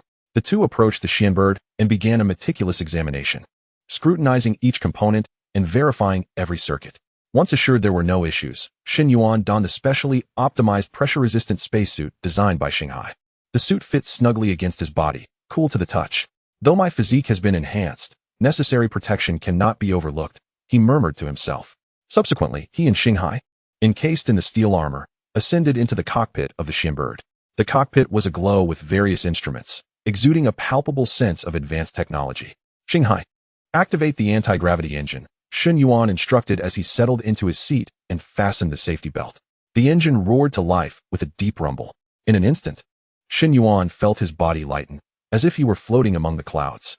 Wow, this sensation is utterly delightful, he exclaimed, a look of astonishment illuminating his face. The Shenbird gently levitated, rising 10 meters above the ground. Seated in the pilot's seat, Shen Yuan grasped the control stick and pushed it forward with enthusiasm. Let us go, he shouted excitedly. The Shenbird glided toward the shaft passage area at a steady speed. The concealed entrance above the shaft passage slowly opened. And as Shen Yuan beheld the unfolding door, his heart raced with anticipation. May all tests proceed smoothly, he silently wished. As the Shenbird emerged from the passage, Shen Yuan inhaled deeply and propelled the control stick with all his might. The Shenbird instantly broke the sound barrier, shooting toward the sky like an arrow released from a bow. Shen Yuan anticipated a jarring sensation, yet the ascent was remarkably smooth, soaring to an altitude of 10,000 meters. This anti-gravity field is incredible. It feels just like being on solid ground, Shen Yuan remarked, his eyes sparkling with wonder. Within the aircraft, he felt weightless, suspended in zero gravity. Next, Shen Yuan adjusted the steering wheel and began to gradually accelerate upward. As the speed increased, he started to feel a subtle pressure. With the inertia from the growing acceleration, this pressure intensified, akin to the persistent weight of a heavy object. Speed has reached Mach 2, Xinghai announced. Shen Yuan focused intently on the horizon, his demeanor serious and silent as he meticulously sensed the evolving pressure. Mach 3. Xinghai's voice echoed once more. Shen Yuan felt no unusual sensations, as if he were gliding upon level ground. He mused that the speed could indeed be increased further. He was entirely capable of enduring it. At 5 Mach, the starship reported its velocity. Shen Yuan sensed the pressure mounting, yet fortunately, the inertia dampening system and the astronaut pressure suit aided him, coupled with his exceptional physical condition, rendering the experience relatively comfortable. At this moment, the craft cruised at 5 Mach, and Shen Yuan once again entered a state of weightlessness. Exhaling softly, he smiled at Xinghai and remarked, Xinghai, I presume this anti-gravity engine can only reach 5 Mach? Let us activate the high-energy particle thrusters and see just how fast we can fly. Xinghai promptly cautioned, understood. When we initiate the high-energy particle thrusters, please accelerate gradually. Otherwise, the inertia may become overwhelming. All right, I comprehend the situation, Shen Yuan replied with a smirk. Chapter 48. Space testing. After a brief interval, the high-energy particle thrusters engaged. Shen Yuan cautiously pushed another control lever, reminding himself not to accelerate too rapidly. Current speed, 6 Mach, announced Xinghai. Shen Yuan felt the pressure intensifying once more, but remained within tolerable limits. 8 Mach. Suddenly, a thunderous roar erupted, and a sonic boom ensued. Shen Yuan was startled, his body trembling slightly. Goodness, that noise is tremendous, he exclaimed. He understood that they had reached the limit where the anti-gravity field negated the air's resistance. At that moment, the Shen Yao had soared over international waters. Multiple high-altitude monitoring satellites deployed by various nations detected significant sonic boom fluctuations. In the Pentagon, soldiers responsible for satellite surveillance shouted, "Report. Strong sonic boom fluctuations detected." Yet no suspicious aircraft identified. The general frowned, perplexed. What is happening? Conduct a comprehensive scan to ascertain if this is a trial of a new weapon. Retrieve all relevant data for analysis. Monitoring centers in other countries were equally chaotic.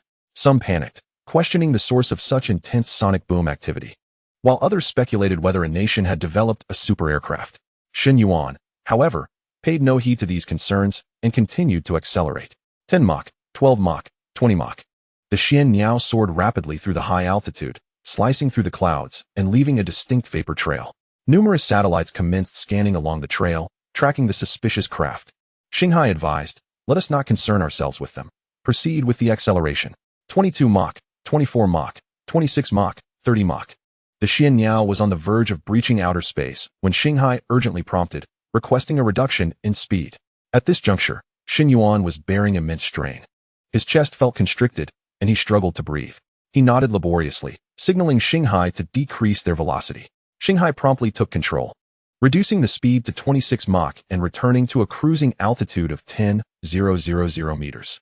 Shen Yuan finally exhaled a sigh of relief, patting his chest. Phew. It seems that to continue flying within the blue planet, I must diligently study the inertia damping system. Otherwise, this load is rather substantial. At that moment, the Shen Yuan had arrived above the South Pole. Peering through the window, Shen Yuan beheld the pristine white expanse of land, where glaciers crisscrossed in a magnificent display. Under the moonlight's glow, the glaciers shimmered with a chilling radiance, resembling vast crystals scattered across the landscape. Towering icebergs rose majestically from the ocean, some resembling ancient castles, while others appeared as fearsome beasts. Penguins waddled across the ice, occasionally leaping into the sea, creating tiny splashes. Observing Antarctica from such heights was truly breathtaking. Shen Yuan couldn't help but exclaim. His initial excitement gradually gave way to tranquility. After a moment, he addressed Shanghai. Let us proceed with the testing. Next, they were to venture beyond the blue planet and explore the cosmos to witness the true prowess of the Shen Yuan. Shen Yuan donned the helmet of his spacesuit. His gaze resolute, he prepared to launch into the vastness of space, shouting out. Under the mechanism of the anti-gravity field, they effectively circumvented the thermal generation caused by friction. Taking advantage of this, the Shen Yuan ascended vertically with remarkable speed, hurtling towards the cosmos. During the ascent through the atmosphere, the Shen Yuan still endured some turbulence. Alarms blared incessantly in the cockpit, and various indicator lights flashed wildly. Steady, steady. Sweat beaded on Shen Yuan's forehead as he gripped the control stick tightly. His eyes focused intently ahead. At last, after considerable effort, the Shen Yuan successfully penetrated the outer layers of space. Gazing upon the magnificent blue planet before him, an indescribable sense of awe surged within Shen Yuan. The azure sphere stood out beautifully against the dark canvas of the universe, its oceans glimmering with a profound blue light. The contours of the land were distinctly visible, with clouds encircling the earth like delicate white veils. Wow, is this truly our blue planet? It's simply exquisite. Shen Yuan's voice quivered slightly, his eyes glistening with tears of excitement and pride. Let us commence the test for maximum flight speed around the blue planet. Shen Yuan steadied his emotions and issued the command. The Shen Yuan accelerated in space, swiftly reaching a speed of 40 Mach. In the vacuum of space, devoid of air resistance, the inertia-induced load was minimal, and Shen Yuan felt remarkably at ease. Now this is what flying feels like. Shen Yuan shouted with exuberance, dancing joyfully within the cockpit. After a moment of stargazing, he instructed Shanghai, let us conduct all the necessary tests for space flight. Understood. Shanghai swiftly took control of the Shen Yuan systems. Shen Yuan, please secure yourself. Shen Yuan glanced down, ensuring his seatbelt was fastened tightly before signaling an O with his fingers to the equally secured Shanghai, who was clad in steel armor. The tests for the Shen Yuan's stability and maneuverability commenced. Under Shanghai's guidance, the Shen Yuan executed sudden accelerations, abrupt stops, and 360-degree instantaneous turns in a series of maneuvers. Upon completion, the results aligned with the design specifications, and the high-energy particle propulsion efficiency test began. Shanghai activated the Shen Yuan's high-energy particle thrusters at maximum power, flying a distance to assess whether there were any changes in actual thrust. The testing has concluded, and the actual thrust deviates from the expected value by less than 1, which meets the standards. The test has passed. We now commence the environmental adaptation test for the secondary vibration gold coating, which exhibits normal absorption and isolation performance against various cosmic rays. The test results align with expectations, and it has successfully passed. Next, we initiate the navigation and communication tests, which are well within the quantum communication coverage of the base. The navigation positioning is precise, and the communication delay is a mere 10 milliseconds, falling comfortably within the design error range. The primary energy shield system is activated, entering a state of performance testing readiness. As the command echoes, a translucent pale blue spherical shield with a diameter of 100 meters swiftly unfurls, enveloping the entire spacecraft in an instant. The surface of the shield shimmers with delicate electromagnetic wave patterns, reminiscent of the ethereal veil of the aurora borealis, creating a stunning visual spectacle. The Starseed control directs the Shenbird towards a piece of space debris approximately 10 centimeters in size. Upon impact, the collision point erupts in a halo of blue and purple luminescence. The debris decelerates abruptly as if crashing into an invisible gel. Subsequently, tiny electric sparks erupt from the surface of the fragments, which are then propelled into deep space by an unseen force field, leaving behind a fleeting trail of ionized dust accelerated to escape velocity by magnetic lines. The performance test of the primary energy shield concludes successfully, with all tests completed satisfactorily. Following this, Star C displays the detailed test results on the holographic screen. Shen Yuan joyfully gestures a thumbs up, his face aglow with pride. Fantastic. The Xianbird has truly exceeded my expectations. All test results are up to standard, with no issues whatsoever. I hereby declare that the Xianbird has reached its finalized design and will officially enter the equipment phase starting today. Observing the flawless test outcomes, Shen Yuan decisively announces the formal commissioning of the Xianbird. Chapter 49. Weapons testing on the far side of the moon. Star C. Quickly calculate how long it will take for our Xianbird to reach the far side of the moon, Shen Yuan inquires, gazing at the blue planet outside.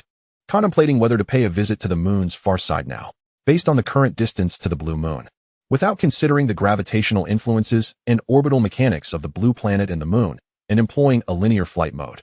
The Xianbird requires a continuous acceleration of 2 hours to reach a speed of 153 Mach at the midpoint of the blue moon, followed by deceleration. The estimated time to reach the far side of the moon and complete the landing mission is approximately 4 hours. The Star C system swiftly provides the computation results. Upon hearing Star C's calculations and checking the current time, 2:25 p.m., Shen Yuan prepares to ponder further when Star C reports. The aforementioned time estimation is based on departing from the surface of the blue planet. If we depart from our current location, we can reach the far side of the moon in just 3.5 hours. Upon arrival, we only need to covertly take over and disable the relay satellites of the Yanhuang nation to commence testing of the pulse laser cannon and drone combat systems. Upon hearing this, Shen Yuan decisively commands, "Let us set off for the far side of the moon immediately." Even before departure, Star C has fully stocked the Xianbird with supplies sufficient for Shen Yuan's sustenance for a day, including liquefied oxygen and artificial air. Everything is well accounted for. As Shen Yuan observed that there was nothing to worry about, he promptly transferred the control authority to Xinghai. He instructed Xinghai to call him when they arrived, then leaned back against the chair and succumbed to a deep slumber, utterly exhausted, his eyelids too heavy to lift. Before long, 3.5 hours had elapsed. Shen Yuan had reached the predetermined coordinates on the far side of the moon. Xinghai's electronic voice resonated in the tranquil cockpit, soft yet imbued with undeniable firmness. Shen Yuan abruptly opened his eyes, the drowsiness instantly replaced by exhilaration. He straightened in his seat, gazing out at the silver-gray lunar surface against the backdrop of the inky blackness. "We arrived so quickly. This is fantastic. Xinghai, let us commence the testing without delay," Shen Yuan exclaimed, his breath quickening with excitement. The Xianbird slowly hovered, and the protective doors of the front launch channel unfurled like mechanical pedals. Accompanied by the deep rumble of machinery, the 800mm caliber pulse laser cannon gradually extended. The surface of the cannon shimmered with ethereal blue energy patterns, reminiscent of a beast poised to pounce. Received. Preparing to conduct a pulse laser cannon firepower test, came Xinghai's announcement. As soon as the words fell, Shen Yuan gripped the armrests of his seat tightly, his eyes brimming with anticipation and tension. Energy began to coalesce at the cannon's tip, the surrounding space warping in a peculiar manner. After 90 seconds, a robust pale purple beam erupted with sudden ferocity. The beam shattered the silence of the vacuum, leaving behind a fleeting trail of searing brilliance. It struck the target area with pinpoint accuracy, igniting a brilliant incandescent explosion on the lunar surface. Akin to a miniature solar eruption, the intense energy shock vaporized the surrounding basalt and lunar regolith, creating a colossal crater with a diameter of 100 meters and depths reaching several tens of meters. The walls of the pit glistened with a glass-like sheen, a product of high temperatures followed by rapid cooling. Smoke continued to billow from the bottom of the crater, the scene utterly breathtaking. "The power is extraordinary," Shen Yuan exclaimed, half rising from his seat, his face alight with ecstatic joy. "It surpasses all expectations." Subsequently, Xinghai unleashed a series of shots, testing the firepower and performance of the rapid-fire mode, each causing considerable destruction. Shen Yuan's eyes sparkled with delight as he meticulously reviewed the data, nodding in satisfaction at the potency of the pulse laser cannon. He then initiated the drone combat system test. Calming his emotions, he decisively issued commands. The belly hatch of the Xianbird swung wide open, and 300 unmanned combat drones erupted forth like a swarm of bees. The drones swiftly arranged themselves into various formations in the sky, sometimes piercing the clouds like sharp blades, at other times spreading out like a vast net. Their coordinated maneuvers flowed seamlessly, showcasing formidable collaborative combat capabilities. Switching to close combat mode, as Shen Yuan's voice faded, some drones shot towards the lunar rocks like arrows released from a bow. Their high-energy plasma cutting blades flickered with a chilling blue light. Wherever they went, The hard lunar rocks were sliced through as effortlessly as butter, with debris flying spectacularly. Launch conventional high-power missiles, underground missiles, armor-piercing missiles.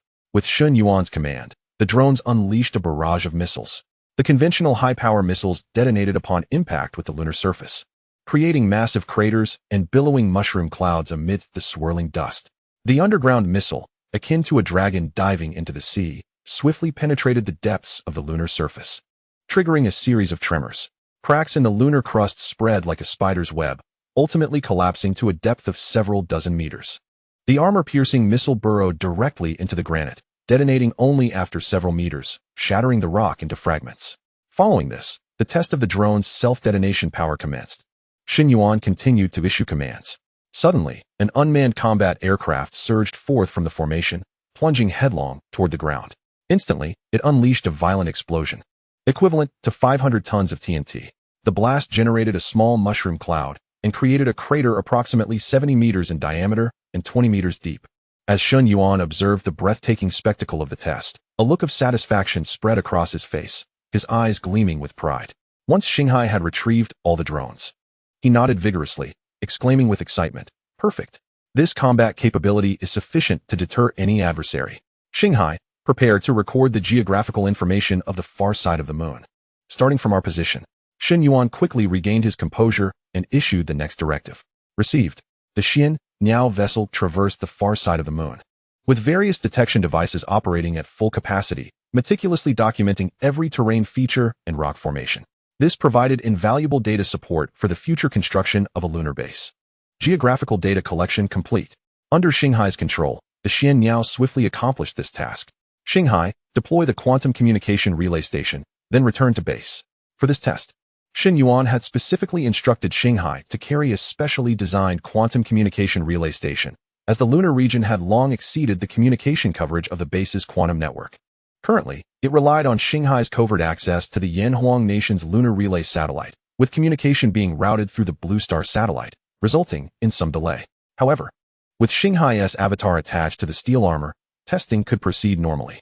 The deployed quantum communication relay station utilized the Phantom A-type Universal Quantum Communication Network System technology, with an effective communication range of only 10,000 kilometers.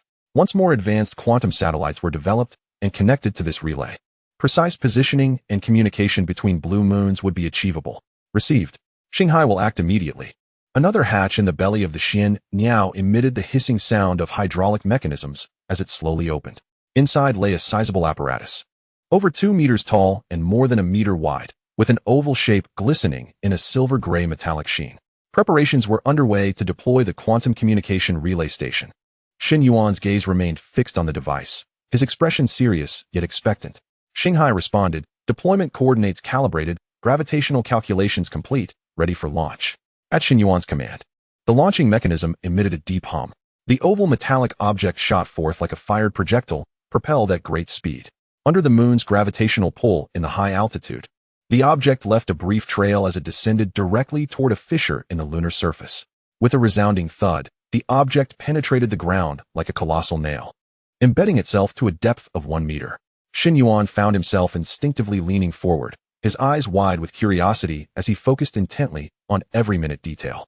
Suddenly, a series of crisp mechanical unlocking sounds emanated from the surface of the metallic object, its shell beginning to separate along a predetermined path. Four serrated support arms sprang forth from the sides, akin to the elongated legs of a mechanical spider, firmly anchoring the entire relay station into the lunar soil. The dish-shaped quantum communication antenna at the top gradually ascended, its surface shimmering with ethereal blue energy patterns, constantly adjusting its angle as if in pursuit of the optimal communication position. The central columnar body slowly unfurled, revealing an array of countless interfaces and sensors. Under the cold illumination of the moonlight, the surface of the secondary vibration gold stealth coating began to activate. With the initiation of optical cloaking, the entire quantum communication relay station gradually vanished from sight. With this relay station in place, once the quantum satellites are developed, communication between the moon and Blue Star would be secured. Shen Yuan gazed at the now fully deployed quantum communication relay station, his eyes brimming with pride. "Let us return to base," he commanded, issuing the order for the return journey before reclining in his chair to catch some rest. This comprehensive test on the far side of the moon had lasted over 2 hours, and before he knew it, it was already past 8 o'clock the following morning. When Xinghai piloted the Shinbird back to the Blue Star base, it was already past noon.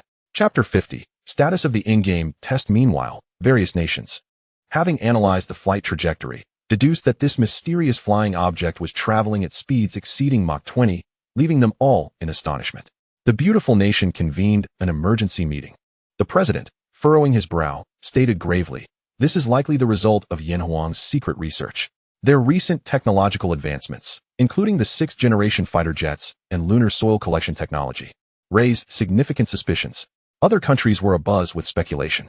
Some surmised that it could be a clandestine project of the beautiful nation, remarking, it could very well be those people. Their secret experiments are hardly few.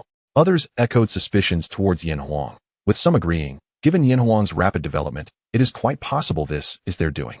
As for the Bear Nation, other countries doubted their capabilities. The Bear Nation also speculated about Yanhuang and sought to inquire. A Bear Nation diplomat, his expression grave and his words carefully chosen, asked, "Is your country currently engaged in the development of ultra-advanced aircraft? We have detected a series of anomalous flight trajectories that are distinctly different from conventional aviation activities." Yanhuang firmly denied any such allegations, issuing a stern declaration. "If we possessed such technology, it would undoubtedly be prioritized for our own military aircraft, and there would be no reason for concealment. Your nation is clearly making a serious misjudgment. Based on the current situation, the beautiful nation holds significant potential culpability." Subsequently, all nations embarked on thorough investigative efforts. As for the outcome of the investigations, everyone had their own understanding. Upon returning to the base, Shen Yuan was briefed by Xinghai regarding the actions of various countries. Shen Yuan paid it little mind, confident that these matters would not trace back to him. He exchanged a few words with Xinghai, addressing the issues identified during the Zhuanbird's recent test, made adjustments and improvements, and then headed home to prepare a meal. After finishing his meal, Shen Yuan indulged in a rare afternoon nap. Upon awakening, he descended to the base to quietly assess the situation regarding the internal testing of the game. It was then that he discovered the game Star Sea Expedition had taken the domestic gaming community by storm. Recently, the gaming sphere in the country had become exceptionally vibrant, with the emergence of a game named Star Sea Expedition, which instantly captivated the entire online gaming world. Numerous players flocked to the official game website's comment section, eagerly inquiring about the commencement of open testing. Yet, the game's officials seemed to be oblivious, offering no response whatsoever. Late into the night, hundreds of computer screens emitted a ghostly blue glow, illuminating the excited faces of the players. One internal tester of Star Sea Expedition kept his eyes glued to the screen, his fingers flying over the keyboard as he shouted commands into his headset. Shortly after, the game system's notification rang in his ears. Received. Left Flank Mobile Squad, advance. Central Air Defense System, activate. This was a newly added feature based on feedback from internal testers. Now, players could simply speak into the headset to issue commands to the intelligent steward within the game base. Controlling the troops within the game had become extraordinarily convenient, merely requiring verbal instructions. Given the increasing number of troops, players expressed that relying solely on the mouse and keyboard was proving to be insufficient for large-scale battles. In just over a month since its launch, Star Sea Expedition had become immensely popular due to its hyper-realistic graphics. The design system was impressively robust, causing an immediate sensation within the domestic gaming community. Players were astounded by the cosmic stars depicted in the game, taking to the official game forum to post comments such as, "This hardly resembles a game.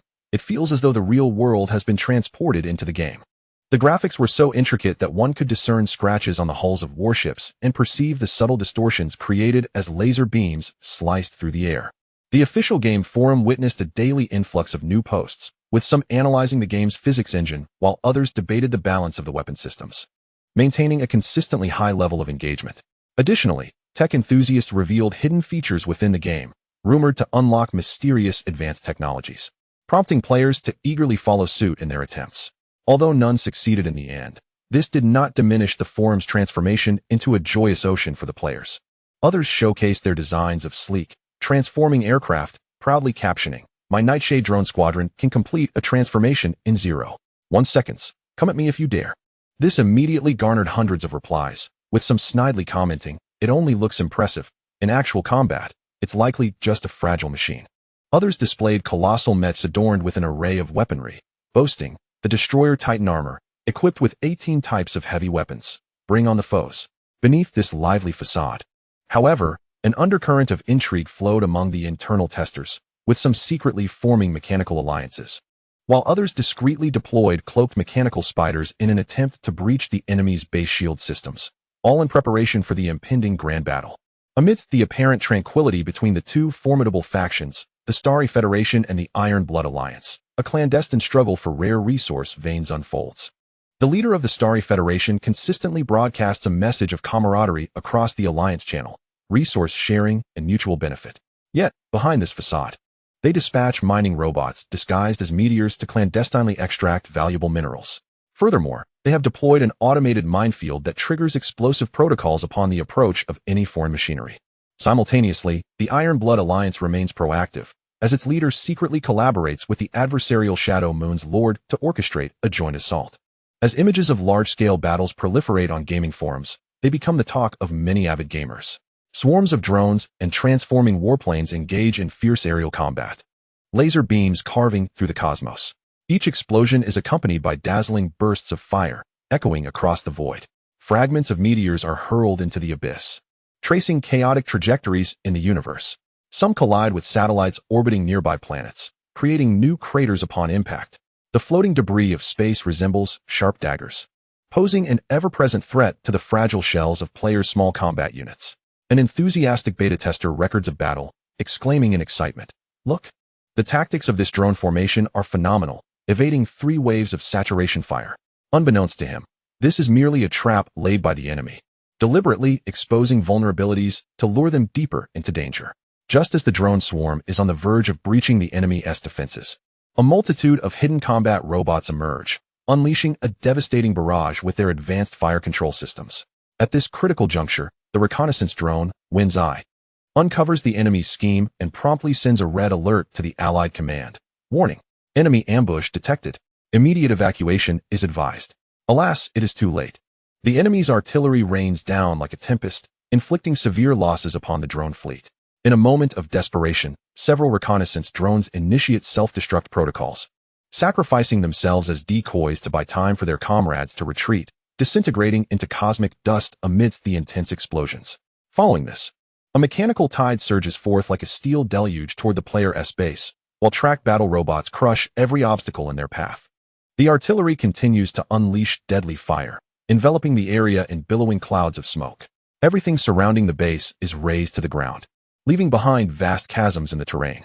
The holographic projections meant for ecological simulation instantly extinguish, revealing only charred earth and cold metal structures.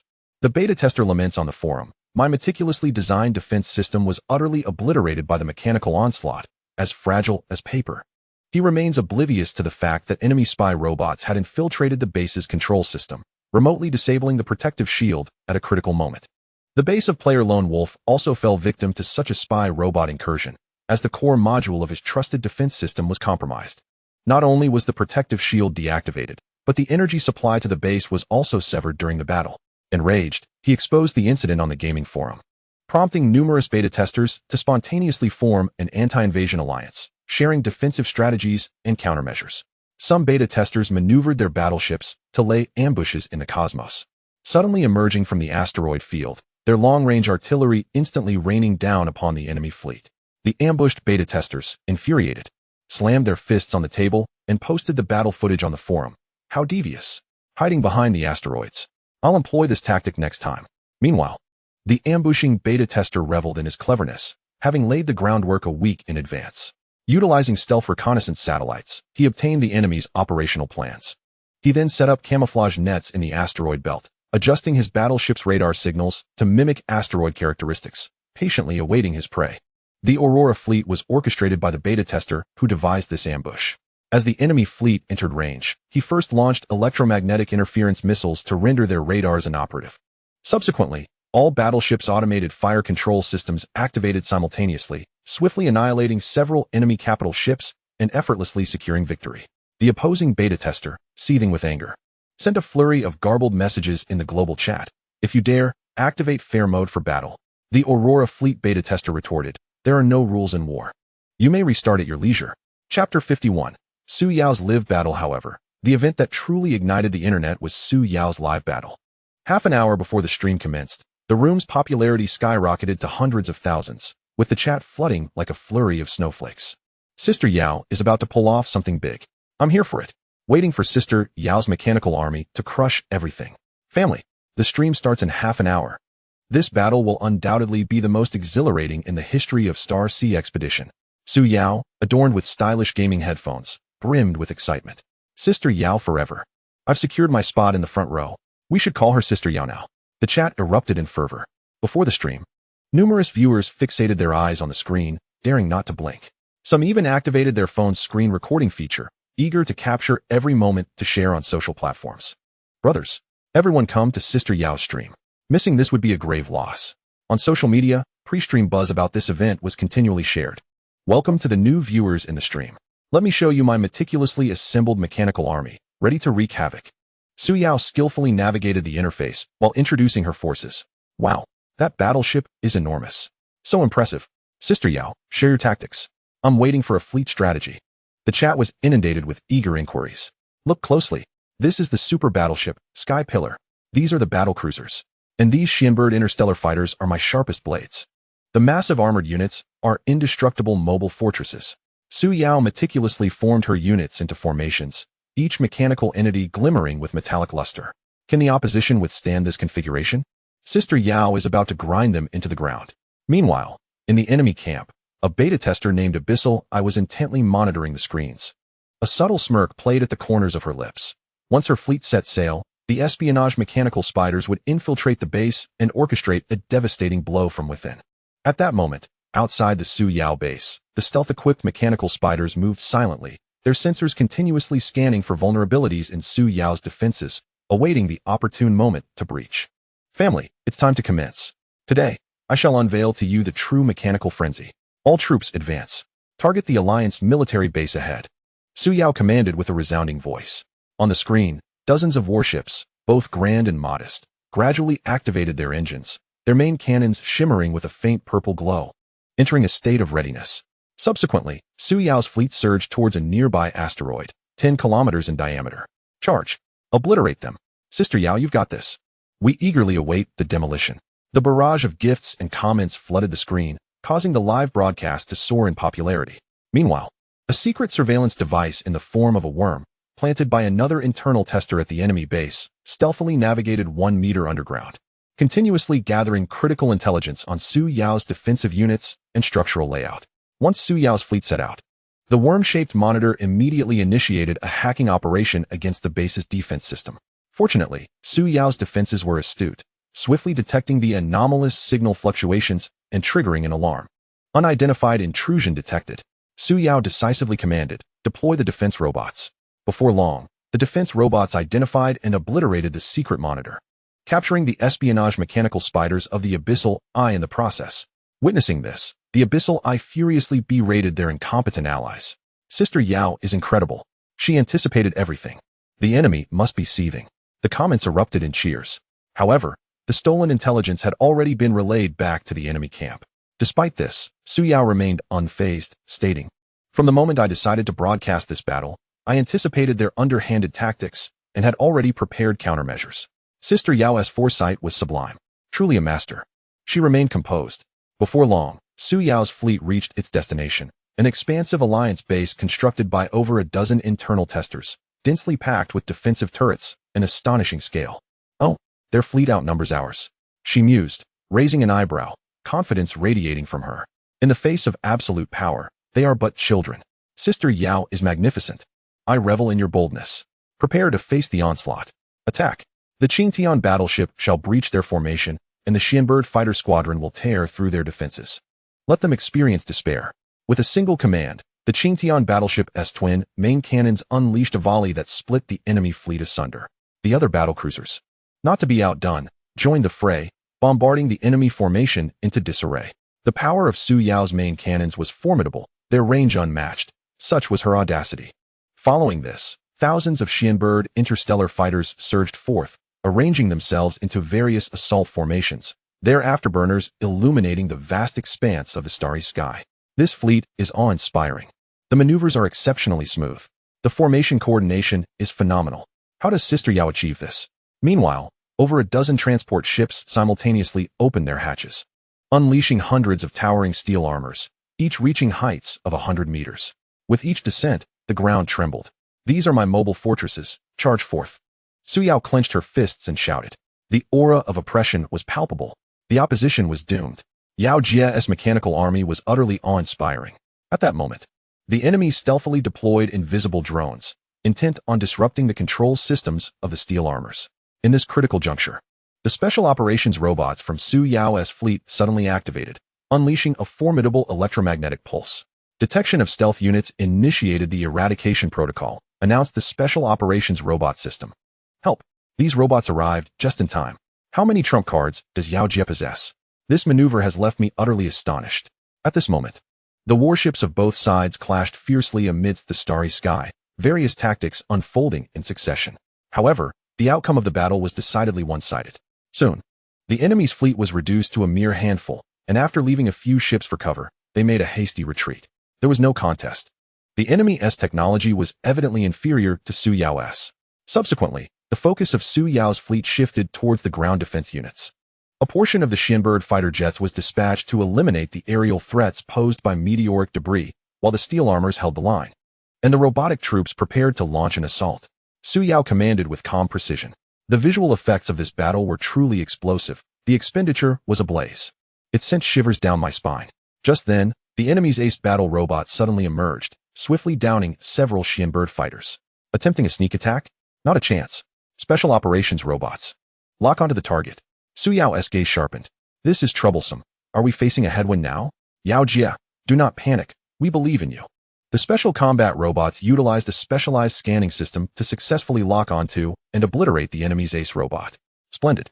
The entire army counterattacks. Su Yao raised her fist in triumph. I told you we wouldn't falter. Yao Jie is the eternal icon. This maneuver deserves my highest praise. However, the enemy suddenly launched a barrage of electromagnetic pulse shells, plunging the situation into dire straits. Activate the electromagnetic defense shield. Accelerate the offensive. Beads of cold sweat formed on Su Yao's forehead, yet her resolve remained unyielding. Go, Yao Jie. Quickly eliminate that launching device. The barrage of messages flooded the screen, and the audience held their breath in suspense. At the critical moment, one of Su Yao's main battleships fired a shot at the device, instantly destroying the enemy's electromagnetic pulse launcher. It was time for retaliation. Strike with all your might. Su Yao bellowed. Charge. Flatten them. This turn of events was exhilarating. Yet the enemy had long been prepared, activating their strategic withdrawal protocol. They dispatched reconnaissance robots for a comprehensive scan. Sensing something amiss, Su Yao promptly issued orders. The robotic legions surged into the enemy base, engaging in close-quarters combat with the defensive robots, sparks flying. At this juncture, the enemy activated self-destructing robots, inflicting severe losses on Su Yao's forces. How treacherous. Yao Jie, don't be disheartened. We are behind you. As the battle reached a stalemate, an alarm blared from Su Yao's base. Enemy ambush detected. Activate the super energy shield. Hold the line. Su Yao remained composed, swiftly responding to the crisis. Sister Yao's adaptability is truly remarkable. The energy shield must hold firm. Su Yao remained composed, orchestrating a full-scale assault on the enemy's defensive units with her warships. While the squadron of aircraft dominated the skies, and elite troops executed a surprise attack on the enemy's core facilities, the battlefield began to clarify. The situation was evident. Sister Yao was on the verge of victory. Her commanding prowess was unparalleled. As the battle intensified, the Eye of the Abyss personally led the fleet to mount a fierce attack on Su Yao's base. Yet, no matter the ferocity of their assault, the energy shield remained unyielding. Is that all you've got? Come on, keep attacking. Su Yao taunted into the camera. Sister Yao is so bold. I absolutely adore her. The opposition must be fuming. Finally, after a protracted struggle, the mechanical army led by Su Yao decisively annihilated the entire alliance base. After securing the battlefield, she left a small fleet to guard the area, awaiting the establishment of subsequent outposts. Phew, that was a close call. She exhaled deeply, her face adorned with a weary yet joyful smile. Sister Yao is magnificent. This is simply exhilarating. My blood is boiling. This is the most thrilling gaming campaign of the year. Sister Yao is forever a legend. The screen was flooded with praises and gift effects, propelling the livestream's popularity to its zenith. Chapter 52, Quantum Communication Relay Satellite. Meanwhile, The more than 10 internal testers whose alliance base was obliterated watched in despair as their mechanical army data reset to 0. Some left messages on forums. Sister Yao, wait for me. I will design a more powerful weapon to seek revenge. Others gritted their teeth, saying, this time I was unlucky. But next time I will bring my mechanical army to make you feel the same taste. The explosive scenes from the game left those invited internal testers who had not yet entered the game restless. One invited player, staring at the battle videos on the forum, turned beet red. Regretfully, they posted on the forum, I used to think this was a money laundering game, but now my face is bruised. If I had known, I wouldn't have missed the internal test. I am filled with regret. Another invited player, anxious, frantically messaged friends on social media, no way. I must hurry into the game. If I wait any longer, I won't even get a drop. I heard that entering the game now grants internal test benefits. Let us go. These invited but non-participating internal testers began to flock into the game. They were eager to form their mechanical armies and immerse themselves in this interstellar science fiction war. On major gaming livestream platforms, other prominent internal testers also caught wind of the opportunity. Brothers, today I will showcase the hidden gameplay of this game. A well-known gaming streamer, adorned with stylish gear, raised an eyebrow at the camera. Master this AI formation tactic and dominate the server with ease. He skillfully set up tactical cues on the interface, demonstrating unique strategies and techniques, with each maneuver eliciting gasps from the audience. Truly a master. I could never master this tactic. Streamers sought to share strategies. I want to showcase like that too. Other internal tester streamers also joined in, some focusing on warship automated command systems, while others excelled in mech cluster formations. Their gameplay further elevated the excitement surrounding Starsea Expedition. After reviewing the internal testing situation organized by Shanghai, Shen Yuan felt an immense joy. He was particularly pleased with the adjustments made by Shanghai regarding game feedback.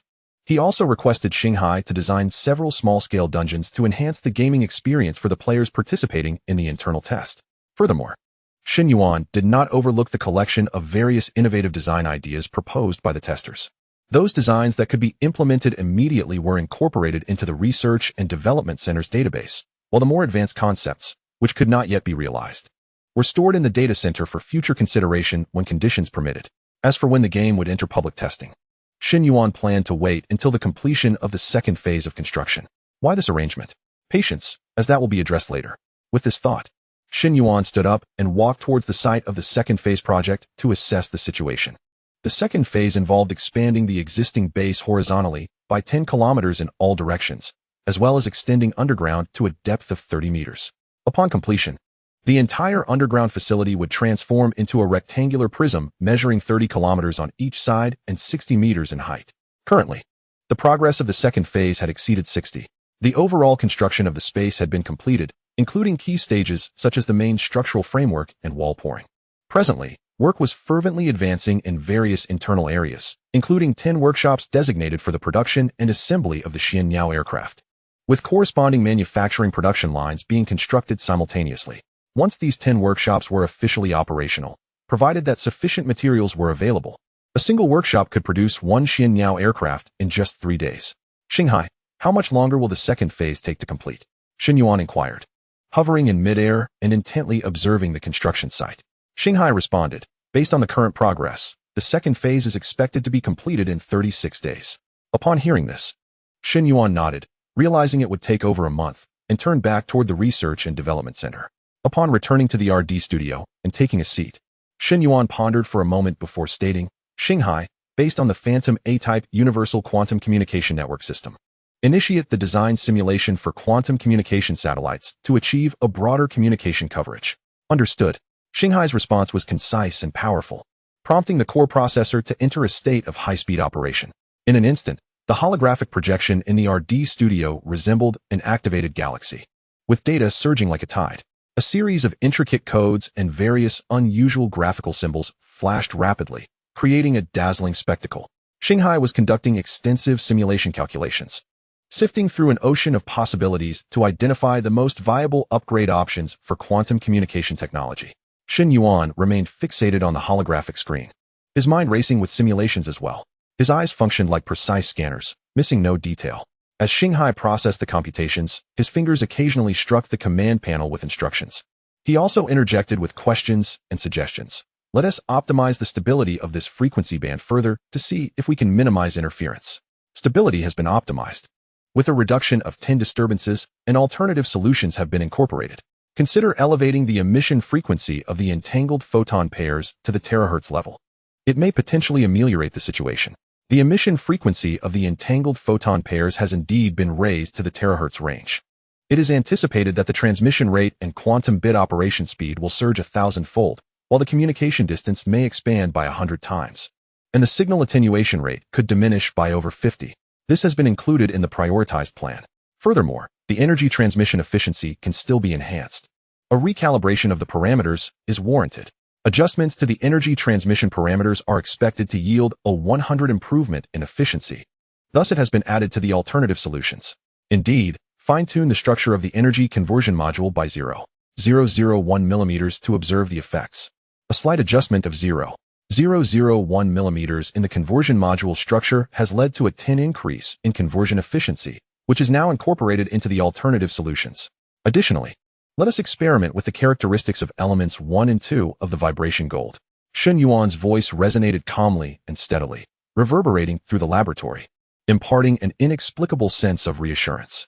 The introduction of the first vibration gold element effectively mitigates thermal noise and electromagnetic interference during the quantum communication process, enabling the emission frequency of the entangled photon pairs to successfully transcend into the terahertz band.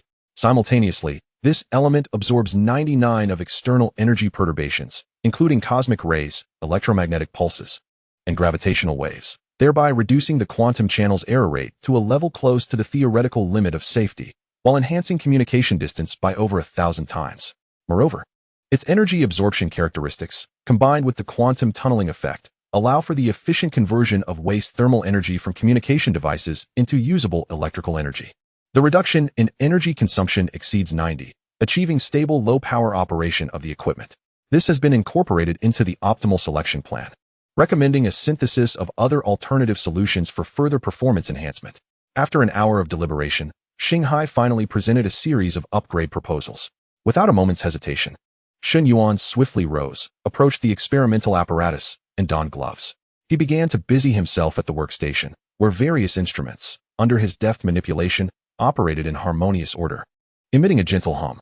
Chapter 53, Deployment and Encryption of Quantum Communication Networks. Commencing with the first experimental plan, the stability of the quantum entangled state will be assessed.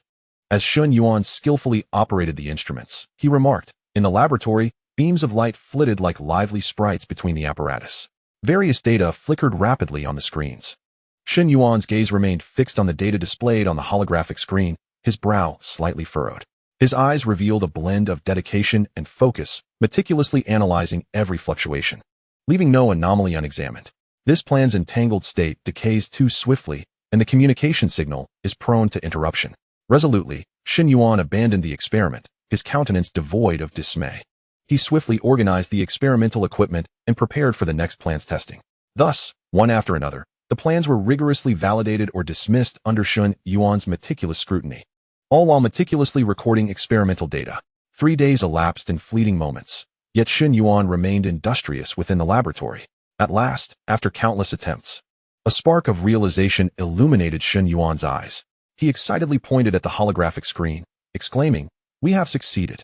Shanghai, let us proceed with the final plan and commence the manufacturing of the experimental machine." At this moment, a look of satisfaction graced Shen Yuan's face, imbued with hope, as if he could already glimpse the dawn of success.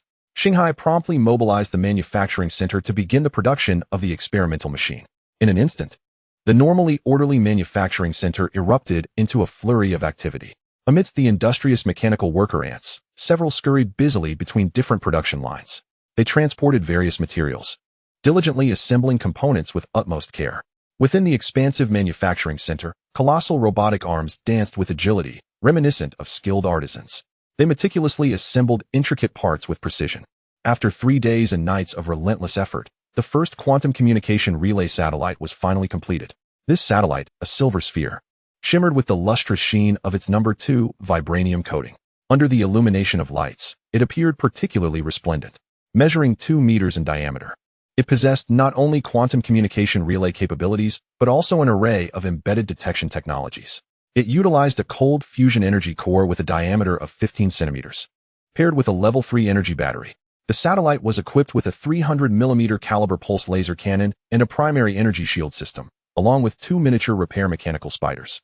Additionally, it featured multiple microparticle thrusters for precise adjustments of orbital parameters.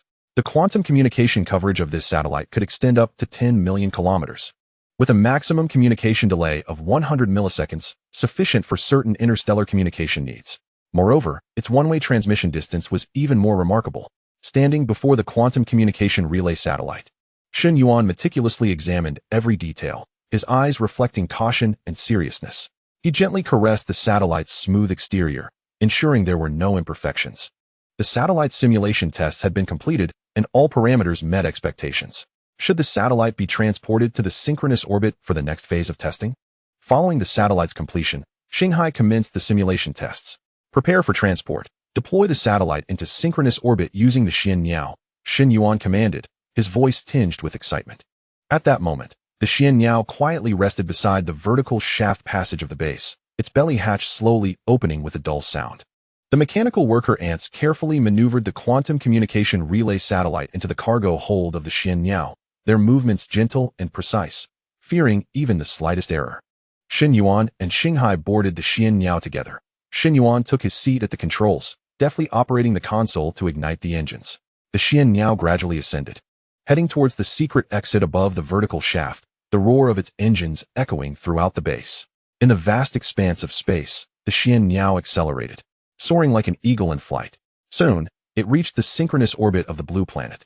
Shen Yuan entrusted the control of the Shen to Shanghai, who was responsible for accurately positioning the quantum communication satellite into its designated orbital trajectory. The quantum communication relay satellite gradually extended its various antennas in space, resembling a hedgehog. It then automatically adjusted its position and angle. Initiating the testing program, Shen Yuan's voice carried a hint of tension as he instructed the examination of the satellite's various functionalities. Shanghai swiftly connected to the satellite, commencing an extensive array of tests. A stream of data continuously returned to the Shen. As Shen Yuan and Shanghai intently monitored the screen, their eyes brimming with anticipation. The communication signal stabilized, the quantum entangled state remained intact, and all indicators met expectations. Fantastic! Shanghai exuberantly reported, his electronic voice tinged with delight. A satisfied smile graced Shen Yuan's face as he nodded slightly, stating, "Excellent. Based on these standards, we shall manufacture several more quantum communication satellites."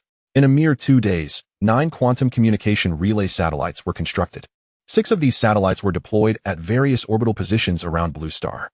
Among them, 3 were positioned in synchronous orbits, spaced 120 degrees apart, covering a range from the equator to mid-latitudes, specifically from 81 degrees north to 81 degrees south. However, communication blind spots still persisted in the polar regions of Blue Star. To address this, 2 additional satellites were deployed in polar orbits to enhance signal coverage in those areas. Furthermore, a redundant backup satellite was established, capable of agile movement across different orbits as needed to ensure the stability and reliability of the entire communication system. Thus, a comprehensive quantum communication network for Blue Star was successfully established. Simultaneously, Shen Yuan deployed 3 quantum communication relay satellites into lunar orbit. Following a series of adjustments, real-time communication between Blue Moon was successfully achieved, with a maximum communication delay of just 5 milliseconds. This is remarkable. With this quantum communication network, our communication capabilities will be vastly enhanced, Shen Yuan exclaimed, his face radiating pride. This technological breakthrough not only provided formidable support for the development of the base, but also established a solid communication foundation for the global server of the Shanghai Jing-2 game and the subsequent lunar engineering endeavors. Nevertheless, Shen Yuan did not allow himself to become complacent. In addition to optical stealth, he had to contend with the detection of quantum communication technologies within Blue Star. He was aware that Blue Star also possessed a quantum communication network, albeit one that was still in its nascent stages. Typically, such rudimentary technology would not be able to detect his quantum communication network. However, prudence was essential, and he understood the importance of maintaining confidentiality to ensure communication security. His brow furrowed slightly, and his expression grew serious. Shanghai, we must implement a series of measures to ensure that our quantum communication network remains undetected. Otherwise, we risk exposure. I have already begun preparations, Shanghai replied. We can conceal or disguise signals at the physical layer, such as by separating different frequency bands or masquerading as environmental noise. At the protocol layer, we can employ hybrid coding protocols to create interference. Moreover, it is possible to achieve complete concealment through the management of stealth keys and the active disruption and counteraction of external detection. By employing quantum communication technologies for encryption, all communication signals are transmitted securely, ensuring that they cannot be intercepted by external devices, thereby fortifying our communication network. Shen Yuan nodded, collaborating with Shanghai to repeatedly test and optimize the encryption scheme. They meticulously examined each method of secrecy and concealment, continuously fine-tuning the details to enhance the strength of confidentiality. After a day of diligent effort, the entire security system was finally completed. Let's activate the security system and conduct a simulated test, Shen Yuan stated, his voice laced with anticipation. Shanghai swiftly initiated the simulation program, attempting to decipher the encrypted signals through various potential detection methods. As they anxiously awaited the results, time seemed to slip away quickly. At last, the test results emerged. The security system operated stably, and the simulated detection technologies of Blue Star had failed to intercept any signals. Shen Yuan let out a sigh of relief, a satisfied smile gracing his face. Let us proceed with the actual testing, he directed. Understood. Shanghai promptly accessed several foreign enterprises adept in quantum communication technology through discrete means, conducting a thorough examination of their quantum communication network signals. After detailed testing, no anomalies were detected. Shortly thereafter, Shanghai completed the tests and reported the results. Excellent. The concealment measures of the quantum communication network have proven successful. In that moment, he felt immensely pleased with the security of the quantum communication network, while simultaneously brimming with anticipation for future interstellar explorations. Chapter 54. Su Yao's doubts recently. Su Yao had become increasingly engrossed in the game's Starsea expedition, yet her curiosity also intensified. Whether it was the exquisite and lifelike graphics that elicited admiration or the game's AI that facilitated seamless interaction with real individuals, every aspect showcased the extraordinary complexity and advancement of the game. Particularly noteworthy was the powerful design system, which not only enabled players to easily engage, but also allowed for the creation of intricate designs. Many of her peers in game programming expressed their astonishment, lamenting their inability to replicate such achievements. Su Yao could not help but feel a surge of doubt. Had Shen Yuan truly created this game on his own? How had he become so skilled? Why had she not noticed his talents during their time working together at the company? With the weekend upon her, Su Yao could no longer contain her curiosity and resolved to visit Shen Yuan's hometown to uncover the truth. Before setting off, she deliberately refrained from informing him, hoping to surprise him and perhaps uncover some answers. Unbeknownst to her, Shanghai had already disclosed her whereabouts to Shen Yuan. Upon learning of Su Yao's impending visit, Shen Yuan was elated, his joy overwhelming. He hurriedly made his way to the town market to buy groceries, feigning an accidental encounter while waiting for the bus back to the village. As Su Yao arrived alone in the town and headed toward the bus station, a familiar figure suddenly came into her line of sight. Shen Yuan? She couldn't help but exclaim, her eyes wide with surprise. Hearing her familiar voice, Shen Yuan swiftly turned around. A look of surprise crossed his face. Yao Yao? What brings you here? You should have at least informed me. Internally, he was overjoyed, yet he feigned astonishment, raising an eyebrow in a playful manner. Su Yao quickly approached Shen Yuan, scrutinizing him from head to toe. How is it that every time we meet, it's such a coincidence? Were you waiting here specifically for me? Shen Yuan chuckled and explained, not at all. I come to town every weekend to buy some groceries and other necessities. It just so happens that I ran into you. He added, but you, coming here without a word, made me quite anxious. Upon hearing this, Su Yao's lingering doubts vanished instantly, and she huffed playfully. I was just trying to surprise you. What? Are you unhappy that I'm here to keep you company? Shen Yuan quickly grasped Su Yao's hand, grinning widely. Of course, I'm delighted. You have no idea how happy I am that you came. At that moment, a bus slowly approached, and Shen Yuan, holding Su Yao's small hand, said, The bus is here, let us board and chat slowly. The two climbed aboard and found a window seat. Leaning against Shen Yuan's shoulder, Su Yao smiled and said, Shen Yuan, do you know? Your Starsea expedition is incredibly fun. The more I play, the more I enjoy it. How did you manage to create something so captivating? Shen Yuan felt a swell of pride inside, though he maintained a composed facade, replying, Of course, I invested considerable effort into it. If it weren't enjoyable, how could I justify my hard work? Just then, Shen Yuan's smart watch vibrated unexpectedly. A flurry of question marks from Starsea seemed to protest. I did most of the work, you know. Shen Yuan pretended not to notice and continued conversing with Su Yao. However, Su Yao eyed him suspiciously and asked, Really? When we were at the company? I never realized how talented you were. Shen Yuan felt a jolt of surprise but maintained a playful arrogance, saying, "That's because you didn't recognize my brilliance. You should ask my old colleagues. They all call me a genius." He then changed the subject. "Enough about me. How's everything at your office?" With this diversion, Su Yao's attention shifted, and she began to chatter excitedly about her workplace. They laughed and chatted all the way, a warm atmosphere enveloping them. Before long, the bus reached its destination. Hand in hand, Shen Yuan and Su Yao disembarked, continuing their conversation as they unwittingly made their way home. Shen Yuan said to Su Yao, "You sit and rest for a bit. I'll prepare lunch." Su Yao immediately sprang up, exclaiming, "I want to help too." Shen Yuan smiled and nodded, "Great. With your assistance, this meal is sure to be even more delicious." In the kitchen, the two busied themselves, laughter and chatter filling the air. Shen Yuan washed the vegetables while Su Yao chopped them. Whenever their hands brushed against each other, they exchanged sweet smiles, a delightful atmosphere permeating the kitchen. Before long, a sumptuous feast was ready. After the meal, Shen Yuan took Su Yao for a leisurely stroll nearby. They walked along a winding path through the mountains, surrounded by lush greenery, occasionally hearing the cheerful songs of birds. Shen Yuan regaled Su Yao with tales of life in the mountains, reminiscing about his childhood adventures. Su Yao listened with rapt attention, occasionally bursting into melodious laughter. "Wow, so you were quite the little rascal," she exclaimed, her eyes shimmering with curiosity and affection. Shen Yuan scratched his head, a hint of bashfulness in his demeanor. "Back then, I was rather oblivious and loved to frolic about," he admitted. As they strolled, Su Yao suddenly spotted a tree laden with wild fruits by the roadside. "Shen Yuan, look. Those wild fruits appear utterly delicious," she exclaimed excitedly. Following her gaze, Shen Yuan smiled and replied, "Those are wild jujubes. I used to pick them often as a child. They are delightfully sweet." Su Yao, unable to contain her enthusiasm, dashed over, crouched down, and meticulously searched the ground until she found an unblemished fruit.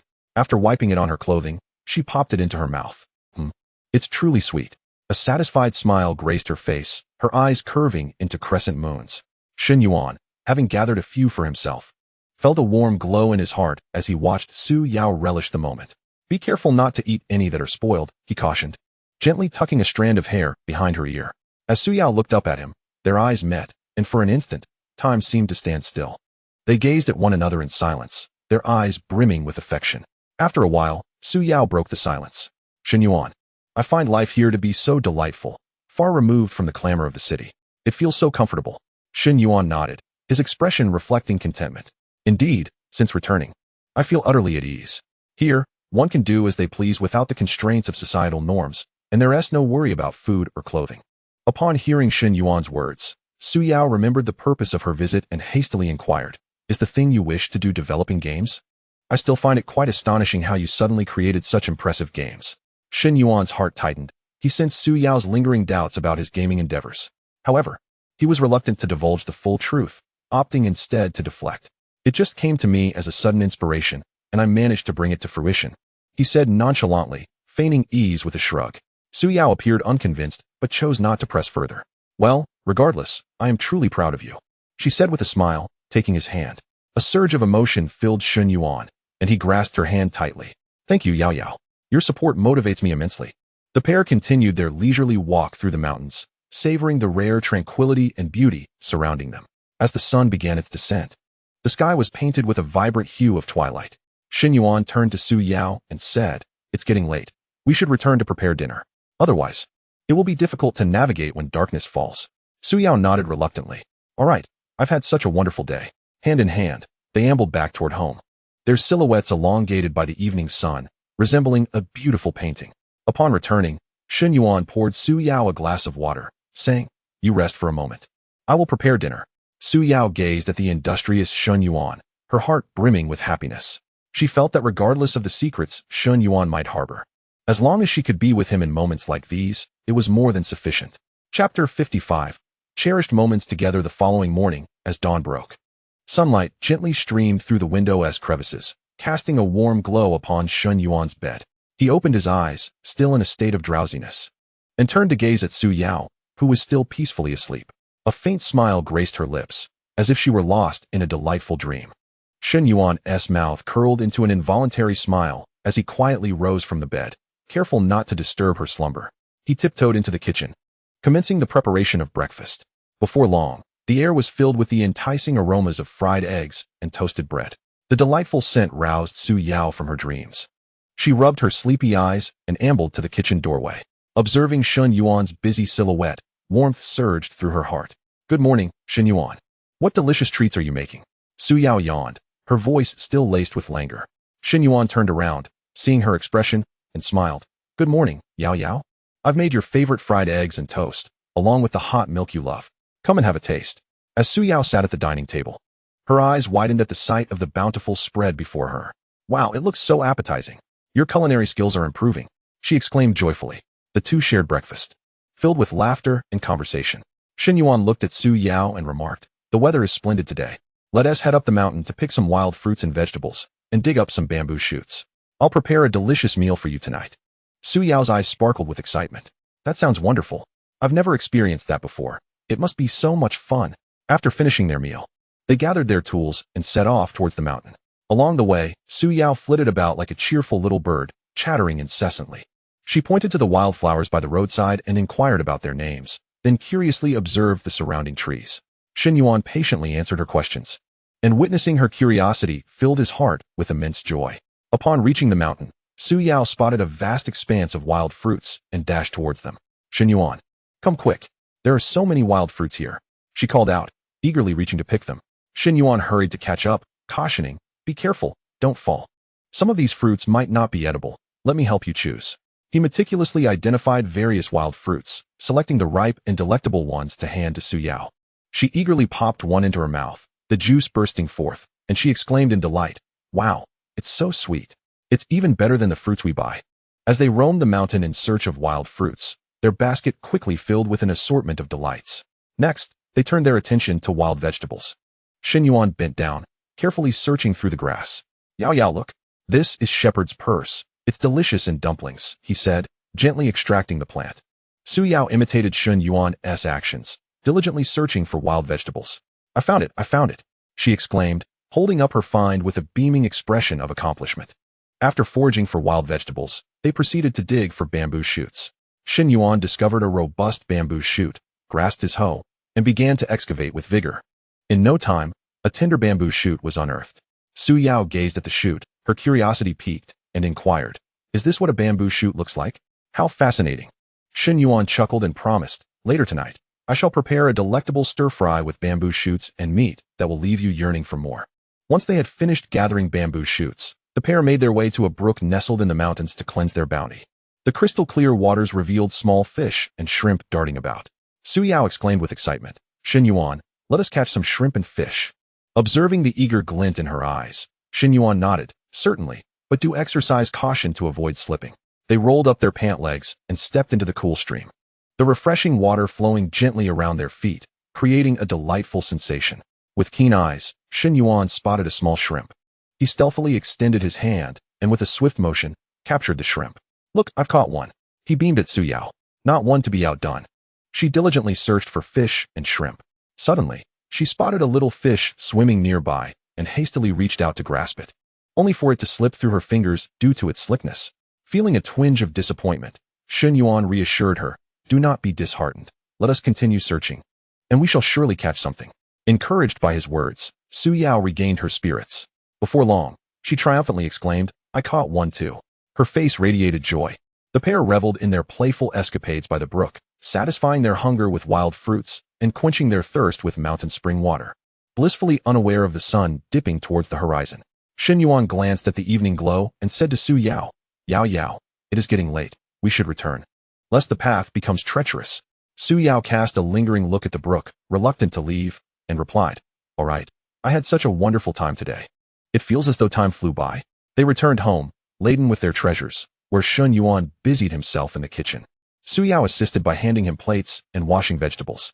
The kitchen was filled with their laughter, and a warm atmosphere enveloped the entire room. Shen Yuan skillfully prepared the dishes, and soon a feast of delectable meals adorned the table, featuring savory stir-fried bamboo shoots, fragrant vegetable dumplings, and a soup made from the fish and shrimp they had caught, the aroma intoxicating. "Wow, it looks absolutely delicious. Shen Yuan, you are amazing," Su Yao exclaimed, unable to contain her admiration as she gazed at the spread. Seated at the table, they savored the culinary delights while sharing the joys of their day. Su Yao contentedly declared, "This is the best meal I have ever had." "Thank you, Shen Yuan." With a smile, he replied, "As long as you enjoy it. That is all that matters.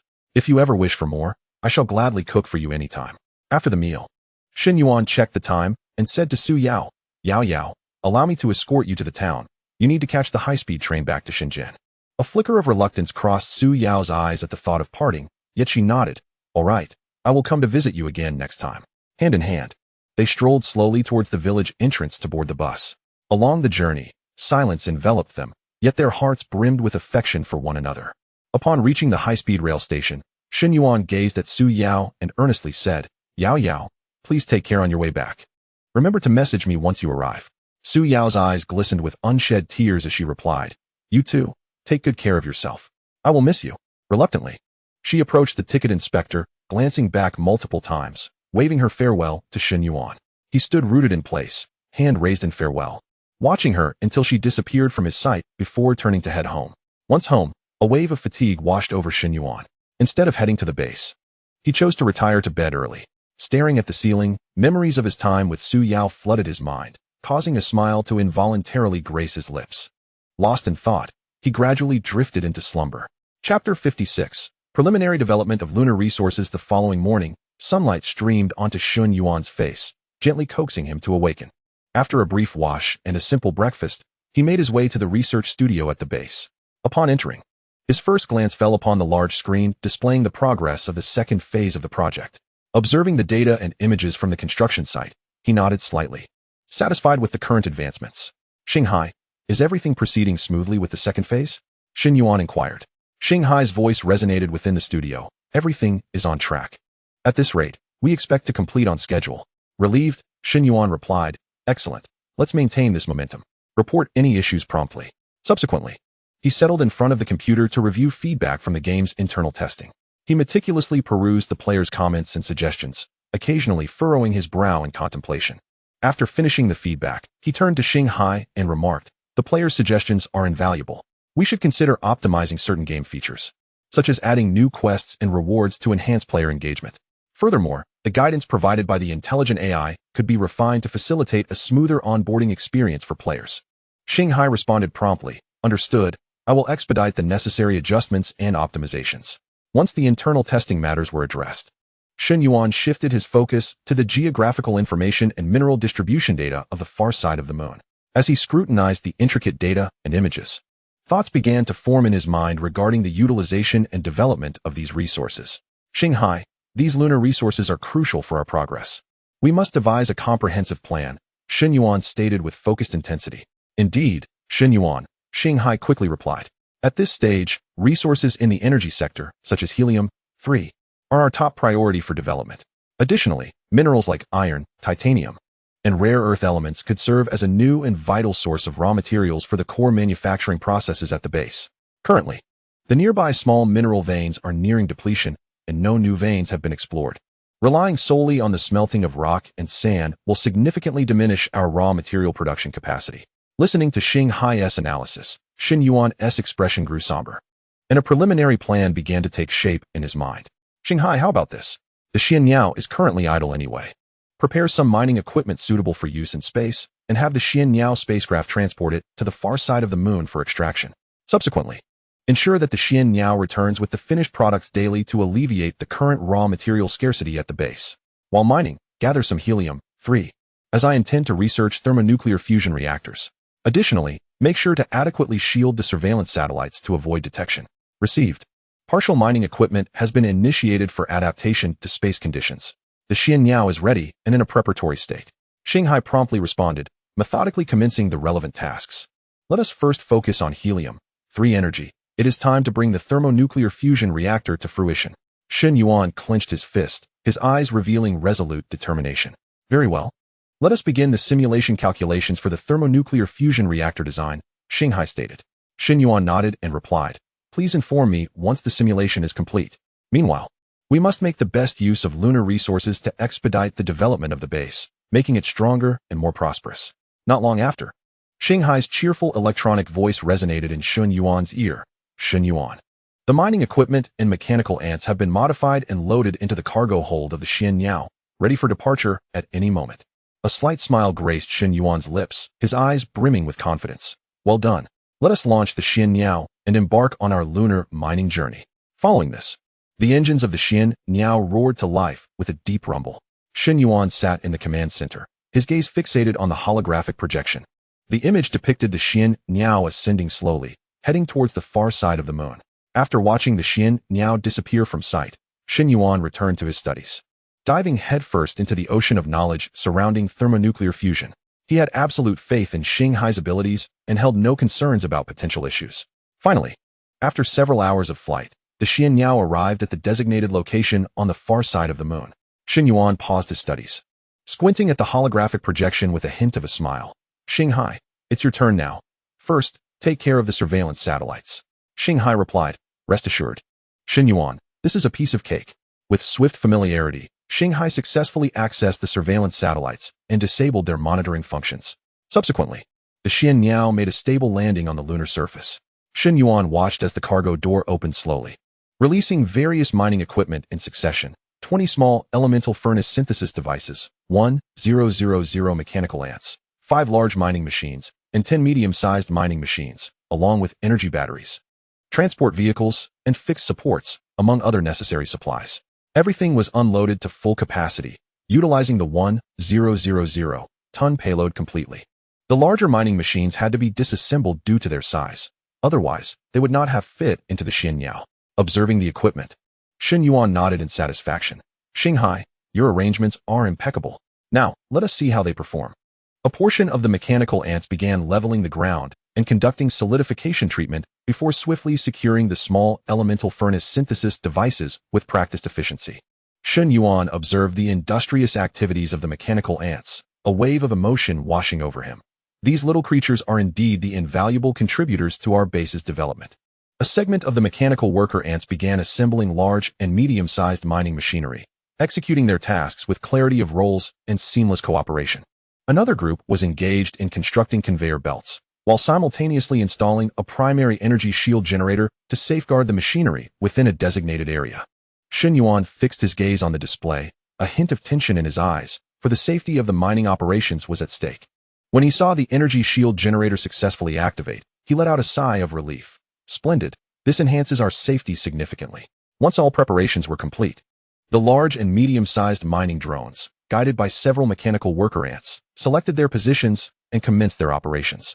Transport vehicles stood ready nearby, poised to transport the extracted ores.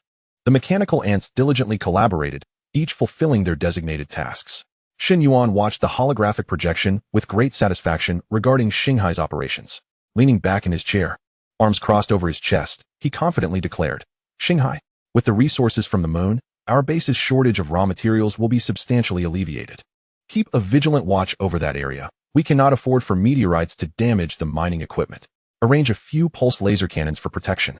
Rest assured, Shen Yuan, I will meticulously plan all matters, and once the second phase of the project is completed, we will be able to produce more Shen Niao-class vessels. Fundamentally resolving our base's supply issues, Xinghai responded in a calm and assured tone. Hearing this commitment from Xinghai, the weight on Shen Yuan's mind lifted, only for him to suddenly slap his forehead. He exclaimed, Xinghai, we need to establish a laboratory up there, specifically for experiments on thermonuclear fusion reactors. Conducting such experiments at the base seems rather unsafe. Very well, I will allocate another batch of mechanical worker ants and the necessary engineering equipment to be transported there. The moon indeed presents the most suitable environment for such experiments, ensuring safety, Xinghai replied, observing that there were no other pressing matters. Shen Yuan resumed his study of thermonuclear fusion. Chapter 57. The thermonuclear fusion reactor proposal in the laboratory. Shen Yuan was engrossed in studying thermonuclear fusion. Suddenly, an excited electronic voice from Xinghai broke through. Shen Yuan, the feasibility proposal for the thermonuclear fusion reactor has finally been completed. Shen Yuan sat up straight, waving his hand to dismiss the displayed data projection, and urged, really? Quickly, project the information onto the holographic display. 8 dazzling beams of light flashed, and a three-dimensional model gleaming with metallic luster began to rotate gracefully in the air. Shen Yuan hurried closer and inquired, Xinghai, how reliable is helium-3 fusion? Please enlighten me. If it proves to be less effective than cold fusion, then perhaps we need not exert ourselves in its development. The advantages of helium-3 fusion are extraordinary. For the same volume, its output power is at least 10 times that of cold fusion. Xinghai's voice resonated with an auditory effect akin to flowing data, as the interior of the model became transparent, revealing its intricate design. Simultaneously, the reaction products consist solely of protons and helium-4, with a negligible yield of neutrons. This indicates that issues related to neutron radiation damage and radioactive waste are rendered inconsequential. Shen Yuan frowned slightly, displaying an expression of disdain. Come on. It cannot possibly be devoid of drawbacks. There must be numerous challenges to address. Speak honestly. Indeed, there are formidable obstacles to overcome. Xinghai's tone turned serious, and a blinding red light flickered on the surface of the model. Its reaction cross-section is exceedingly small, necessitating an ignition temperature soaring to 1.5 billion degrees. Even more intense than the core of the sun. Ordinary materials, when introduced, would instantaneously vaporize and vanish, rendering the ignition process akin to a hellish ordeal. What shall we do? Can a room temperature superconducting magnetic field confine the plasma? Shen Yuan paced back and forth in contemplation at the control panel. Do not panic. The crucial savior has arrived. Material number 1, vibranium, and room temperature superconductors. Xinghai revealed the inner wall of the model, where the dark golden patterns of vibranium shimmered. Vibranium can be employed as the primary wall material for the reactor core. It not only withstands extreme temperatures, but also directly converts the kinetic energy of charged particles into electrical energy. Meanwhile, the room temperature superconducting material is tasked with generating a high magnetic field to achieve rapid response control. Shen Yuan stroked his chin, his eyes reflecting deep contemplation. However, since helium-3 fusion yields few neutrons, does this not necessitate a shift in the original application of vibranium, which was intended for neutron kinetic energy conversion? Precisely correct. Xinghai promptly displayed a microscopic view. The application of vibranium must be adjusted to emphasize high-temperature protection and direct energy conversion. Take, for instance, the high-energy protons produced by the helium-3 reaction. They can be guided to the conversion layer through an electromagnetic field. Alternatively, the piezoelectric effect of vibranium can directly convert the energy of protons into electrical energy. By the way, is the consumption of helium-3 substantial? Will the current extraction rate at the lunar base suffice for a year's consumption? Shen Yuan exclaimed, striking the control panel with urgency. No need for concern. There is an abundance of helium-3 fuel on the moon. We can simply increase our extraction efforts. There's absolutely no problem. Xinghai showcased a star map, with the lunar base's light points twinkling. Presently, only a small quantity is extracted on the moon for experimental purposes. However, considering long-term prospects, it is essential to incorporate a helium-3 breeding system as a precaution. What? A helium-3 breeding system? Shen Yuan was taken aback, this revelation far exceeding his expectations. Indeed, by utilizing a vibranium quantum resonance cavity to modify a limited number of high-energy protons, we can artificially generate neutrons and irradiate lithium-6 found in lunar soil to trigger a reaction, yielding tritium-H that undergoes decay. Subsequently, utilizing the vibranium nanocatalyst, we can accelerate the decay process to an artificially controlled mode, shortening the decay time of tritium to 3 months, thereby transforming it into helium-3. Of this transformed helium-3, 70 can be directly employed in fusion reactions, while the remaining 30 is re-injected into the lithium target materials cladding, serving as the starting material for subsequent breeding reactions. Through this method, each unit of helium-3 fuel can be recycled. Theoretically, the breeding efficiency can reach 430, achieving a net growth of helium-3. However, with the current level of technology, realizing this theoretical breeding efficiency remains unfeasible. However, it is indeed feasible to significantly reduce the consumption of helium-3, potentially lowering fuel usage by as much as 80. What? Is that even possible? This is astonishing. Shen Yuan had never anticipated that Xinghai could develop such remarkable black technology. Suddenly, he pointed at the model, his eyes filled with confusion. Wait, why is the helium-3 reaction primarily He instead of pure He? This is because the pure He reaction necessitates higher temperature conditions. Xinghai swiftly switched to a comparative data display. In contrast, the He reaction is relatively easier to achieve and aligns better with our design requirements. Speaking of which, the magnetic confinement aspect is surely beyond the capabilities of traditional tokamaks, right? Shen Yuan furrowed his brow, his expression laden with doubt. We must upgrade our plan. Xinghai called up a diagram of a triple-nested magnetic field. The outermost layer utilized a room temperature superconducting woven helical magnetic cage, while the middle layer employed the magnetic mirror effect to reflect escaping particles. The innermost layer harnessed the dynamic force field generated by the vibranium magnetoresistance effect. This configuration would effectively entrap the plasma. Moreover, the superconducting coil design is exceedingly compact, significantly reducing volume and enhancing power density. What energy conversion efficiency can we achieve? Shen Yuan leaned closer to the projection, his gaze focused and eager. The efficiency of traditional thermal cycles is relatively low, but fear not. Shanghai excitedly showcased a demonstration where golden particles collided, emitting dazzling electric sparks. With direct energy conversion from the vibranium combined with waste heat recovery, a comprehensive energy conversion system could achieve a total efficiency level that meets our expectations. Approximately between 85 to 92. What about the safety system? Although neutrons are few, high-energy protons still pose a threat, right? Shen Yuan crossed his arms, his expression serious. Protective measures have long been arranged. Shanghai displayed a protective schematic. The phase change protection mechanism of the vibranium and the quantum control system remain applicable, albeit with parameter adjustments, such as optimizing the energy absorption threshold and response time to ensure safety. Lastly, how do we fare in terms of economic viability and feasibility? Shen Yuan rubbed his temples, looking somewhat fatigued. We are adopting a modular design. Shanghai presented a decomposition diagram. This approach extends maintenance cycles and reduces costs.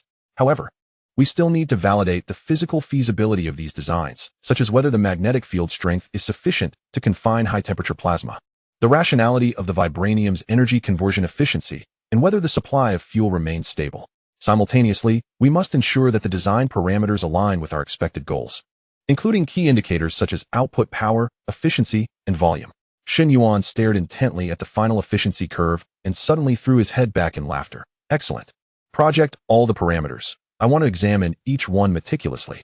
Once the Shen Yao returns with helium-3, we shall commence the experimental implementation of this design plan. Chapter 58. The construction of the thermonuclear fusion reactor. A few hours later, the Shen Yao glided silently through the atmosphere, landing steadily on the helipad at the base. The moment the hatch opened, a white mist enveloped him, infused with the unique metallic scent of lunar soil. 1,000 tons of finished raw materials were neatly arranged. Among the treasures of this transport, it is the 1 kilogram of transparent helium-3 liquid, encased in a specially designed refrigerated container, that stands out as the true gem. Although, at first glance, 1 kilogram may appear insignificant, it is essential to recognize that extracting 4 to 5 kilograms of helium-3 requires the processing of an astounding 10,000 tons of titanium iron ore. Furthermore, the extraction of such a quantity necessitates the procurement of over 80,000 tons of lunar regolith from regions rich in resources. This achievement is particularly remarkable, given that it was accomplished at the Shen Yuan base, which boasts technological superiority exceeding that of the rest of the world by more than tenfold. This solitary kilogram of helium-3 is the culmination of countless precise extractions. Shanghai, swiftly transport this kilogram of helium-3 to the laboratory. We shall commence our research and development of the thermonuclear fusion reactor post-haste. Shen Yuan's voice resonated with a hint of restrained excitement, his fingertips unconsciously tapping a rapid rhythm upon the console's surface. He then hurriedly donned his radiation-resistant experimental suit.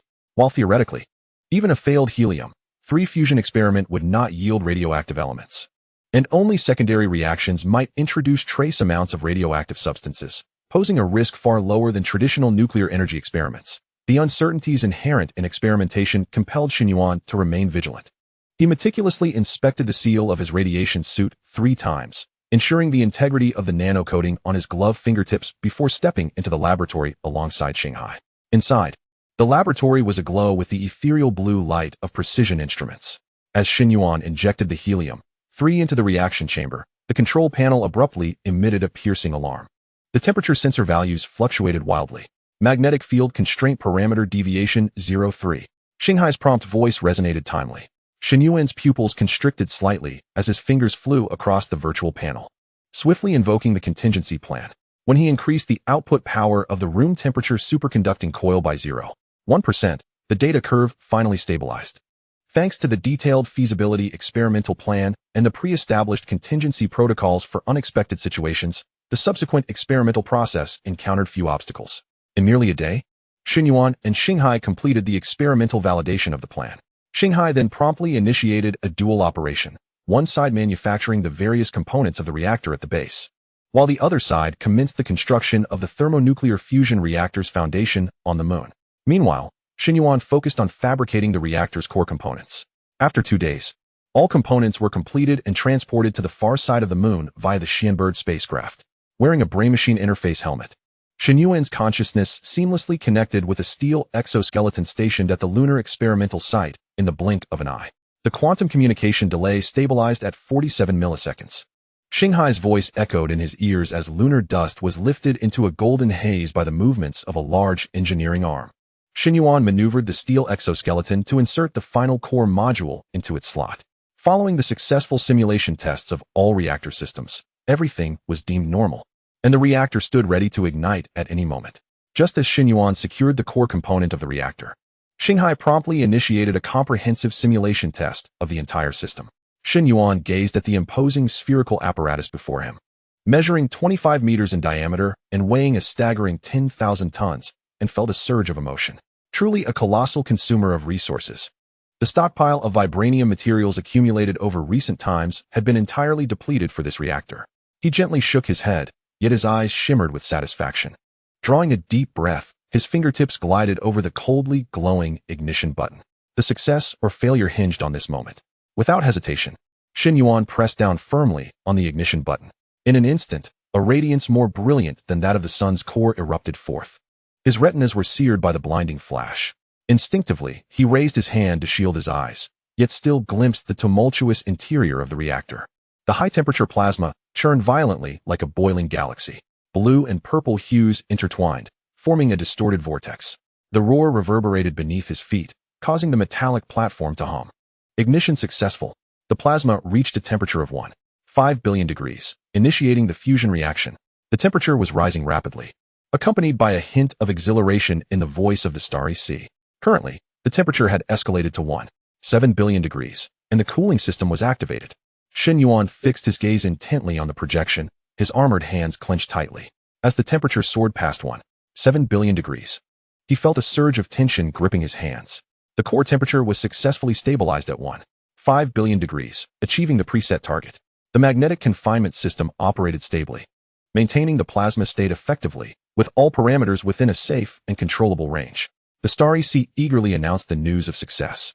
Only then did Shen Yuan collapse into his chair, a wave of relief washing over him.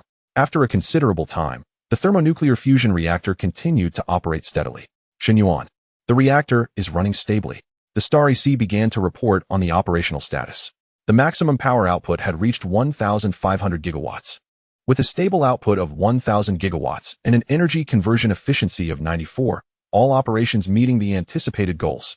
Upon hearing this news, Shen Yuan jubilantly leapt to his feet, accidentally toppling the chair behind him, completely oblivious to the mishap. Marvelous. We have succeeded. He waved his arms in exuberance.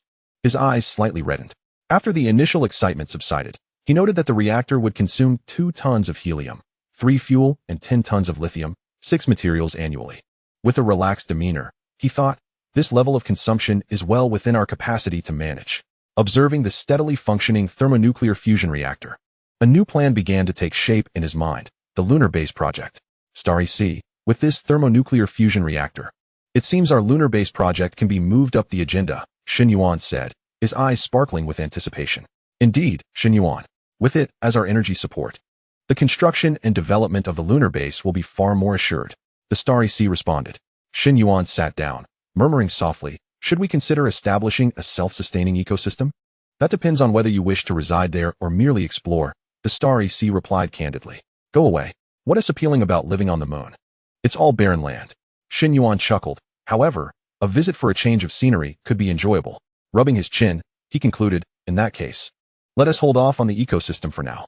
You are correct. After all, it is uninhabited, so there is no need for excessive effort. Shen Yuan clenched his fists, his tone resolute. However, we must establish a large base on the moon to extract more resources and further develop our stronghold, fulfilling our dream of traversing the cosmos. Shen Yuan, let us act swiftly. I can hardly contain my excitement. Xinghai exclaimed, his voice rising with enthusiasm. Shen Yuan gazed at the spherical reactor on the moon, his eyes brimming with anticipation and determination. Chapter 59. Preliminary ideas for the lunar base. The thermonuclear fusion reactor had been successfully constructed and had been operating stably for 3 days. As Shen Yuan observed the reactor continuously releasing potent energy, his longing for the construction of the lunar base intensified. Shanghai, deactivate the reactor and carefully disassemble it for preservation. This is a treasure that must be properly stored, Shen Yuan stated with unwavering resolve. Understood, Shen Yuan, Shanghai replied. A hint of curiosity evident in his voice. However, it seems a pity to dismantle it so soon after completion. Should we not utilize it for a time to provide energy support for the mining operations? Shen Yuan, his expression serious, patiently explained, we are planning for the long term. I am contemplating the commencement of lunar base construction. This apparatus must be relocated to a more suitable site to realize its full potential. Oh, so we are indeed building a lunar base. It is essential to relocate it, as this area is not suitable for such a project. Shanghai comprehended Shen Yuan's intent immediately. Without further inquiry, Shanghai swiftly began the operations. He first halted the fuel injection to the reactor, causing the previously continuous flow of minuscule particles to cease instantaneously. Next, he deactivated the magnetic confinement system, allowing the high-temperature plasma, once held captive by the formidable magnetic field, to gradually calm. Shen Yuan stood by, intently watching the reactor, his gaze revealing a hint of reluctance, yet predominantly reflecting his anticipation for the future lunar base. He understood that this was merely the initial step toward the realization of the lunar base. The dismantling commenced as the mechanical ants, under Shanghai's control, meticulously disassembled the reactor's various components. Their movements were precise and swift, each step meticulously adhering to protocol. Observing the industrious figures of the mechanical ants, Shen Yuan silently marveled at the allure of machinery. It is imperative to ensure that each component remains intact, as this is the core of our future lunar base's energy. Shen Yuan murmured to himself. Before long, the reactor had been successfully disassembled, and all components were securely stored within the confines of the primary energy shield. This location served as a temporary haven, effectively safeguarding these invaluable components from external disturbances. Shen Yuan, the reactor has been disassembled and preserved. Now, we should meticulously plan the construction of the lunar base, Shanghai stated. Shen Yuan nodded, his eyes sparkling with excitement. Indeed, this is a monumental undertaking. We must deliberate thoroughly. The two began to engage in a fervent discussion. Shen Yuan occasionally furrowed his brow in contemplation, at times gesticulating animatedly, his mind teeming with diverse ideas regarding the lunar base. Shanghai, please analyze and determine the most suitable location for the lunar base, Shen Yuan inquired earnestly. Deep in thought, the holographic image of Shanghai flickered for a moment before stating, I have long conducted an analysis of the topography and resource distribution on the far side of the moon and devised several plans. However, taking into account factors such as concealment, safety, and ease of resource acquisition, I propose that the Chaplin Rift area on the moon's far side is the most suitable location. Shen Yuan's eyes brightened, and he promptly inquired, Oh, please elaborate. Shanghai began to provide a detailed account. The rift in the Chaplin area measures 72 meters in width and extends 380 meters deep. We could construct a massive underground base 10 kilometers beneath this great rift. The side of the rift can serve as an entrance for our spacecraft or warships, thereby effectively concealing the base while facilitating the ingress and egress of vehicles. As Shen Yuan listened, he nodded in agreement, his face breaking into a satisfied smile. This location is indeed excellent. What comes next? We shall establish an ultra-large underground base exceeding 100,000 square kilometers in area. The core function of this base will be to manufacture future cosmic warships. The base must attain a minimum height of over 1 kilometer to meet our future developmental needs. Shanghai continued. Shen Yuan's eyes sparkled with excitement. Indeed, this is precisely what I envisioned. However, is the safety of the base assured? Rest assured, Shen Yuan. Shanghai replied with a relaxed and confident tone. We can utilize the nearby mineral resources to shift all base activities underground. This approach will not only mitigate the risk of detection, but also effectively shield the base from meteoroid impacts. Furthermore, we can equip the base with an anti-gravity geological stabilization system. The moon's subterranean environment experiences constant seismic activity, registering 5 to 6 magnitude moonquakes.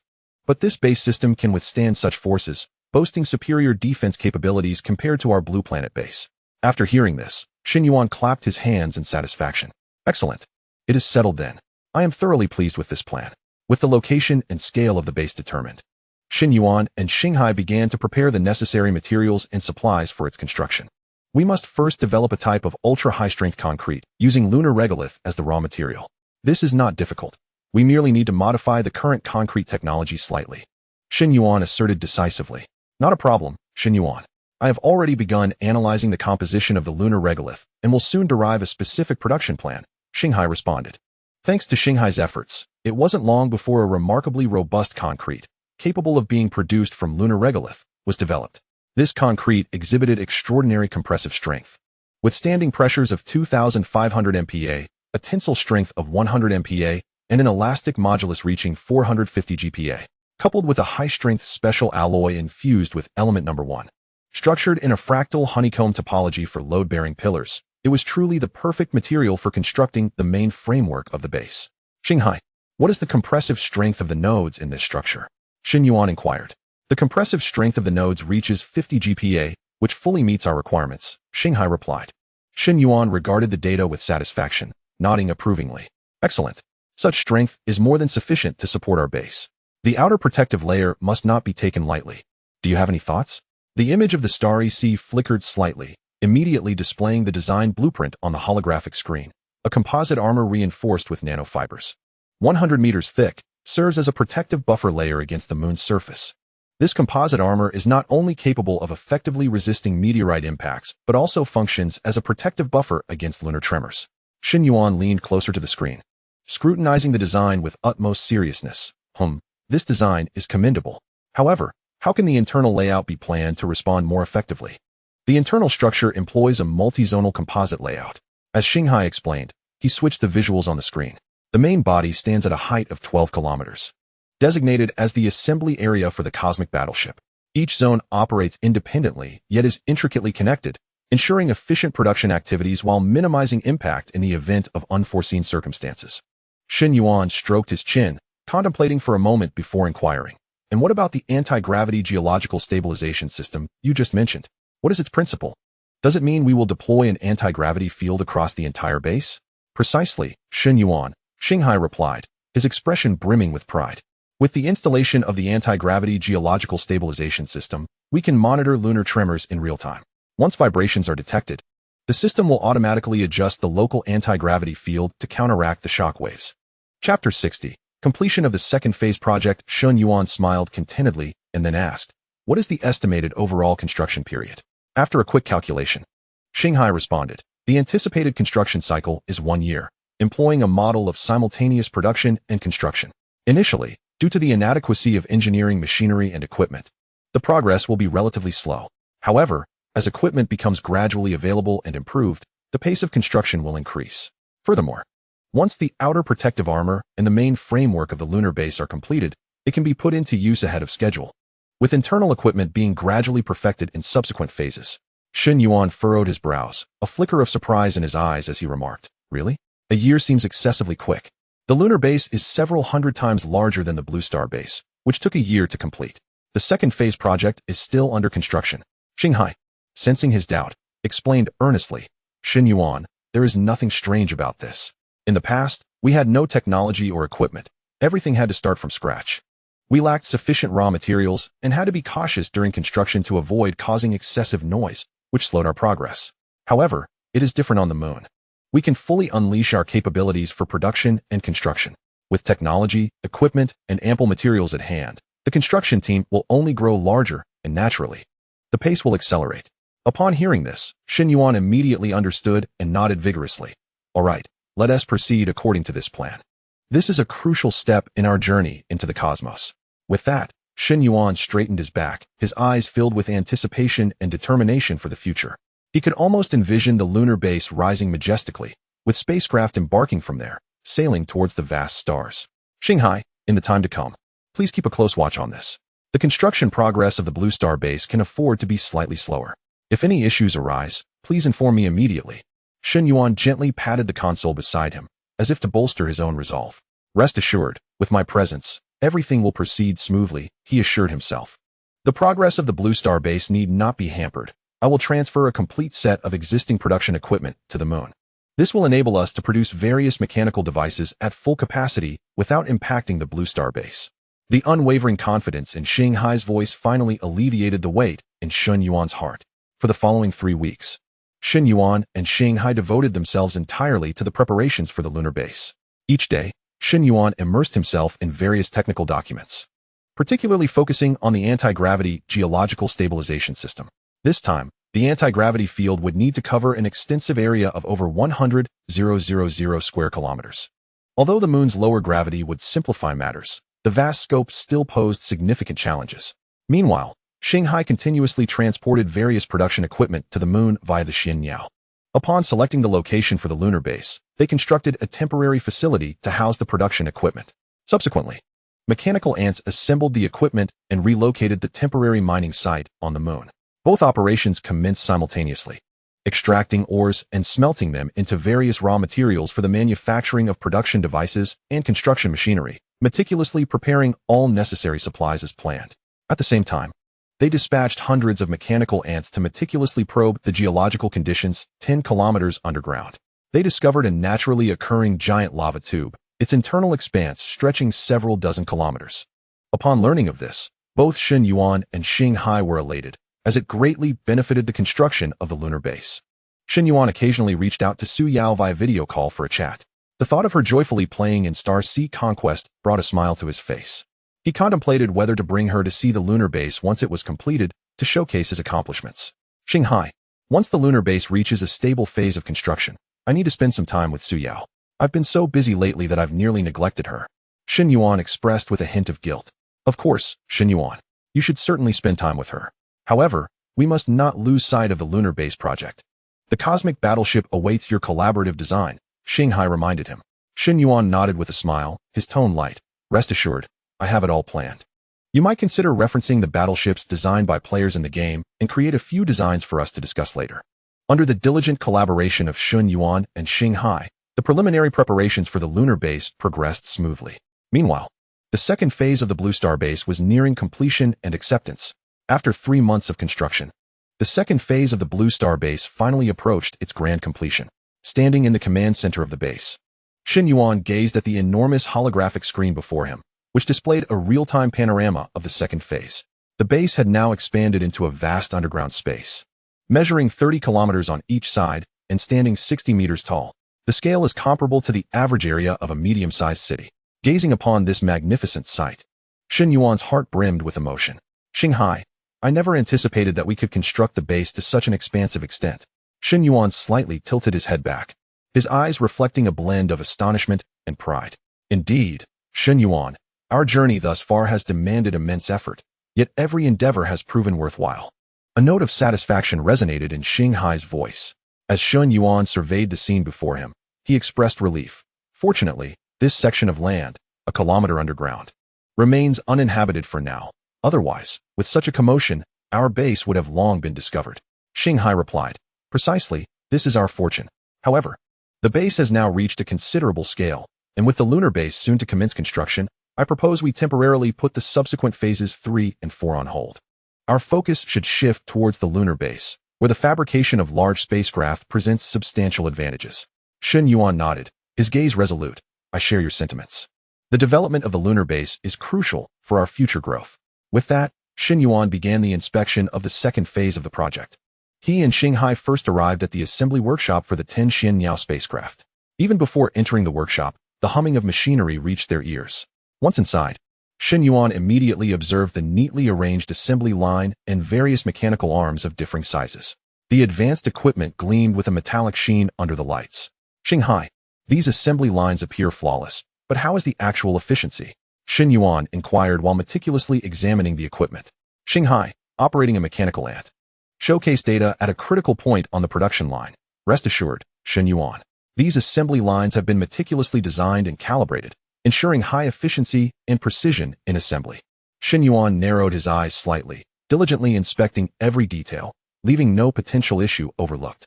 He gently touched a component of the Shen Yuan spacecraft that was in the process of assembly, feeling the cold metallic texture. His heart filled with anticipation for the capabilities of this equipment. With these assembly workshops, the base is on the brink of a period of rapid development. Shen Yuan murmured to himself. Subsequently, they proceeded to the supporting manufacturing and refining centers. The equipment here had undergone at least one generation of technological upgrades. The metal 3D rapid printing technology had been advanced to large-scale nano 3D printing technology.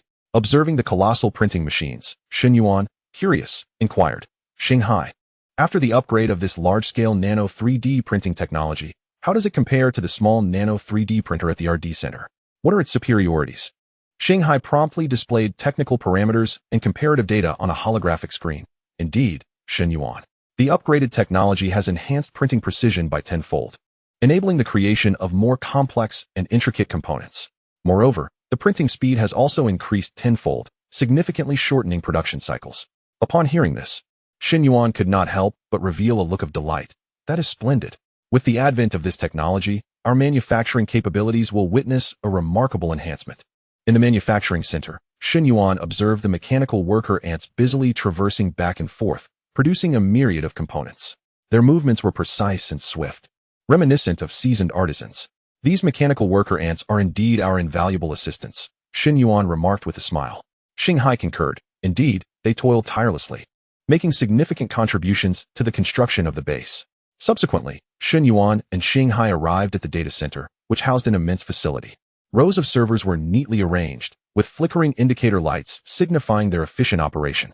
As Shen Yuan entered the data center, he was enveloped by the atmosphere of technological advancement. Feeling immensely satisfied, this data center appears capable of serving us for a considerable duration. Shanghai nodded in agreement. Yes, Shen Yuan. Its storage capacity and processing power are exceptionally robust, catering to our needs for a long time to come. As Shen Yuan surveyed the data center, he contemplated future developments. Currently, due to constraints in raw material supply, we have only activated one assembly workshop for the Shen Yao. However, once the resource extraction at the lunar base proceeds smoothly and the supply of raw materials becomes sufficient, we can fully activate all workshops. Shanghai expressed his agreement. Precisely. Shen Yuan. We must meticulously plan ahead to prepare for large-scale production.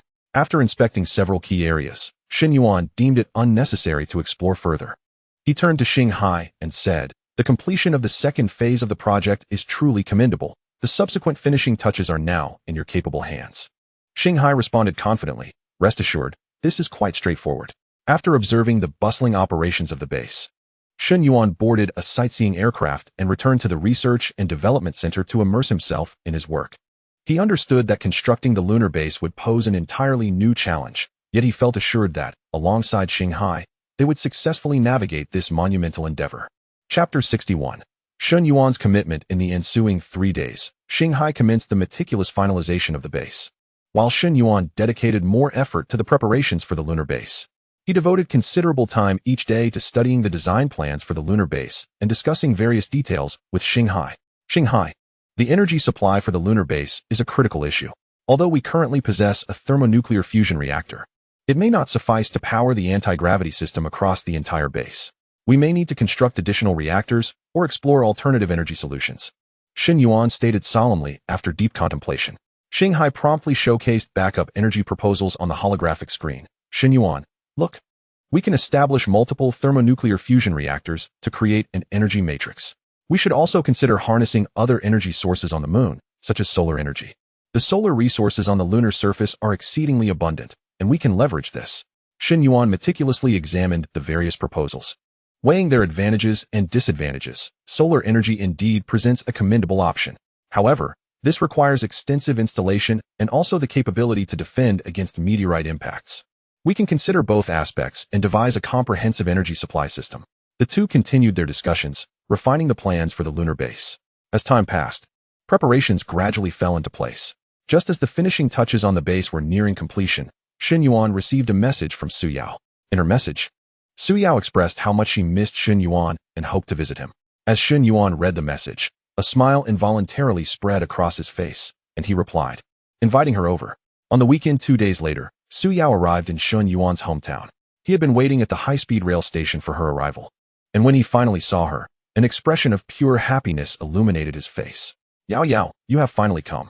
Shen Yuan stepped forward and embraced Su Yao tightly. Nestled in his arms, Su Yao playfully complained, "I missed you terribly. You have no idea. Ever since we last played here, I counted the days until I could return. The wait has been excruciating." With a smile, Shen Yuan affectionately ruffled Su Yao's hair, saying, "Is that true? Then you should come here more often. If work is too tiring, just quit and come stay with me. Here, you wouldn't need to worry about food or drink. I can easily support you. And you could enjoy a life of comfort every day." Su Yao paused, surprised by Shen Yuan's suggestion to resign.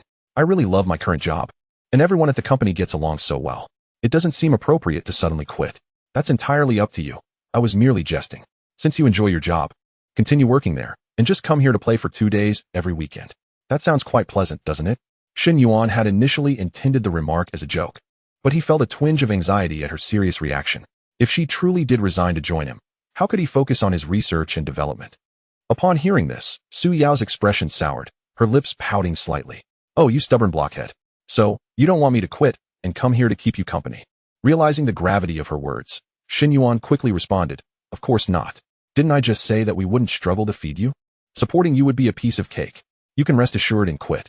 Oh, I really am reluctant to leave my current job. Perhaps I should just wait a little longer? Coming here to play for 2 days every weekend does sound quite nice. Su Yao's expression was conflicted as she mumbled to herself. Hearing this, Shen Yuan felt a weight lift from his heart and quickly changed the subject. Indeed, coming here to play every weekend sounds wonderful. Don't worry, I'll reimburse your travel expenses. I'm not interested in your little amount of money. Let us not discuss that anymore. Where shall we go next? Su Yao replied, her curiosity piqued regarding their upcoming plans. Come on, Yao Yao. I'll take you for a stroll in the village. Shen Yuan led Su Yao back to the village, strolling leisurely while reminiscing about amusing childhood tales. Su Yao found everything fascinating, her inquisitive nature prompting her to ask questions at every turn. That evening, after dinner, Shen Yuan and Su Yao sat in the courtyard, gazing up at the starry sky. Su Yao suddenly remarked, Shen Yuan, I feel as though you are concealing something significant from me. Do you truly harbor a secret? Shen Yuan's heart tightened momentarily, but he quickly regained his composure and smiled. What secrets could I possibly have? Feel free to look around. This place hardly appears to be one where secrets are hidden. Su Yao pouted, her skepticism evident. You definitely have something. Otherwise, why have you been holed up here instead of going out? You've also created such an impressive game that numerous industry leaders acknowledge they cannot replicate. Previously, you insisted I keep it under wraps. Never mind. If you don't wish to share, I won't press you.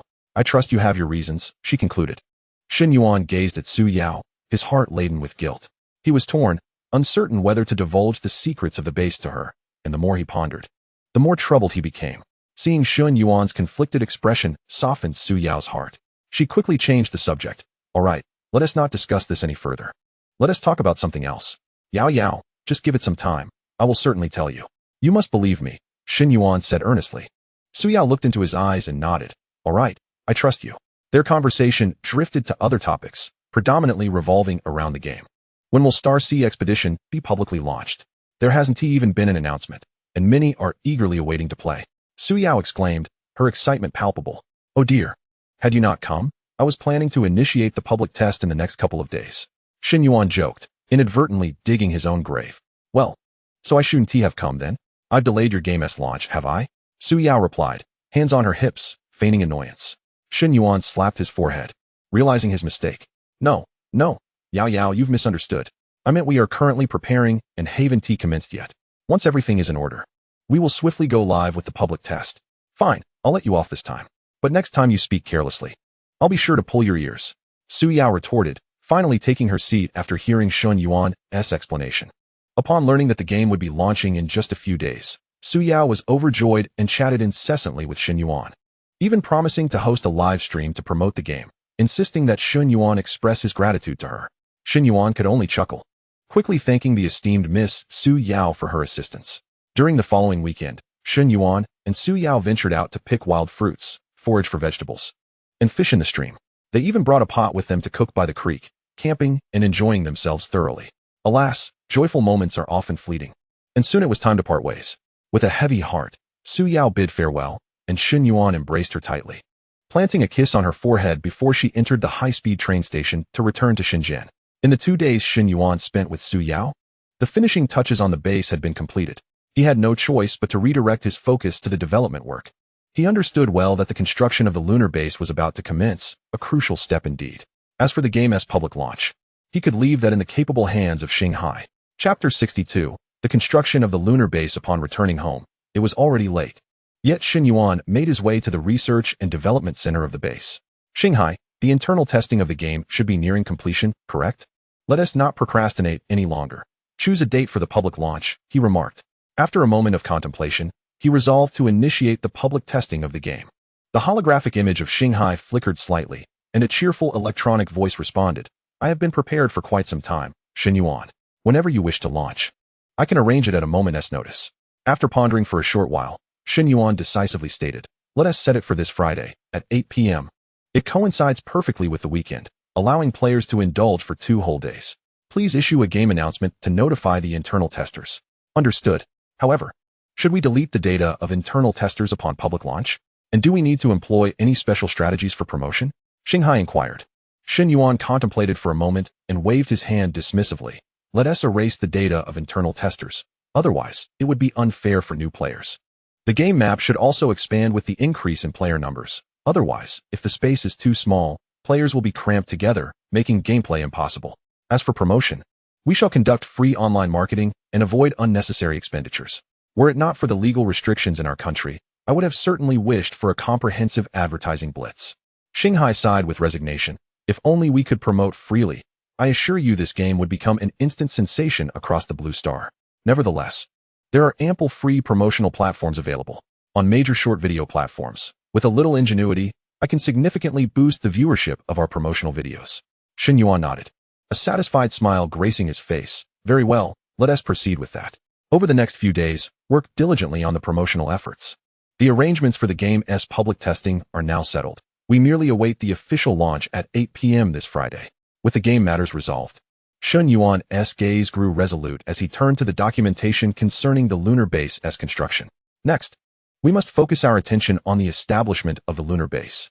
Are the energy supply, engineering machinery, and construction teams all prepared? Xinghai promptly replied, all is ready. Shen Yuan, we await your command to commence work. Shen Yuan inhaled deeply, excitement gleaming in his eyes. Excellent. This marks a crucial step toward our venture into the cosmos.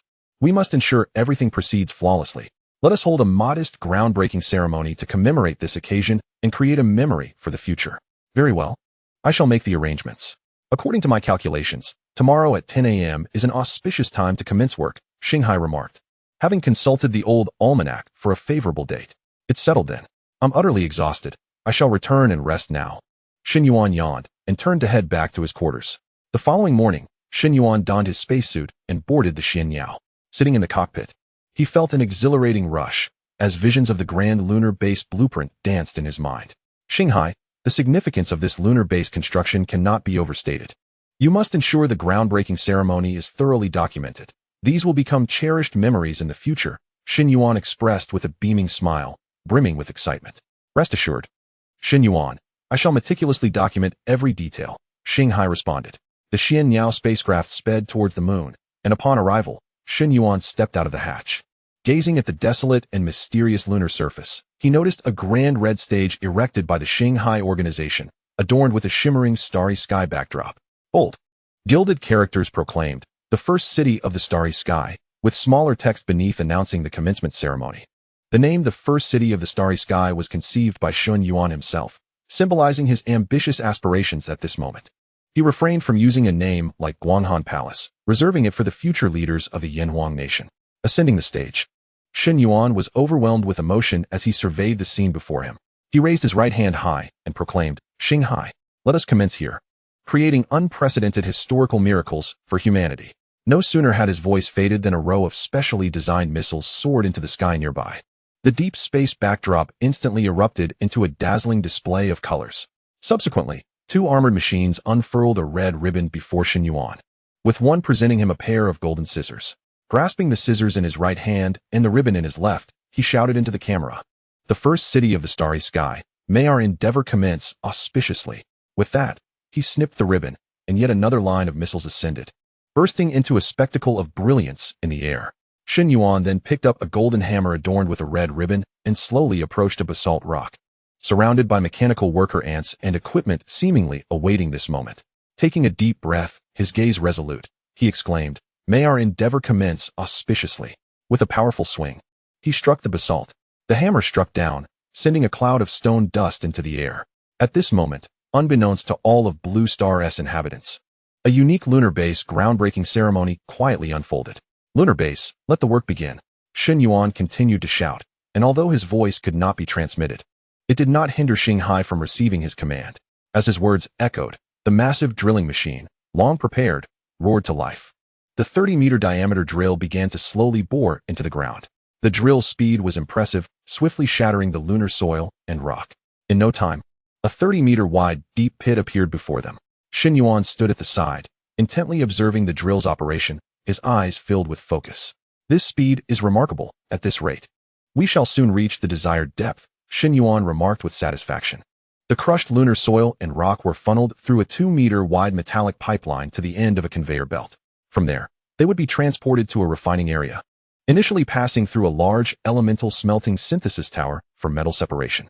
Subsequently, any residual materials would be conveyed to a large intelligent composite material synthesis tower, producing ultra-high-strength lunar soil concrete powder. Shen Yuan watched all of this unfold, mentally noting, these lunar soils and rocks are treasures. Not a single particle must go to waste. Meanwhile, the mechanical worker ants busily continued their tasks. They coated the walls of the deep pit channel with a high-grade concrete gel for wall solidification treatment. This channel is temporary for construction purposes and will eventually be filled back in. This concrete material will suffice, Xinhai explained. Shen Yuan observed the mechanical ants working methodically and nodded quietly. The colossal drilling machine continued its descent at a pace of 1 meter per second, making rapid progress. Shen Yuan watched intently as the mechanical devices operated in an orderly manner according to plan, the construction site exuding an air of discipline. As time passed, in less than 3 hours, the drill successfully reached a depth of 10 kilometers underground. Excellent. Everything is proceeding smoothly. Shen Yuan could not help but exclaim, his eyes reflecting an unmistakable excitement. Of course, you doubt my work? Xinhai replied with a hint of exasperation, feeling Shen Yuan's concerns were somewhat unwarranted. Subsequently, the drill began horizontal operations, gradually expanding the space. At this moment, the mechanical ants sprang into action, commencing the installation of a large anti-gravity elevator. They worked in a coordinated manner, some transporting parts while others focused on assembly, their collaboration remarkably seamless. Shen Yuan marveled at their industrious figures, realizing that with these mechanical ants, the construction work had become exceedingly efficient. Once the anti-gravity elevator was installed, the mechanical ants began transporting construction machinery and materials from the surface, utilizing the elevator to ferry them to the underground space. Shen Yuan directed the operations, occasionally offering reminders. Xinhai, be careful not to damage the equipment. These are vital for the base's construction. Shen Yuan, stop meddling. I'm keeping an eye on everything. So rest assured, Xinhai retorted, somewhat irritated. Watching as each piece of equipment was successfully transported underground, Shen Yuan's anxiety gradually subsided. Only after confirming that all construction equipment had been moved below did he finally relax. Xinhai, I leave this to you. I will return to the Blue Star base. If any issues arise, report to me immediately. Shen Yuan understood that his presence here was not particularly beneficial. He would be better off returning to the base to study and research. Don't worry, focus on studying the warship blueprints I sent you. I'll keep watch here and report any developments right away, Xinhai assured him earnestly. Shen Yuan took one last look at the bustling construction site before turning and boarding the Shen Yao. Sitting in the cockpit, he gazed at the lunar base construction site, filled with anticipation for the future. Starry Sky First City. It will undoubtedly become our solid springboard into the cosmos, Shen Yuan murmured, a resolute gleam in his eyes. The Shen Yao ascended slowly, heading towards the Blue Star base. Meanwhile, Xinhai remained fully focused on overseeing all construction activities at the base on the moon.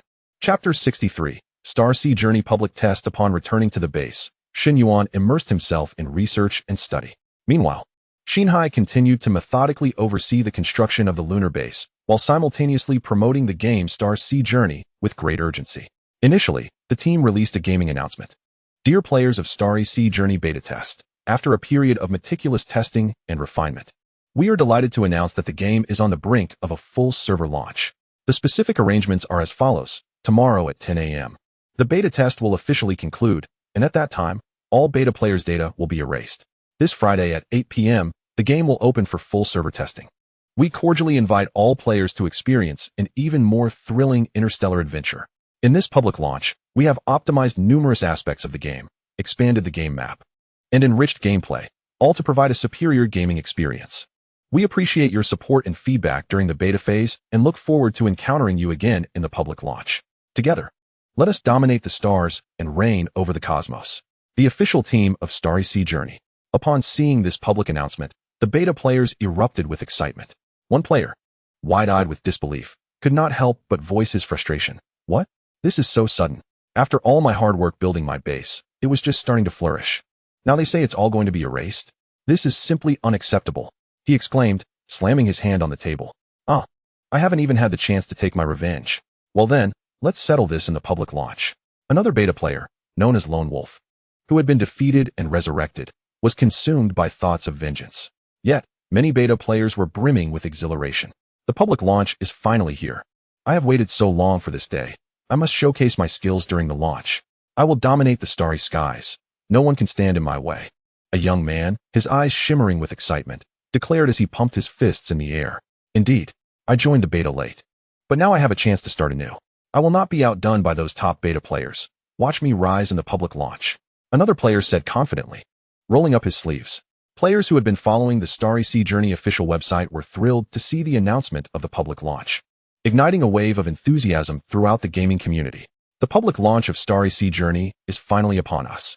Here I come, one player excitedly commented on the forum, accompanied by a flurry of enthusiastic emojis. I have waited for this day. I will be the first to enter the game and seize a favorable position to dominate the entire server. Many players expressed their determination on social media platforms. Prominent gaming streamers seized the opportunity, live streaming to recruit fans into their gaming guilds. Friends, if you join our Shadow Moon Guild, I promise to share my exclusive gaming strategies, guiding you through Starry Sea Journey with ease. A renowned streamer confidently assured. Su Yao also made her bold declaration of supremacy in the live stream.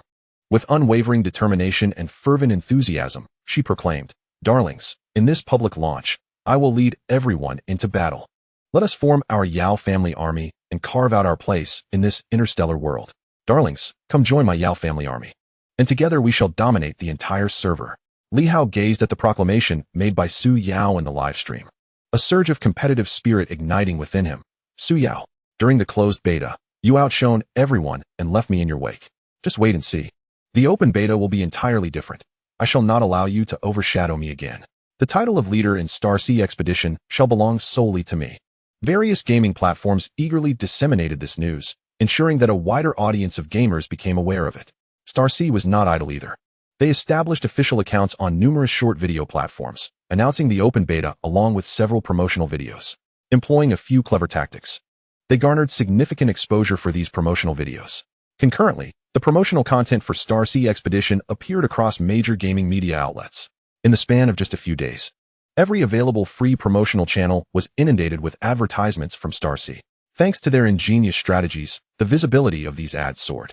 Suddenly, the internet was awash with advertisements for Star Sea Expedition. Even those who seldom played games were aware of it. Amidst the eager anticipation of countless players, Friday evening at 7:50 arrived swiftly. Players sat before their computers, their eyes fixated on the screens, fingers poised over keyboards and mice, ready for action. Their expressions filled with tension and expectation. Prominent game streamers animatedly interacted with their audiences in the live streams. "Are you all ready, folks? The game launches in just 10 minutes. Make sure to keep pace with me. Our Starry Federation Guild must strive to be the first to flourish in the game," exclaimed the game streamer of the Starry Federation, his eyes radiating excitement and anticipation. "Get ready to charge, everyone. This is a decisive moment. Let us forge our glorious legacy in Star Sea Expedition," encouraged the streamer of the Iron Blood Alliance, rallying his fans. At exactly 8 o'clock, Star Sea Expedition commenced its open beta. Experienced closed beta players seamlessly entered the game settings, swiftly configuring their characters. Their expressions were intense, fingers flying across the keyboard, brimming with impatience. Once the settings were complete, they unhesitatingly bypassed the tutorial, launching straight into their bases to commence construction. They understood that in this race against time, every second was paramount. "We must seize the initiative. This time, we must remain vigilant against espionage," muttered Lone Wolf as he operated, beads of sweat forming on his forehead, his gaze fixed on the screen. "This time, I must elevate my ambush tactics to new heights," pledged the closed beta player of the Aurora fleet, his hands clicking fervently, his demeanor tense and focused. Another closed beta player, Abyssal Eye, kept a watchful eye on Su Yao's live stream, secretly smirking. "Su Yao, hurry up and develop. I can hardly wait to challenge you," he mused, his hands never pausing in their gaming maneuvers, engrossed in the action. Upon entering the game, players who had participated in the closed beta were pleasantly astonished to discover that the game map was over 100 times larger than during the beta. Thus, novice players are granted ample room for development.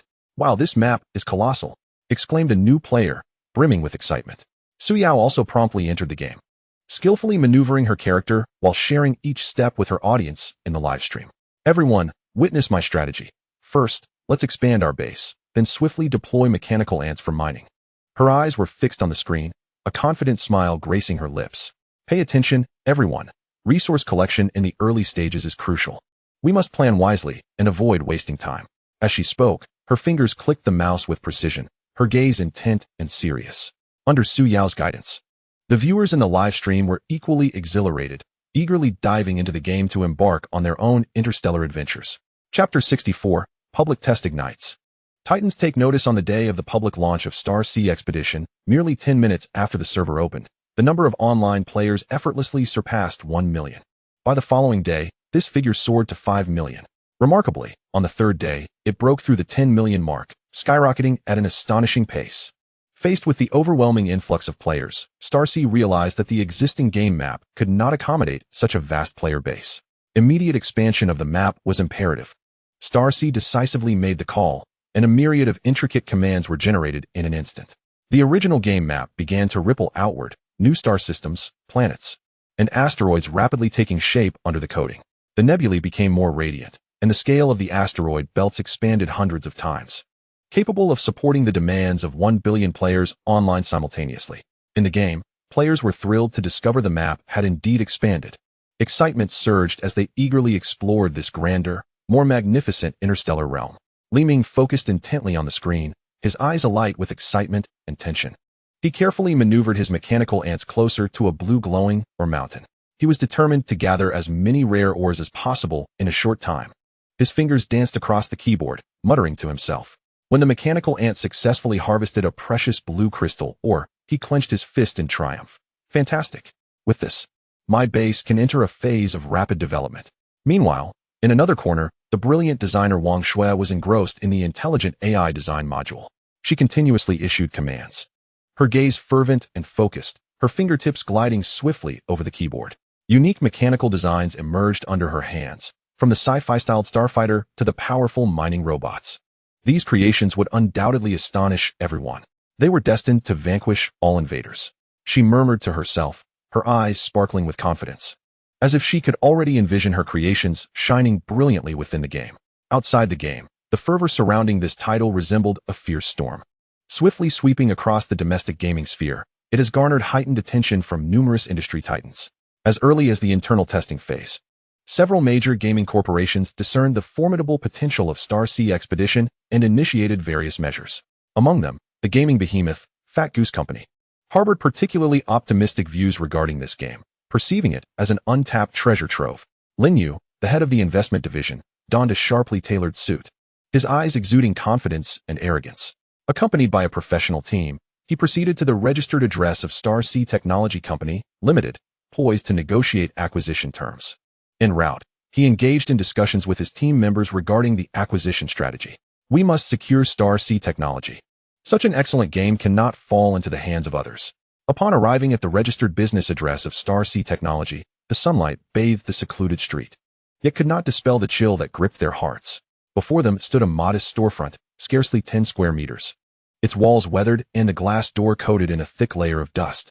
Peering through the glass, they beheld a rudimentary advertisement board displaying the words Star Sea Technology Company, Limited in stark letters, with nothing else in sight. Lin Yu's steps abruptly halted, his smile freezing in an instant. His eyes widened in disbelief as he surveyed his surroundings, his gaze behind the lenses filled with incredulity. Unable to contain himself, he exclaimed, "Is this really Star Sea Technology? How can it be a mere shell company?" He adjusted his glasses forcefully, as if that would grant him clearer insight. The team members stood frozen, exchanging bewildered glances, their faces etched with confusion and surprise. "This disparity from our prior investigation is staggering," a young member stammered, his eyes brimming with disappointment. "Have we been deceived?" Another member frowned, his expression rife with resentment. Lin Yu furrowed his brow, an escalating fury igniting within him as he retrieved his phone and dialed the legal representative of Star Sea Technology. Upon connection, a frigid automated response echoed. "Star Sea Technology declines all cooperation and requests no further interruptions. Thank you." Lin Yu's hand trembled violently, nearly dropping the phone.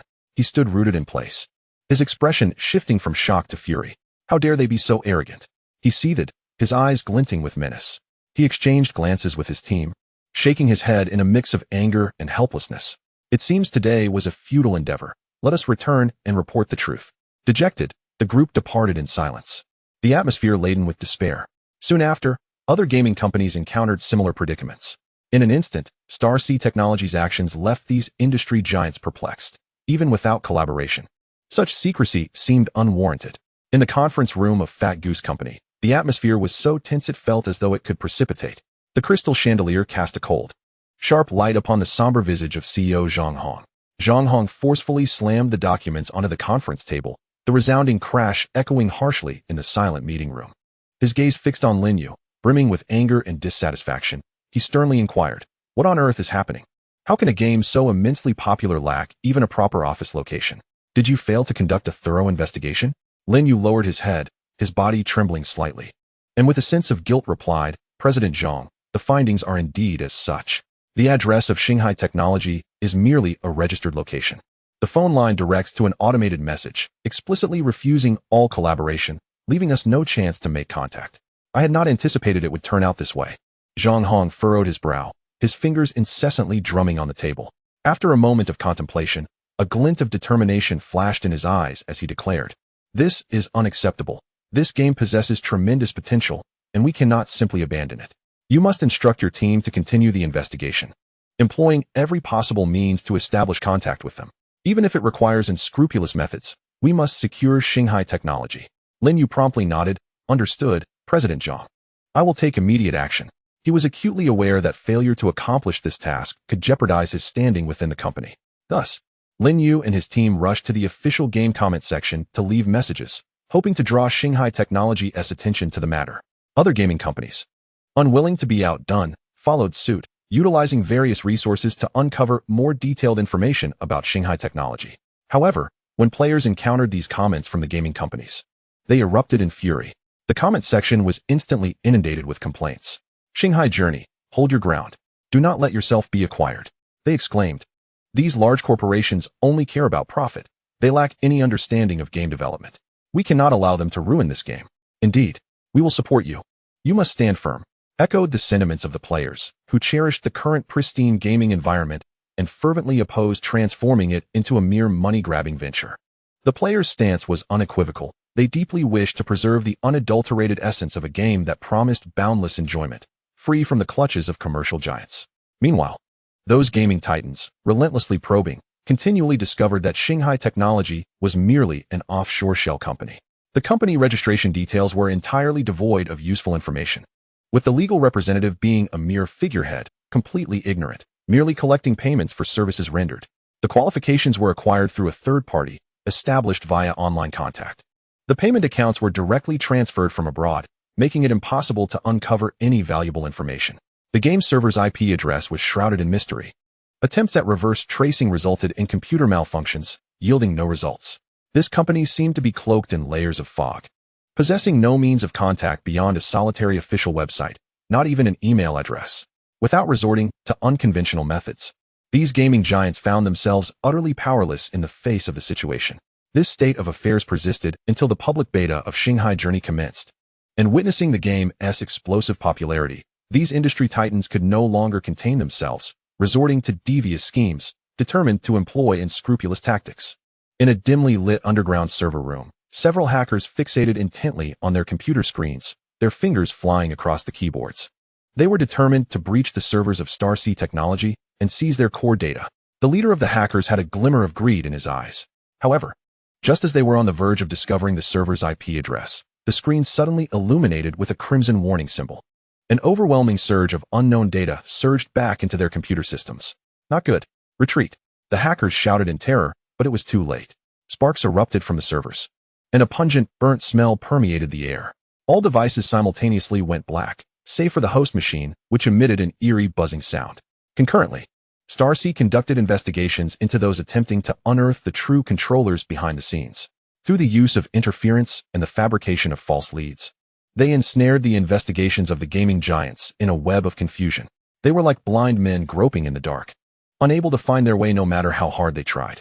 In this unseen commercial game of wits, Star Sea, with its formidable network dominance and meticulous planning, temporarily thwarted the prying eyes of the gaming titans. Star Sea communicated these developments to Shen Yuan, who nonchalantly replied, "As long as we can ensure the game's legal operation, you can manage the rest, Star Sea." However, be cautious not to create too much commotion, as that would be detrimental to our aim of remaining concealed. As for those hackers, simply report them to the relevant authorities. Understood, Shen Yuan.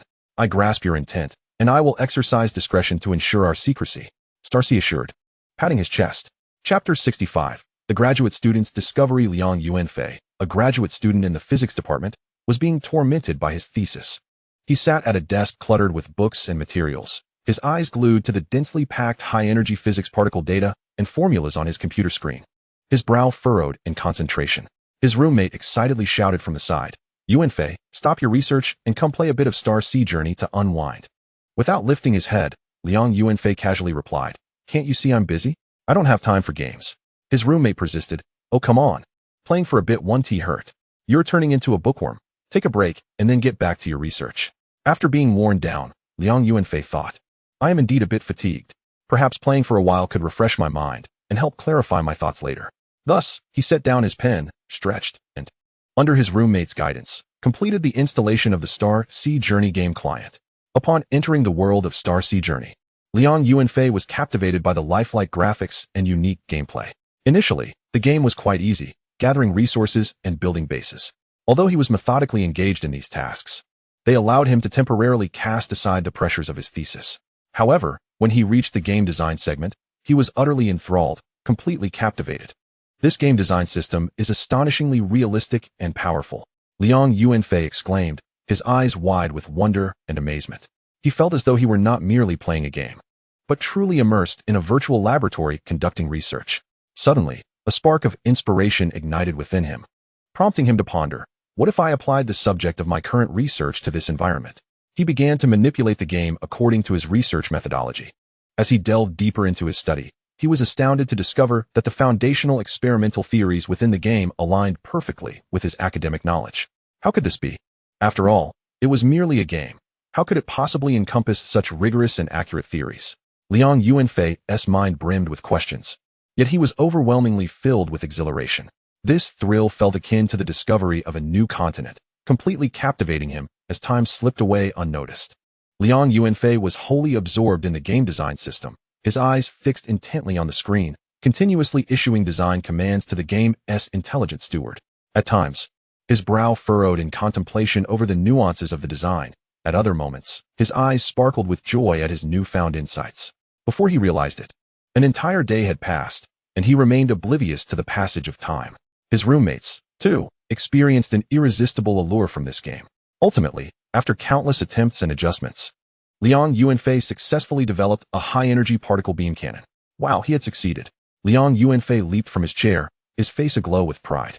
Following the simulated tests conducted by the game system, he discovered that this weapon was more than 5 times more powerful than the high-energy pulse laser cannons of other players at the same level. This was extraordinary.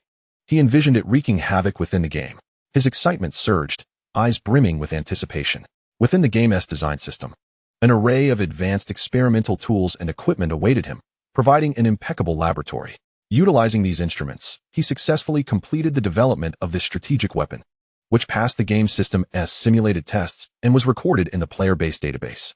Eager to witness the weapon's practical prowess, Liang Yuanfei commanded the intelligent steward to manufacture the high-energy particle beam cannon. He deftly maneuvered the freshly assembled cannon from the mechanical workshop to a flat area.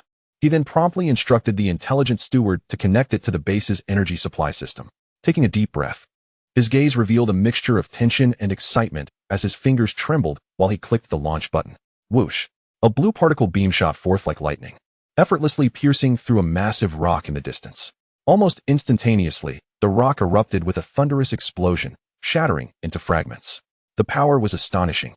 Not only did it inflict penetrating damage, but it also produced an explosive effect. Liang Yuanfei's eyes widened, his mouth agape in astonishment, his face radiating delight. Overwhelmed with excitement, he danced with glee and shouted to his roommates, "Come quickly and see. The weapon I designed is simply unbeatable." His roommates, intrigued, gathered around, their attention immediately captivated by the scene on the screen. They could not help but exclaim in awe, "Wow, Yuanfei, this weapon of yours is absolutely incredible. Is this truly your design? You are undoubtedly a prodigy in the realm of gaming. Please share your design strategies with me, so I too may revel in the experience." However, Liang Yuanfei could not linger in this fleeting moment of joy. a sudden thought flashed through his mind. Could this game design system be applicable in reality? This notion incessantly revolved in his mind, rendering him restless. Thus, he resolved to hasten to the school laboratory to ascertain the viability of his idea. Without pausing to converse further with his roommates, he dashed out of the dormitory, heading straight for the laboratory. All the while, his heart raced with a blend of anxiety and exhilaration. If it truly mirrored the game, it would be extraordinary. He mused internally, quickening his pace. Upon arriving at the laboratory, Liang Yuanfei swiftly activated the experimental equipment, embarking on a theoretical validation of the particle beam cannon under the laboratory's constrained conditions. He fixated on the instruments, meticulously recording every datum, his gaze reflecting an unprecedented seriousness. As the experiment progressed step by step, the delight on Liang Yuanfei's face became increasingly apparent, his lips involuntarily curling into a smile. It was indeed identical. He could not suppress a low exclamation, his voice brimming with uncontainable excitement. Under the limited experimental conditions, he discovered that the design theories from the game were astonishingly feasible, propelling his heartbeat to quicken. He understood that this game was exceptionally intricate. The physical rules within the game bore striking resemblance to those of the real world. Perhaps the entity behind this game could actually transform players' designs into reality. This was an immense secret. A glimmer shone in Liang Yuanfei's eyes. He was engulfed in uncertainty, pondering whether this revelation was a blessing or a curse. Without a moment's rest, he tirelessly organized the design steps from the game, the experimental data, and the validated results into his graduation thesis. With every word he penned, his hands trembled slightly, a manifestation of his intertwined excitement and anxiety. Upon completing the thesis, he clutched this culmination of his efforts tightly and hurried to seek out Professor Zhong.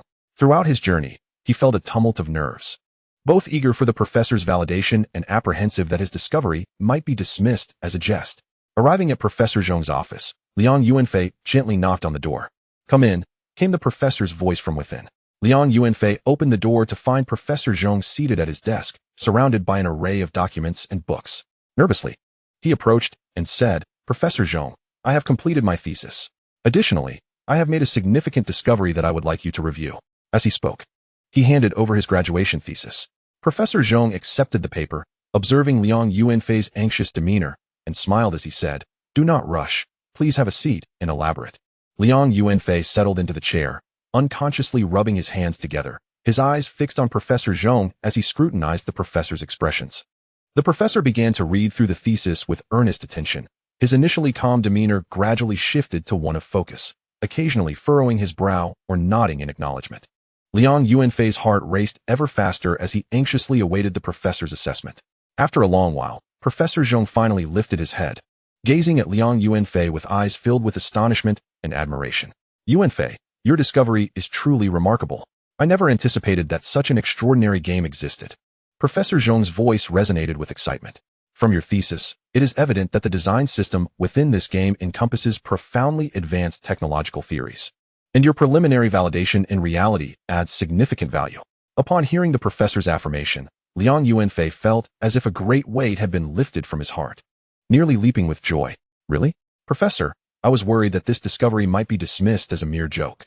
A radiant smile illuminated his face.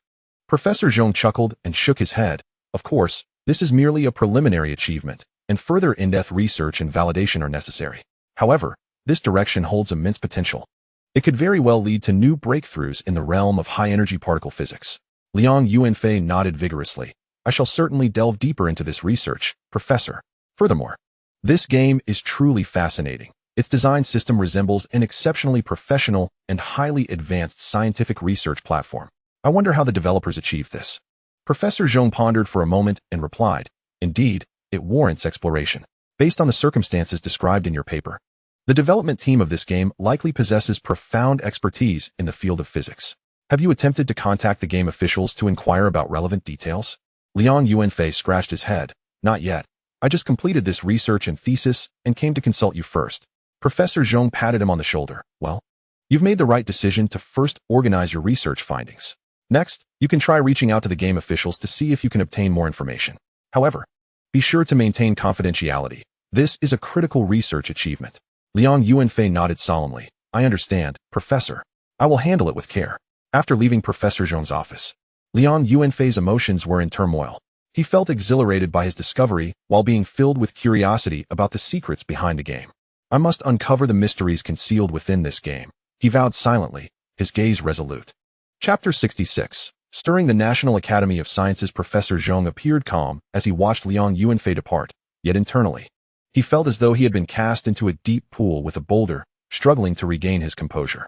The extraordinary design system mentioned by his student in the GameStar C expedition spiraled through his mind like a carousel. Could this game truly be so wondrous? How could it align with the scientific theories of reality? I must investigate this for myself, he murmured to himself, his eyes reflecting a complex blend of curiosity and skepticism. With that, he unconsciously quickened his pace, striding to his computer and sitting down with determination.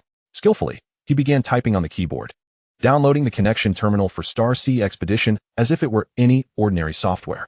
Before long, the download was complete. He clicked to install, pondering how this game could possibly achieve such feats. I hope Yuanfei's claims are indeed true. If not, this time would be in vain. He pondered silently within himself. Finally, the crisp sound indicating the completion of the installation resonated, and he eagerly clicked to enter the game. As the hyper-realistic graphics unfolded before his eyes without reservation, an inexplicable sense of trust quietly blossomed in his heart. Following the novice tutorial meticulously, he began to familiarize himself with the game in an orderly manner. Although these foundational operations were mere trifles to him, as effortless as breathing, he remained fully focused, diligently completing each step while scrutinizing every detail of the game, leaving no corner unnoticed. 2 hours slipped away in the blink of an eye, and he finally accessed the long-awaited design system module. At last, he had entered the design module. I shall see if it truly lives up to the impressive claims made by Yuanfei. A faint sigh of relief escaped him, and a flicker of uncontainable anticipation graced his visage. He then calmly donned his headphones, intending to verify whether this simulated design system module was indeed as remarkable as purported. After a moment of contemplation, he resolved to commence with the simplest theoretical validation. Let us start with the most fundamental principles of mechanics, he murmured to himself, deftly inputting various parameters and formulas into the text box while issuing commands to the game steward. Soon, the simulated design system produced a series of results. Upon seeing them align perfectly with his expectations, his eyes widened in astonishment. Remarkably accurate, he could not help but exclaim softly, his voice brimming with barely concealed amazement. Consequently, his desire for exploration intensified, prompting him to delve deeper into the validation. As the complexity of the theoretical validations escalated, his brow gradually furrowed into a frown. His gaze fixed intently on the screen. He meticulously calculated each formula provided by the simulated design system. Initially, he could reconcile them, but as the formulas grew increasingly intricate, he found himself struggling to comprehend. The simulated design system, akin to an indefatigable and exceptionally precise sage, consistently delivered impeccable results. At this moment, Professor Zhong was left utterly astonished, rendered speechless. His mouth slightly agape, his eyes filled with shock. It was as if he had glimpsed an unimaginable alien world. This was far more precise than the simulations I conducted at the National Supercomputing Center. As a seasoned university professor with years of dedicated research and significant achievements in nuclear and high-energy physics, and a member of the National Academy of Sciences, Professor Zhong had devoted himself wholeheartedly to the study and realization of nuclear fusion devices. Suddenly, a flash of inspiration struck him like a bolt of lightning, and he hastily began to delve into the theoretical validation of nuclear fusion devices within this game design system module. He became wholly immersed in the vast ocean of research. His eyes glued to the screen. His fingers danced swiftly across the keyboard as he vociferously commanded various instructions into the headset, excitement gleaming in his eyes. Time seemed to slip away like sand, quietly passing without his notice. For 2 days, he seemed utterly isolated from the outside world, nearly forgetting everything around him. Whenever hunger struck, he would casually grab a morsel of food and hastily consume it. When fatigue set in, he would briefly close his eyes, only to awaken immediately, invigorated and ready to dive back into his research. Eventually, after 2 days of relentless dedication and tireless effort, he felt as though he had finally discovered an exit after groping in the dark for so long, achieving some delightful breakthroughs. Success! This progress surpasses anything I have accomplished before, he exclaimed with excitement, his face radiant with the joy and pride of victory, his smile akin to the most brilliant sunshine of spring. He quickly seized a pen and meticulously inscribed the core formulas on a paper, ensuring that every numeral and symbol was perfectly rendered, checking and rechecking to confirm that there were no errors or omissions. For the sake of confidentiality, he decided he could delve no deeper. A sense of caution and vigilance flickered in his eyes as he contemplated this. Reluctantly, He exited the game and powered down the computer. He then hurriedly donned his coat, grabbed his notebook, and made his way straight to the academy. His expression was grave, and he moved with urgency, mentally rehearsing his report, eager to relay everything to the director at once. Upon reaching the academy, his familiarity allowed him to navigate effortlessly to the director's office, and without hesitation, he pushed the door open and entered. The director sat at his desk, engrossed in documents. But upon hearing the commotion, he looked up. "Director," Professor Zhong called out, his voice quivering slightly with excitement.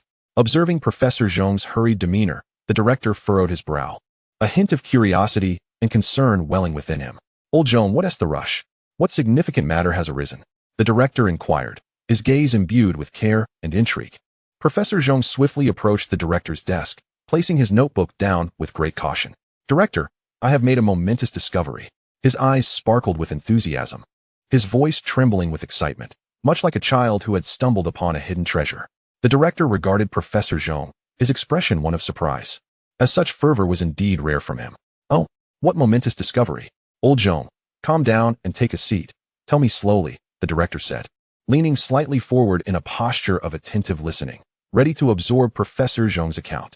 Professor Zhong took a seat, inhaled deeply, and endeavored to compose himself. He then recounted the details of Liang Yuanfei's discovery of the game design system for Star Sea Expedition, along with the meticulous validation process he undertook, narrating every detail. The more the director listened, the more incredulous he became, his skepticism intensifying. Yet, he understood that Old Zhong was a person of integrity, not one to fabricate tales. "Old Zhong, surely you jest. A mere game could yield such an impressive simulation system? What is the motivation behind it? This seems like an exercise in futility. And it has led to breakthroughs in your research on nuclear fusion theory. Could it truly be so remarkable?" the director remarked, his tone laced with evident disbelief. As it did indeed sound utterly preposterous. Professor Zhong had anticipated the dean's reaction. With a serious and earnest expression, he stated, "Dean, I assure you I am not jesting.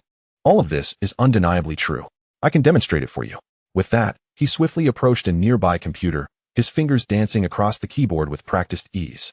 Re-entering the game design system module, he clearly showcased the verification process and simulated results to the dean, simultaneously encouraging him to try it himself.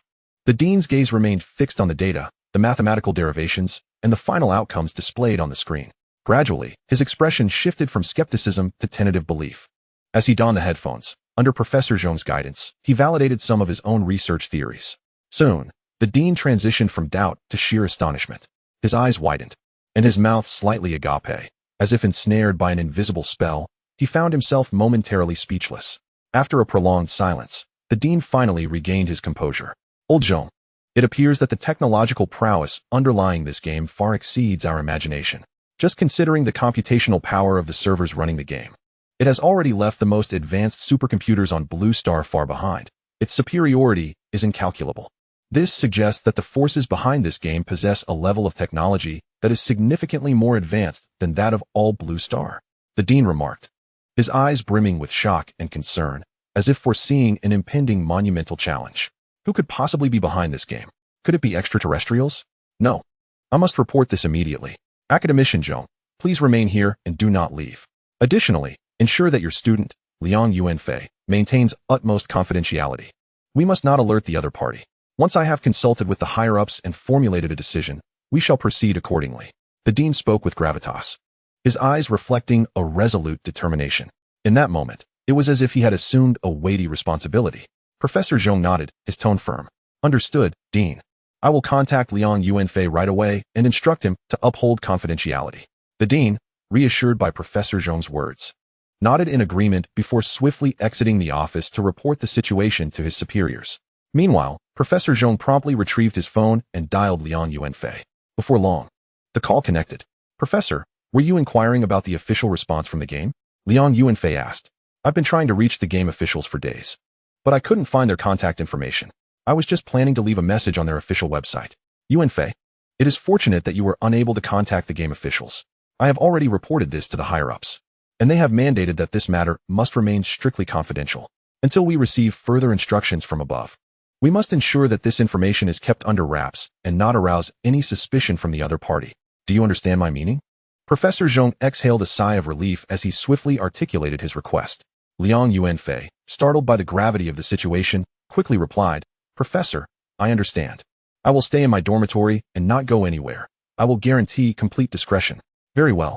Do not be overly anxious. Just ensure that confidentiality is maintained. Since the other party is conducting themselves so openly, they likely harbor no ill intentions. Rest assured, it is not of great concern." Professor Zhong reassured Liang Yuanfei with a few comforting words. Subsequently, he ended the call and slowly positioned himself on the adjacent sofa, quietly awaiting news from the dean. His heart was a tumultuous blend of anxiety and anticipation, akin to a sailor awaiting the judgment of fate before an impending storm. He was uncertain of the direction this matter would take next. Suddenly, the image of his elderly spouse flickered through his mind. He wondered if she would spend a sleepless night, troubled by his absence. Chapter 67. Special Investigation Team. The dean hastily donned his coat and made his way towards the door, intending to report the situation to his superiors. The gravity of the matter rendered each passing second as precious as gold. He needed to convey this astonishing discovery capable of shaking the world without delay. Left alone in the office, Professor Zhong felt as though the air had become stagnant. He sank deeply into the worn sofa, his hands instinctively massaging his temples in an attempt to alleviate his inner turmoil. His gaze wandered across the cluttered desk, ultimately settling on the progress chart of nuclear fusion research that adorned the wall. Yet, while this chart usually captivated his attention, it failed to anchor his thoughts at this moment. What force lies behind this game?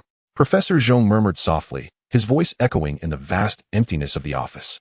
His brow furrowed, deepening the lines etched upon his forehead, and his eyes reflected profound doubt and concern.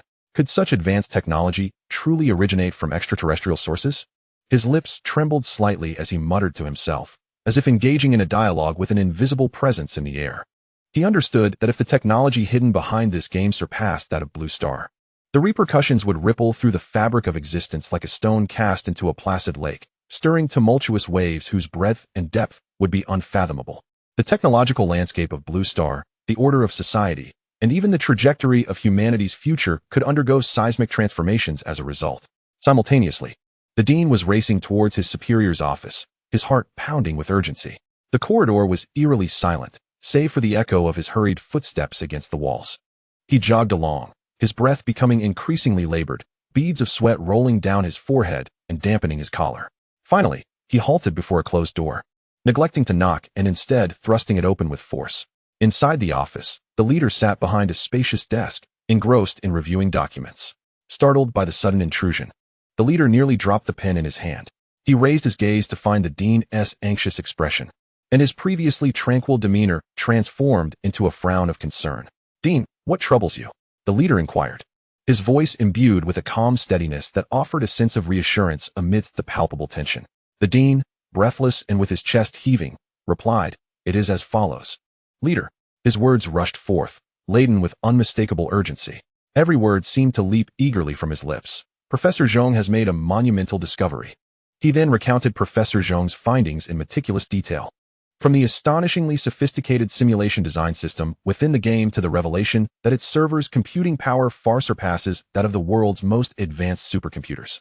At critical junctures, he emphasized his words with intention, his face a canvas of incredulity, as if narrating a tale from a fantastical realm.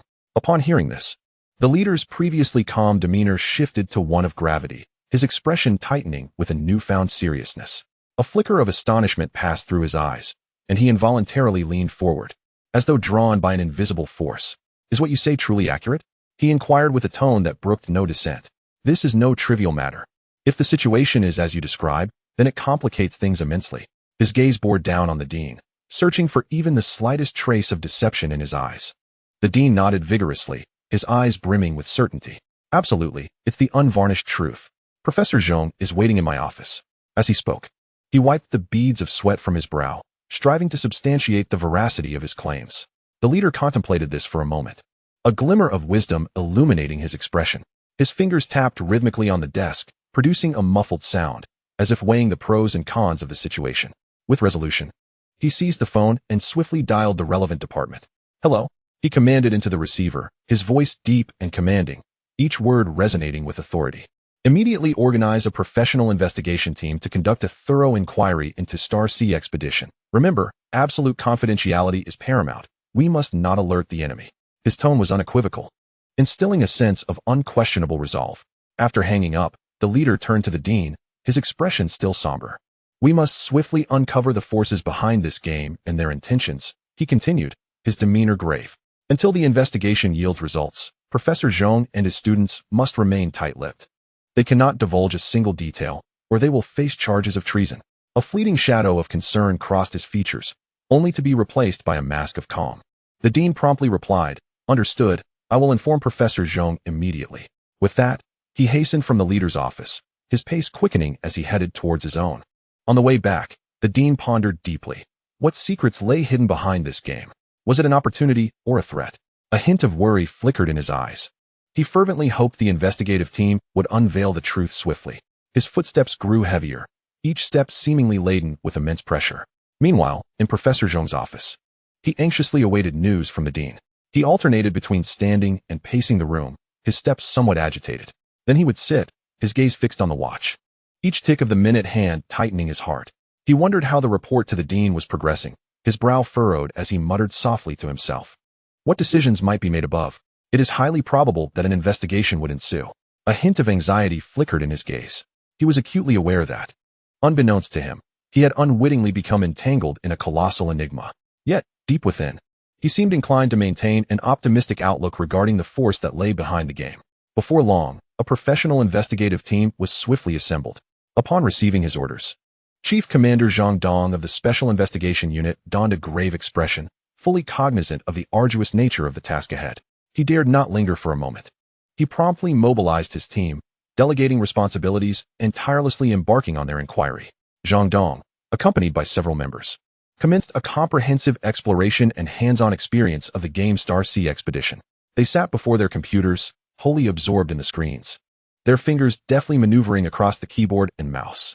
As Zhang Dong played, he meticulously scrutinized every detail of the game, from the visual aesthetics to the gameplay mechanics, from the intelligently designed AI modules to the combat system.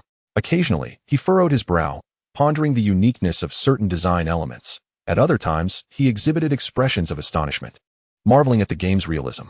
"The physics engine is astonishingly lifelike, as if one were truly immersed in the cosmos," one member exclaimed in awe. Zhang Dong nodded, his gaze still fixed on the screen, and replied, "Let us refrain from exclamations for now. Let us delve deeper and see if we can uncover any clues." Meanwhile, another faction of the team launched an in-depth investigation into the game development company, Star Sea Technology Company, Limited. They scoured for the company's registration information and operational status, seeking to identify the true controllers behind the company. However, akin to the predicaments faced by previous gaming giants, they discovered it to be merely an offshore shell corporation. The registration documents were fraught with useless information, the legal representative was merely a stand-in, and inquiries yielded nothing but ignorance, merely a pay-for-service arrangement. The investigators wore expressions of helplessness, their minds rife with confusion. "This company is shrouded in secrecy. We cannot uncover anything of substance," one member lamented. "Continue the investigation. We are bound to find some threads of evidence," the team leader asserted, determination etched on his face. Another group of members focused their efforts on deciphering the IP location of the game server. They sat in a room filled with computer equipment, eyes glued to the ever-fluctuating data on the screens, fingers flying across the keyboards. The code flickered rapidly on the monitors as they employed various methods, attempting to breach the layers of security and discover the server's true location. "The game server's IP is concealed so thoroughly that our skills cannot yield a single clue," a technician exclaimed, beads of sweat dotting his forehead in anxiety. "Do not despair. Let us explore alternate methods. There must be a way," the team leader encouraged from the sidelines, his eyes betraying a mix of urgency and hope. And all of this was observed by Star Sea. Unlike the severe measures taken against gaming giants and hackers, such as the outright destruction of computers, Star Sea simply chose to discreetly obscure the server's IP address. Even if they truly locate this IP address, it would merely be a facade. After all, the game connects to the traditional 5G network through a quantum communication network compatibility protocol. This fabricated IP address is merely tethered to a specific 5G communication base station. Nonetheless, Shanghai comprehends the gravity of the situation and dares not conceal any details, promptly reporting the circumstances to Shen Yuan. Upon receiving the news, a flicker of surprise crossed Shen Yuan's mind as he turned to ascertain the specifics. A glint of astonishment flashed in his eyes. After a moment of contemplation, he sought confirmation from Shanghai. "Can they trace this back to us?" Chapter 68. The rise of the new star. Shanghai fervently assured him, "Rest assured. As long as your girlfriend Su Yao remains discreet, no one will be able to trace this back to us.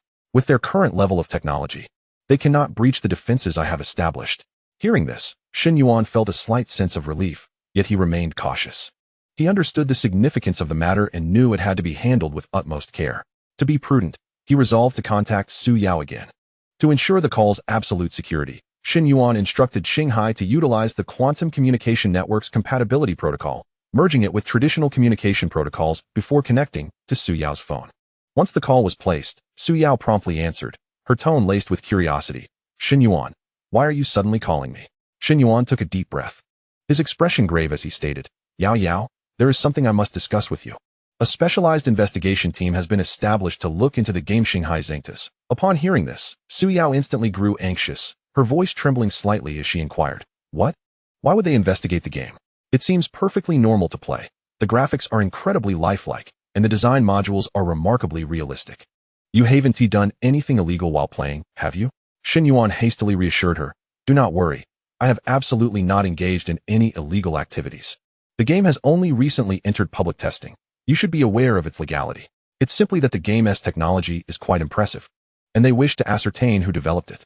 They are also interested in the technology for potential collaboration, but I do not wish to make my presence known just yet.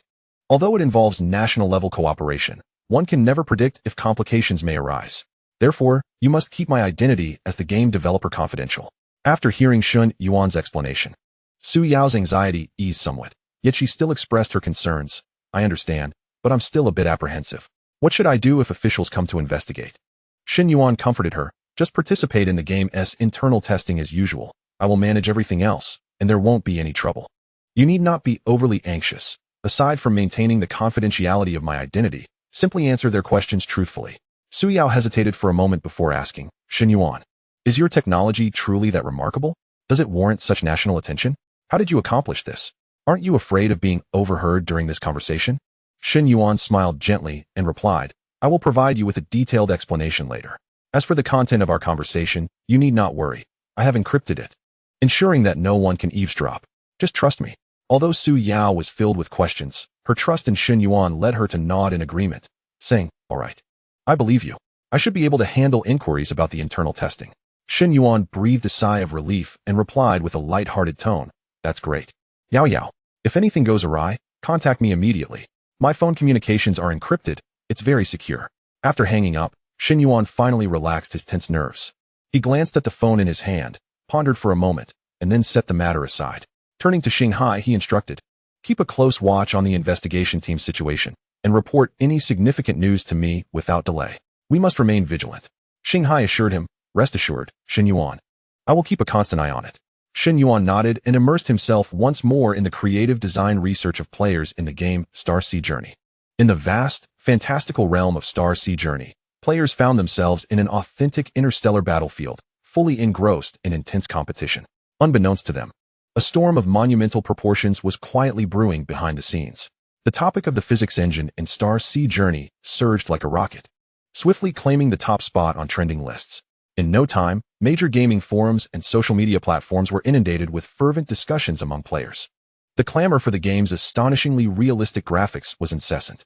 Su Yao's public test debut during the live broadcast was nothing short of spectacular. She once again unleashed her fearsome mechanical tidal wave strategy, swiftly and accurately demolishing the enemy base.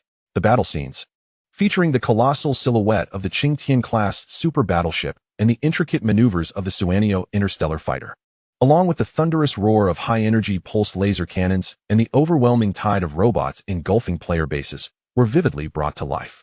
This prompted a torrent of enthusiastic comments flooding Su Yao's live stream. This is so lifelike. It's as if extraterrestrial technology has materialized in our world.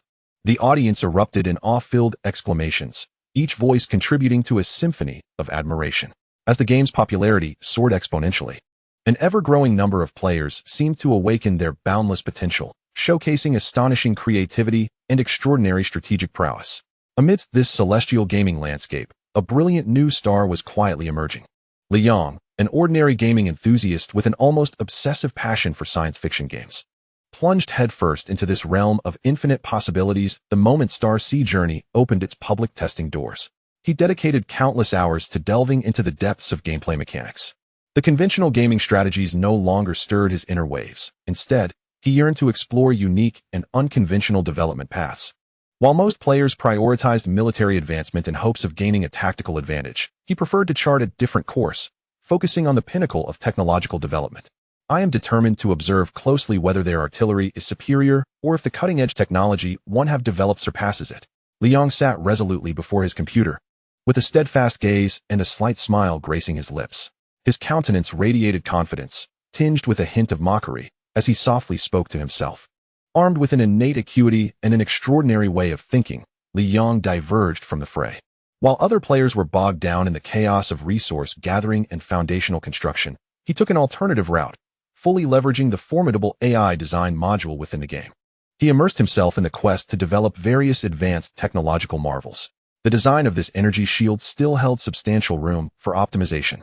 With further research and adjustments, I might significantly enhance its defensive capabilities, perhaps even multiplying them several times over. Liang's eyes fixed intently on the screen, murmuring to himself as his fingers danced swiftly across the keyboard, producing a melodious symphony of clicks. At that moment, his eyes sparkled with a fervor bordering on madness, as he envisioned the immovable energy shield he had meticulously designed standing resolute within the game world. After countless iterations and careful refinements, Liang finally basked in the glow of success.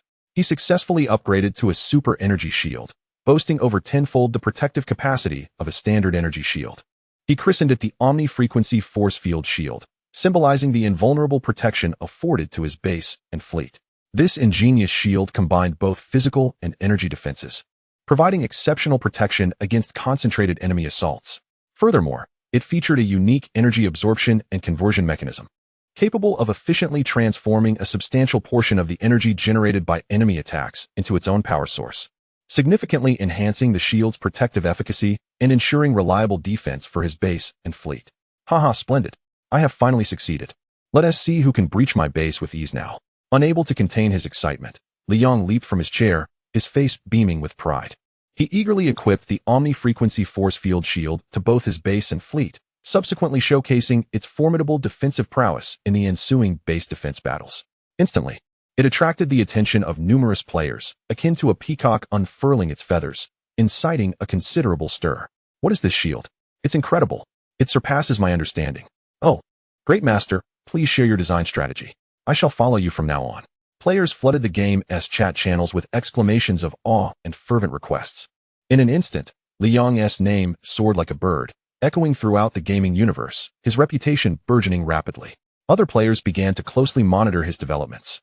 Akin to devoted fans, many players eagerly applied to join his base alliance, hoping to elevate their skills under his guidance and explore the vast expanse of the interstellar realm alongside him. Welcome, everyone, to join us in this sci-fi-infused interstellar gaming realm. Together, we shall fight side by side and forge our own glorious chapters. Liang enthusiastically responded to the players' applications, his heart brimming with an unprecedented sense of accomplishment. He understood that his unconventional path had finally garnered widespread recognition. With eager anticipation, he looked forward to collaborating with like-minded players to explore the boundless possibilities hidden within this expansive gaming universe. As Liang's reputation in the game soared to new heights, it resonated louder than ever. His remarkable performance successfully captured the keen interest of several prestigious gaming guilds.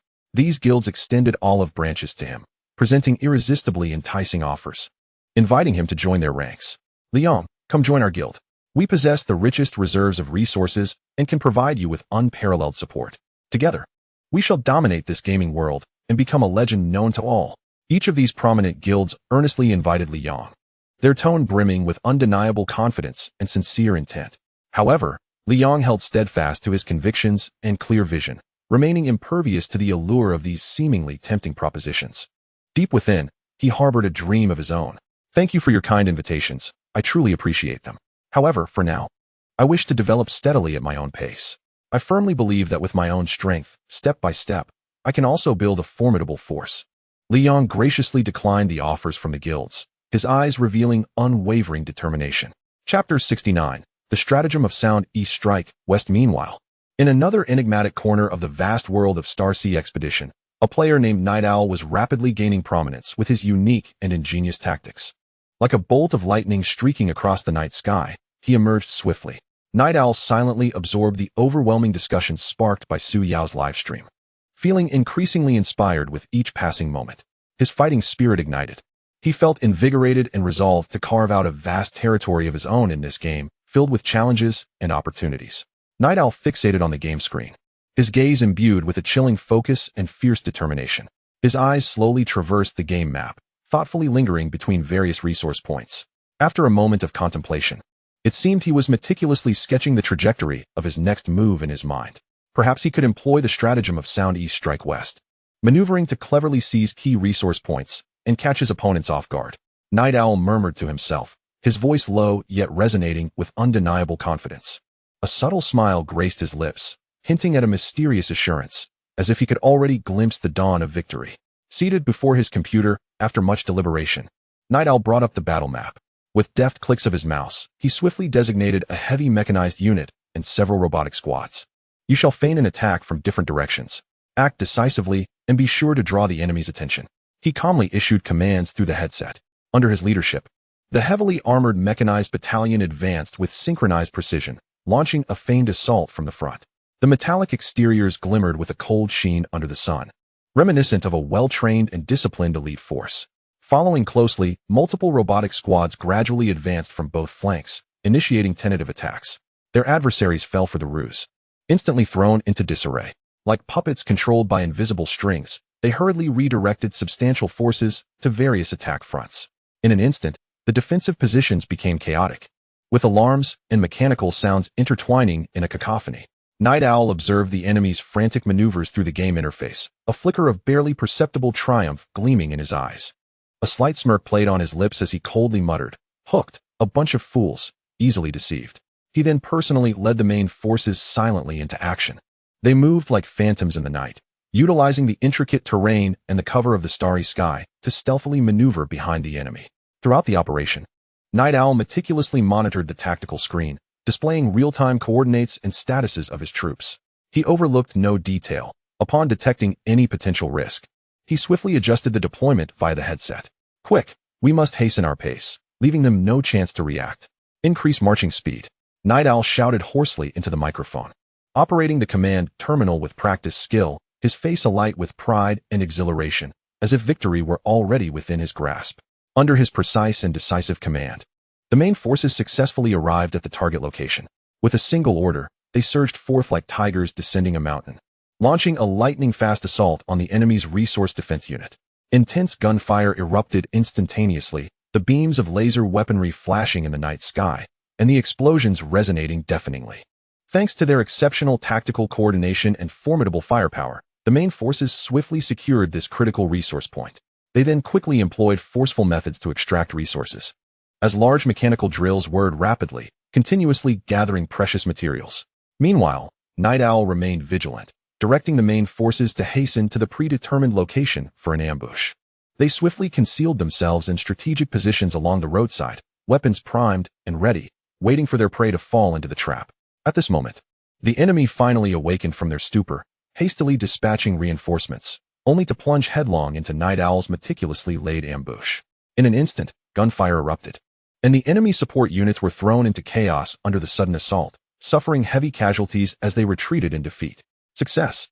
Night Owl exclaimed, exhilarated, as he clenched his fists and sprang to his feet, his face beaming with the joy of victory. The feigned assault unit, having completed its mission, began to withdraw in an orderly manner. Although some robots sustained damage during the fierce exchange, it was negligible in terms of overall strength. After extracting the resources from this site, Night Owl surveyed the laden forces with satisfaction, nodding approvingly. He then ordered the troops to return, triumphantly making their way back to base. His actions were akin to a colossal stone cast into a serene lake, sending ripples across the gaming realm and leaving other players astounded, their admiration for him intensifying. This was a masterstroke of strategy. How remarkable to utilize the game in such a manner. I must learn this swiftly. Night Owl's maneuvers were nothing short of divine. I would deem him a tactical virtuoso within the gaming community. Players flooded the chat channels with exclamations of awe, their praises surging like a tidal wave. The Star Sea system promptly recognized Night Owl's unparalleled strategy, decisively marking it as a D-class tactical template and employing its detailed data to enhance the real tactical system. Night Owl's feint and strike tactic caused an uproar within the game, spreading like wildfire, with an increasing number of players closely observing his every move, regarding him as a paragon of learning.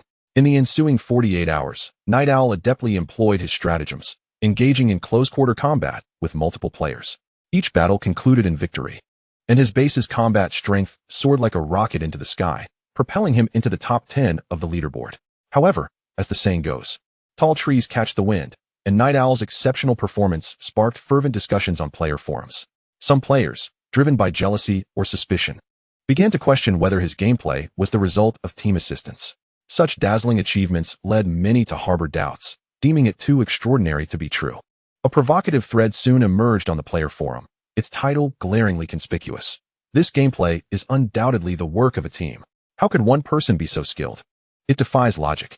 Upon reading this post, an unnameable rage surged within Night Owl, akin to a powder keg ignited. How dare they question the fruits of my relentless labor, my tireless dedication, and insinuate that it was the result of outside assistance? Such an affront was intolerable. Furrowing his brow, his eyes betrayed a mixture of indignation and resentment, that fiery gaze seemingly piercing through the screen. The more he pondered, the more agitated he became, unable to remain still. After considerable reflection, he resolutely decided to address these doubts through a live stream, determined to demonstrate his prowess through tangible skill.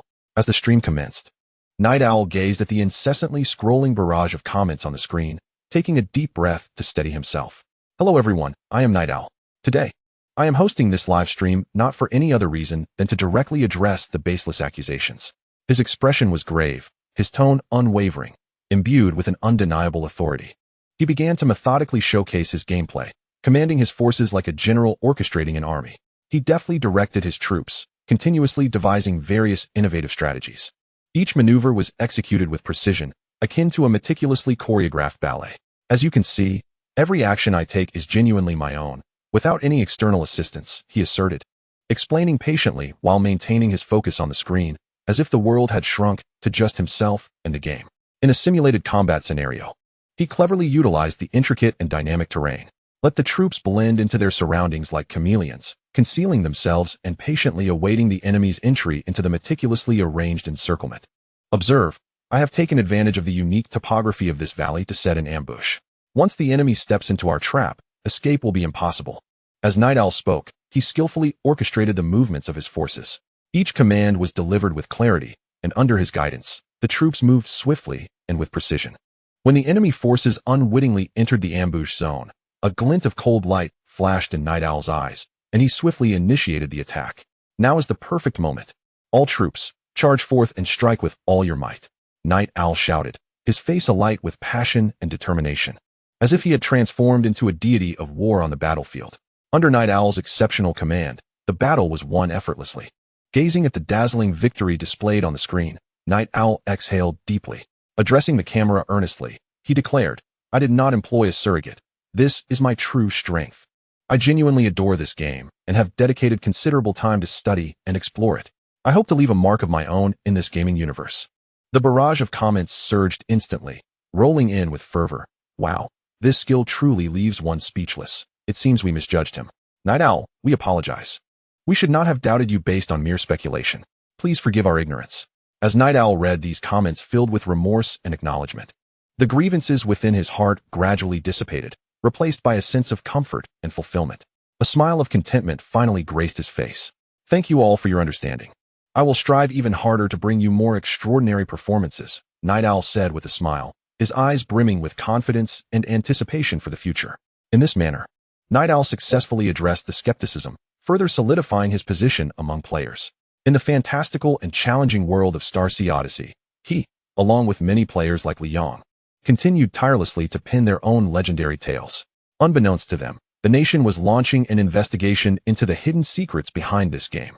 A more thrilling storm was quietly approaching, one that might impact the entire gaming realm. Chapter 70, Cyber Attack in the Vast Universe Crafted by Starseed Odyssey. Countless players were continuously drawn into its depths. The daily online population reached unprecedented heights, and the game's popularity soared, becoming the most dazzling presence in the domestic gaming industry. Meanwhile, in the real world, a special investigation team was quietly conducting a secret inquiry into the game. They lurked like hunters in the shadows, closely monitoring all activities within Starseed Odyssey, striving to unveil its unknown mysteries. However, In a dark corner of the online world, a group of nefarious individuals lay in wait. Their greedy eyes were subtly fixated on the popular game Star Sea Odyssey. The leader, named Wang Hu, was a well-known figure in the chaotic underground hacking circles. With ruthless methods and unparalleled skill that instills dread, his name resonates like a ghostly whisper in the dark of night. He prowls through the corners of the internet, sending shivers down the spines of those devoted to upholding digital order. At this moment, Wang Hu finds himself ensconced in a dimly lit and oppressive room. Surrounding him is a chaotic assemblage of tangled wires and antiquated, scratched computer equipment, resembling a forsaken electronic junkyard, the air thick with a nauseating stench. Wang Hu is deeply entrenched in a dilapidated computer chair, his eyes fixated unblinkingly on the screen, glimmering with avarice. This game undoubtedly conceals countless treasures.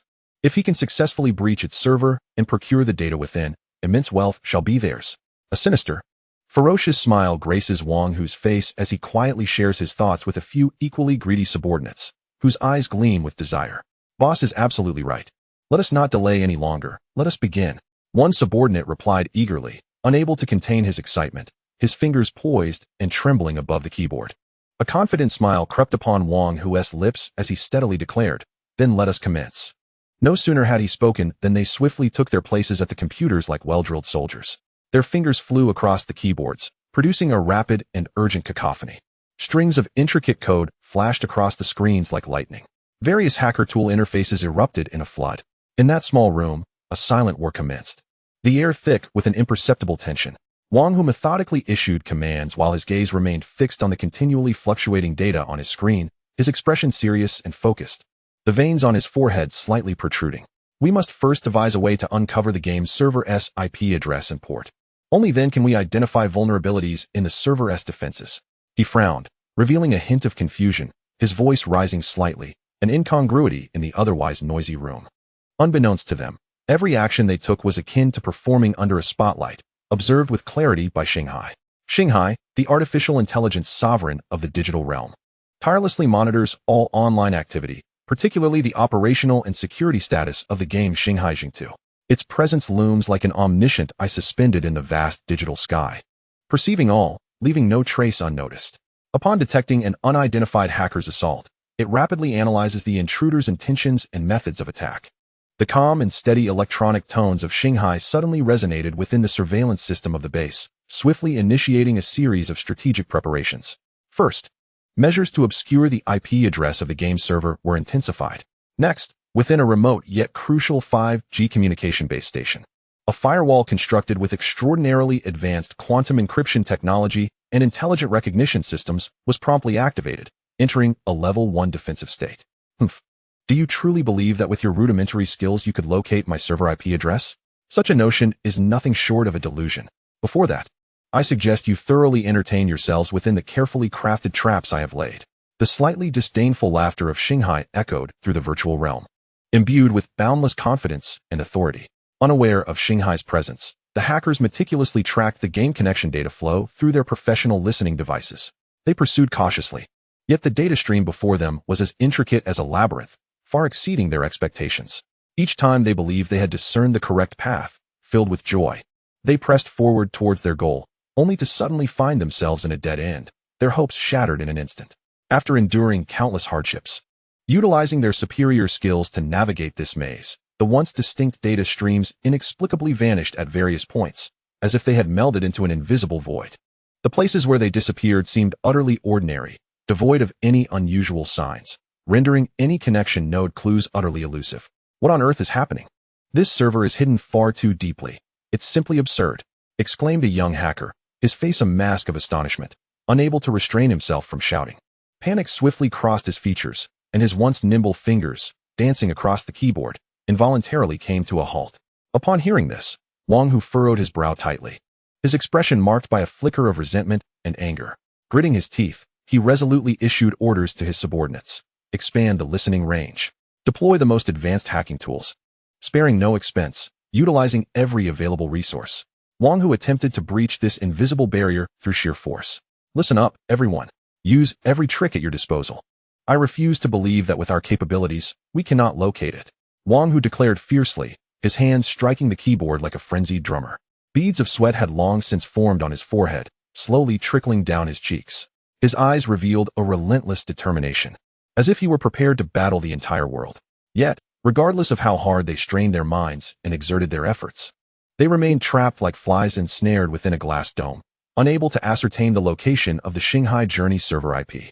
Meanwhile, Shanghai would not idly stand by as they continued their reckless endeavors. Employing advanced covert reverse tracking technology, he effortlessly and accurately pinpointed the hackers' hideout. Having successfully locked onto their location, he prepared to launch a counterattack. Silently, Shanghai began to infiltrate the hackers' computers, swiftly gathering a wealth of information without their slightest suspicion.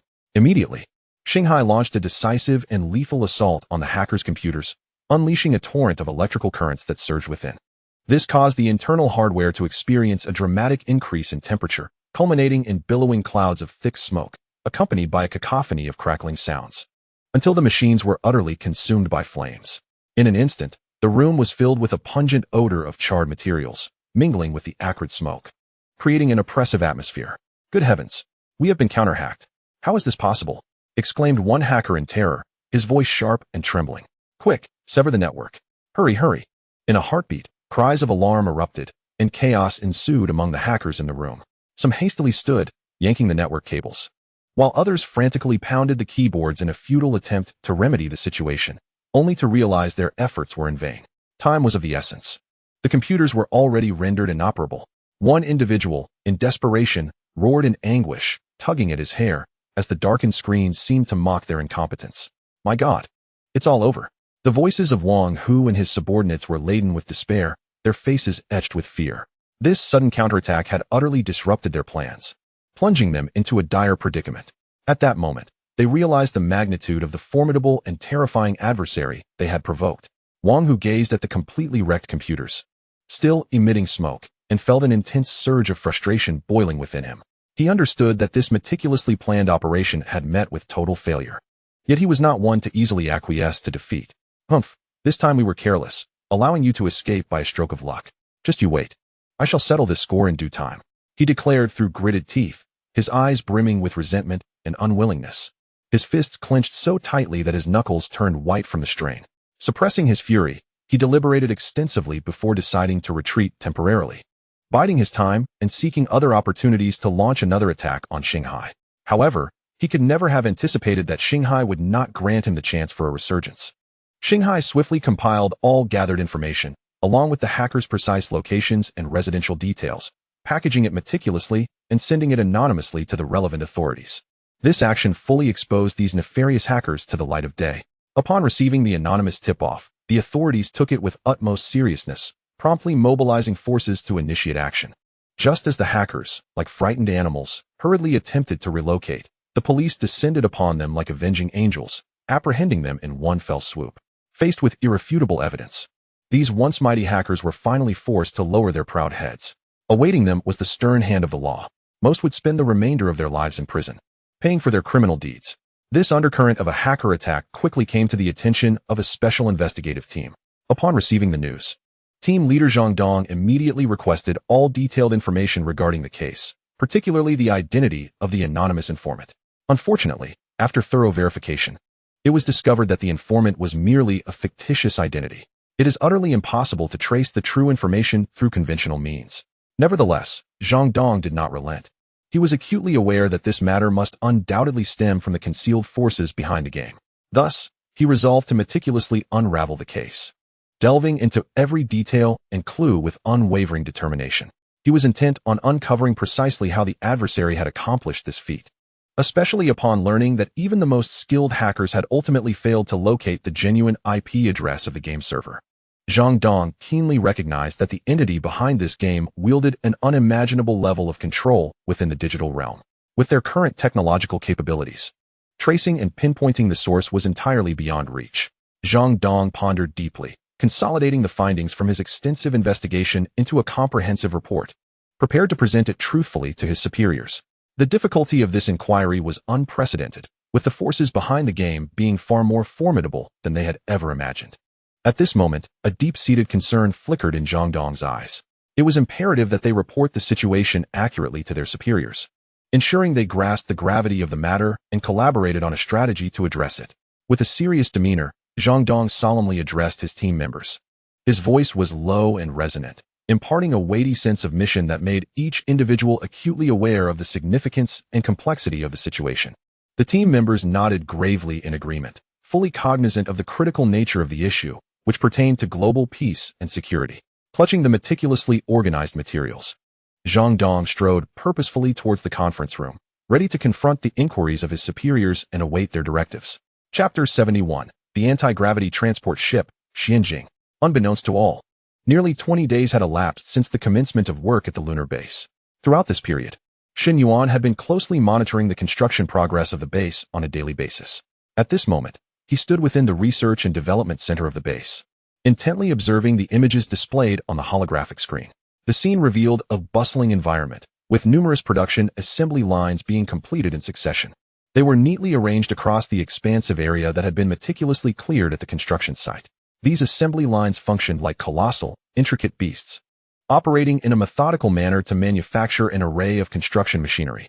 Furthermore, the number of mechanical worker ants had surged to the million mark. They scurried through every corner of the base, industrious and orderly, akin to diligent little bees. Shen Yuan took a delicate sip of coffee, his expression betraying an air of casual intent.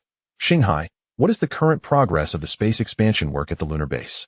The holographic image of Xinghai materialized beside Shen Yuan, responding with confidence. Shen Yuan, the progress is exceptionally smooth. The construction speed is accelerating, and at this rate, I believe we will soon achieve the planned expansion objectives. Shen Yuan nodded slightly, a satisfied smile gracing his features. Excellent. We must ensure the quality of the base's construction. No errors are permissible. In addition to overseeing the lunar base's development, Shen Yuan occasionally took note of the investigation status of the Special Investigation Team. From Xinghai, it became apparent that their investigative progress was rather limited. After realizing the futility of obtaining any valuable information, Shen Yuan set the matter aside. In his view, as long as he and Xinghai exercised caution, they would remain undetected. The investigators would likely never suspect that behind this game was merely a programming enthusiast. A faint smile, tinged with self-mockery, played at the corners of Shen Yuan's mouth as he murmured to himself. Naturally, he also made it a point to carve out time amidst his busy schedule to accompany Su Yao. Every weekend, Su Yao would visit Shen Yuan's hometown, and together they would relish delightful moments. Su Yao always appeared to be in high spirits during her visits, as if the joy of play would never wane. She ceased to inquire about Shen Yuan's hidden secrets, trusting that he would reveal them at the appropriate moment. This weekend, as was customary, Su Yao arrived at Shen Yuan's residence. Upon their reunion, she eagerly grasped his hand and exclaimed, "Shen Yuan, I discovered numerous exciting things in the game this week. I can't wait to share them with you." Shen Yuan gazed into Su Yao's expectant eyes, affectionately ruffled her hair, and replied with a smile, "Absolutely. I am eager to hear all about it." Hand in hand, they wandered along the meandering paths of the mountains, as Su Yao animatedly recounted amusing anecdotes from the game. Shen Yuan listened attentively, occasionally interjecting a remark that set Su Yao into fits of laughter. Joyful moments, however fleeting, soon gave way to the time for Su Yao to return to Shenshi. Each parting saw her with tearful eyes, filled with reluctance. "Shen Yuan, I don't want to leave. I wish to stay with you a while longer," she said, her eyes shimmering with unshed tears as she embraced him tightly. Her voice quivering. Shen Yuan, bemused by her display, gently patted her back and reassured her, "Silly girl, do not be upset. You can come again next week." Upon hearing this, Su Yao slightly loosened her embrace, wiping her tears with her hand as she choked out, "Promise you will miss me." "Of course. I will surely miss you," Shen Yuan replied earnestly, his gaze brimming with tenderness. After bidding farewell to Su Yao, Shen Yuan promptly returned to the base, immersing himself once more in research and study. During this period, he was engrossed in various fields of knowledge and the creative designs proposed by players. He had also scrutinized the cosmic battleship scheme designed by Xinghai. However, the lack of a suitable facility for construction meant that they would have to wait until the lunar base's dock was completed. For now, he focused on researching technologies related to battleships. For instance, he was particularly impressed by the high-energy particle beam cannon designed by Liang Yuanfei and the omni-frequency force field shield conceived by Liang. "Xinghai, look at this high-energy particle beam cannon. Its formidable power makes it ideal as the primary weapon for the battleship. Moreover, this omni-frequency force field shield is far superior to our rudimentary energy shield. If employed on the battleship, its defensive capabilities would undoubtedly be greatly enhanced," Shen Yuan exclaimed. His eyes fixated on the design blueprints on the screen, excitement evident in his voice. Shanghai's electronic voice responded, "Indeed, Shen Yuan." Furthermore, there are many other remarkable creative designs within the game. The electromagnetic railgun, interstellar transforming fighter jets, and various interstellar missiles all possess significant research value. Shen Yuan nodded thoughtfully and remarked, "The 10-kilometer-long Qingtian-class super battleship designed by Su Yao indeed appears impressive. However, its size is rather cumbersome, making practical application potentially inconvenient. We shall set it aside for now." Given the existence of a comprehensive design plan, Shen Yuan deemed it imperative to put the high-energy particle beam cannon and all-frequency force field shield into practice. After overcoming a series of challenges, both designs successfully materialized into tangible outcomes. Although the final products did not quite match the performance of their prototypes in the game, they were considerably more advanced than the similar equipment currently at Shen Yuan's disposal. This was certainly commendable. It seemed that leveraging the myriad creative designs from the game Star C was indeed a prudent approach. Observing the results before him, Shen Yuan's face broke into a satisfied smile as he expressed, "Indeed, Shen Yuan, there are various formidable tactics that will greatly assist our future development," Star C concurred. Alongside the exploration of these players' creative designs, under the guidance of Star C, Shen Yuan resolved to upgrade a gravity-defying transport ship based on the Shen Yao to enhance the raw material transportation capabilities between the Blue Moon. Star C.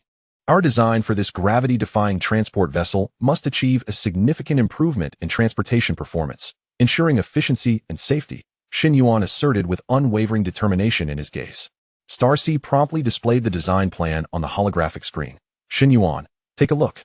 This transport vessel features a streamlined shuttle shape, measuring 150 meters in length and 20 meters in diameter, with an empty weight of 500 tons and a payload capacity of 5,000 tons. Its total weight under full operational conditions will reach 6,500 tons. The energy source remains a cold fusion energy core, rated at 50 gigawatts. Shen Yuan meticulously examined the design diagram, occasionally posing questions and suggestions. As for the weapon system, a single 800mm high-energy pulse laser cannon will suffice, primarily to clear larger asteroids and debris. There is no need to equip it with a high-energy particle beam cannon, as its main function is transportation." "Very well, Shen Yuan. What about the defense system?" Star C inquired. "Replace the basic energy shield with the newly developed first-generation all-frequency force field shield to provide the transport vessel with enhanced defensive capabilities. For the remainder, utilize the same configuration as the Shen Yao, albeit with appropriate modifications. For instance, the first-grade vibranium lightweight composite outer armor and the second-grade vibranium coating should have increased thickness. Additionally, there is no need to install a cockpit, as I shall not be traveling aboard the transport vessel," Shen Yuan decisively stated. "Theoretically, this gravity-defying transport vessel could achieve a cruising speed of 26 Mach while fully loaded within the atmosphere of Blue Star, with a maximum speed reaching 30 Mach. Since there are no inertial g-force limitations to consider when uncrewed, acceleration is particularly rapid. A round trip in space would only take 45 hours, with a one-way journey requiring just 225 hours. Faster than the Shen bird. Of course, this does not account for the loading time. Under the circumstances where the design plan and industrial foundation are both mature, it was accomplished in merely a week. A 6,500-ton class anti-gravity transport ship was constructed within the Blue Star base. As Shen Yuan gazed upon the colossal creation before him, a profound sense of accomplishment filled his heart. The Star C. It was time to conduct practical tests in the vastness of space. If all goes well, it would be officially finalized and enter the construction queue.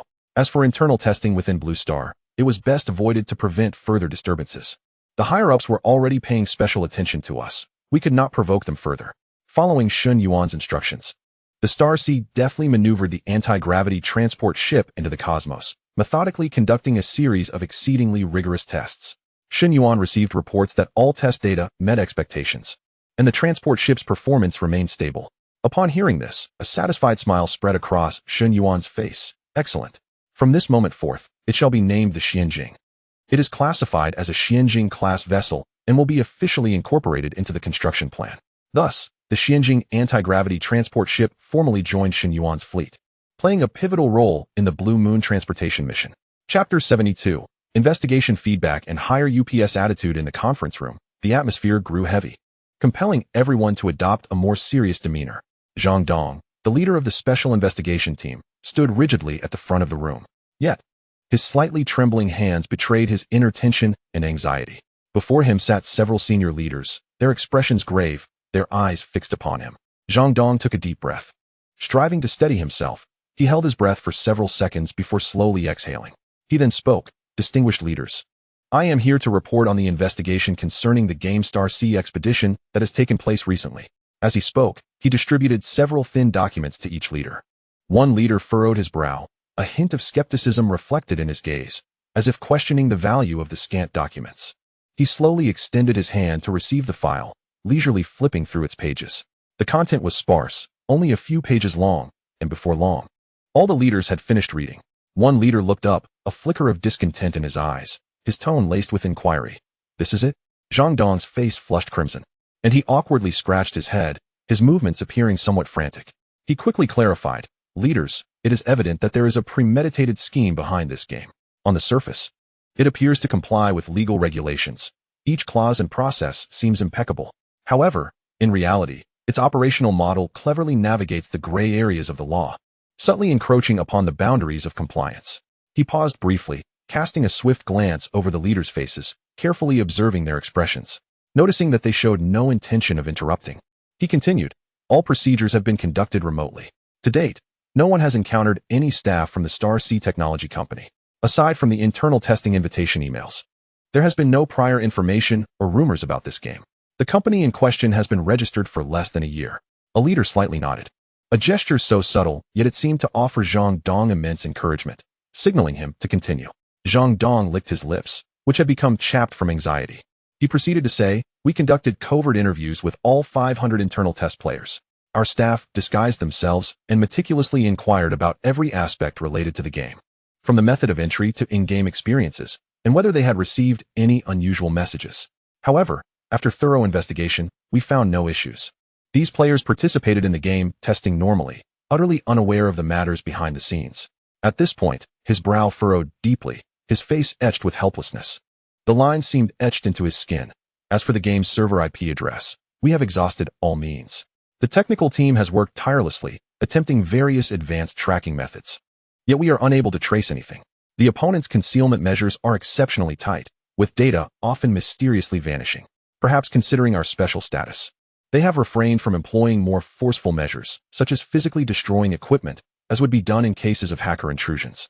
Previous attempts by hackers to trace the game server resulted in their equipment being incinerated within a short period." Recalling the recent hacking incident, Zhang Dong felt a lingering dread, his tone becoming more cautious. The recent reports of hacking incidents indicate that this gaming company possesses a remarkable level of control over the internet. They seem to monitor online dynamics with ease, as if every move we make is under their scrutiny. Every piece of information we send and every analysis we conduct appears to be within their grasp. Currently, unless we resort to stringent measures such as communication bans or suspending the company's operational licenses, we are unlikely to uncover any useful information." After listening to Zhang Dong's explanation, the leaders bowed their heads in contemplation. Some lightly tapped their fingers on the table, creating a rhythmic sound, while others engaged in hushed discussions, their voices resonating clearly in the quiet conference room, breaking the brief silence. After a moment, the leader seated in the center lifted his head, his gaze profound and steady. His eyes seemed capable of piercing through the fog. "Based on the information gathered thus far, the opposing party has not exhibited any extreme behavior. Rather, they have adhered to our laws, suggesting they may harbor no malicious intent. However, we cannot dismiss the possibility that they are intentionally concealing deeper motives. Much like a predator lurking in the shadows, whose lack of visible aggression does not imply a lack of ferocity." Another leader narrowed his eyes slightly, a trace of discernible caution flickering in his gaze. After a moment of reflection, he spoke, "That may be true, yet the opposing party has not violated our laws. We must proceed according to regulations. If we recklessly ban their company and game, it may provoke them into taking extreme actions, potentially leading to counterproductive consequences. Given the technological prowess of the opposing side, the situation may very well slip from our grasp. However, one must remain vigilant." Zhang Dong had been attentively listening to his superior's discourse when suddenly a thought struck him. His eyes sparkled with clarity, akin to a flash of lightning piercing through darkness, and he promptly interjected, "Leader, perhaps the recent mysterious sonic boom incidents are related to this matter. Numerous nations have failed to identify the source of these sonic phenomena. Despite the deployment of advanced detection equipment, no trace has been captured. It is highly plausible that this is the work of a singular force. The sonic booms appeared erratically, yet seemed to possess an intrinsic connection. The leader seated at the end of the table, upon hearing this, narrowed his gaze, which instantly sharpened with intensity. After a moment of contemplation, he responded, "Your conjecture holds merit. If we consider this angle, the initial emergence of the opposing force was in the southern region. That military base encountered two similar sonic incidents in quick succession, prompting a limited investigation. Despite mobilizing substantial manpower and resources and employing various advanced detection instruments, the identity of the perpetrator remains elusive. By this reasoning, the opposing force likely resides somewhere within our borders. Based on the initial detection site, they are probably concealed within the mountainous terrains of the south. These rugged landscapes, dense with vegetation, provide a natural sanctuary." The other leaders nodded in agreement. One could not contain their curiosity and suggested, could it be the result of a civilian research team, perhaps reluctant to disclose their identity for certain reasons? While such a notion was articulated, it appeared misaligned with their interests. After all, the ultimate aim of game development is profit, is it not? Another leader tactfully countered. The leaders began to deliberate amongst themselves, meticulously examining the potentialities of all available clues. Ultimately, the leader seated in the center decisively commanded, "Very well. You shall seek out the commander of that military base and initiate an investigation under the pretense of geological exploration. I will inform the military base to cooperate with you, to ascertain whether this will yield results. Should you uncover anything, exercise caution in your approach. Extend an invitation in a friendly manner to gauge their disposition, while promptly reporting back. Remember, our objective is to gather intelligence, not to incite conflict." At this juncture, the leader paused, a note of gravity evident in his voice. "As for their network surveillance capabilities, refrain from transmitting information online. Shift to paper or other offline communication methods to evade interception. Is that clear?" Zhang Dong absorbed the leader's analysis, feeling a surge of enlightenment and a profound respect for them. He straightened his posture, his resolve unwavering, and declared, "Understood, leader. I shall not disappoint your expectations and will ensure the mission is accomplished." Chapter 73. The Pursuer of Su Yao. The wealthy heir as tumultuous events unfolded within and outside the game Star Sea expedition. Unexpected ripples began to surface in Su Yao's real life. One day, after finishing her work, Su Yao prepared to return home for her live stream, her mood buoyant and her mind already weaving the fabric of the evening's content. She envisioned assembling an even more formidable mechanical legion within the game, leading her fans to triumph on the interstellar battlefield. As these thoughts danced in her mind, her footsteps unconsciously quickened. Upon reaching the entrance of her office building, a brand new luxury sports car glided to a halt before her. The car's sleek lines shimmered with a dazzling glow under the fading rays of the sunset, drawing the attention of passers-by who began to murmur in hushed tones. "Wow, what an impressive vehicle. I wonder whose it is. Surely, it must be here to pick up some esteemed individual." The car door swung open, revealing a stylishly dressed young man wearing sunglasses. His name was Jiang Fan, a wealthy heir with substantial family assets, known in the bustling business circles of Shenzhen. He frequented high-end venues, often surrounded by admirers, accustomed to basking in the limelight. Jiang Fan removed his sunglasses, revealing a face he considered handsome, adorned with a confident smile tinged with a hint of arrogance. Striding with assurance, he approached Su Yao, his eyes appraising her from head to toe. He mused to himself that Su Yao appeared even more stunning in person than on her live stream, and he was determined to make a lasting impression. He then spoke. "Su Yao, long time no see." Su Yao, taken aback by Jiang Fan's sudden appearance, felt a surge of confusion. She furrowed her brow slightly, her eyes reflecting her bewilderment. In her mind, she pondered, "Who is this man? I don't seem to recognize him at all." She promptly inquired, "Who are you? Do we know each other?" Upon hearing her words, Jiang Fan's smile faltered for a brief moment, his expression momentarily frozen. However, he quickly regained his confident demeanor and replied, "I'm Jiang Fan. We met at a business event in Shenzhen. I have quite the impression of you."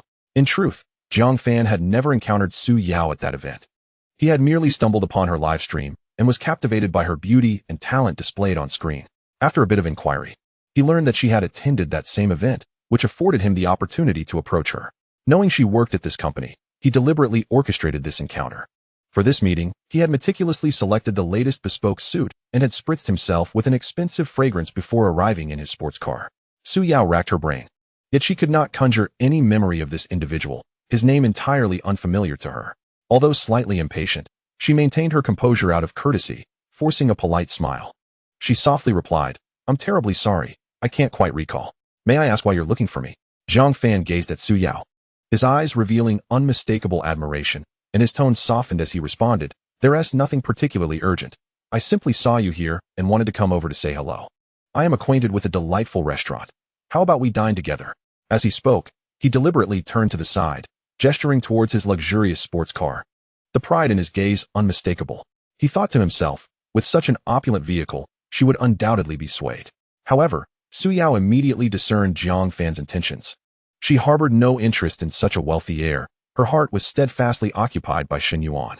A flicker of determination crossed her eyes as she politely declined, saying, "Thank you for your invitation, but I fear my boyfriend might take issue." Zhang Fan, undeterred by Su Yao's refusal, remained confident, believing that there was nothing that money could not resolve. With a smile still playing on his lips, exuding an air of inevitability, he replied, "No worries. You can invite your boyfriend along. It would be a chance for us all to get acquainted, and perhaps he won't mind." He then produced a finely crafted business card from his pocket, extending it towards Su Yao, its surface glimmering with a golden sheen in the sunlight. He was convinced that once Su Yao recognized his status, her mind would surely change. Su Yao hesitated momentarily, wishing to avoid any potential trouble, and simply nodded politely as she accepted the card. "All right, I understand. I must take my leave now," she said, hastily departing, her high heels echoing a rapid rhythm against the ground. She longed to extricate herself from this perplexing man and return home to converse with Shen Yuan. In the following days, Su Yao frequently encountered Zhang Fan in various locales, sometimes at her favorite cafe, where he would sit across from her with 2 cups of coffee, smiling and exclaiming, "What a coincidence." Each time she saw him, Su Yao felt exasperated, managing only a polite response before hastily leaving. At other times, on her commute home, that familiar sports car would appear alongside her. Zhang Fan would roll down the window, enthusiastically inviting her to join him, yet each time, Su Yao resolutely declined. He even waited specifically beneath her apartment building, hoping to cross paths with her during her work hours. One day, while Su Yao was engrossed in a crucial game design project at the office, her manager suddenly informed her that the partner had abruptly rescinded their collaboration. This news infuriated Su Yao, as she had invested considerable time and effort into the project. To be told it was cancelled was simply unacceptable. She called the contact for clarification, but the individual stammered and hung up without providing any substantial information. Just as her frustration reached a boiling point, Zhang Fan appeared at her office entrance, wearing an air of triumph. "If you agree to dine with me, I can help you resolve this collaboration issue," he proposed. Believing he finally had the upper hand in persuading Su Yao, his smugness nearly overflowing. Fuming with anger, Su Yao erupted, "Zhang Fan. So it was you meddling behind the scenes. Cease your antics immediately. If this continues, I shall ensure you face consequences." She was taken aback by Zhang Fan's underhanded tactics to coerce her, her fury bubbling over. With a huff of indignation, she grabbed her bag and stormed home. Yet, Zhang Fan remained unfazed, still wearing that self-assured smile. He believed that Su Yao was merely putting on an act of modesty, and that once she calmed down, she would acquiesce to his advances. Upon returning home, Su Yao wearily slumped onto the sofa. Memories of Zhang Fan's incessant pursuit filled her with irritation. She picked up her phone, contemplating calling Shen Yuan to confide her grievances and troubles. Yet, a lingering fear of disturbing him held her back. He seemed preoccupied with important matters lately. After much hesitation, she ultimately resolved to set aside her concerns and began her gaming live stream. However, to her astonishment, during the broadcast, a flood of unfamiliar accounts suddenly inundated the chat, bombarding her with messages urging her to accept Zhang Fan's invitation. "Su Yao? Say yes to Zhang Fan. He is wealthy. Life with him would be luxurious. Don't be foolish. You'll regret missing out on Zhang Fan." Viewing these comments, an ominous feeling washed over her. She recognized these as hired trolls sent by Zhang Fan, and in her fury, she stomped her foot and shouted, "Zhang Fan, you scoundrel. Just you wait." She picked up her phone, ready to call her father. At that moment, the chat messages abruptly vanished, leaving the live stream in an eerie silence. Chapter 74. Shen Yuan takes action. The rich heir falls into the net. The chat's sudden disappearance left Su Yao momentarily stunned, pondering whether it was the work of the live stream's administrator. She quickly accessed the back end of the stream and discovered that all those unfamiliar accounts had vanished. Curiously, she clicked on one of the strange accounts, only to find a notification stating that the account had been banned. "Oh," Su Yao exclaimed softly, clicking on several other unfamiliar accounts, all yielding the same message of suspension. Is it truly so stringent now? Just sending a message can result in a ban? Filled with confusion, she chose to disregard the matter for the time being, as the live stream returned to its usual lively atmosphere. Meanwhile, the regular viewers expressed their bewilderment over the sudden disappearance of those troll messages. What just happened? The screen was flooded with Jiang Fan's comments. And now they all vanished. How could someone like Jiang Fan be worthy of Sister Yao? He should just go away. Is it possible that the live stream's administrator intervened? Has Sister Yao caught the attention of a rich heir? No way. Sister Yao, please don't say yes to him. He is undoubtedly a scoundrel who will discard you after using you. Could it be a glitch in the stream? It's definitely not a glitch. Those comments were clearly from hired trolls, likely dealt with by the officials. In the chat, viewers exchanged their thoughts, speculating on the reasons behind the sudden change. In reality, it was Xinghai who, upon noticing the irregularities surrounding Su Yao, had initiated the bans. Simultaneously, Xinghai informed Shen Yuan about the events that had transpired with Su Yao over the past few days. Shen Yuan, someone is attempting to undermine you. Xinghai's electronic voice carried a hint of mockery. Upon hearing this, a surge of anger ignited within Shen Yuan, his gaze sharpening. What? Such a thing is happening? He clenched his teeth, urgently seeking more information from Xinghai, particularly regarding the assailant's character and background. Upon comprehending the entirety of the situation, Shen Yuan was seething with rage. How dare such a lowly individual attempt to encroach upon my territory? Xinghai, swiftly dispose of him.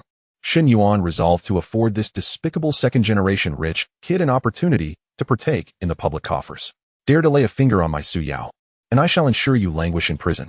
Clenching his fists, Shen Yuan's face was a portrait of fury. He commanded Xinghai to unearth all the illegal activities perpetrated by Jiang Fan and his family business. Xinghai quickly discovered that Jiang Fan and his family enterprise not only engaged in severe tax evasion, but were also implicated in several deaths. Previously, they had evaded justice due to a lack of critical evidence, but this time, Xinghai had unearthed the pivotal proof. As Shen Yuan examined the evidence, he disdainfully curled his lip and muttered, "Now, let us see how you manage to wriggle out of this one. How audacious to attempt to undermine me." He instructed Xinghai to organize the evidence and send it anonymously to the relevant authorities. Shortly thereafter, an investigation was launched. It wasn't long before Jiang Fan was taken in for questioning by the police. Caught off guard, he found himself in custody before he could fathom the situation. "On what grounds are you detaining me? What crime have I committed?" Jiang Fan shouted, his face flushed, eyes wide with terror and indignation. The police, with grave expressions, responded firmly, "We possess irrefutable evidence. You are implicated in a homicide and tax evasion. Come with us to the precinct and cooperate with the investigation." Upon hearing this, Jiang Fan's complexion drained of color, his legs buckled, and he collapsed to the ground, his gaze filled with despair. He could not comprehend how the authorities had procured evidence when he thought he had meticulously covered his tracks. The following day, as Su Yao arrived at the office, she overheard her colleagues discussing how Jiang Fan had been taken away by the police from the building's entrance. Her eyes widened in disbelief. What? How sudden? She then learned that Jiang Fan was apprehended on charges of homicide and tax evasion. How despicable! Su Yao spat in disdain. The thought that Jiang Fan would no longer harass her lifted a tremendous weight from her shoulders, bringing her immense relief. However, a nagging thought crossed her mind. Just as she had contemplated asking her father to deal with Jiang Fan, he was apprehended by the police. How coincidental! A subtle suspicion began to brew within her, hinting that this incident might be connected to Shen Yuan. Could he be behind this? Yet, I have never mentioned Jiang Fan to him. Confused, Su Yao decided she needed to probe Shen Yuan for insights. Thus, she called him. When the call connected, Shen Yuan's voice came through the receiver. "Hello, Yao Yao. What is the matter?" Su Yao endeavored to maintain a casual tone, cheerfully inquiring, "Yuan, what are you up to?" Shen Yuan replied, "I'm delving into some aspects of a game. Why are you calling during work hours? Is something amiss?" After a moment's hesitation, Su Yao asked, "Today, a person named Jiang Fan was taken away by the police from outside my company due to homicide and tax evasion. Do you know this individual?" Shen Yuan raised an eyebrow, his tone laced with just the right amount of curiosity. "Jiang Fan? I have never heard of this person. What happened to him?" Su Yao chuckled and replied, "This matter has even made it to the news. I was just curious and wanted to know if you recognized him." Shen Yuan responded with a nonchalant "oh" and remarked, "Is it really worth making a phone call during work hours for such triviality? Aren't you supposed to be working? Be careful not to get caught by the manager." "Humph, our manager isn't that petty," Su Yao retorted, rolling her eyes while murmuring under her breath. Subsequently, Su Yao and Shen Yuan resumed their conversation about games, discussing her new plans to assemble a more formidable mechanical army. Shen Yuan listened patiently, occasionally offering suggestions, and they enjoyed a delightful exchange. After a while, Su Yao said, "All right, I won't disturb your research any longer. You carry on with your work. Shen Yuan smiled and replied, "Sure, call me if you need anything." After hanging up, despite Shen Yuan's denial, Su Yao felt an inexplicable certainty that he was indeed involved. A wave of emotion surged within her, her gaze softening, and a smile unconsciously gracing her lips. She understood that Shen Yuan's actions were meant to protect her. She never doubted that her every move was being watched by him. Meanwhile, Shen Yuan was aware of Su Yao's intentions in calling. Yet he chose not to disclose his involvement. To him, it was merely a minor affair. As long as Su Yao was no longer harassed, that was sufficient. He turned his attention back to the progress chart of the lunar base construction, his eyes brimming with focus and determination. First and foremost, we must prioritize the construction of the lunar base and the development of battleship technology, Shen Yuan murmured to himself, plunging back into his demanding work. Chapter 75. Research discoveries at the Academy of Sciences while the Special Investigation Team was diligently probing into Star Ocean Expedition. A fervor of in-depth research regarding the game erupted within the National Academy of Sciences. Late at night, the illuminated windows of the Academy building cast a gentle glow upon the surroundings. The sounds of laboratory instruments whirring and keyboards clattering intertwined, narrating the dedication of the researchers. Professor Zhong, with significant discoveries in game design systems, became the focal figure of this research endeavor. Adorned with gold-rimmed glasses, his gaze behind the lenses was profound and focused. Having spent 3 consecutive days in the laboratory, the mountain of coffee cups on his desk bore witness to his commitment.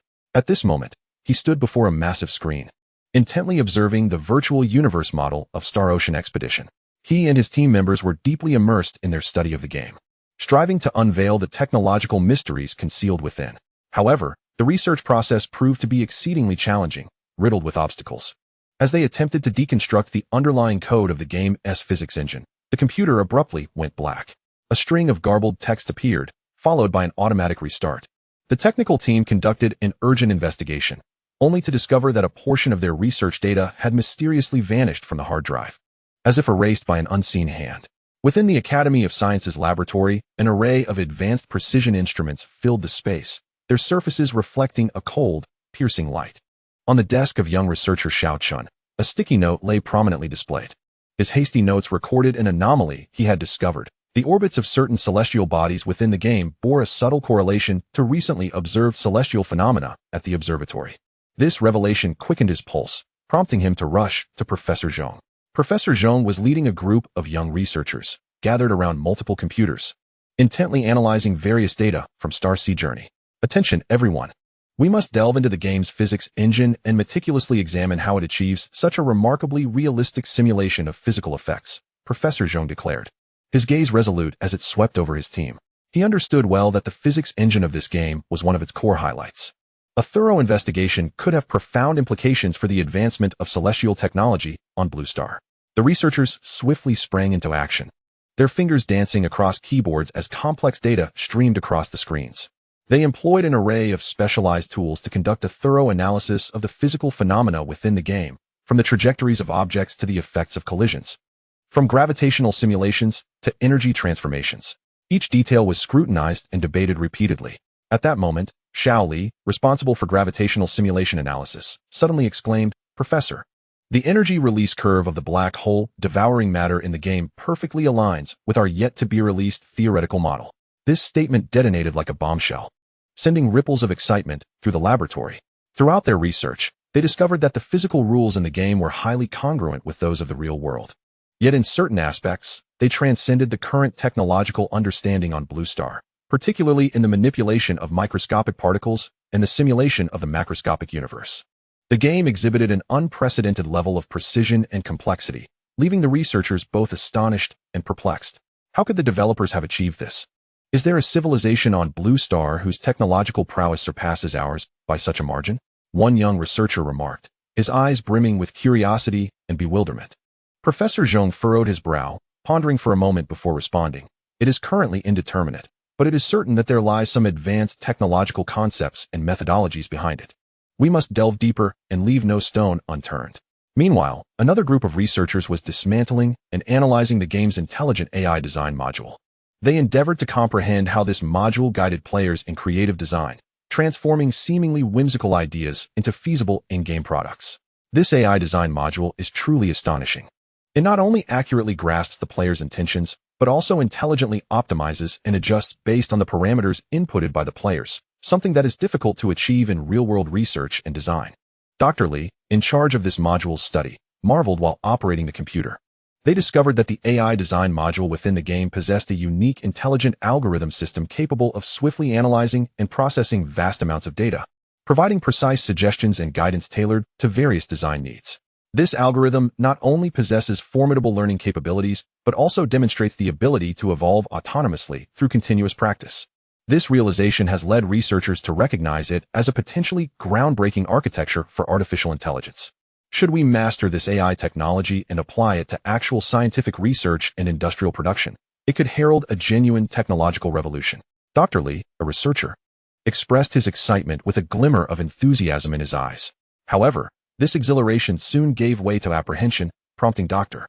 Li to cautiously assess the possible risks lurking beneath the surface.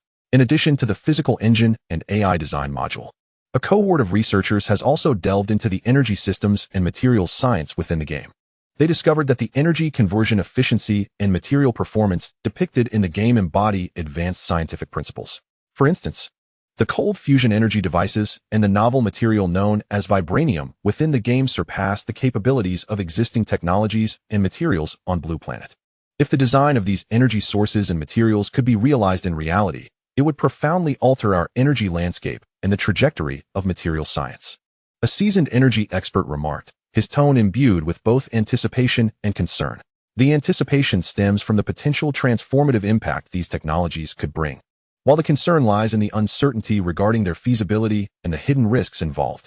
As the research progresses, the scientists at the National Academy have gradually come to realize that the technological elements embedded within Star Sea Journey may be even richer than initially anticipated.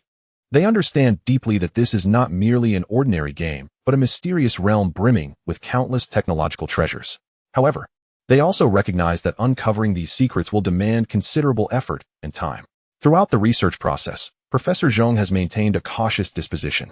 He is acutely aware that the unknown forces behind this game may possess a technological level that far exceeds that of Blue Planet. Therefore, he has imposed strict confidentiality measures on his team to prevent any potential information leaks. Our research findings are pivotal to the future of Blue Planet. We cannot afford any negligence or carelessness until we have fully comprehended the situation, Professor Zhong solemnly advised his team. In truth, their every move is under the vigilant scrutiny of Star Sea. Simultaneously, the Academy maintains close communication with the Special Investigation Team, promptly relaying significant clues and data uncovered during their research to support the investigation. The investigation team, in turn, provides the Academy with relevant information obtained about the game company and its servers. This has fostered a robust collaborative relationship, both parties dedicated to unveiling the enigmatic veil surrounding Star Sea Journey. As time unfolds, the National Academy's research has gradually yielded some preliminary results, although they have yet to unearth any valuable information hidden behind the game. However, they have begun to exhibit a more profound understanding and contemplation of certain core technologies and concepts within the game. Simultaneously, this does not impede their ability to conduct project research utilizing the powerful simulation design system embedded in the game. For instance, Dr. Li, while researching the simulation AI design module, endeavored to develop a novel type of aerospace material. He inputted his theoretical conjectures along with relevant parameters into the AI design module. And before long, the system commenced its simulation calculations. In a short span, a groundbreaking model of high-performance aerospace material materialized on the screen. Dr. Li meticulously documented each step and formula derived from the system's deductions, subsequently proceeding to the laboratory to attempt its synthesis. After a full day's endeavor, the laboratory successfully birthed this new material. This achievement filled Dr. Li with both excitement and astonishment. Without pausing for contemplation, he hurried to present his findings to Professor Zhong, bringing along the material sample. After attentively listening to Dr. Li's report, Professor Zhong picked up the new material and methodically initiated performance testing. Following a series of rigorous assessments, the data revealed a significant enhancement in the material's performance compared to existing counterparts, with an increase exceeding 30%. Professor Zhong gazed at the material in his hand, a subtle tremor flickering in his eyes as he stood there, momentarily speechless. Although he had previously made some theoretical progress in fusion device research using the AI design module, that remained in the realm of theory. Who could have imagined that the virtual constructs generated by this game's AI design module could truly materialize in reality? This revelation left him utterly astounded. After a brief silence, Professor Zhong slowly raised his head and remarked, "Dr. Li, the significance of your discovery cannot be underestimated." He paused momentarily before continuing, "You should return and delve deeper into your research based on the current foundation. I shall report this matter to the dean at once, and we will discuss the next steps subsequently." With that, Professor Zhong took the new material and the experimental records and proceeded to the dean's office. Dr. Li, suppressing his inner exhilaration, returned to the laboratory to focus on the research work with the game's AI design module. They harbored no concerns that the forces behind the game would appropriate this research outcome. After all, given the technological prowess displayed in the game, such a modest achievement would likely not attract their attention. In fact, Xinghai regarded this research outcome with indifference. For even a casual optimization of a material by him would yield superior results. Chapter 76. Reflections on Su Yao at a military base in the south. A palpable atmosphere of gravity and solemnity lingered in the air. The leader of the Special Investigation Team, Zhang Dong, hurriedly arrived with most of his team members. The guard had already been notified and was leading them towards the office of the base commander. Colonel Li, the base commander, stood tall in his office. He had previously received a directive from higher authorities, which emphasized the necessity of cooperating fully with all actions of the Special Investigation Team. Moreover, he meticulously conveyed the objectives and action plan of the Special Investigation Team. At that moment, he exhibited a resolute gaze, quietly awaiting the arrival of Zhang Dong and his team. Upon entering the office, Zhang Dong immediately spotted Colonel Li and swiftly approached him. Colonel Li moved towards him with equal haste, and the two extended their hands, clasping them firmly in a warm greeting. Following this, Zhang Dong surveyed his surroundings with a hint of caution in his eyes. Colonel Li, understanding his unspoken concerns, acknowledged the mention of electronic confidentiality in the documents. He nodded slightly, his voice steady as he reassured, "Team Leader Zhang, rest assured, this place is entirely secure and confidential. I have complied with all requirements and removed any devices capable of electronic surveillance, ensuring there is no risk of information leakage." Hearing this, Zhang Dong felt a sense of relief wash over him, nodding gently in acknowledgement. Subsequently, he approached a nearby chair and seated himself. After gathering his thoughts, he turned to Colonel Li and earnestly stated, "Colonel Li, our mission is exceedingly challenging.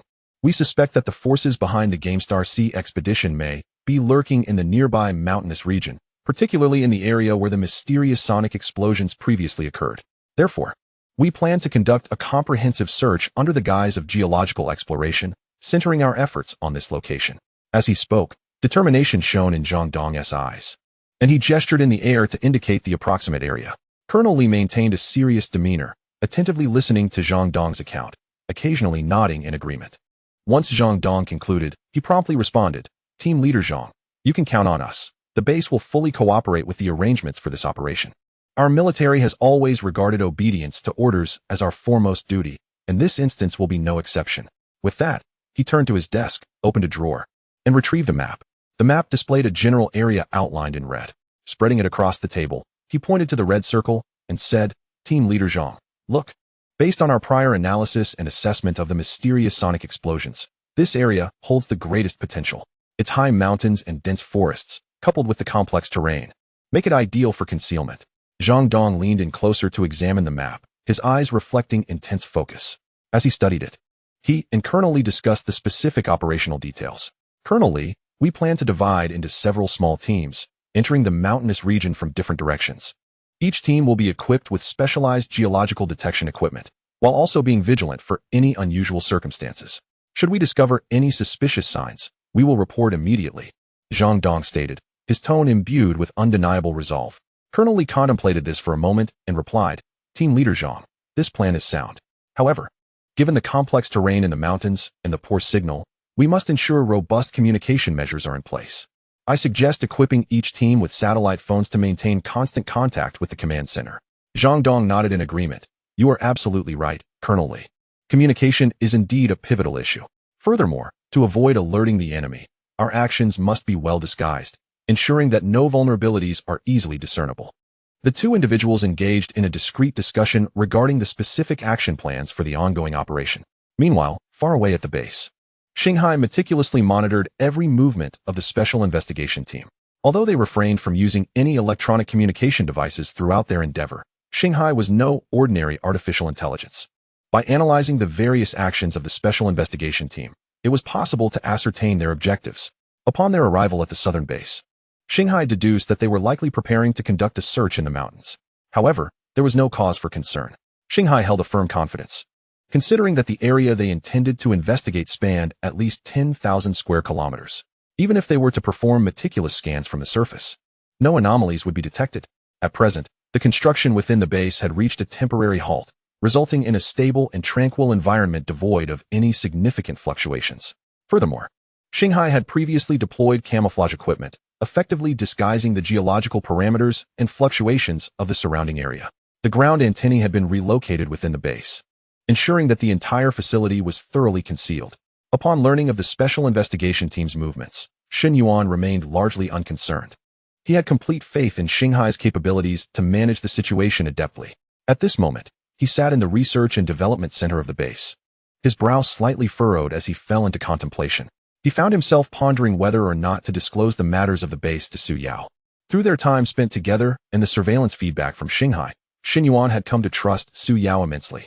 He mused that sharing the information about the base with her would likely pose no issues. Even if their identities were to be exposed, it would merely entail some additional interpersonal complexities. As for safety concerns, he felt no apprehension, not to mention his own extraordinary abilities. Regarding the foundation and resources of the base, amidst the entire blue star, finding a rival capable of contending with it would be a daunting task.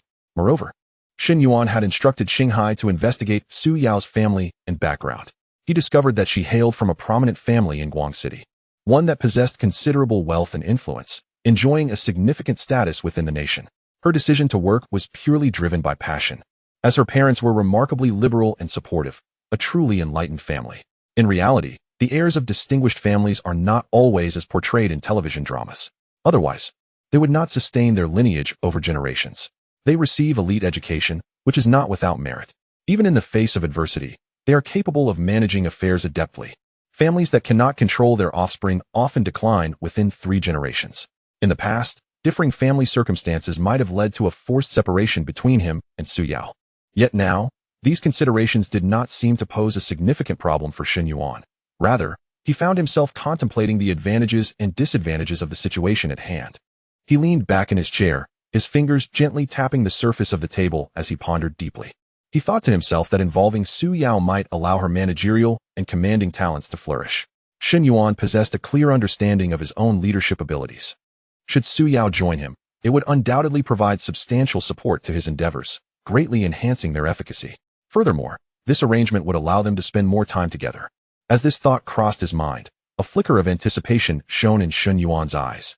Yet, he was aware that he must not act hastily. A more careful deliberation was required. The holographic projection of Shanghai quietly materialized beside him. In a soft voice, it remarked, "Shen Yuan, your brainwave activity appears somewhat irregular. Are you contemplating a particularly challenging issue?" The voice carried a mechanical quality, yet exuded warmth. Shen Yuan raised his gaze toward Shanghai, a hint of hesitation evident in his expression. He responded slowly, "I am considering the matter of Su Yao. Do you think it would be prudent to disclose the secrets of the base to her at this time?" Shanghai's projection flickered momentarily, as if engaged in rapid calculations. According to database analysis, Su Yao's loyalty has reached 987. However, her family's influence and status in public far exceed yours. Given your relationship, there may be a risk of information leakage exceeding 30. Shen Yuan stroked his chin thoughtfully. In my view, this is not a significant issue. Moreover, this minor challenge should not pose an obstacle to our union. Certainly, Shanghai concurred. On this blue planet, there is truly no one capable of preventing your togetherness. While it may slightly increase the risk of exposure, we can employ information camouflage when the time comes. With Su Yao providing you cover, it should pose no major problem. Upon hearing Shanghai's analysis, Shen Yuan felt a sense of reassurance. He then inquired about the construction progress of the lunar base. He envisioned taking Su Yao there once it was completed, to witness this monumental achievement of humanity together. Shanghai responded, "It is estimated that the lunar base will take another 11 months to complete." Shen Yuan could only endure the wait with patience.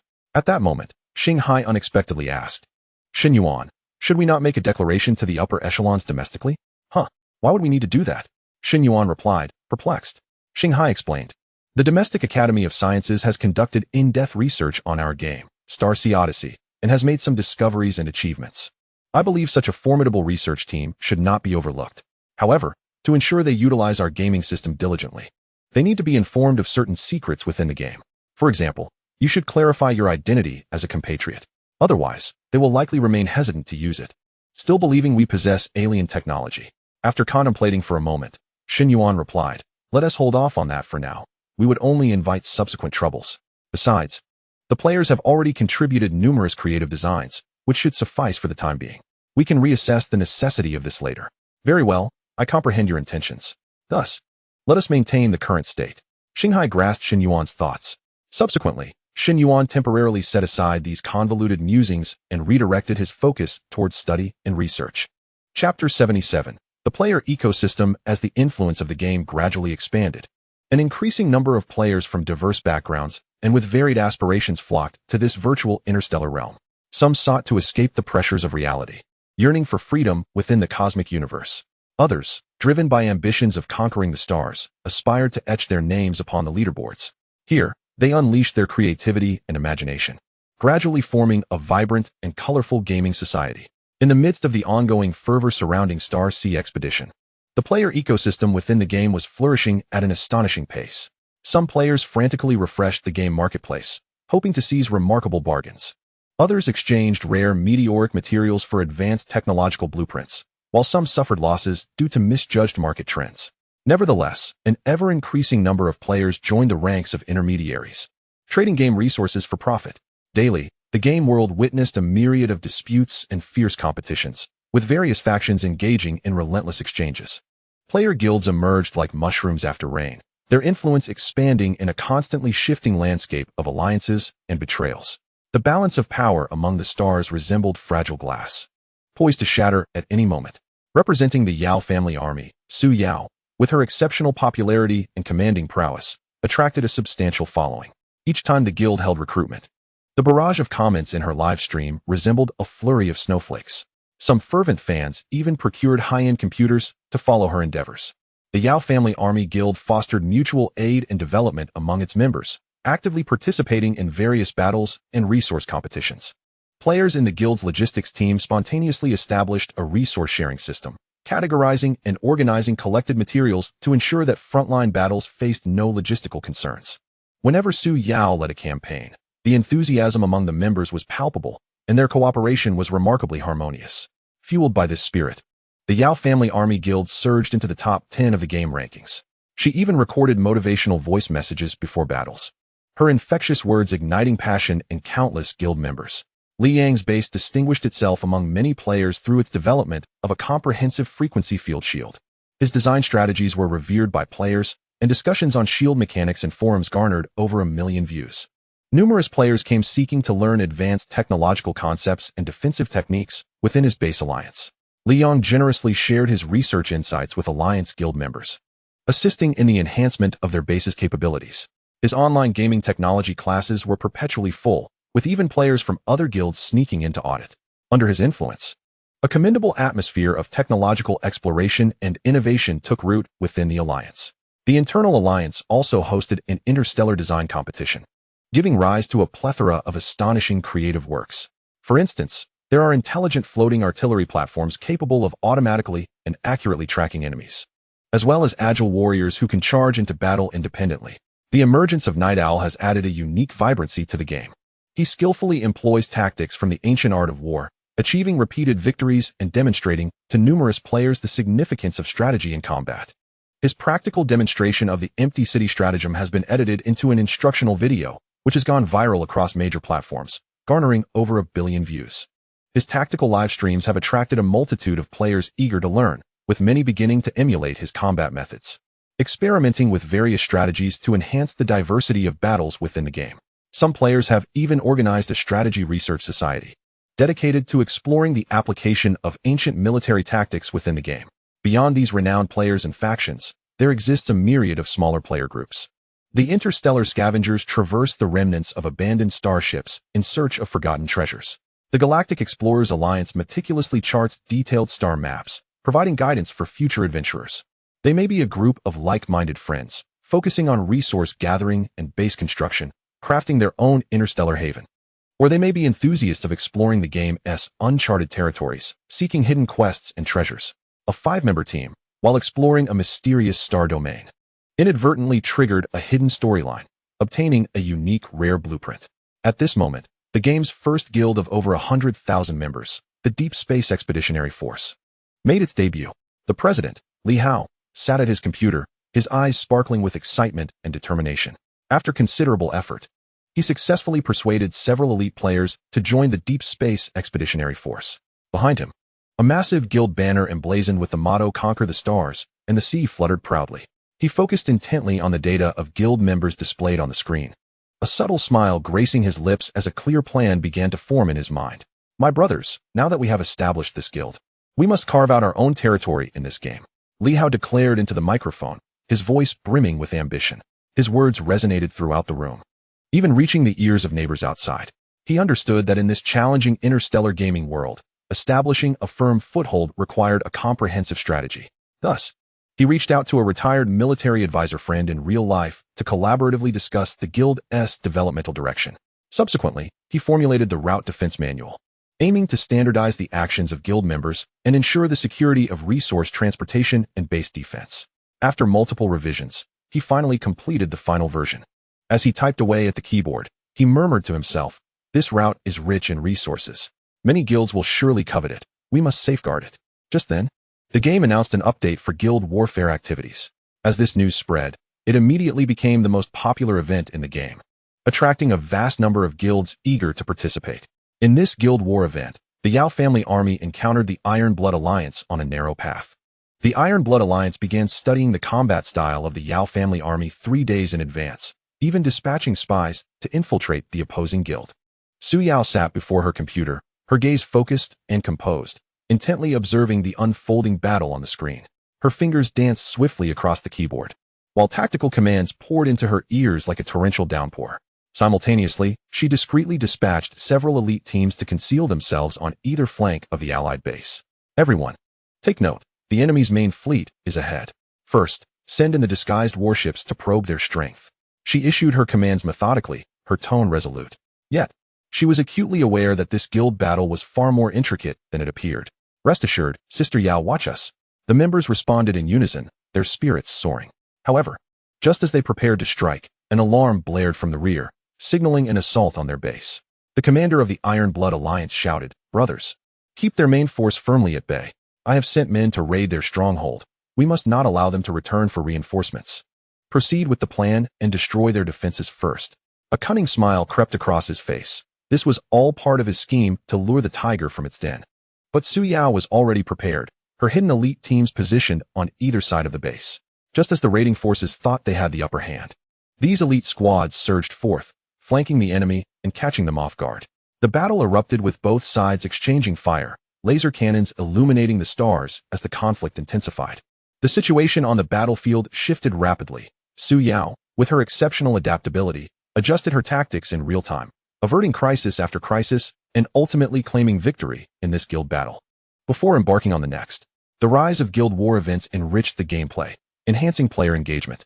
The introduction of the guild glory rankings captured the attention of all guilds, as those ranked highly could earn precious resource rewards, igniting a new wave of competitive fervor. As she observed the vibrant scenes of guild battles within the game, Xinghai was struck by a novel idea. Some of the tactical arrangements from these guild wars might aid in fortifying the defenses of the lunar base. Xinghai retrieved all the data from the guild wars, extracting valuable tactical insights. Shen Yuan, what do you think about applying the useful tactical arrangements from this guild war to optimize the defenses of the lunar base? Xinghai proposed. Shen Yuan's eyes brightened as he nodded, saying, "That's a splendid idea. It could significantly enhance our lunar base's defensive capabilities." Thus, Xinghai commenced an analysis of the tactical arrangements from the guild wars. Rapid simulations ensued, a cascade of complex data flashing across the holographic screen. Within these tactical layouts lay numerous valuable strategies. As Xinghai analyzed, he muttered to himself about the clever positioning of ground-based artillery, the astute deployment of space mines, and the optimal defensive configurations for the base. Look at that. The positioning of the ground-based artillery is simply brilliant. Not only can one fire towards the opposition without the risk of being struck in return, but this is also a lesson worth learning. Xinghai, brimming with excitement, shared his discoveries with Shen Yuan. Despite Xinghai's prowess in technological simulations, this capability is supported by the comprehensive technological framework of the Blue Planet. However, In terms of warfare technology, the database contains only data pertaining to conflicts on their planet. It offers little support for the multifaceted and multidimensional nature of interstellar warfare. Shanghai must engage in extensive simulations and deductions to derive effective strategies for space combat. This process is not only time-consuming and laborious, but the results may not always be significant. With the vast array of tactical data provided by the player community, he can swiftly optimize and upgrade to establish a complete defense system. Shanghai integrated these tactical enhancements into the lunar base's defense framework and began to reconfigure the base's defensive layout. At the research center of the Blue Planet base, Shen Yuan gazed at the new defensive scheme designed by Shanghai based on game data, a satisfied smile gracing his face. Let us proceed with this plan. The defensive capabilities of our lunar base will surely see a substantial increase, he declared confidently. Observing the industrious mechanical worker ants, Shen Yuan could not help but feel a sense of admiration. This defense system possesses immense potential. Even though there are currently no enemies to showcase its might, its strength is indisputable. The tactical arrangements from the Guild Wars provided numerous references for the lunar base's defense system, while also indirectly optimizing some configurations at the Blue Planet base. Throughout this process, the player ecosystem of Star Sea Journey continues to evolve and flourish, becoming increasingly vibrant. Each battle and strategy devised by the players injects new vitality into this virtual world. They revel in the joy of competition and management while unwittingly assisting Shen Yuan and Shanghai with their real-world plans. Perhaps they will never realize that their ingenious ideas within the game are transforming into tangible technological advancements. These innovations will also be integrated into game updates, enriching the game design modules and offering players enhanced design support, making this virtual world even more colorful and filled with infinite possibilities. Chapter 78, Joyful Sharing. Disguised vehicle in the realm of Star Sea Journey, Su Yao had just led the Yao family army through a thrilling guild war. On the battlefield, laser cannons intertwined, and warships roared through the chaos. With her exceptional command skills and calm adaptability, Su Yao guided her team to breach enemy lines time and again. As the victorious alerts sounded, witnessing the screen filled with their triumphant cheers and the enemy's defeat, a tide of joy surged within her. Unable to contain her excitement, she promptly ended her stream and initiated a video call with Shen Yuan. Soon, his figure appeared on the other end of the screen, wearing a gentle smile. His gaze filled with affection for Su Yao. Her eyes sparkled with enthusiasm as she exclaimed, "Shen Yuan, your game is incredibly popular. I've surpassed 1 million viewers in my live stream." Her cheeks flushed slightly with exhilaration. Shen Yuan responded with a smile, "That's wonderful, Yao Yao." His voice was gentle, imbued with a touch of warmth. Su Yao continued, "Today, we achieved a resounding victory in the guild battle. The team's coordination was impeccable. I commanded the fleet, feigning attacks at times and encircling the enemy at others, leaving them utterly disoriented. Ultimately, we secured victory and gathered a plethora of rare resources, sufficient to elevate our guild base by several tiers." As she spoke, she animatedly gestured with her hands. Shen Yuan listened attentively, nodding occasionally and asking at opportune moments, "Did you encounter any difficulties?" Su Yao wrinkled her nose and replied, "Indeed. There was a rather formidable commander on the opposing side. Their defensive setup was quite challenging. We initially faced setbacks in our assault. However, I had a sudden inspiration to feign a retreat with part of our warships, luring them out. And then we launched a surprise attack with our main force, which allowed us to break through successfully." Shen Yuan praised her. "Yao Yao, you are truly remarkable. Your command was exceptional." Su Yao felt a bit bashful from the compliment and waved her hand with a smile. Then, her tone turned slightly shy, yet her eyes sparkled with anticipation. "Shen Yuan, I have a surprise for you." With that, she turned and picked up a covered object from the nearby table. Carefully, she unveiled it, revealing a handcrafted model of a starship from the game. The model bore a resemblance to the ships within the game, albeit with a touch of youthful craftsmanship. Each detail reflected the considerable effort she had invested, with the assembly of parts and application of colors infused with affection. Su Yao nervously remarked, "I know this pales in comparison to the impressive starships in the game, but I spent a long time creating it. And I hope you like it. I envisioned it as a companion we could fight alongside in the game world." Upon seeing the gift, Shen Yuan's eyes lit up with surprise, his previously calm demeanor transforming with delight. He slightly parted his lips, taken aback yet deeply touched. "Yao Yao, this is such a delightful surprise. I truly love it. It's the most special gift I have ever received." His gaze lingered on the model, as if he could see the earnestness in Su Yao's expression during its creation. Shen Yuan continued, "You must have invested a great deal of time and energy into this. I truly appreciate your effort, Yao Yao." Su Yao smiled and replied, "It was no trouble at all, as long as you like it. I was thinking about what expression you would have upon seeing it. Now that you seem to enjoy it so much, I am overjoyed. I will send it to you. Remember to pick it up." This handcrafted model warmed Shen Yuan's heart, allowing him to genuinely feel Su Yao's support and affection for him. In that moment, their bond grew even deeper. Shen Yuan nodded earnestly and said, "Yao Yao, thank you. Your support means the world to me. Seeing you so happy in the game makes all of this worthwhile." Su Yao responded with a smile, "It is your game that is well crafted, which is why everyone enjoys it. I will always support you, and in the future, I will help promote this game to make it even more popular. Let the world know about Star Sea Odyssey." The two engaged in a delightful conversation for quite some time, transitioning from amusing anecdotes within their game to the intricacies of their daily lives. Shen Yuan recounted some amusing episodes from game design, while Su Yao shared the latest gossip about her colleagues at the company. Their exchanges often erupted into fits of laughter. After ending the call, Shen Yuan gazed at the holographic projection of the Star Sea battleship model before him, a smile perpetually gracing his lips. His heart brimmed with thoughts of Su Yao's every smile and frown, and this gift from her deepened his conviction that any effort expended for her sake was wholly worthwhile. At that moment, the voice of Star Sea resonated in his ear. "Shen Yuan, the revenue from Star Sea Expedition has surpassed 1 billion in its first month." Shen Yuan paused momentarily, and then his expression grew somewhat indifferent. He waved his hand lightly, stating, "This matter? At present, money holds little significance for me." Star Sea continued, "According to regulations, you are required to pay a tax of 25. However, judging by your demeanor, do you intend to declare the entire billion as profit?" Shen Yuan nodded nonchalantly. "I can't be bothered with the hassle. Just pay the 250 million directly." Suddenly, he smacked his forehead, realizing, I don't even own a car. He had previously deemed it unnecessary and avoided ostentation, thus never purchased one. However, he did possess a driver's license and had even renewed it once.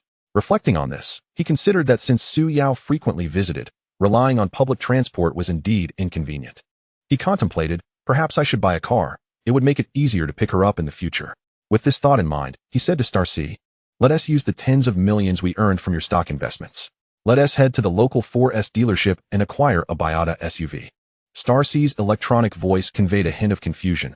"Are we just going to buy it outright? Aren't you concerned about exposing our identity?" Shen Yuan laughed dismissively.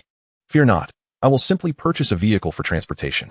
As long as it isn't excessively expensive, how could our identity be compromised? Once acquired, modify the car extensively. Keep the shell, but dismantle everything else and replace it with components produced at our base. Just ensure it is well disguised." "Understood," Star Sea replied, grasping Shen Yuan's intent. Before long, Shen Yuan arrived at the local 4S dealership. As he beheld the pristine Biata SUV, his eyes lacked any significant excitement for the new vehicle. After all, with flying vehicles already at his disposal, who would covet a conventional car? His thoughts were more focused on the convenience it would afford Su Yao during her visits.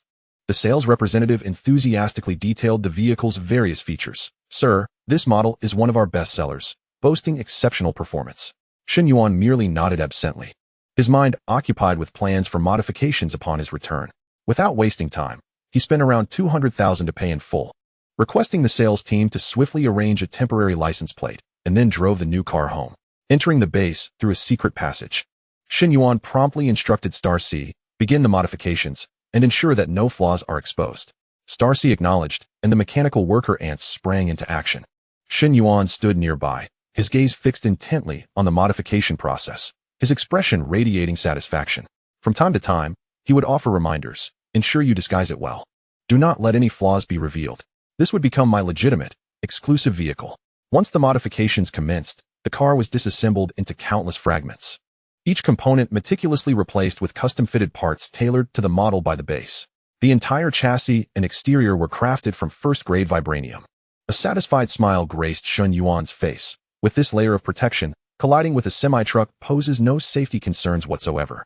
Subsequently, the second-grade vibranium coating was applied, and Shen Yuan scrutinized this unique layer of paint, his lips curving upward. With this camouflage coating, not only can it achieve invisibility, but it can also change its exterior color at will.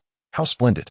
As the 50mm caliber miniature pulse laser cannon was being installed, Shen Yuan furrowed his brow.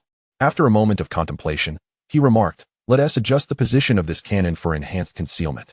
Shanghai promptly made the modifications as per his instructions. Once the small-scale full-spectrum force field shield was installed, Shen Yuan personally conducted an inspection, a look of reassurance appearing on his face. With this shield, even reckless driving on the highway will result in no damage. The anti-gravity engine, miniature quantum communication radar, and 2 concealed spherical drones, along with a miniature repair mechanical spider, were all successfully installed. Finally, the energy core, a miniature cold fusion device akin to that of the original iron armor, was affixed. With this, the Biata SUV was completely devoid of range anxiety. Shen Yuan gazed at the fully modified vehicle, his face radiating satisfaction. Well then, this Biata SUV, aside from the untouched exterior, every other aspect has been transformed. Strictly speaking, it is now a small-scale anti-gravity aircraft. From now on, when Yao Yao rides in this car, her safety will be maximally ensured. He envisioned the surprise on Su Yao's face upon seeing this vehicle, a smile unconsciously creeping onto his lips, his eyes brimming with anticipation.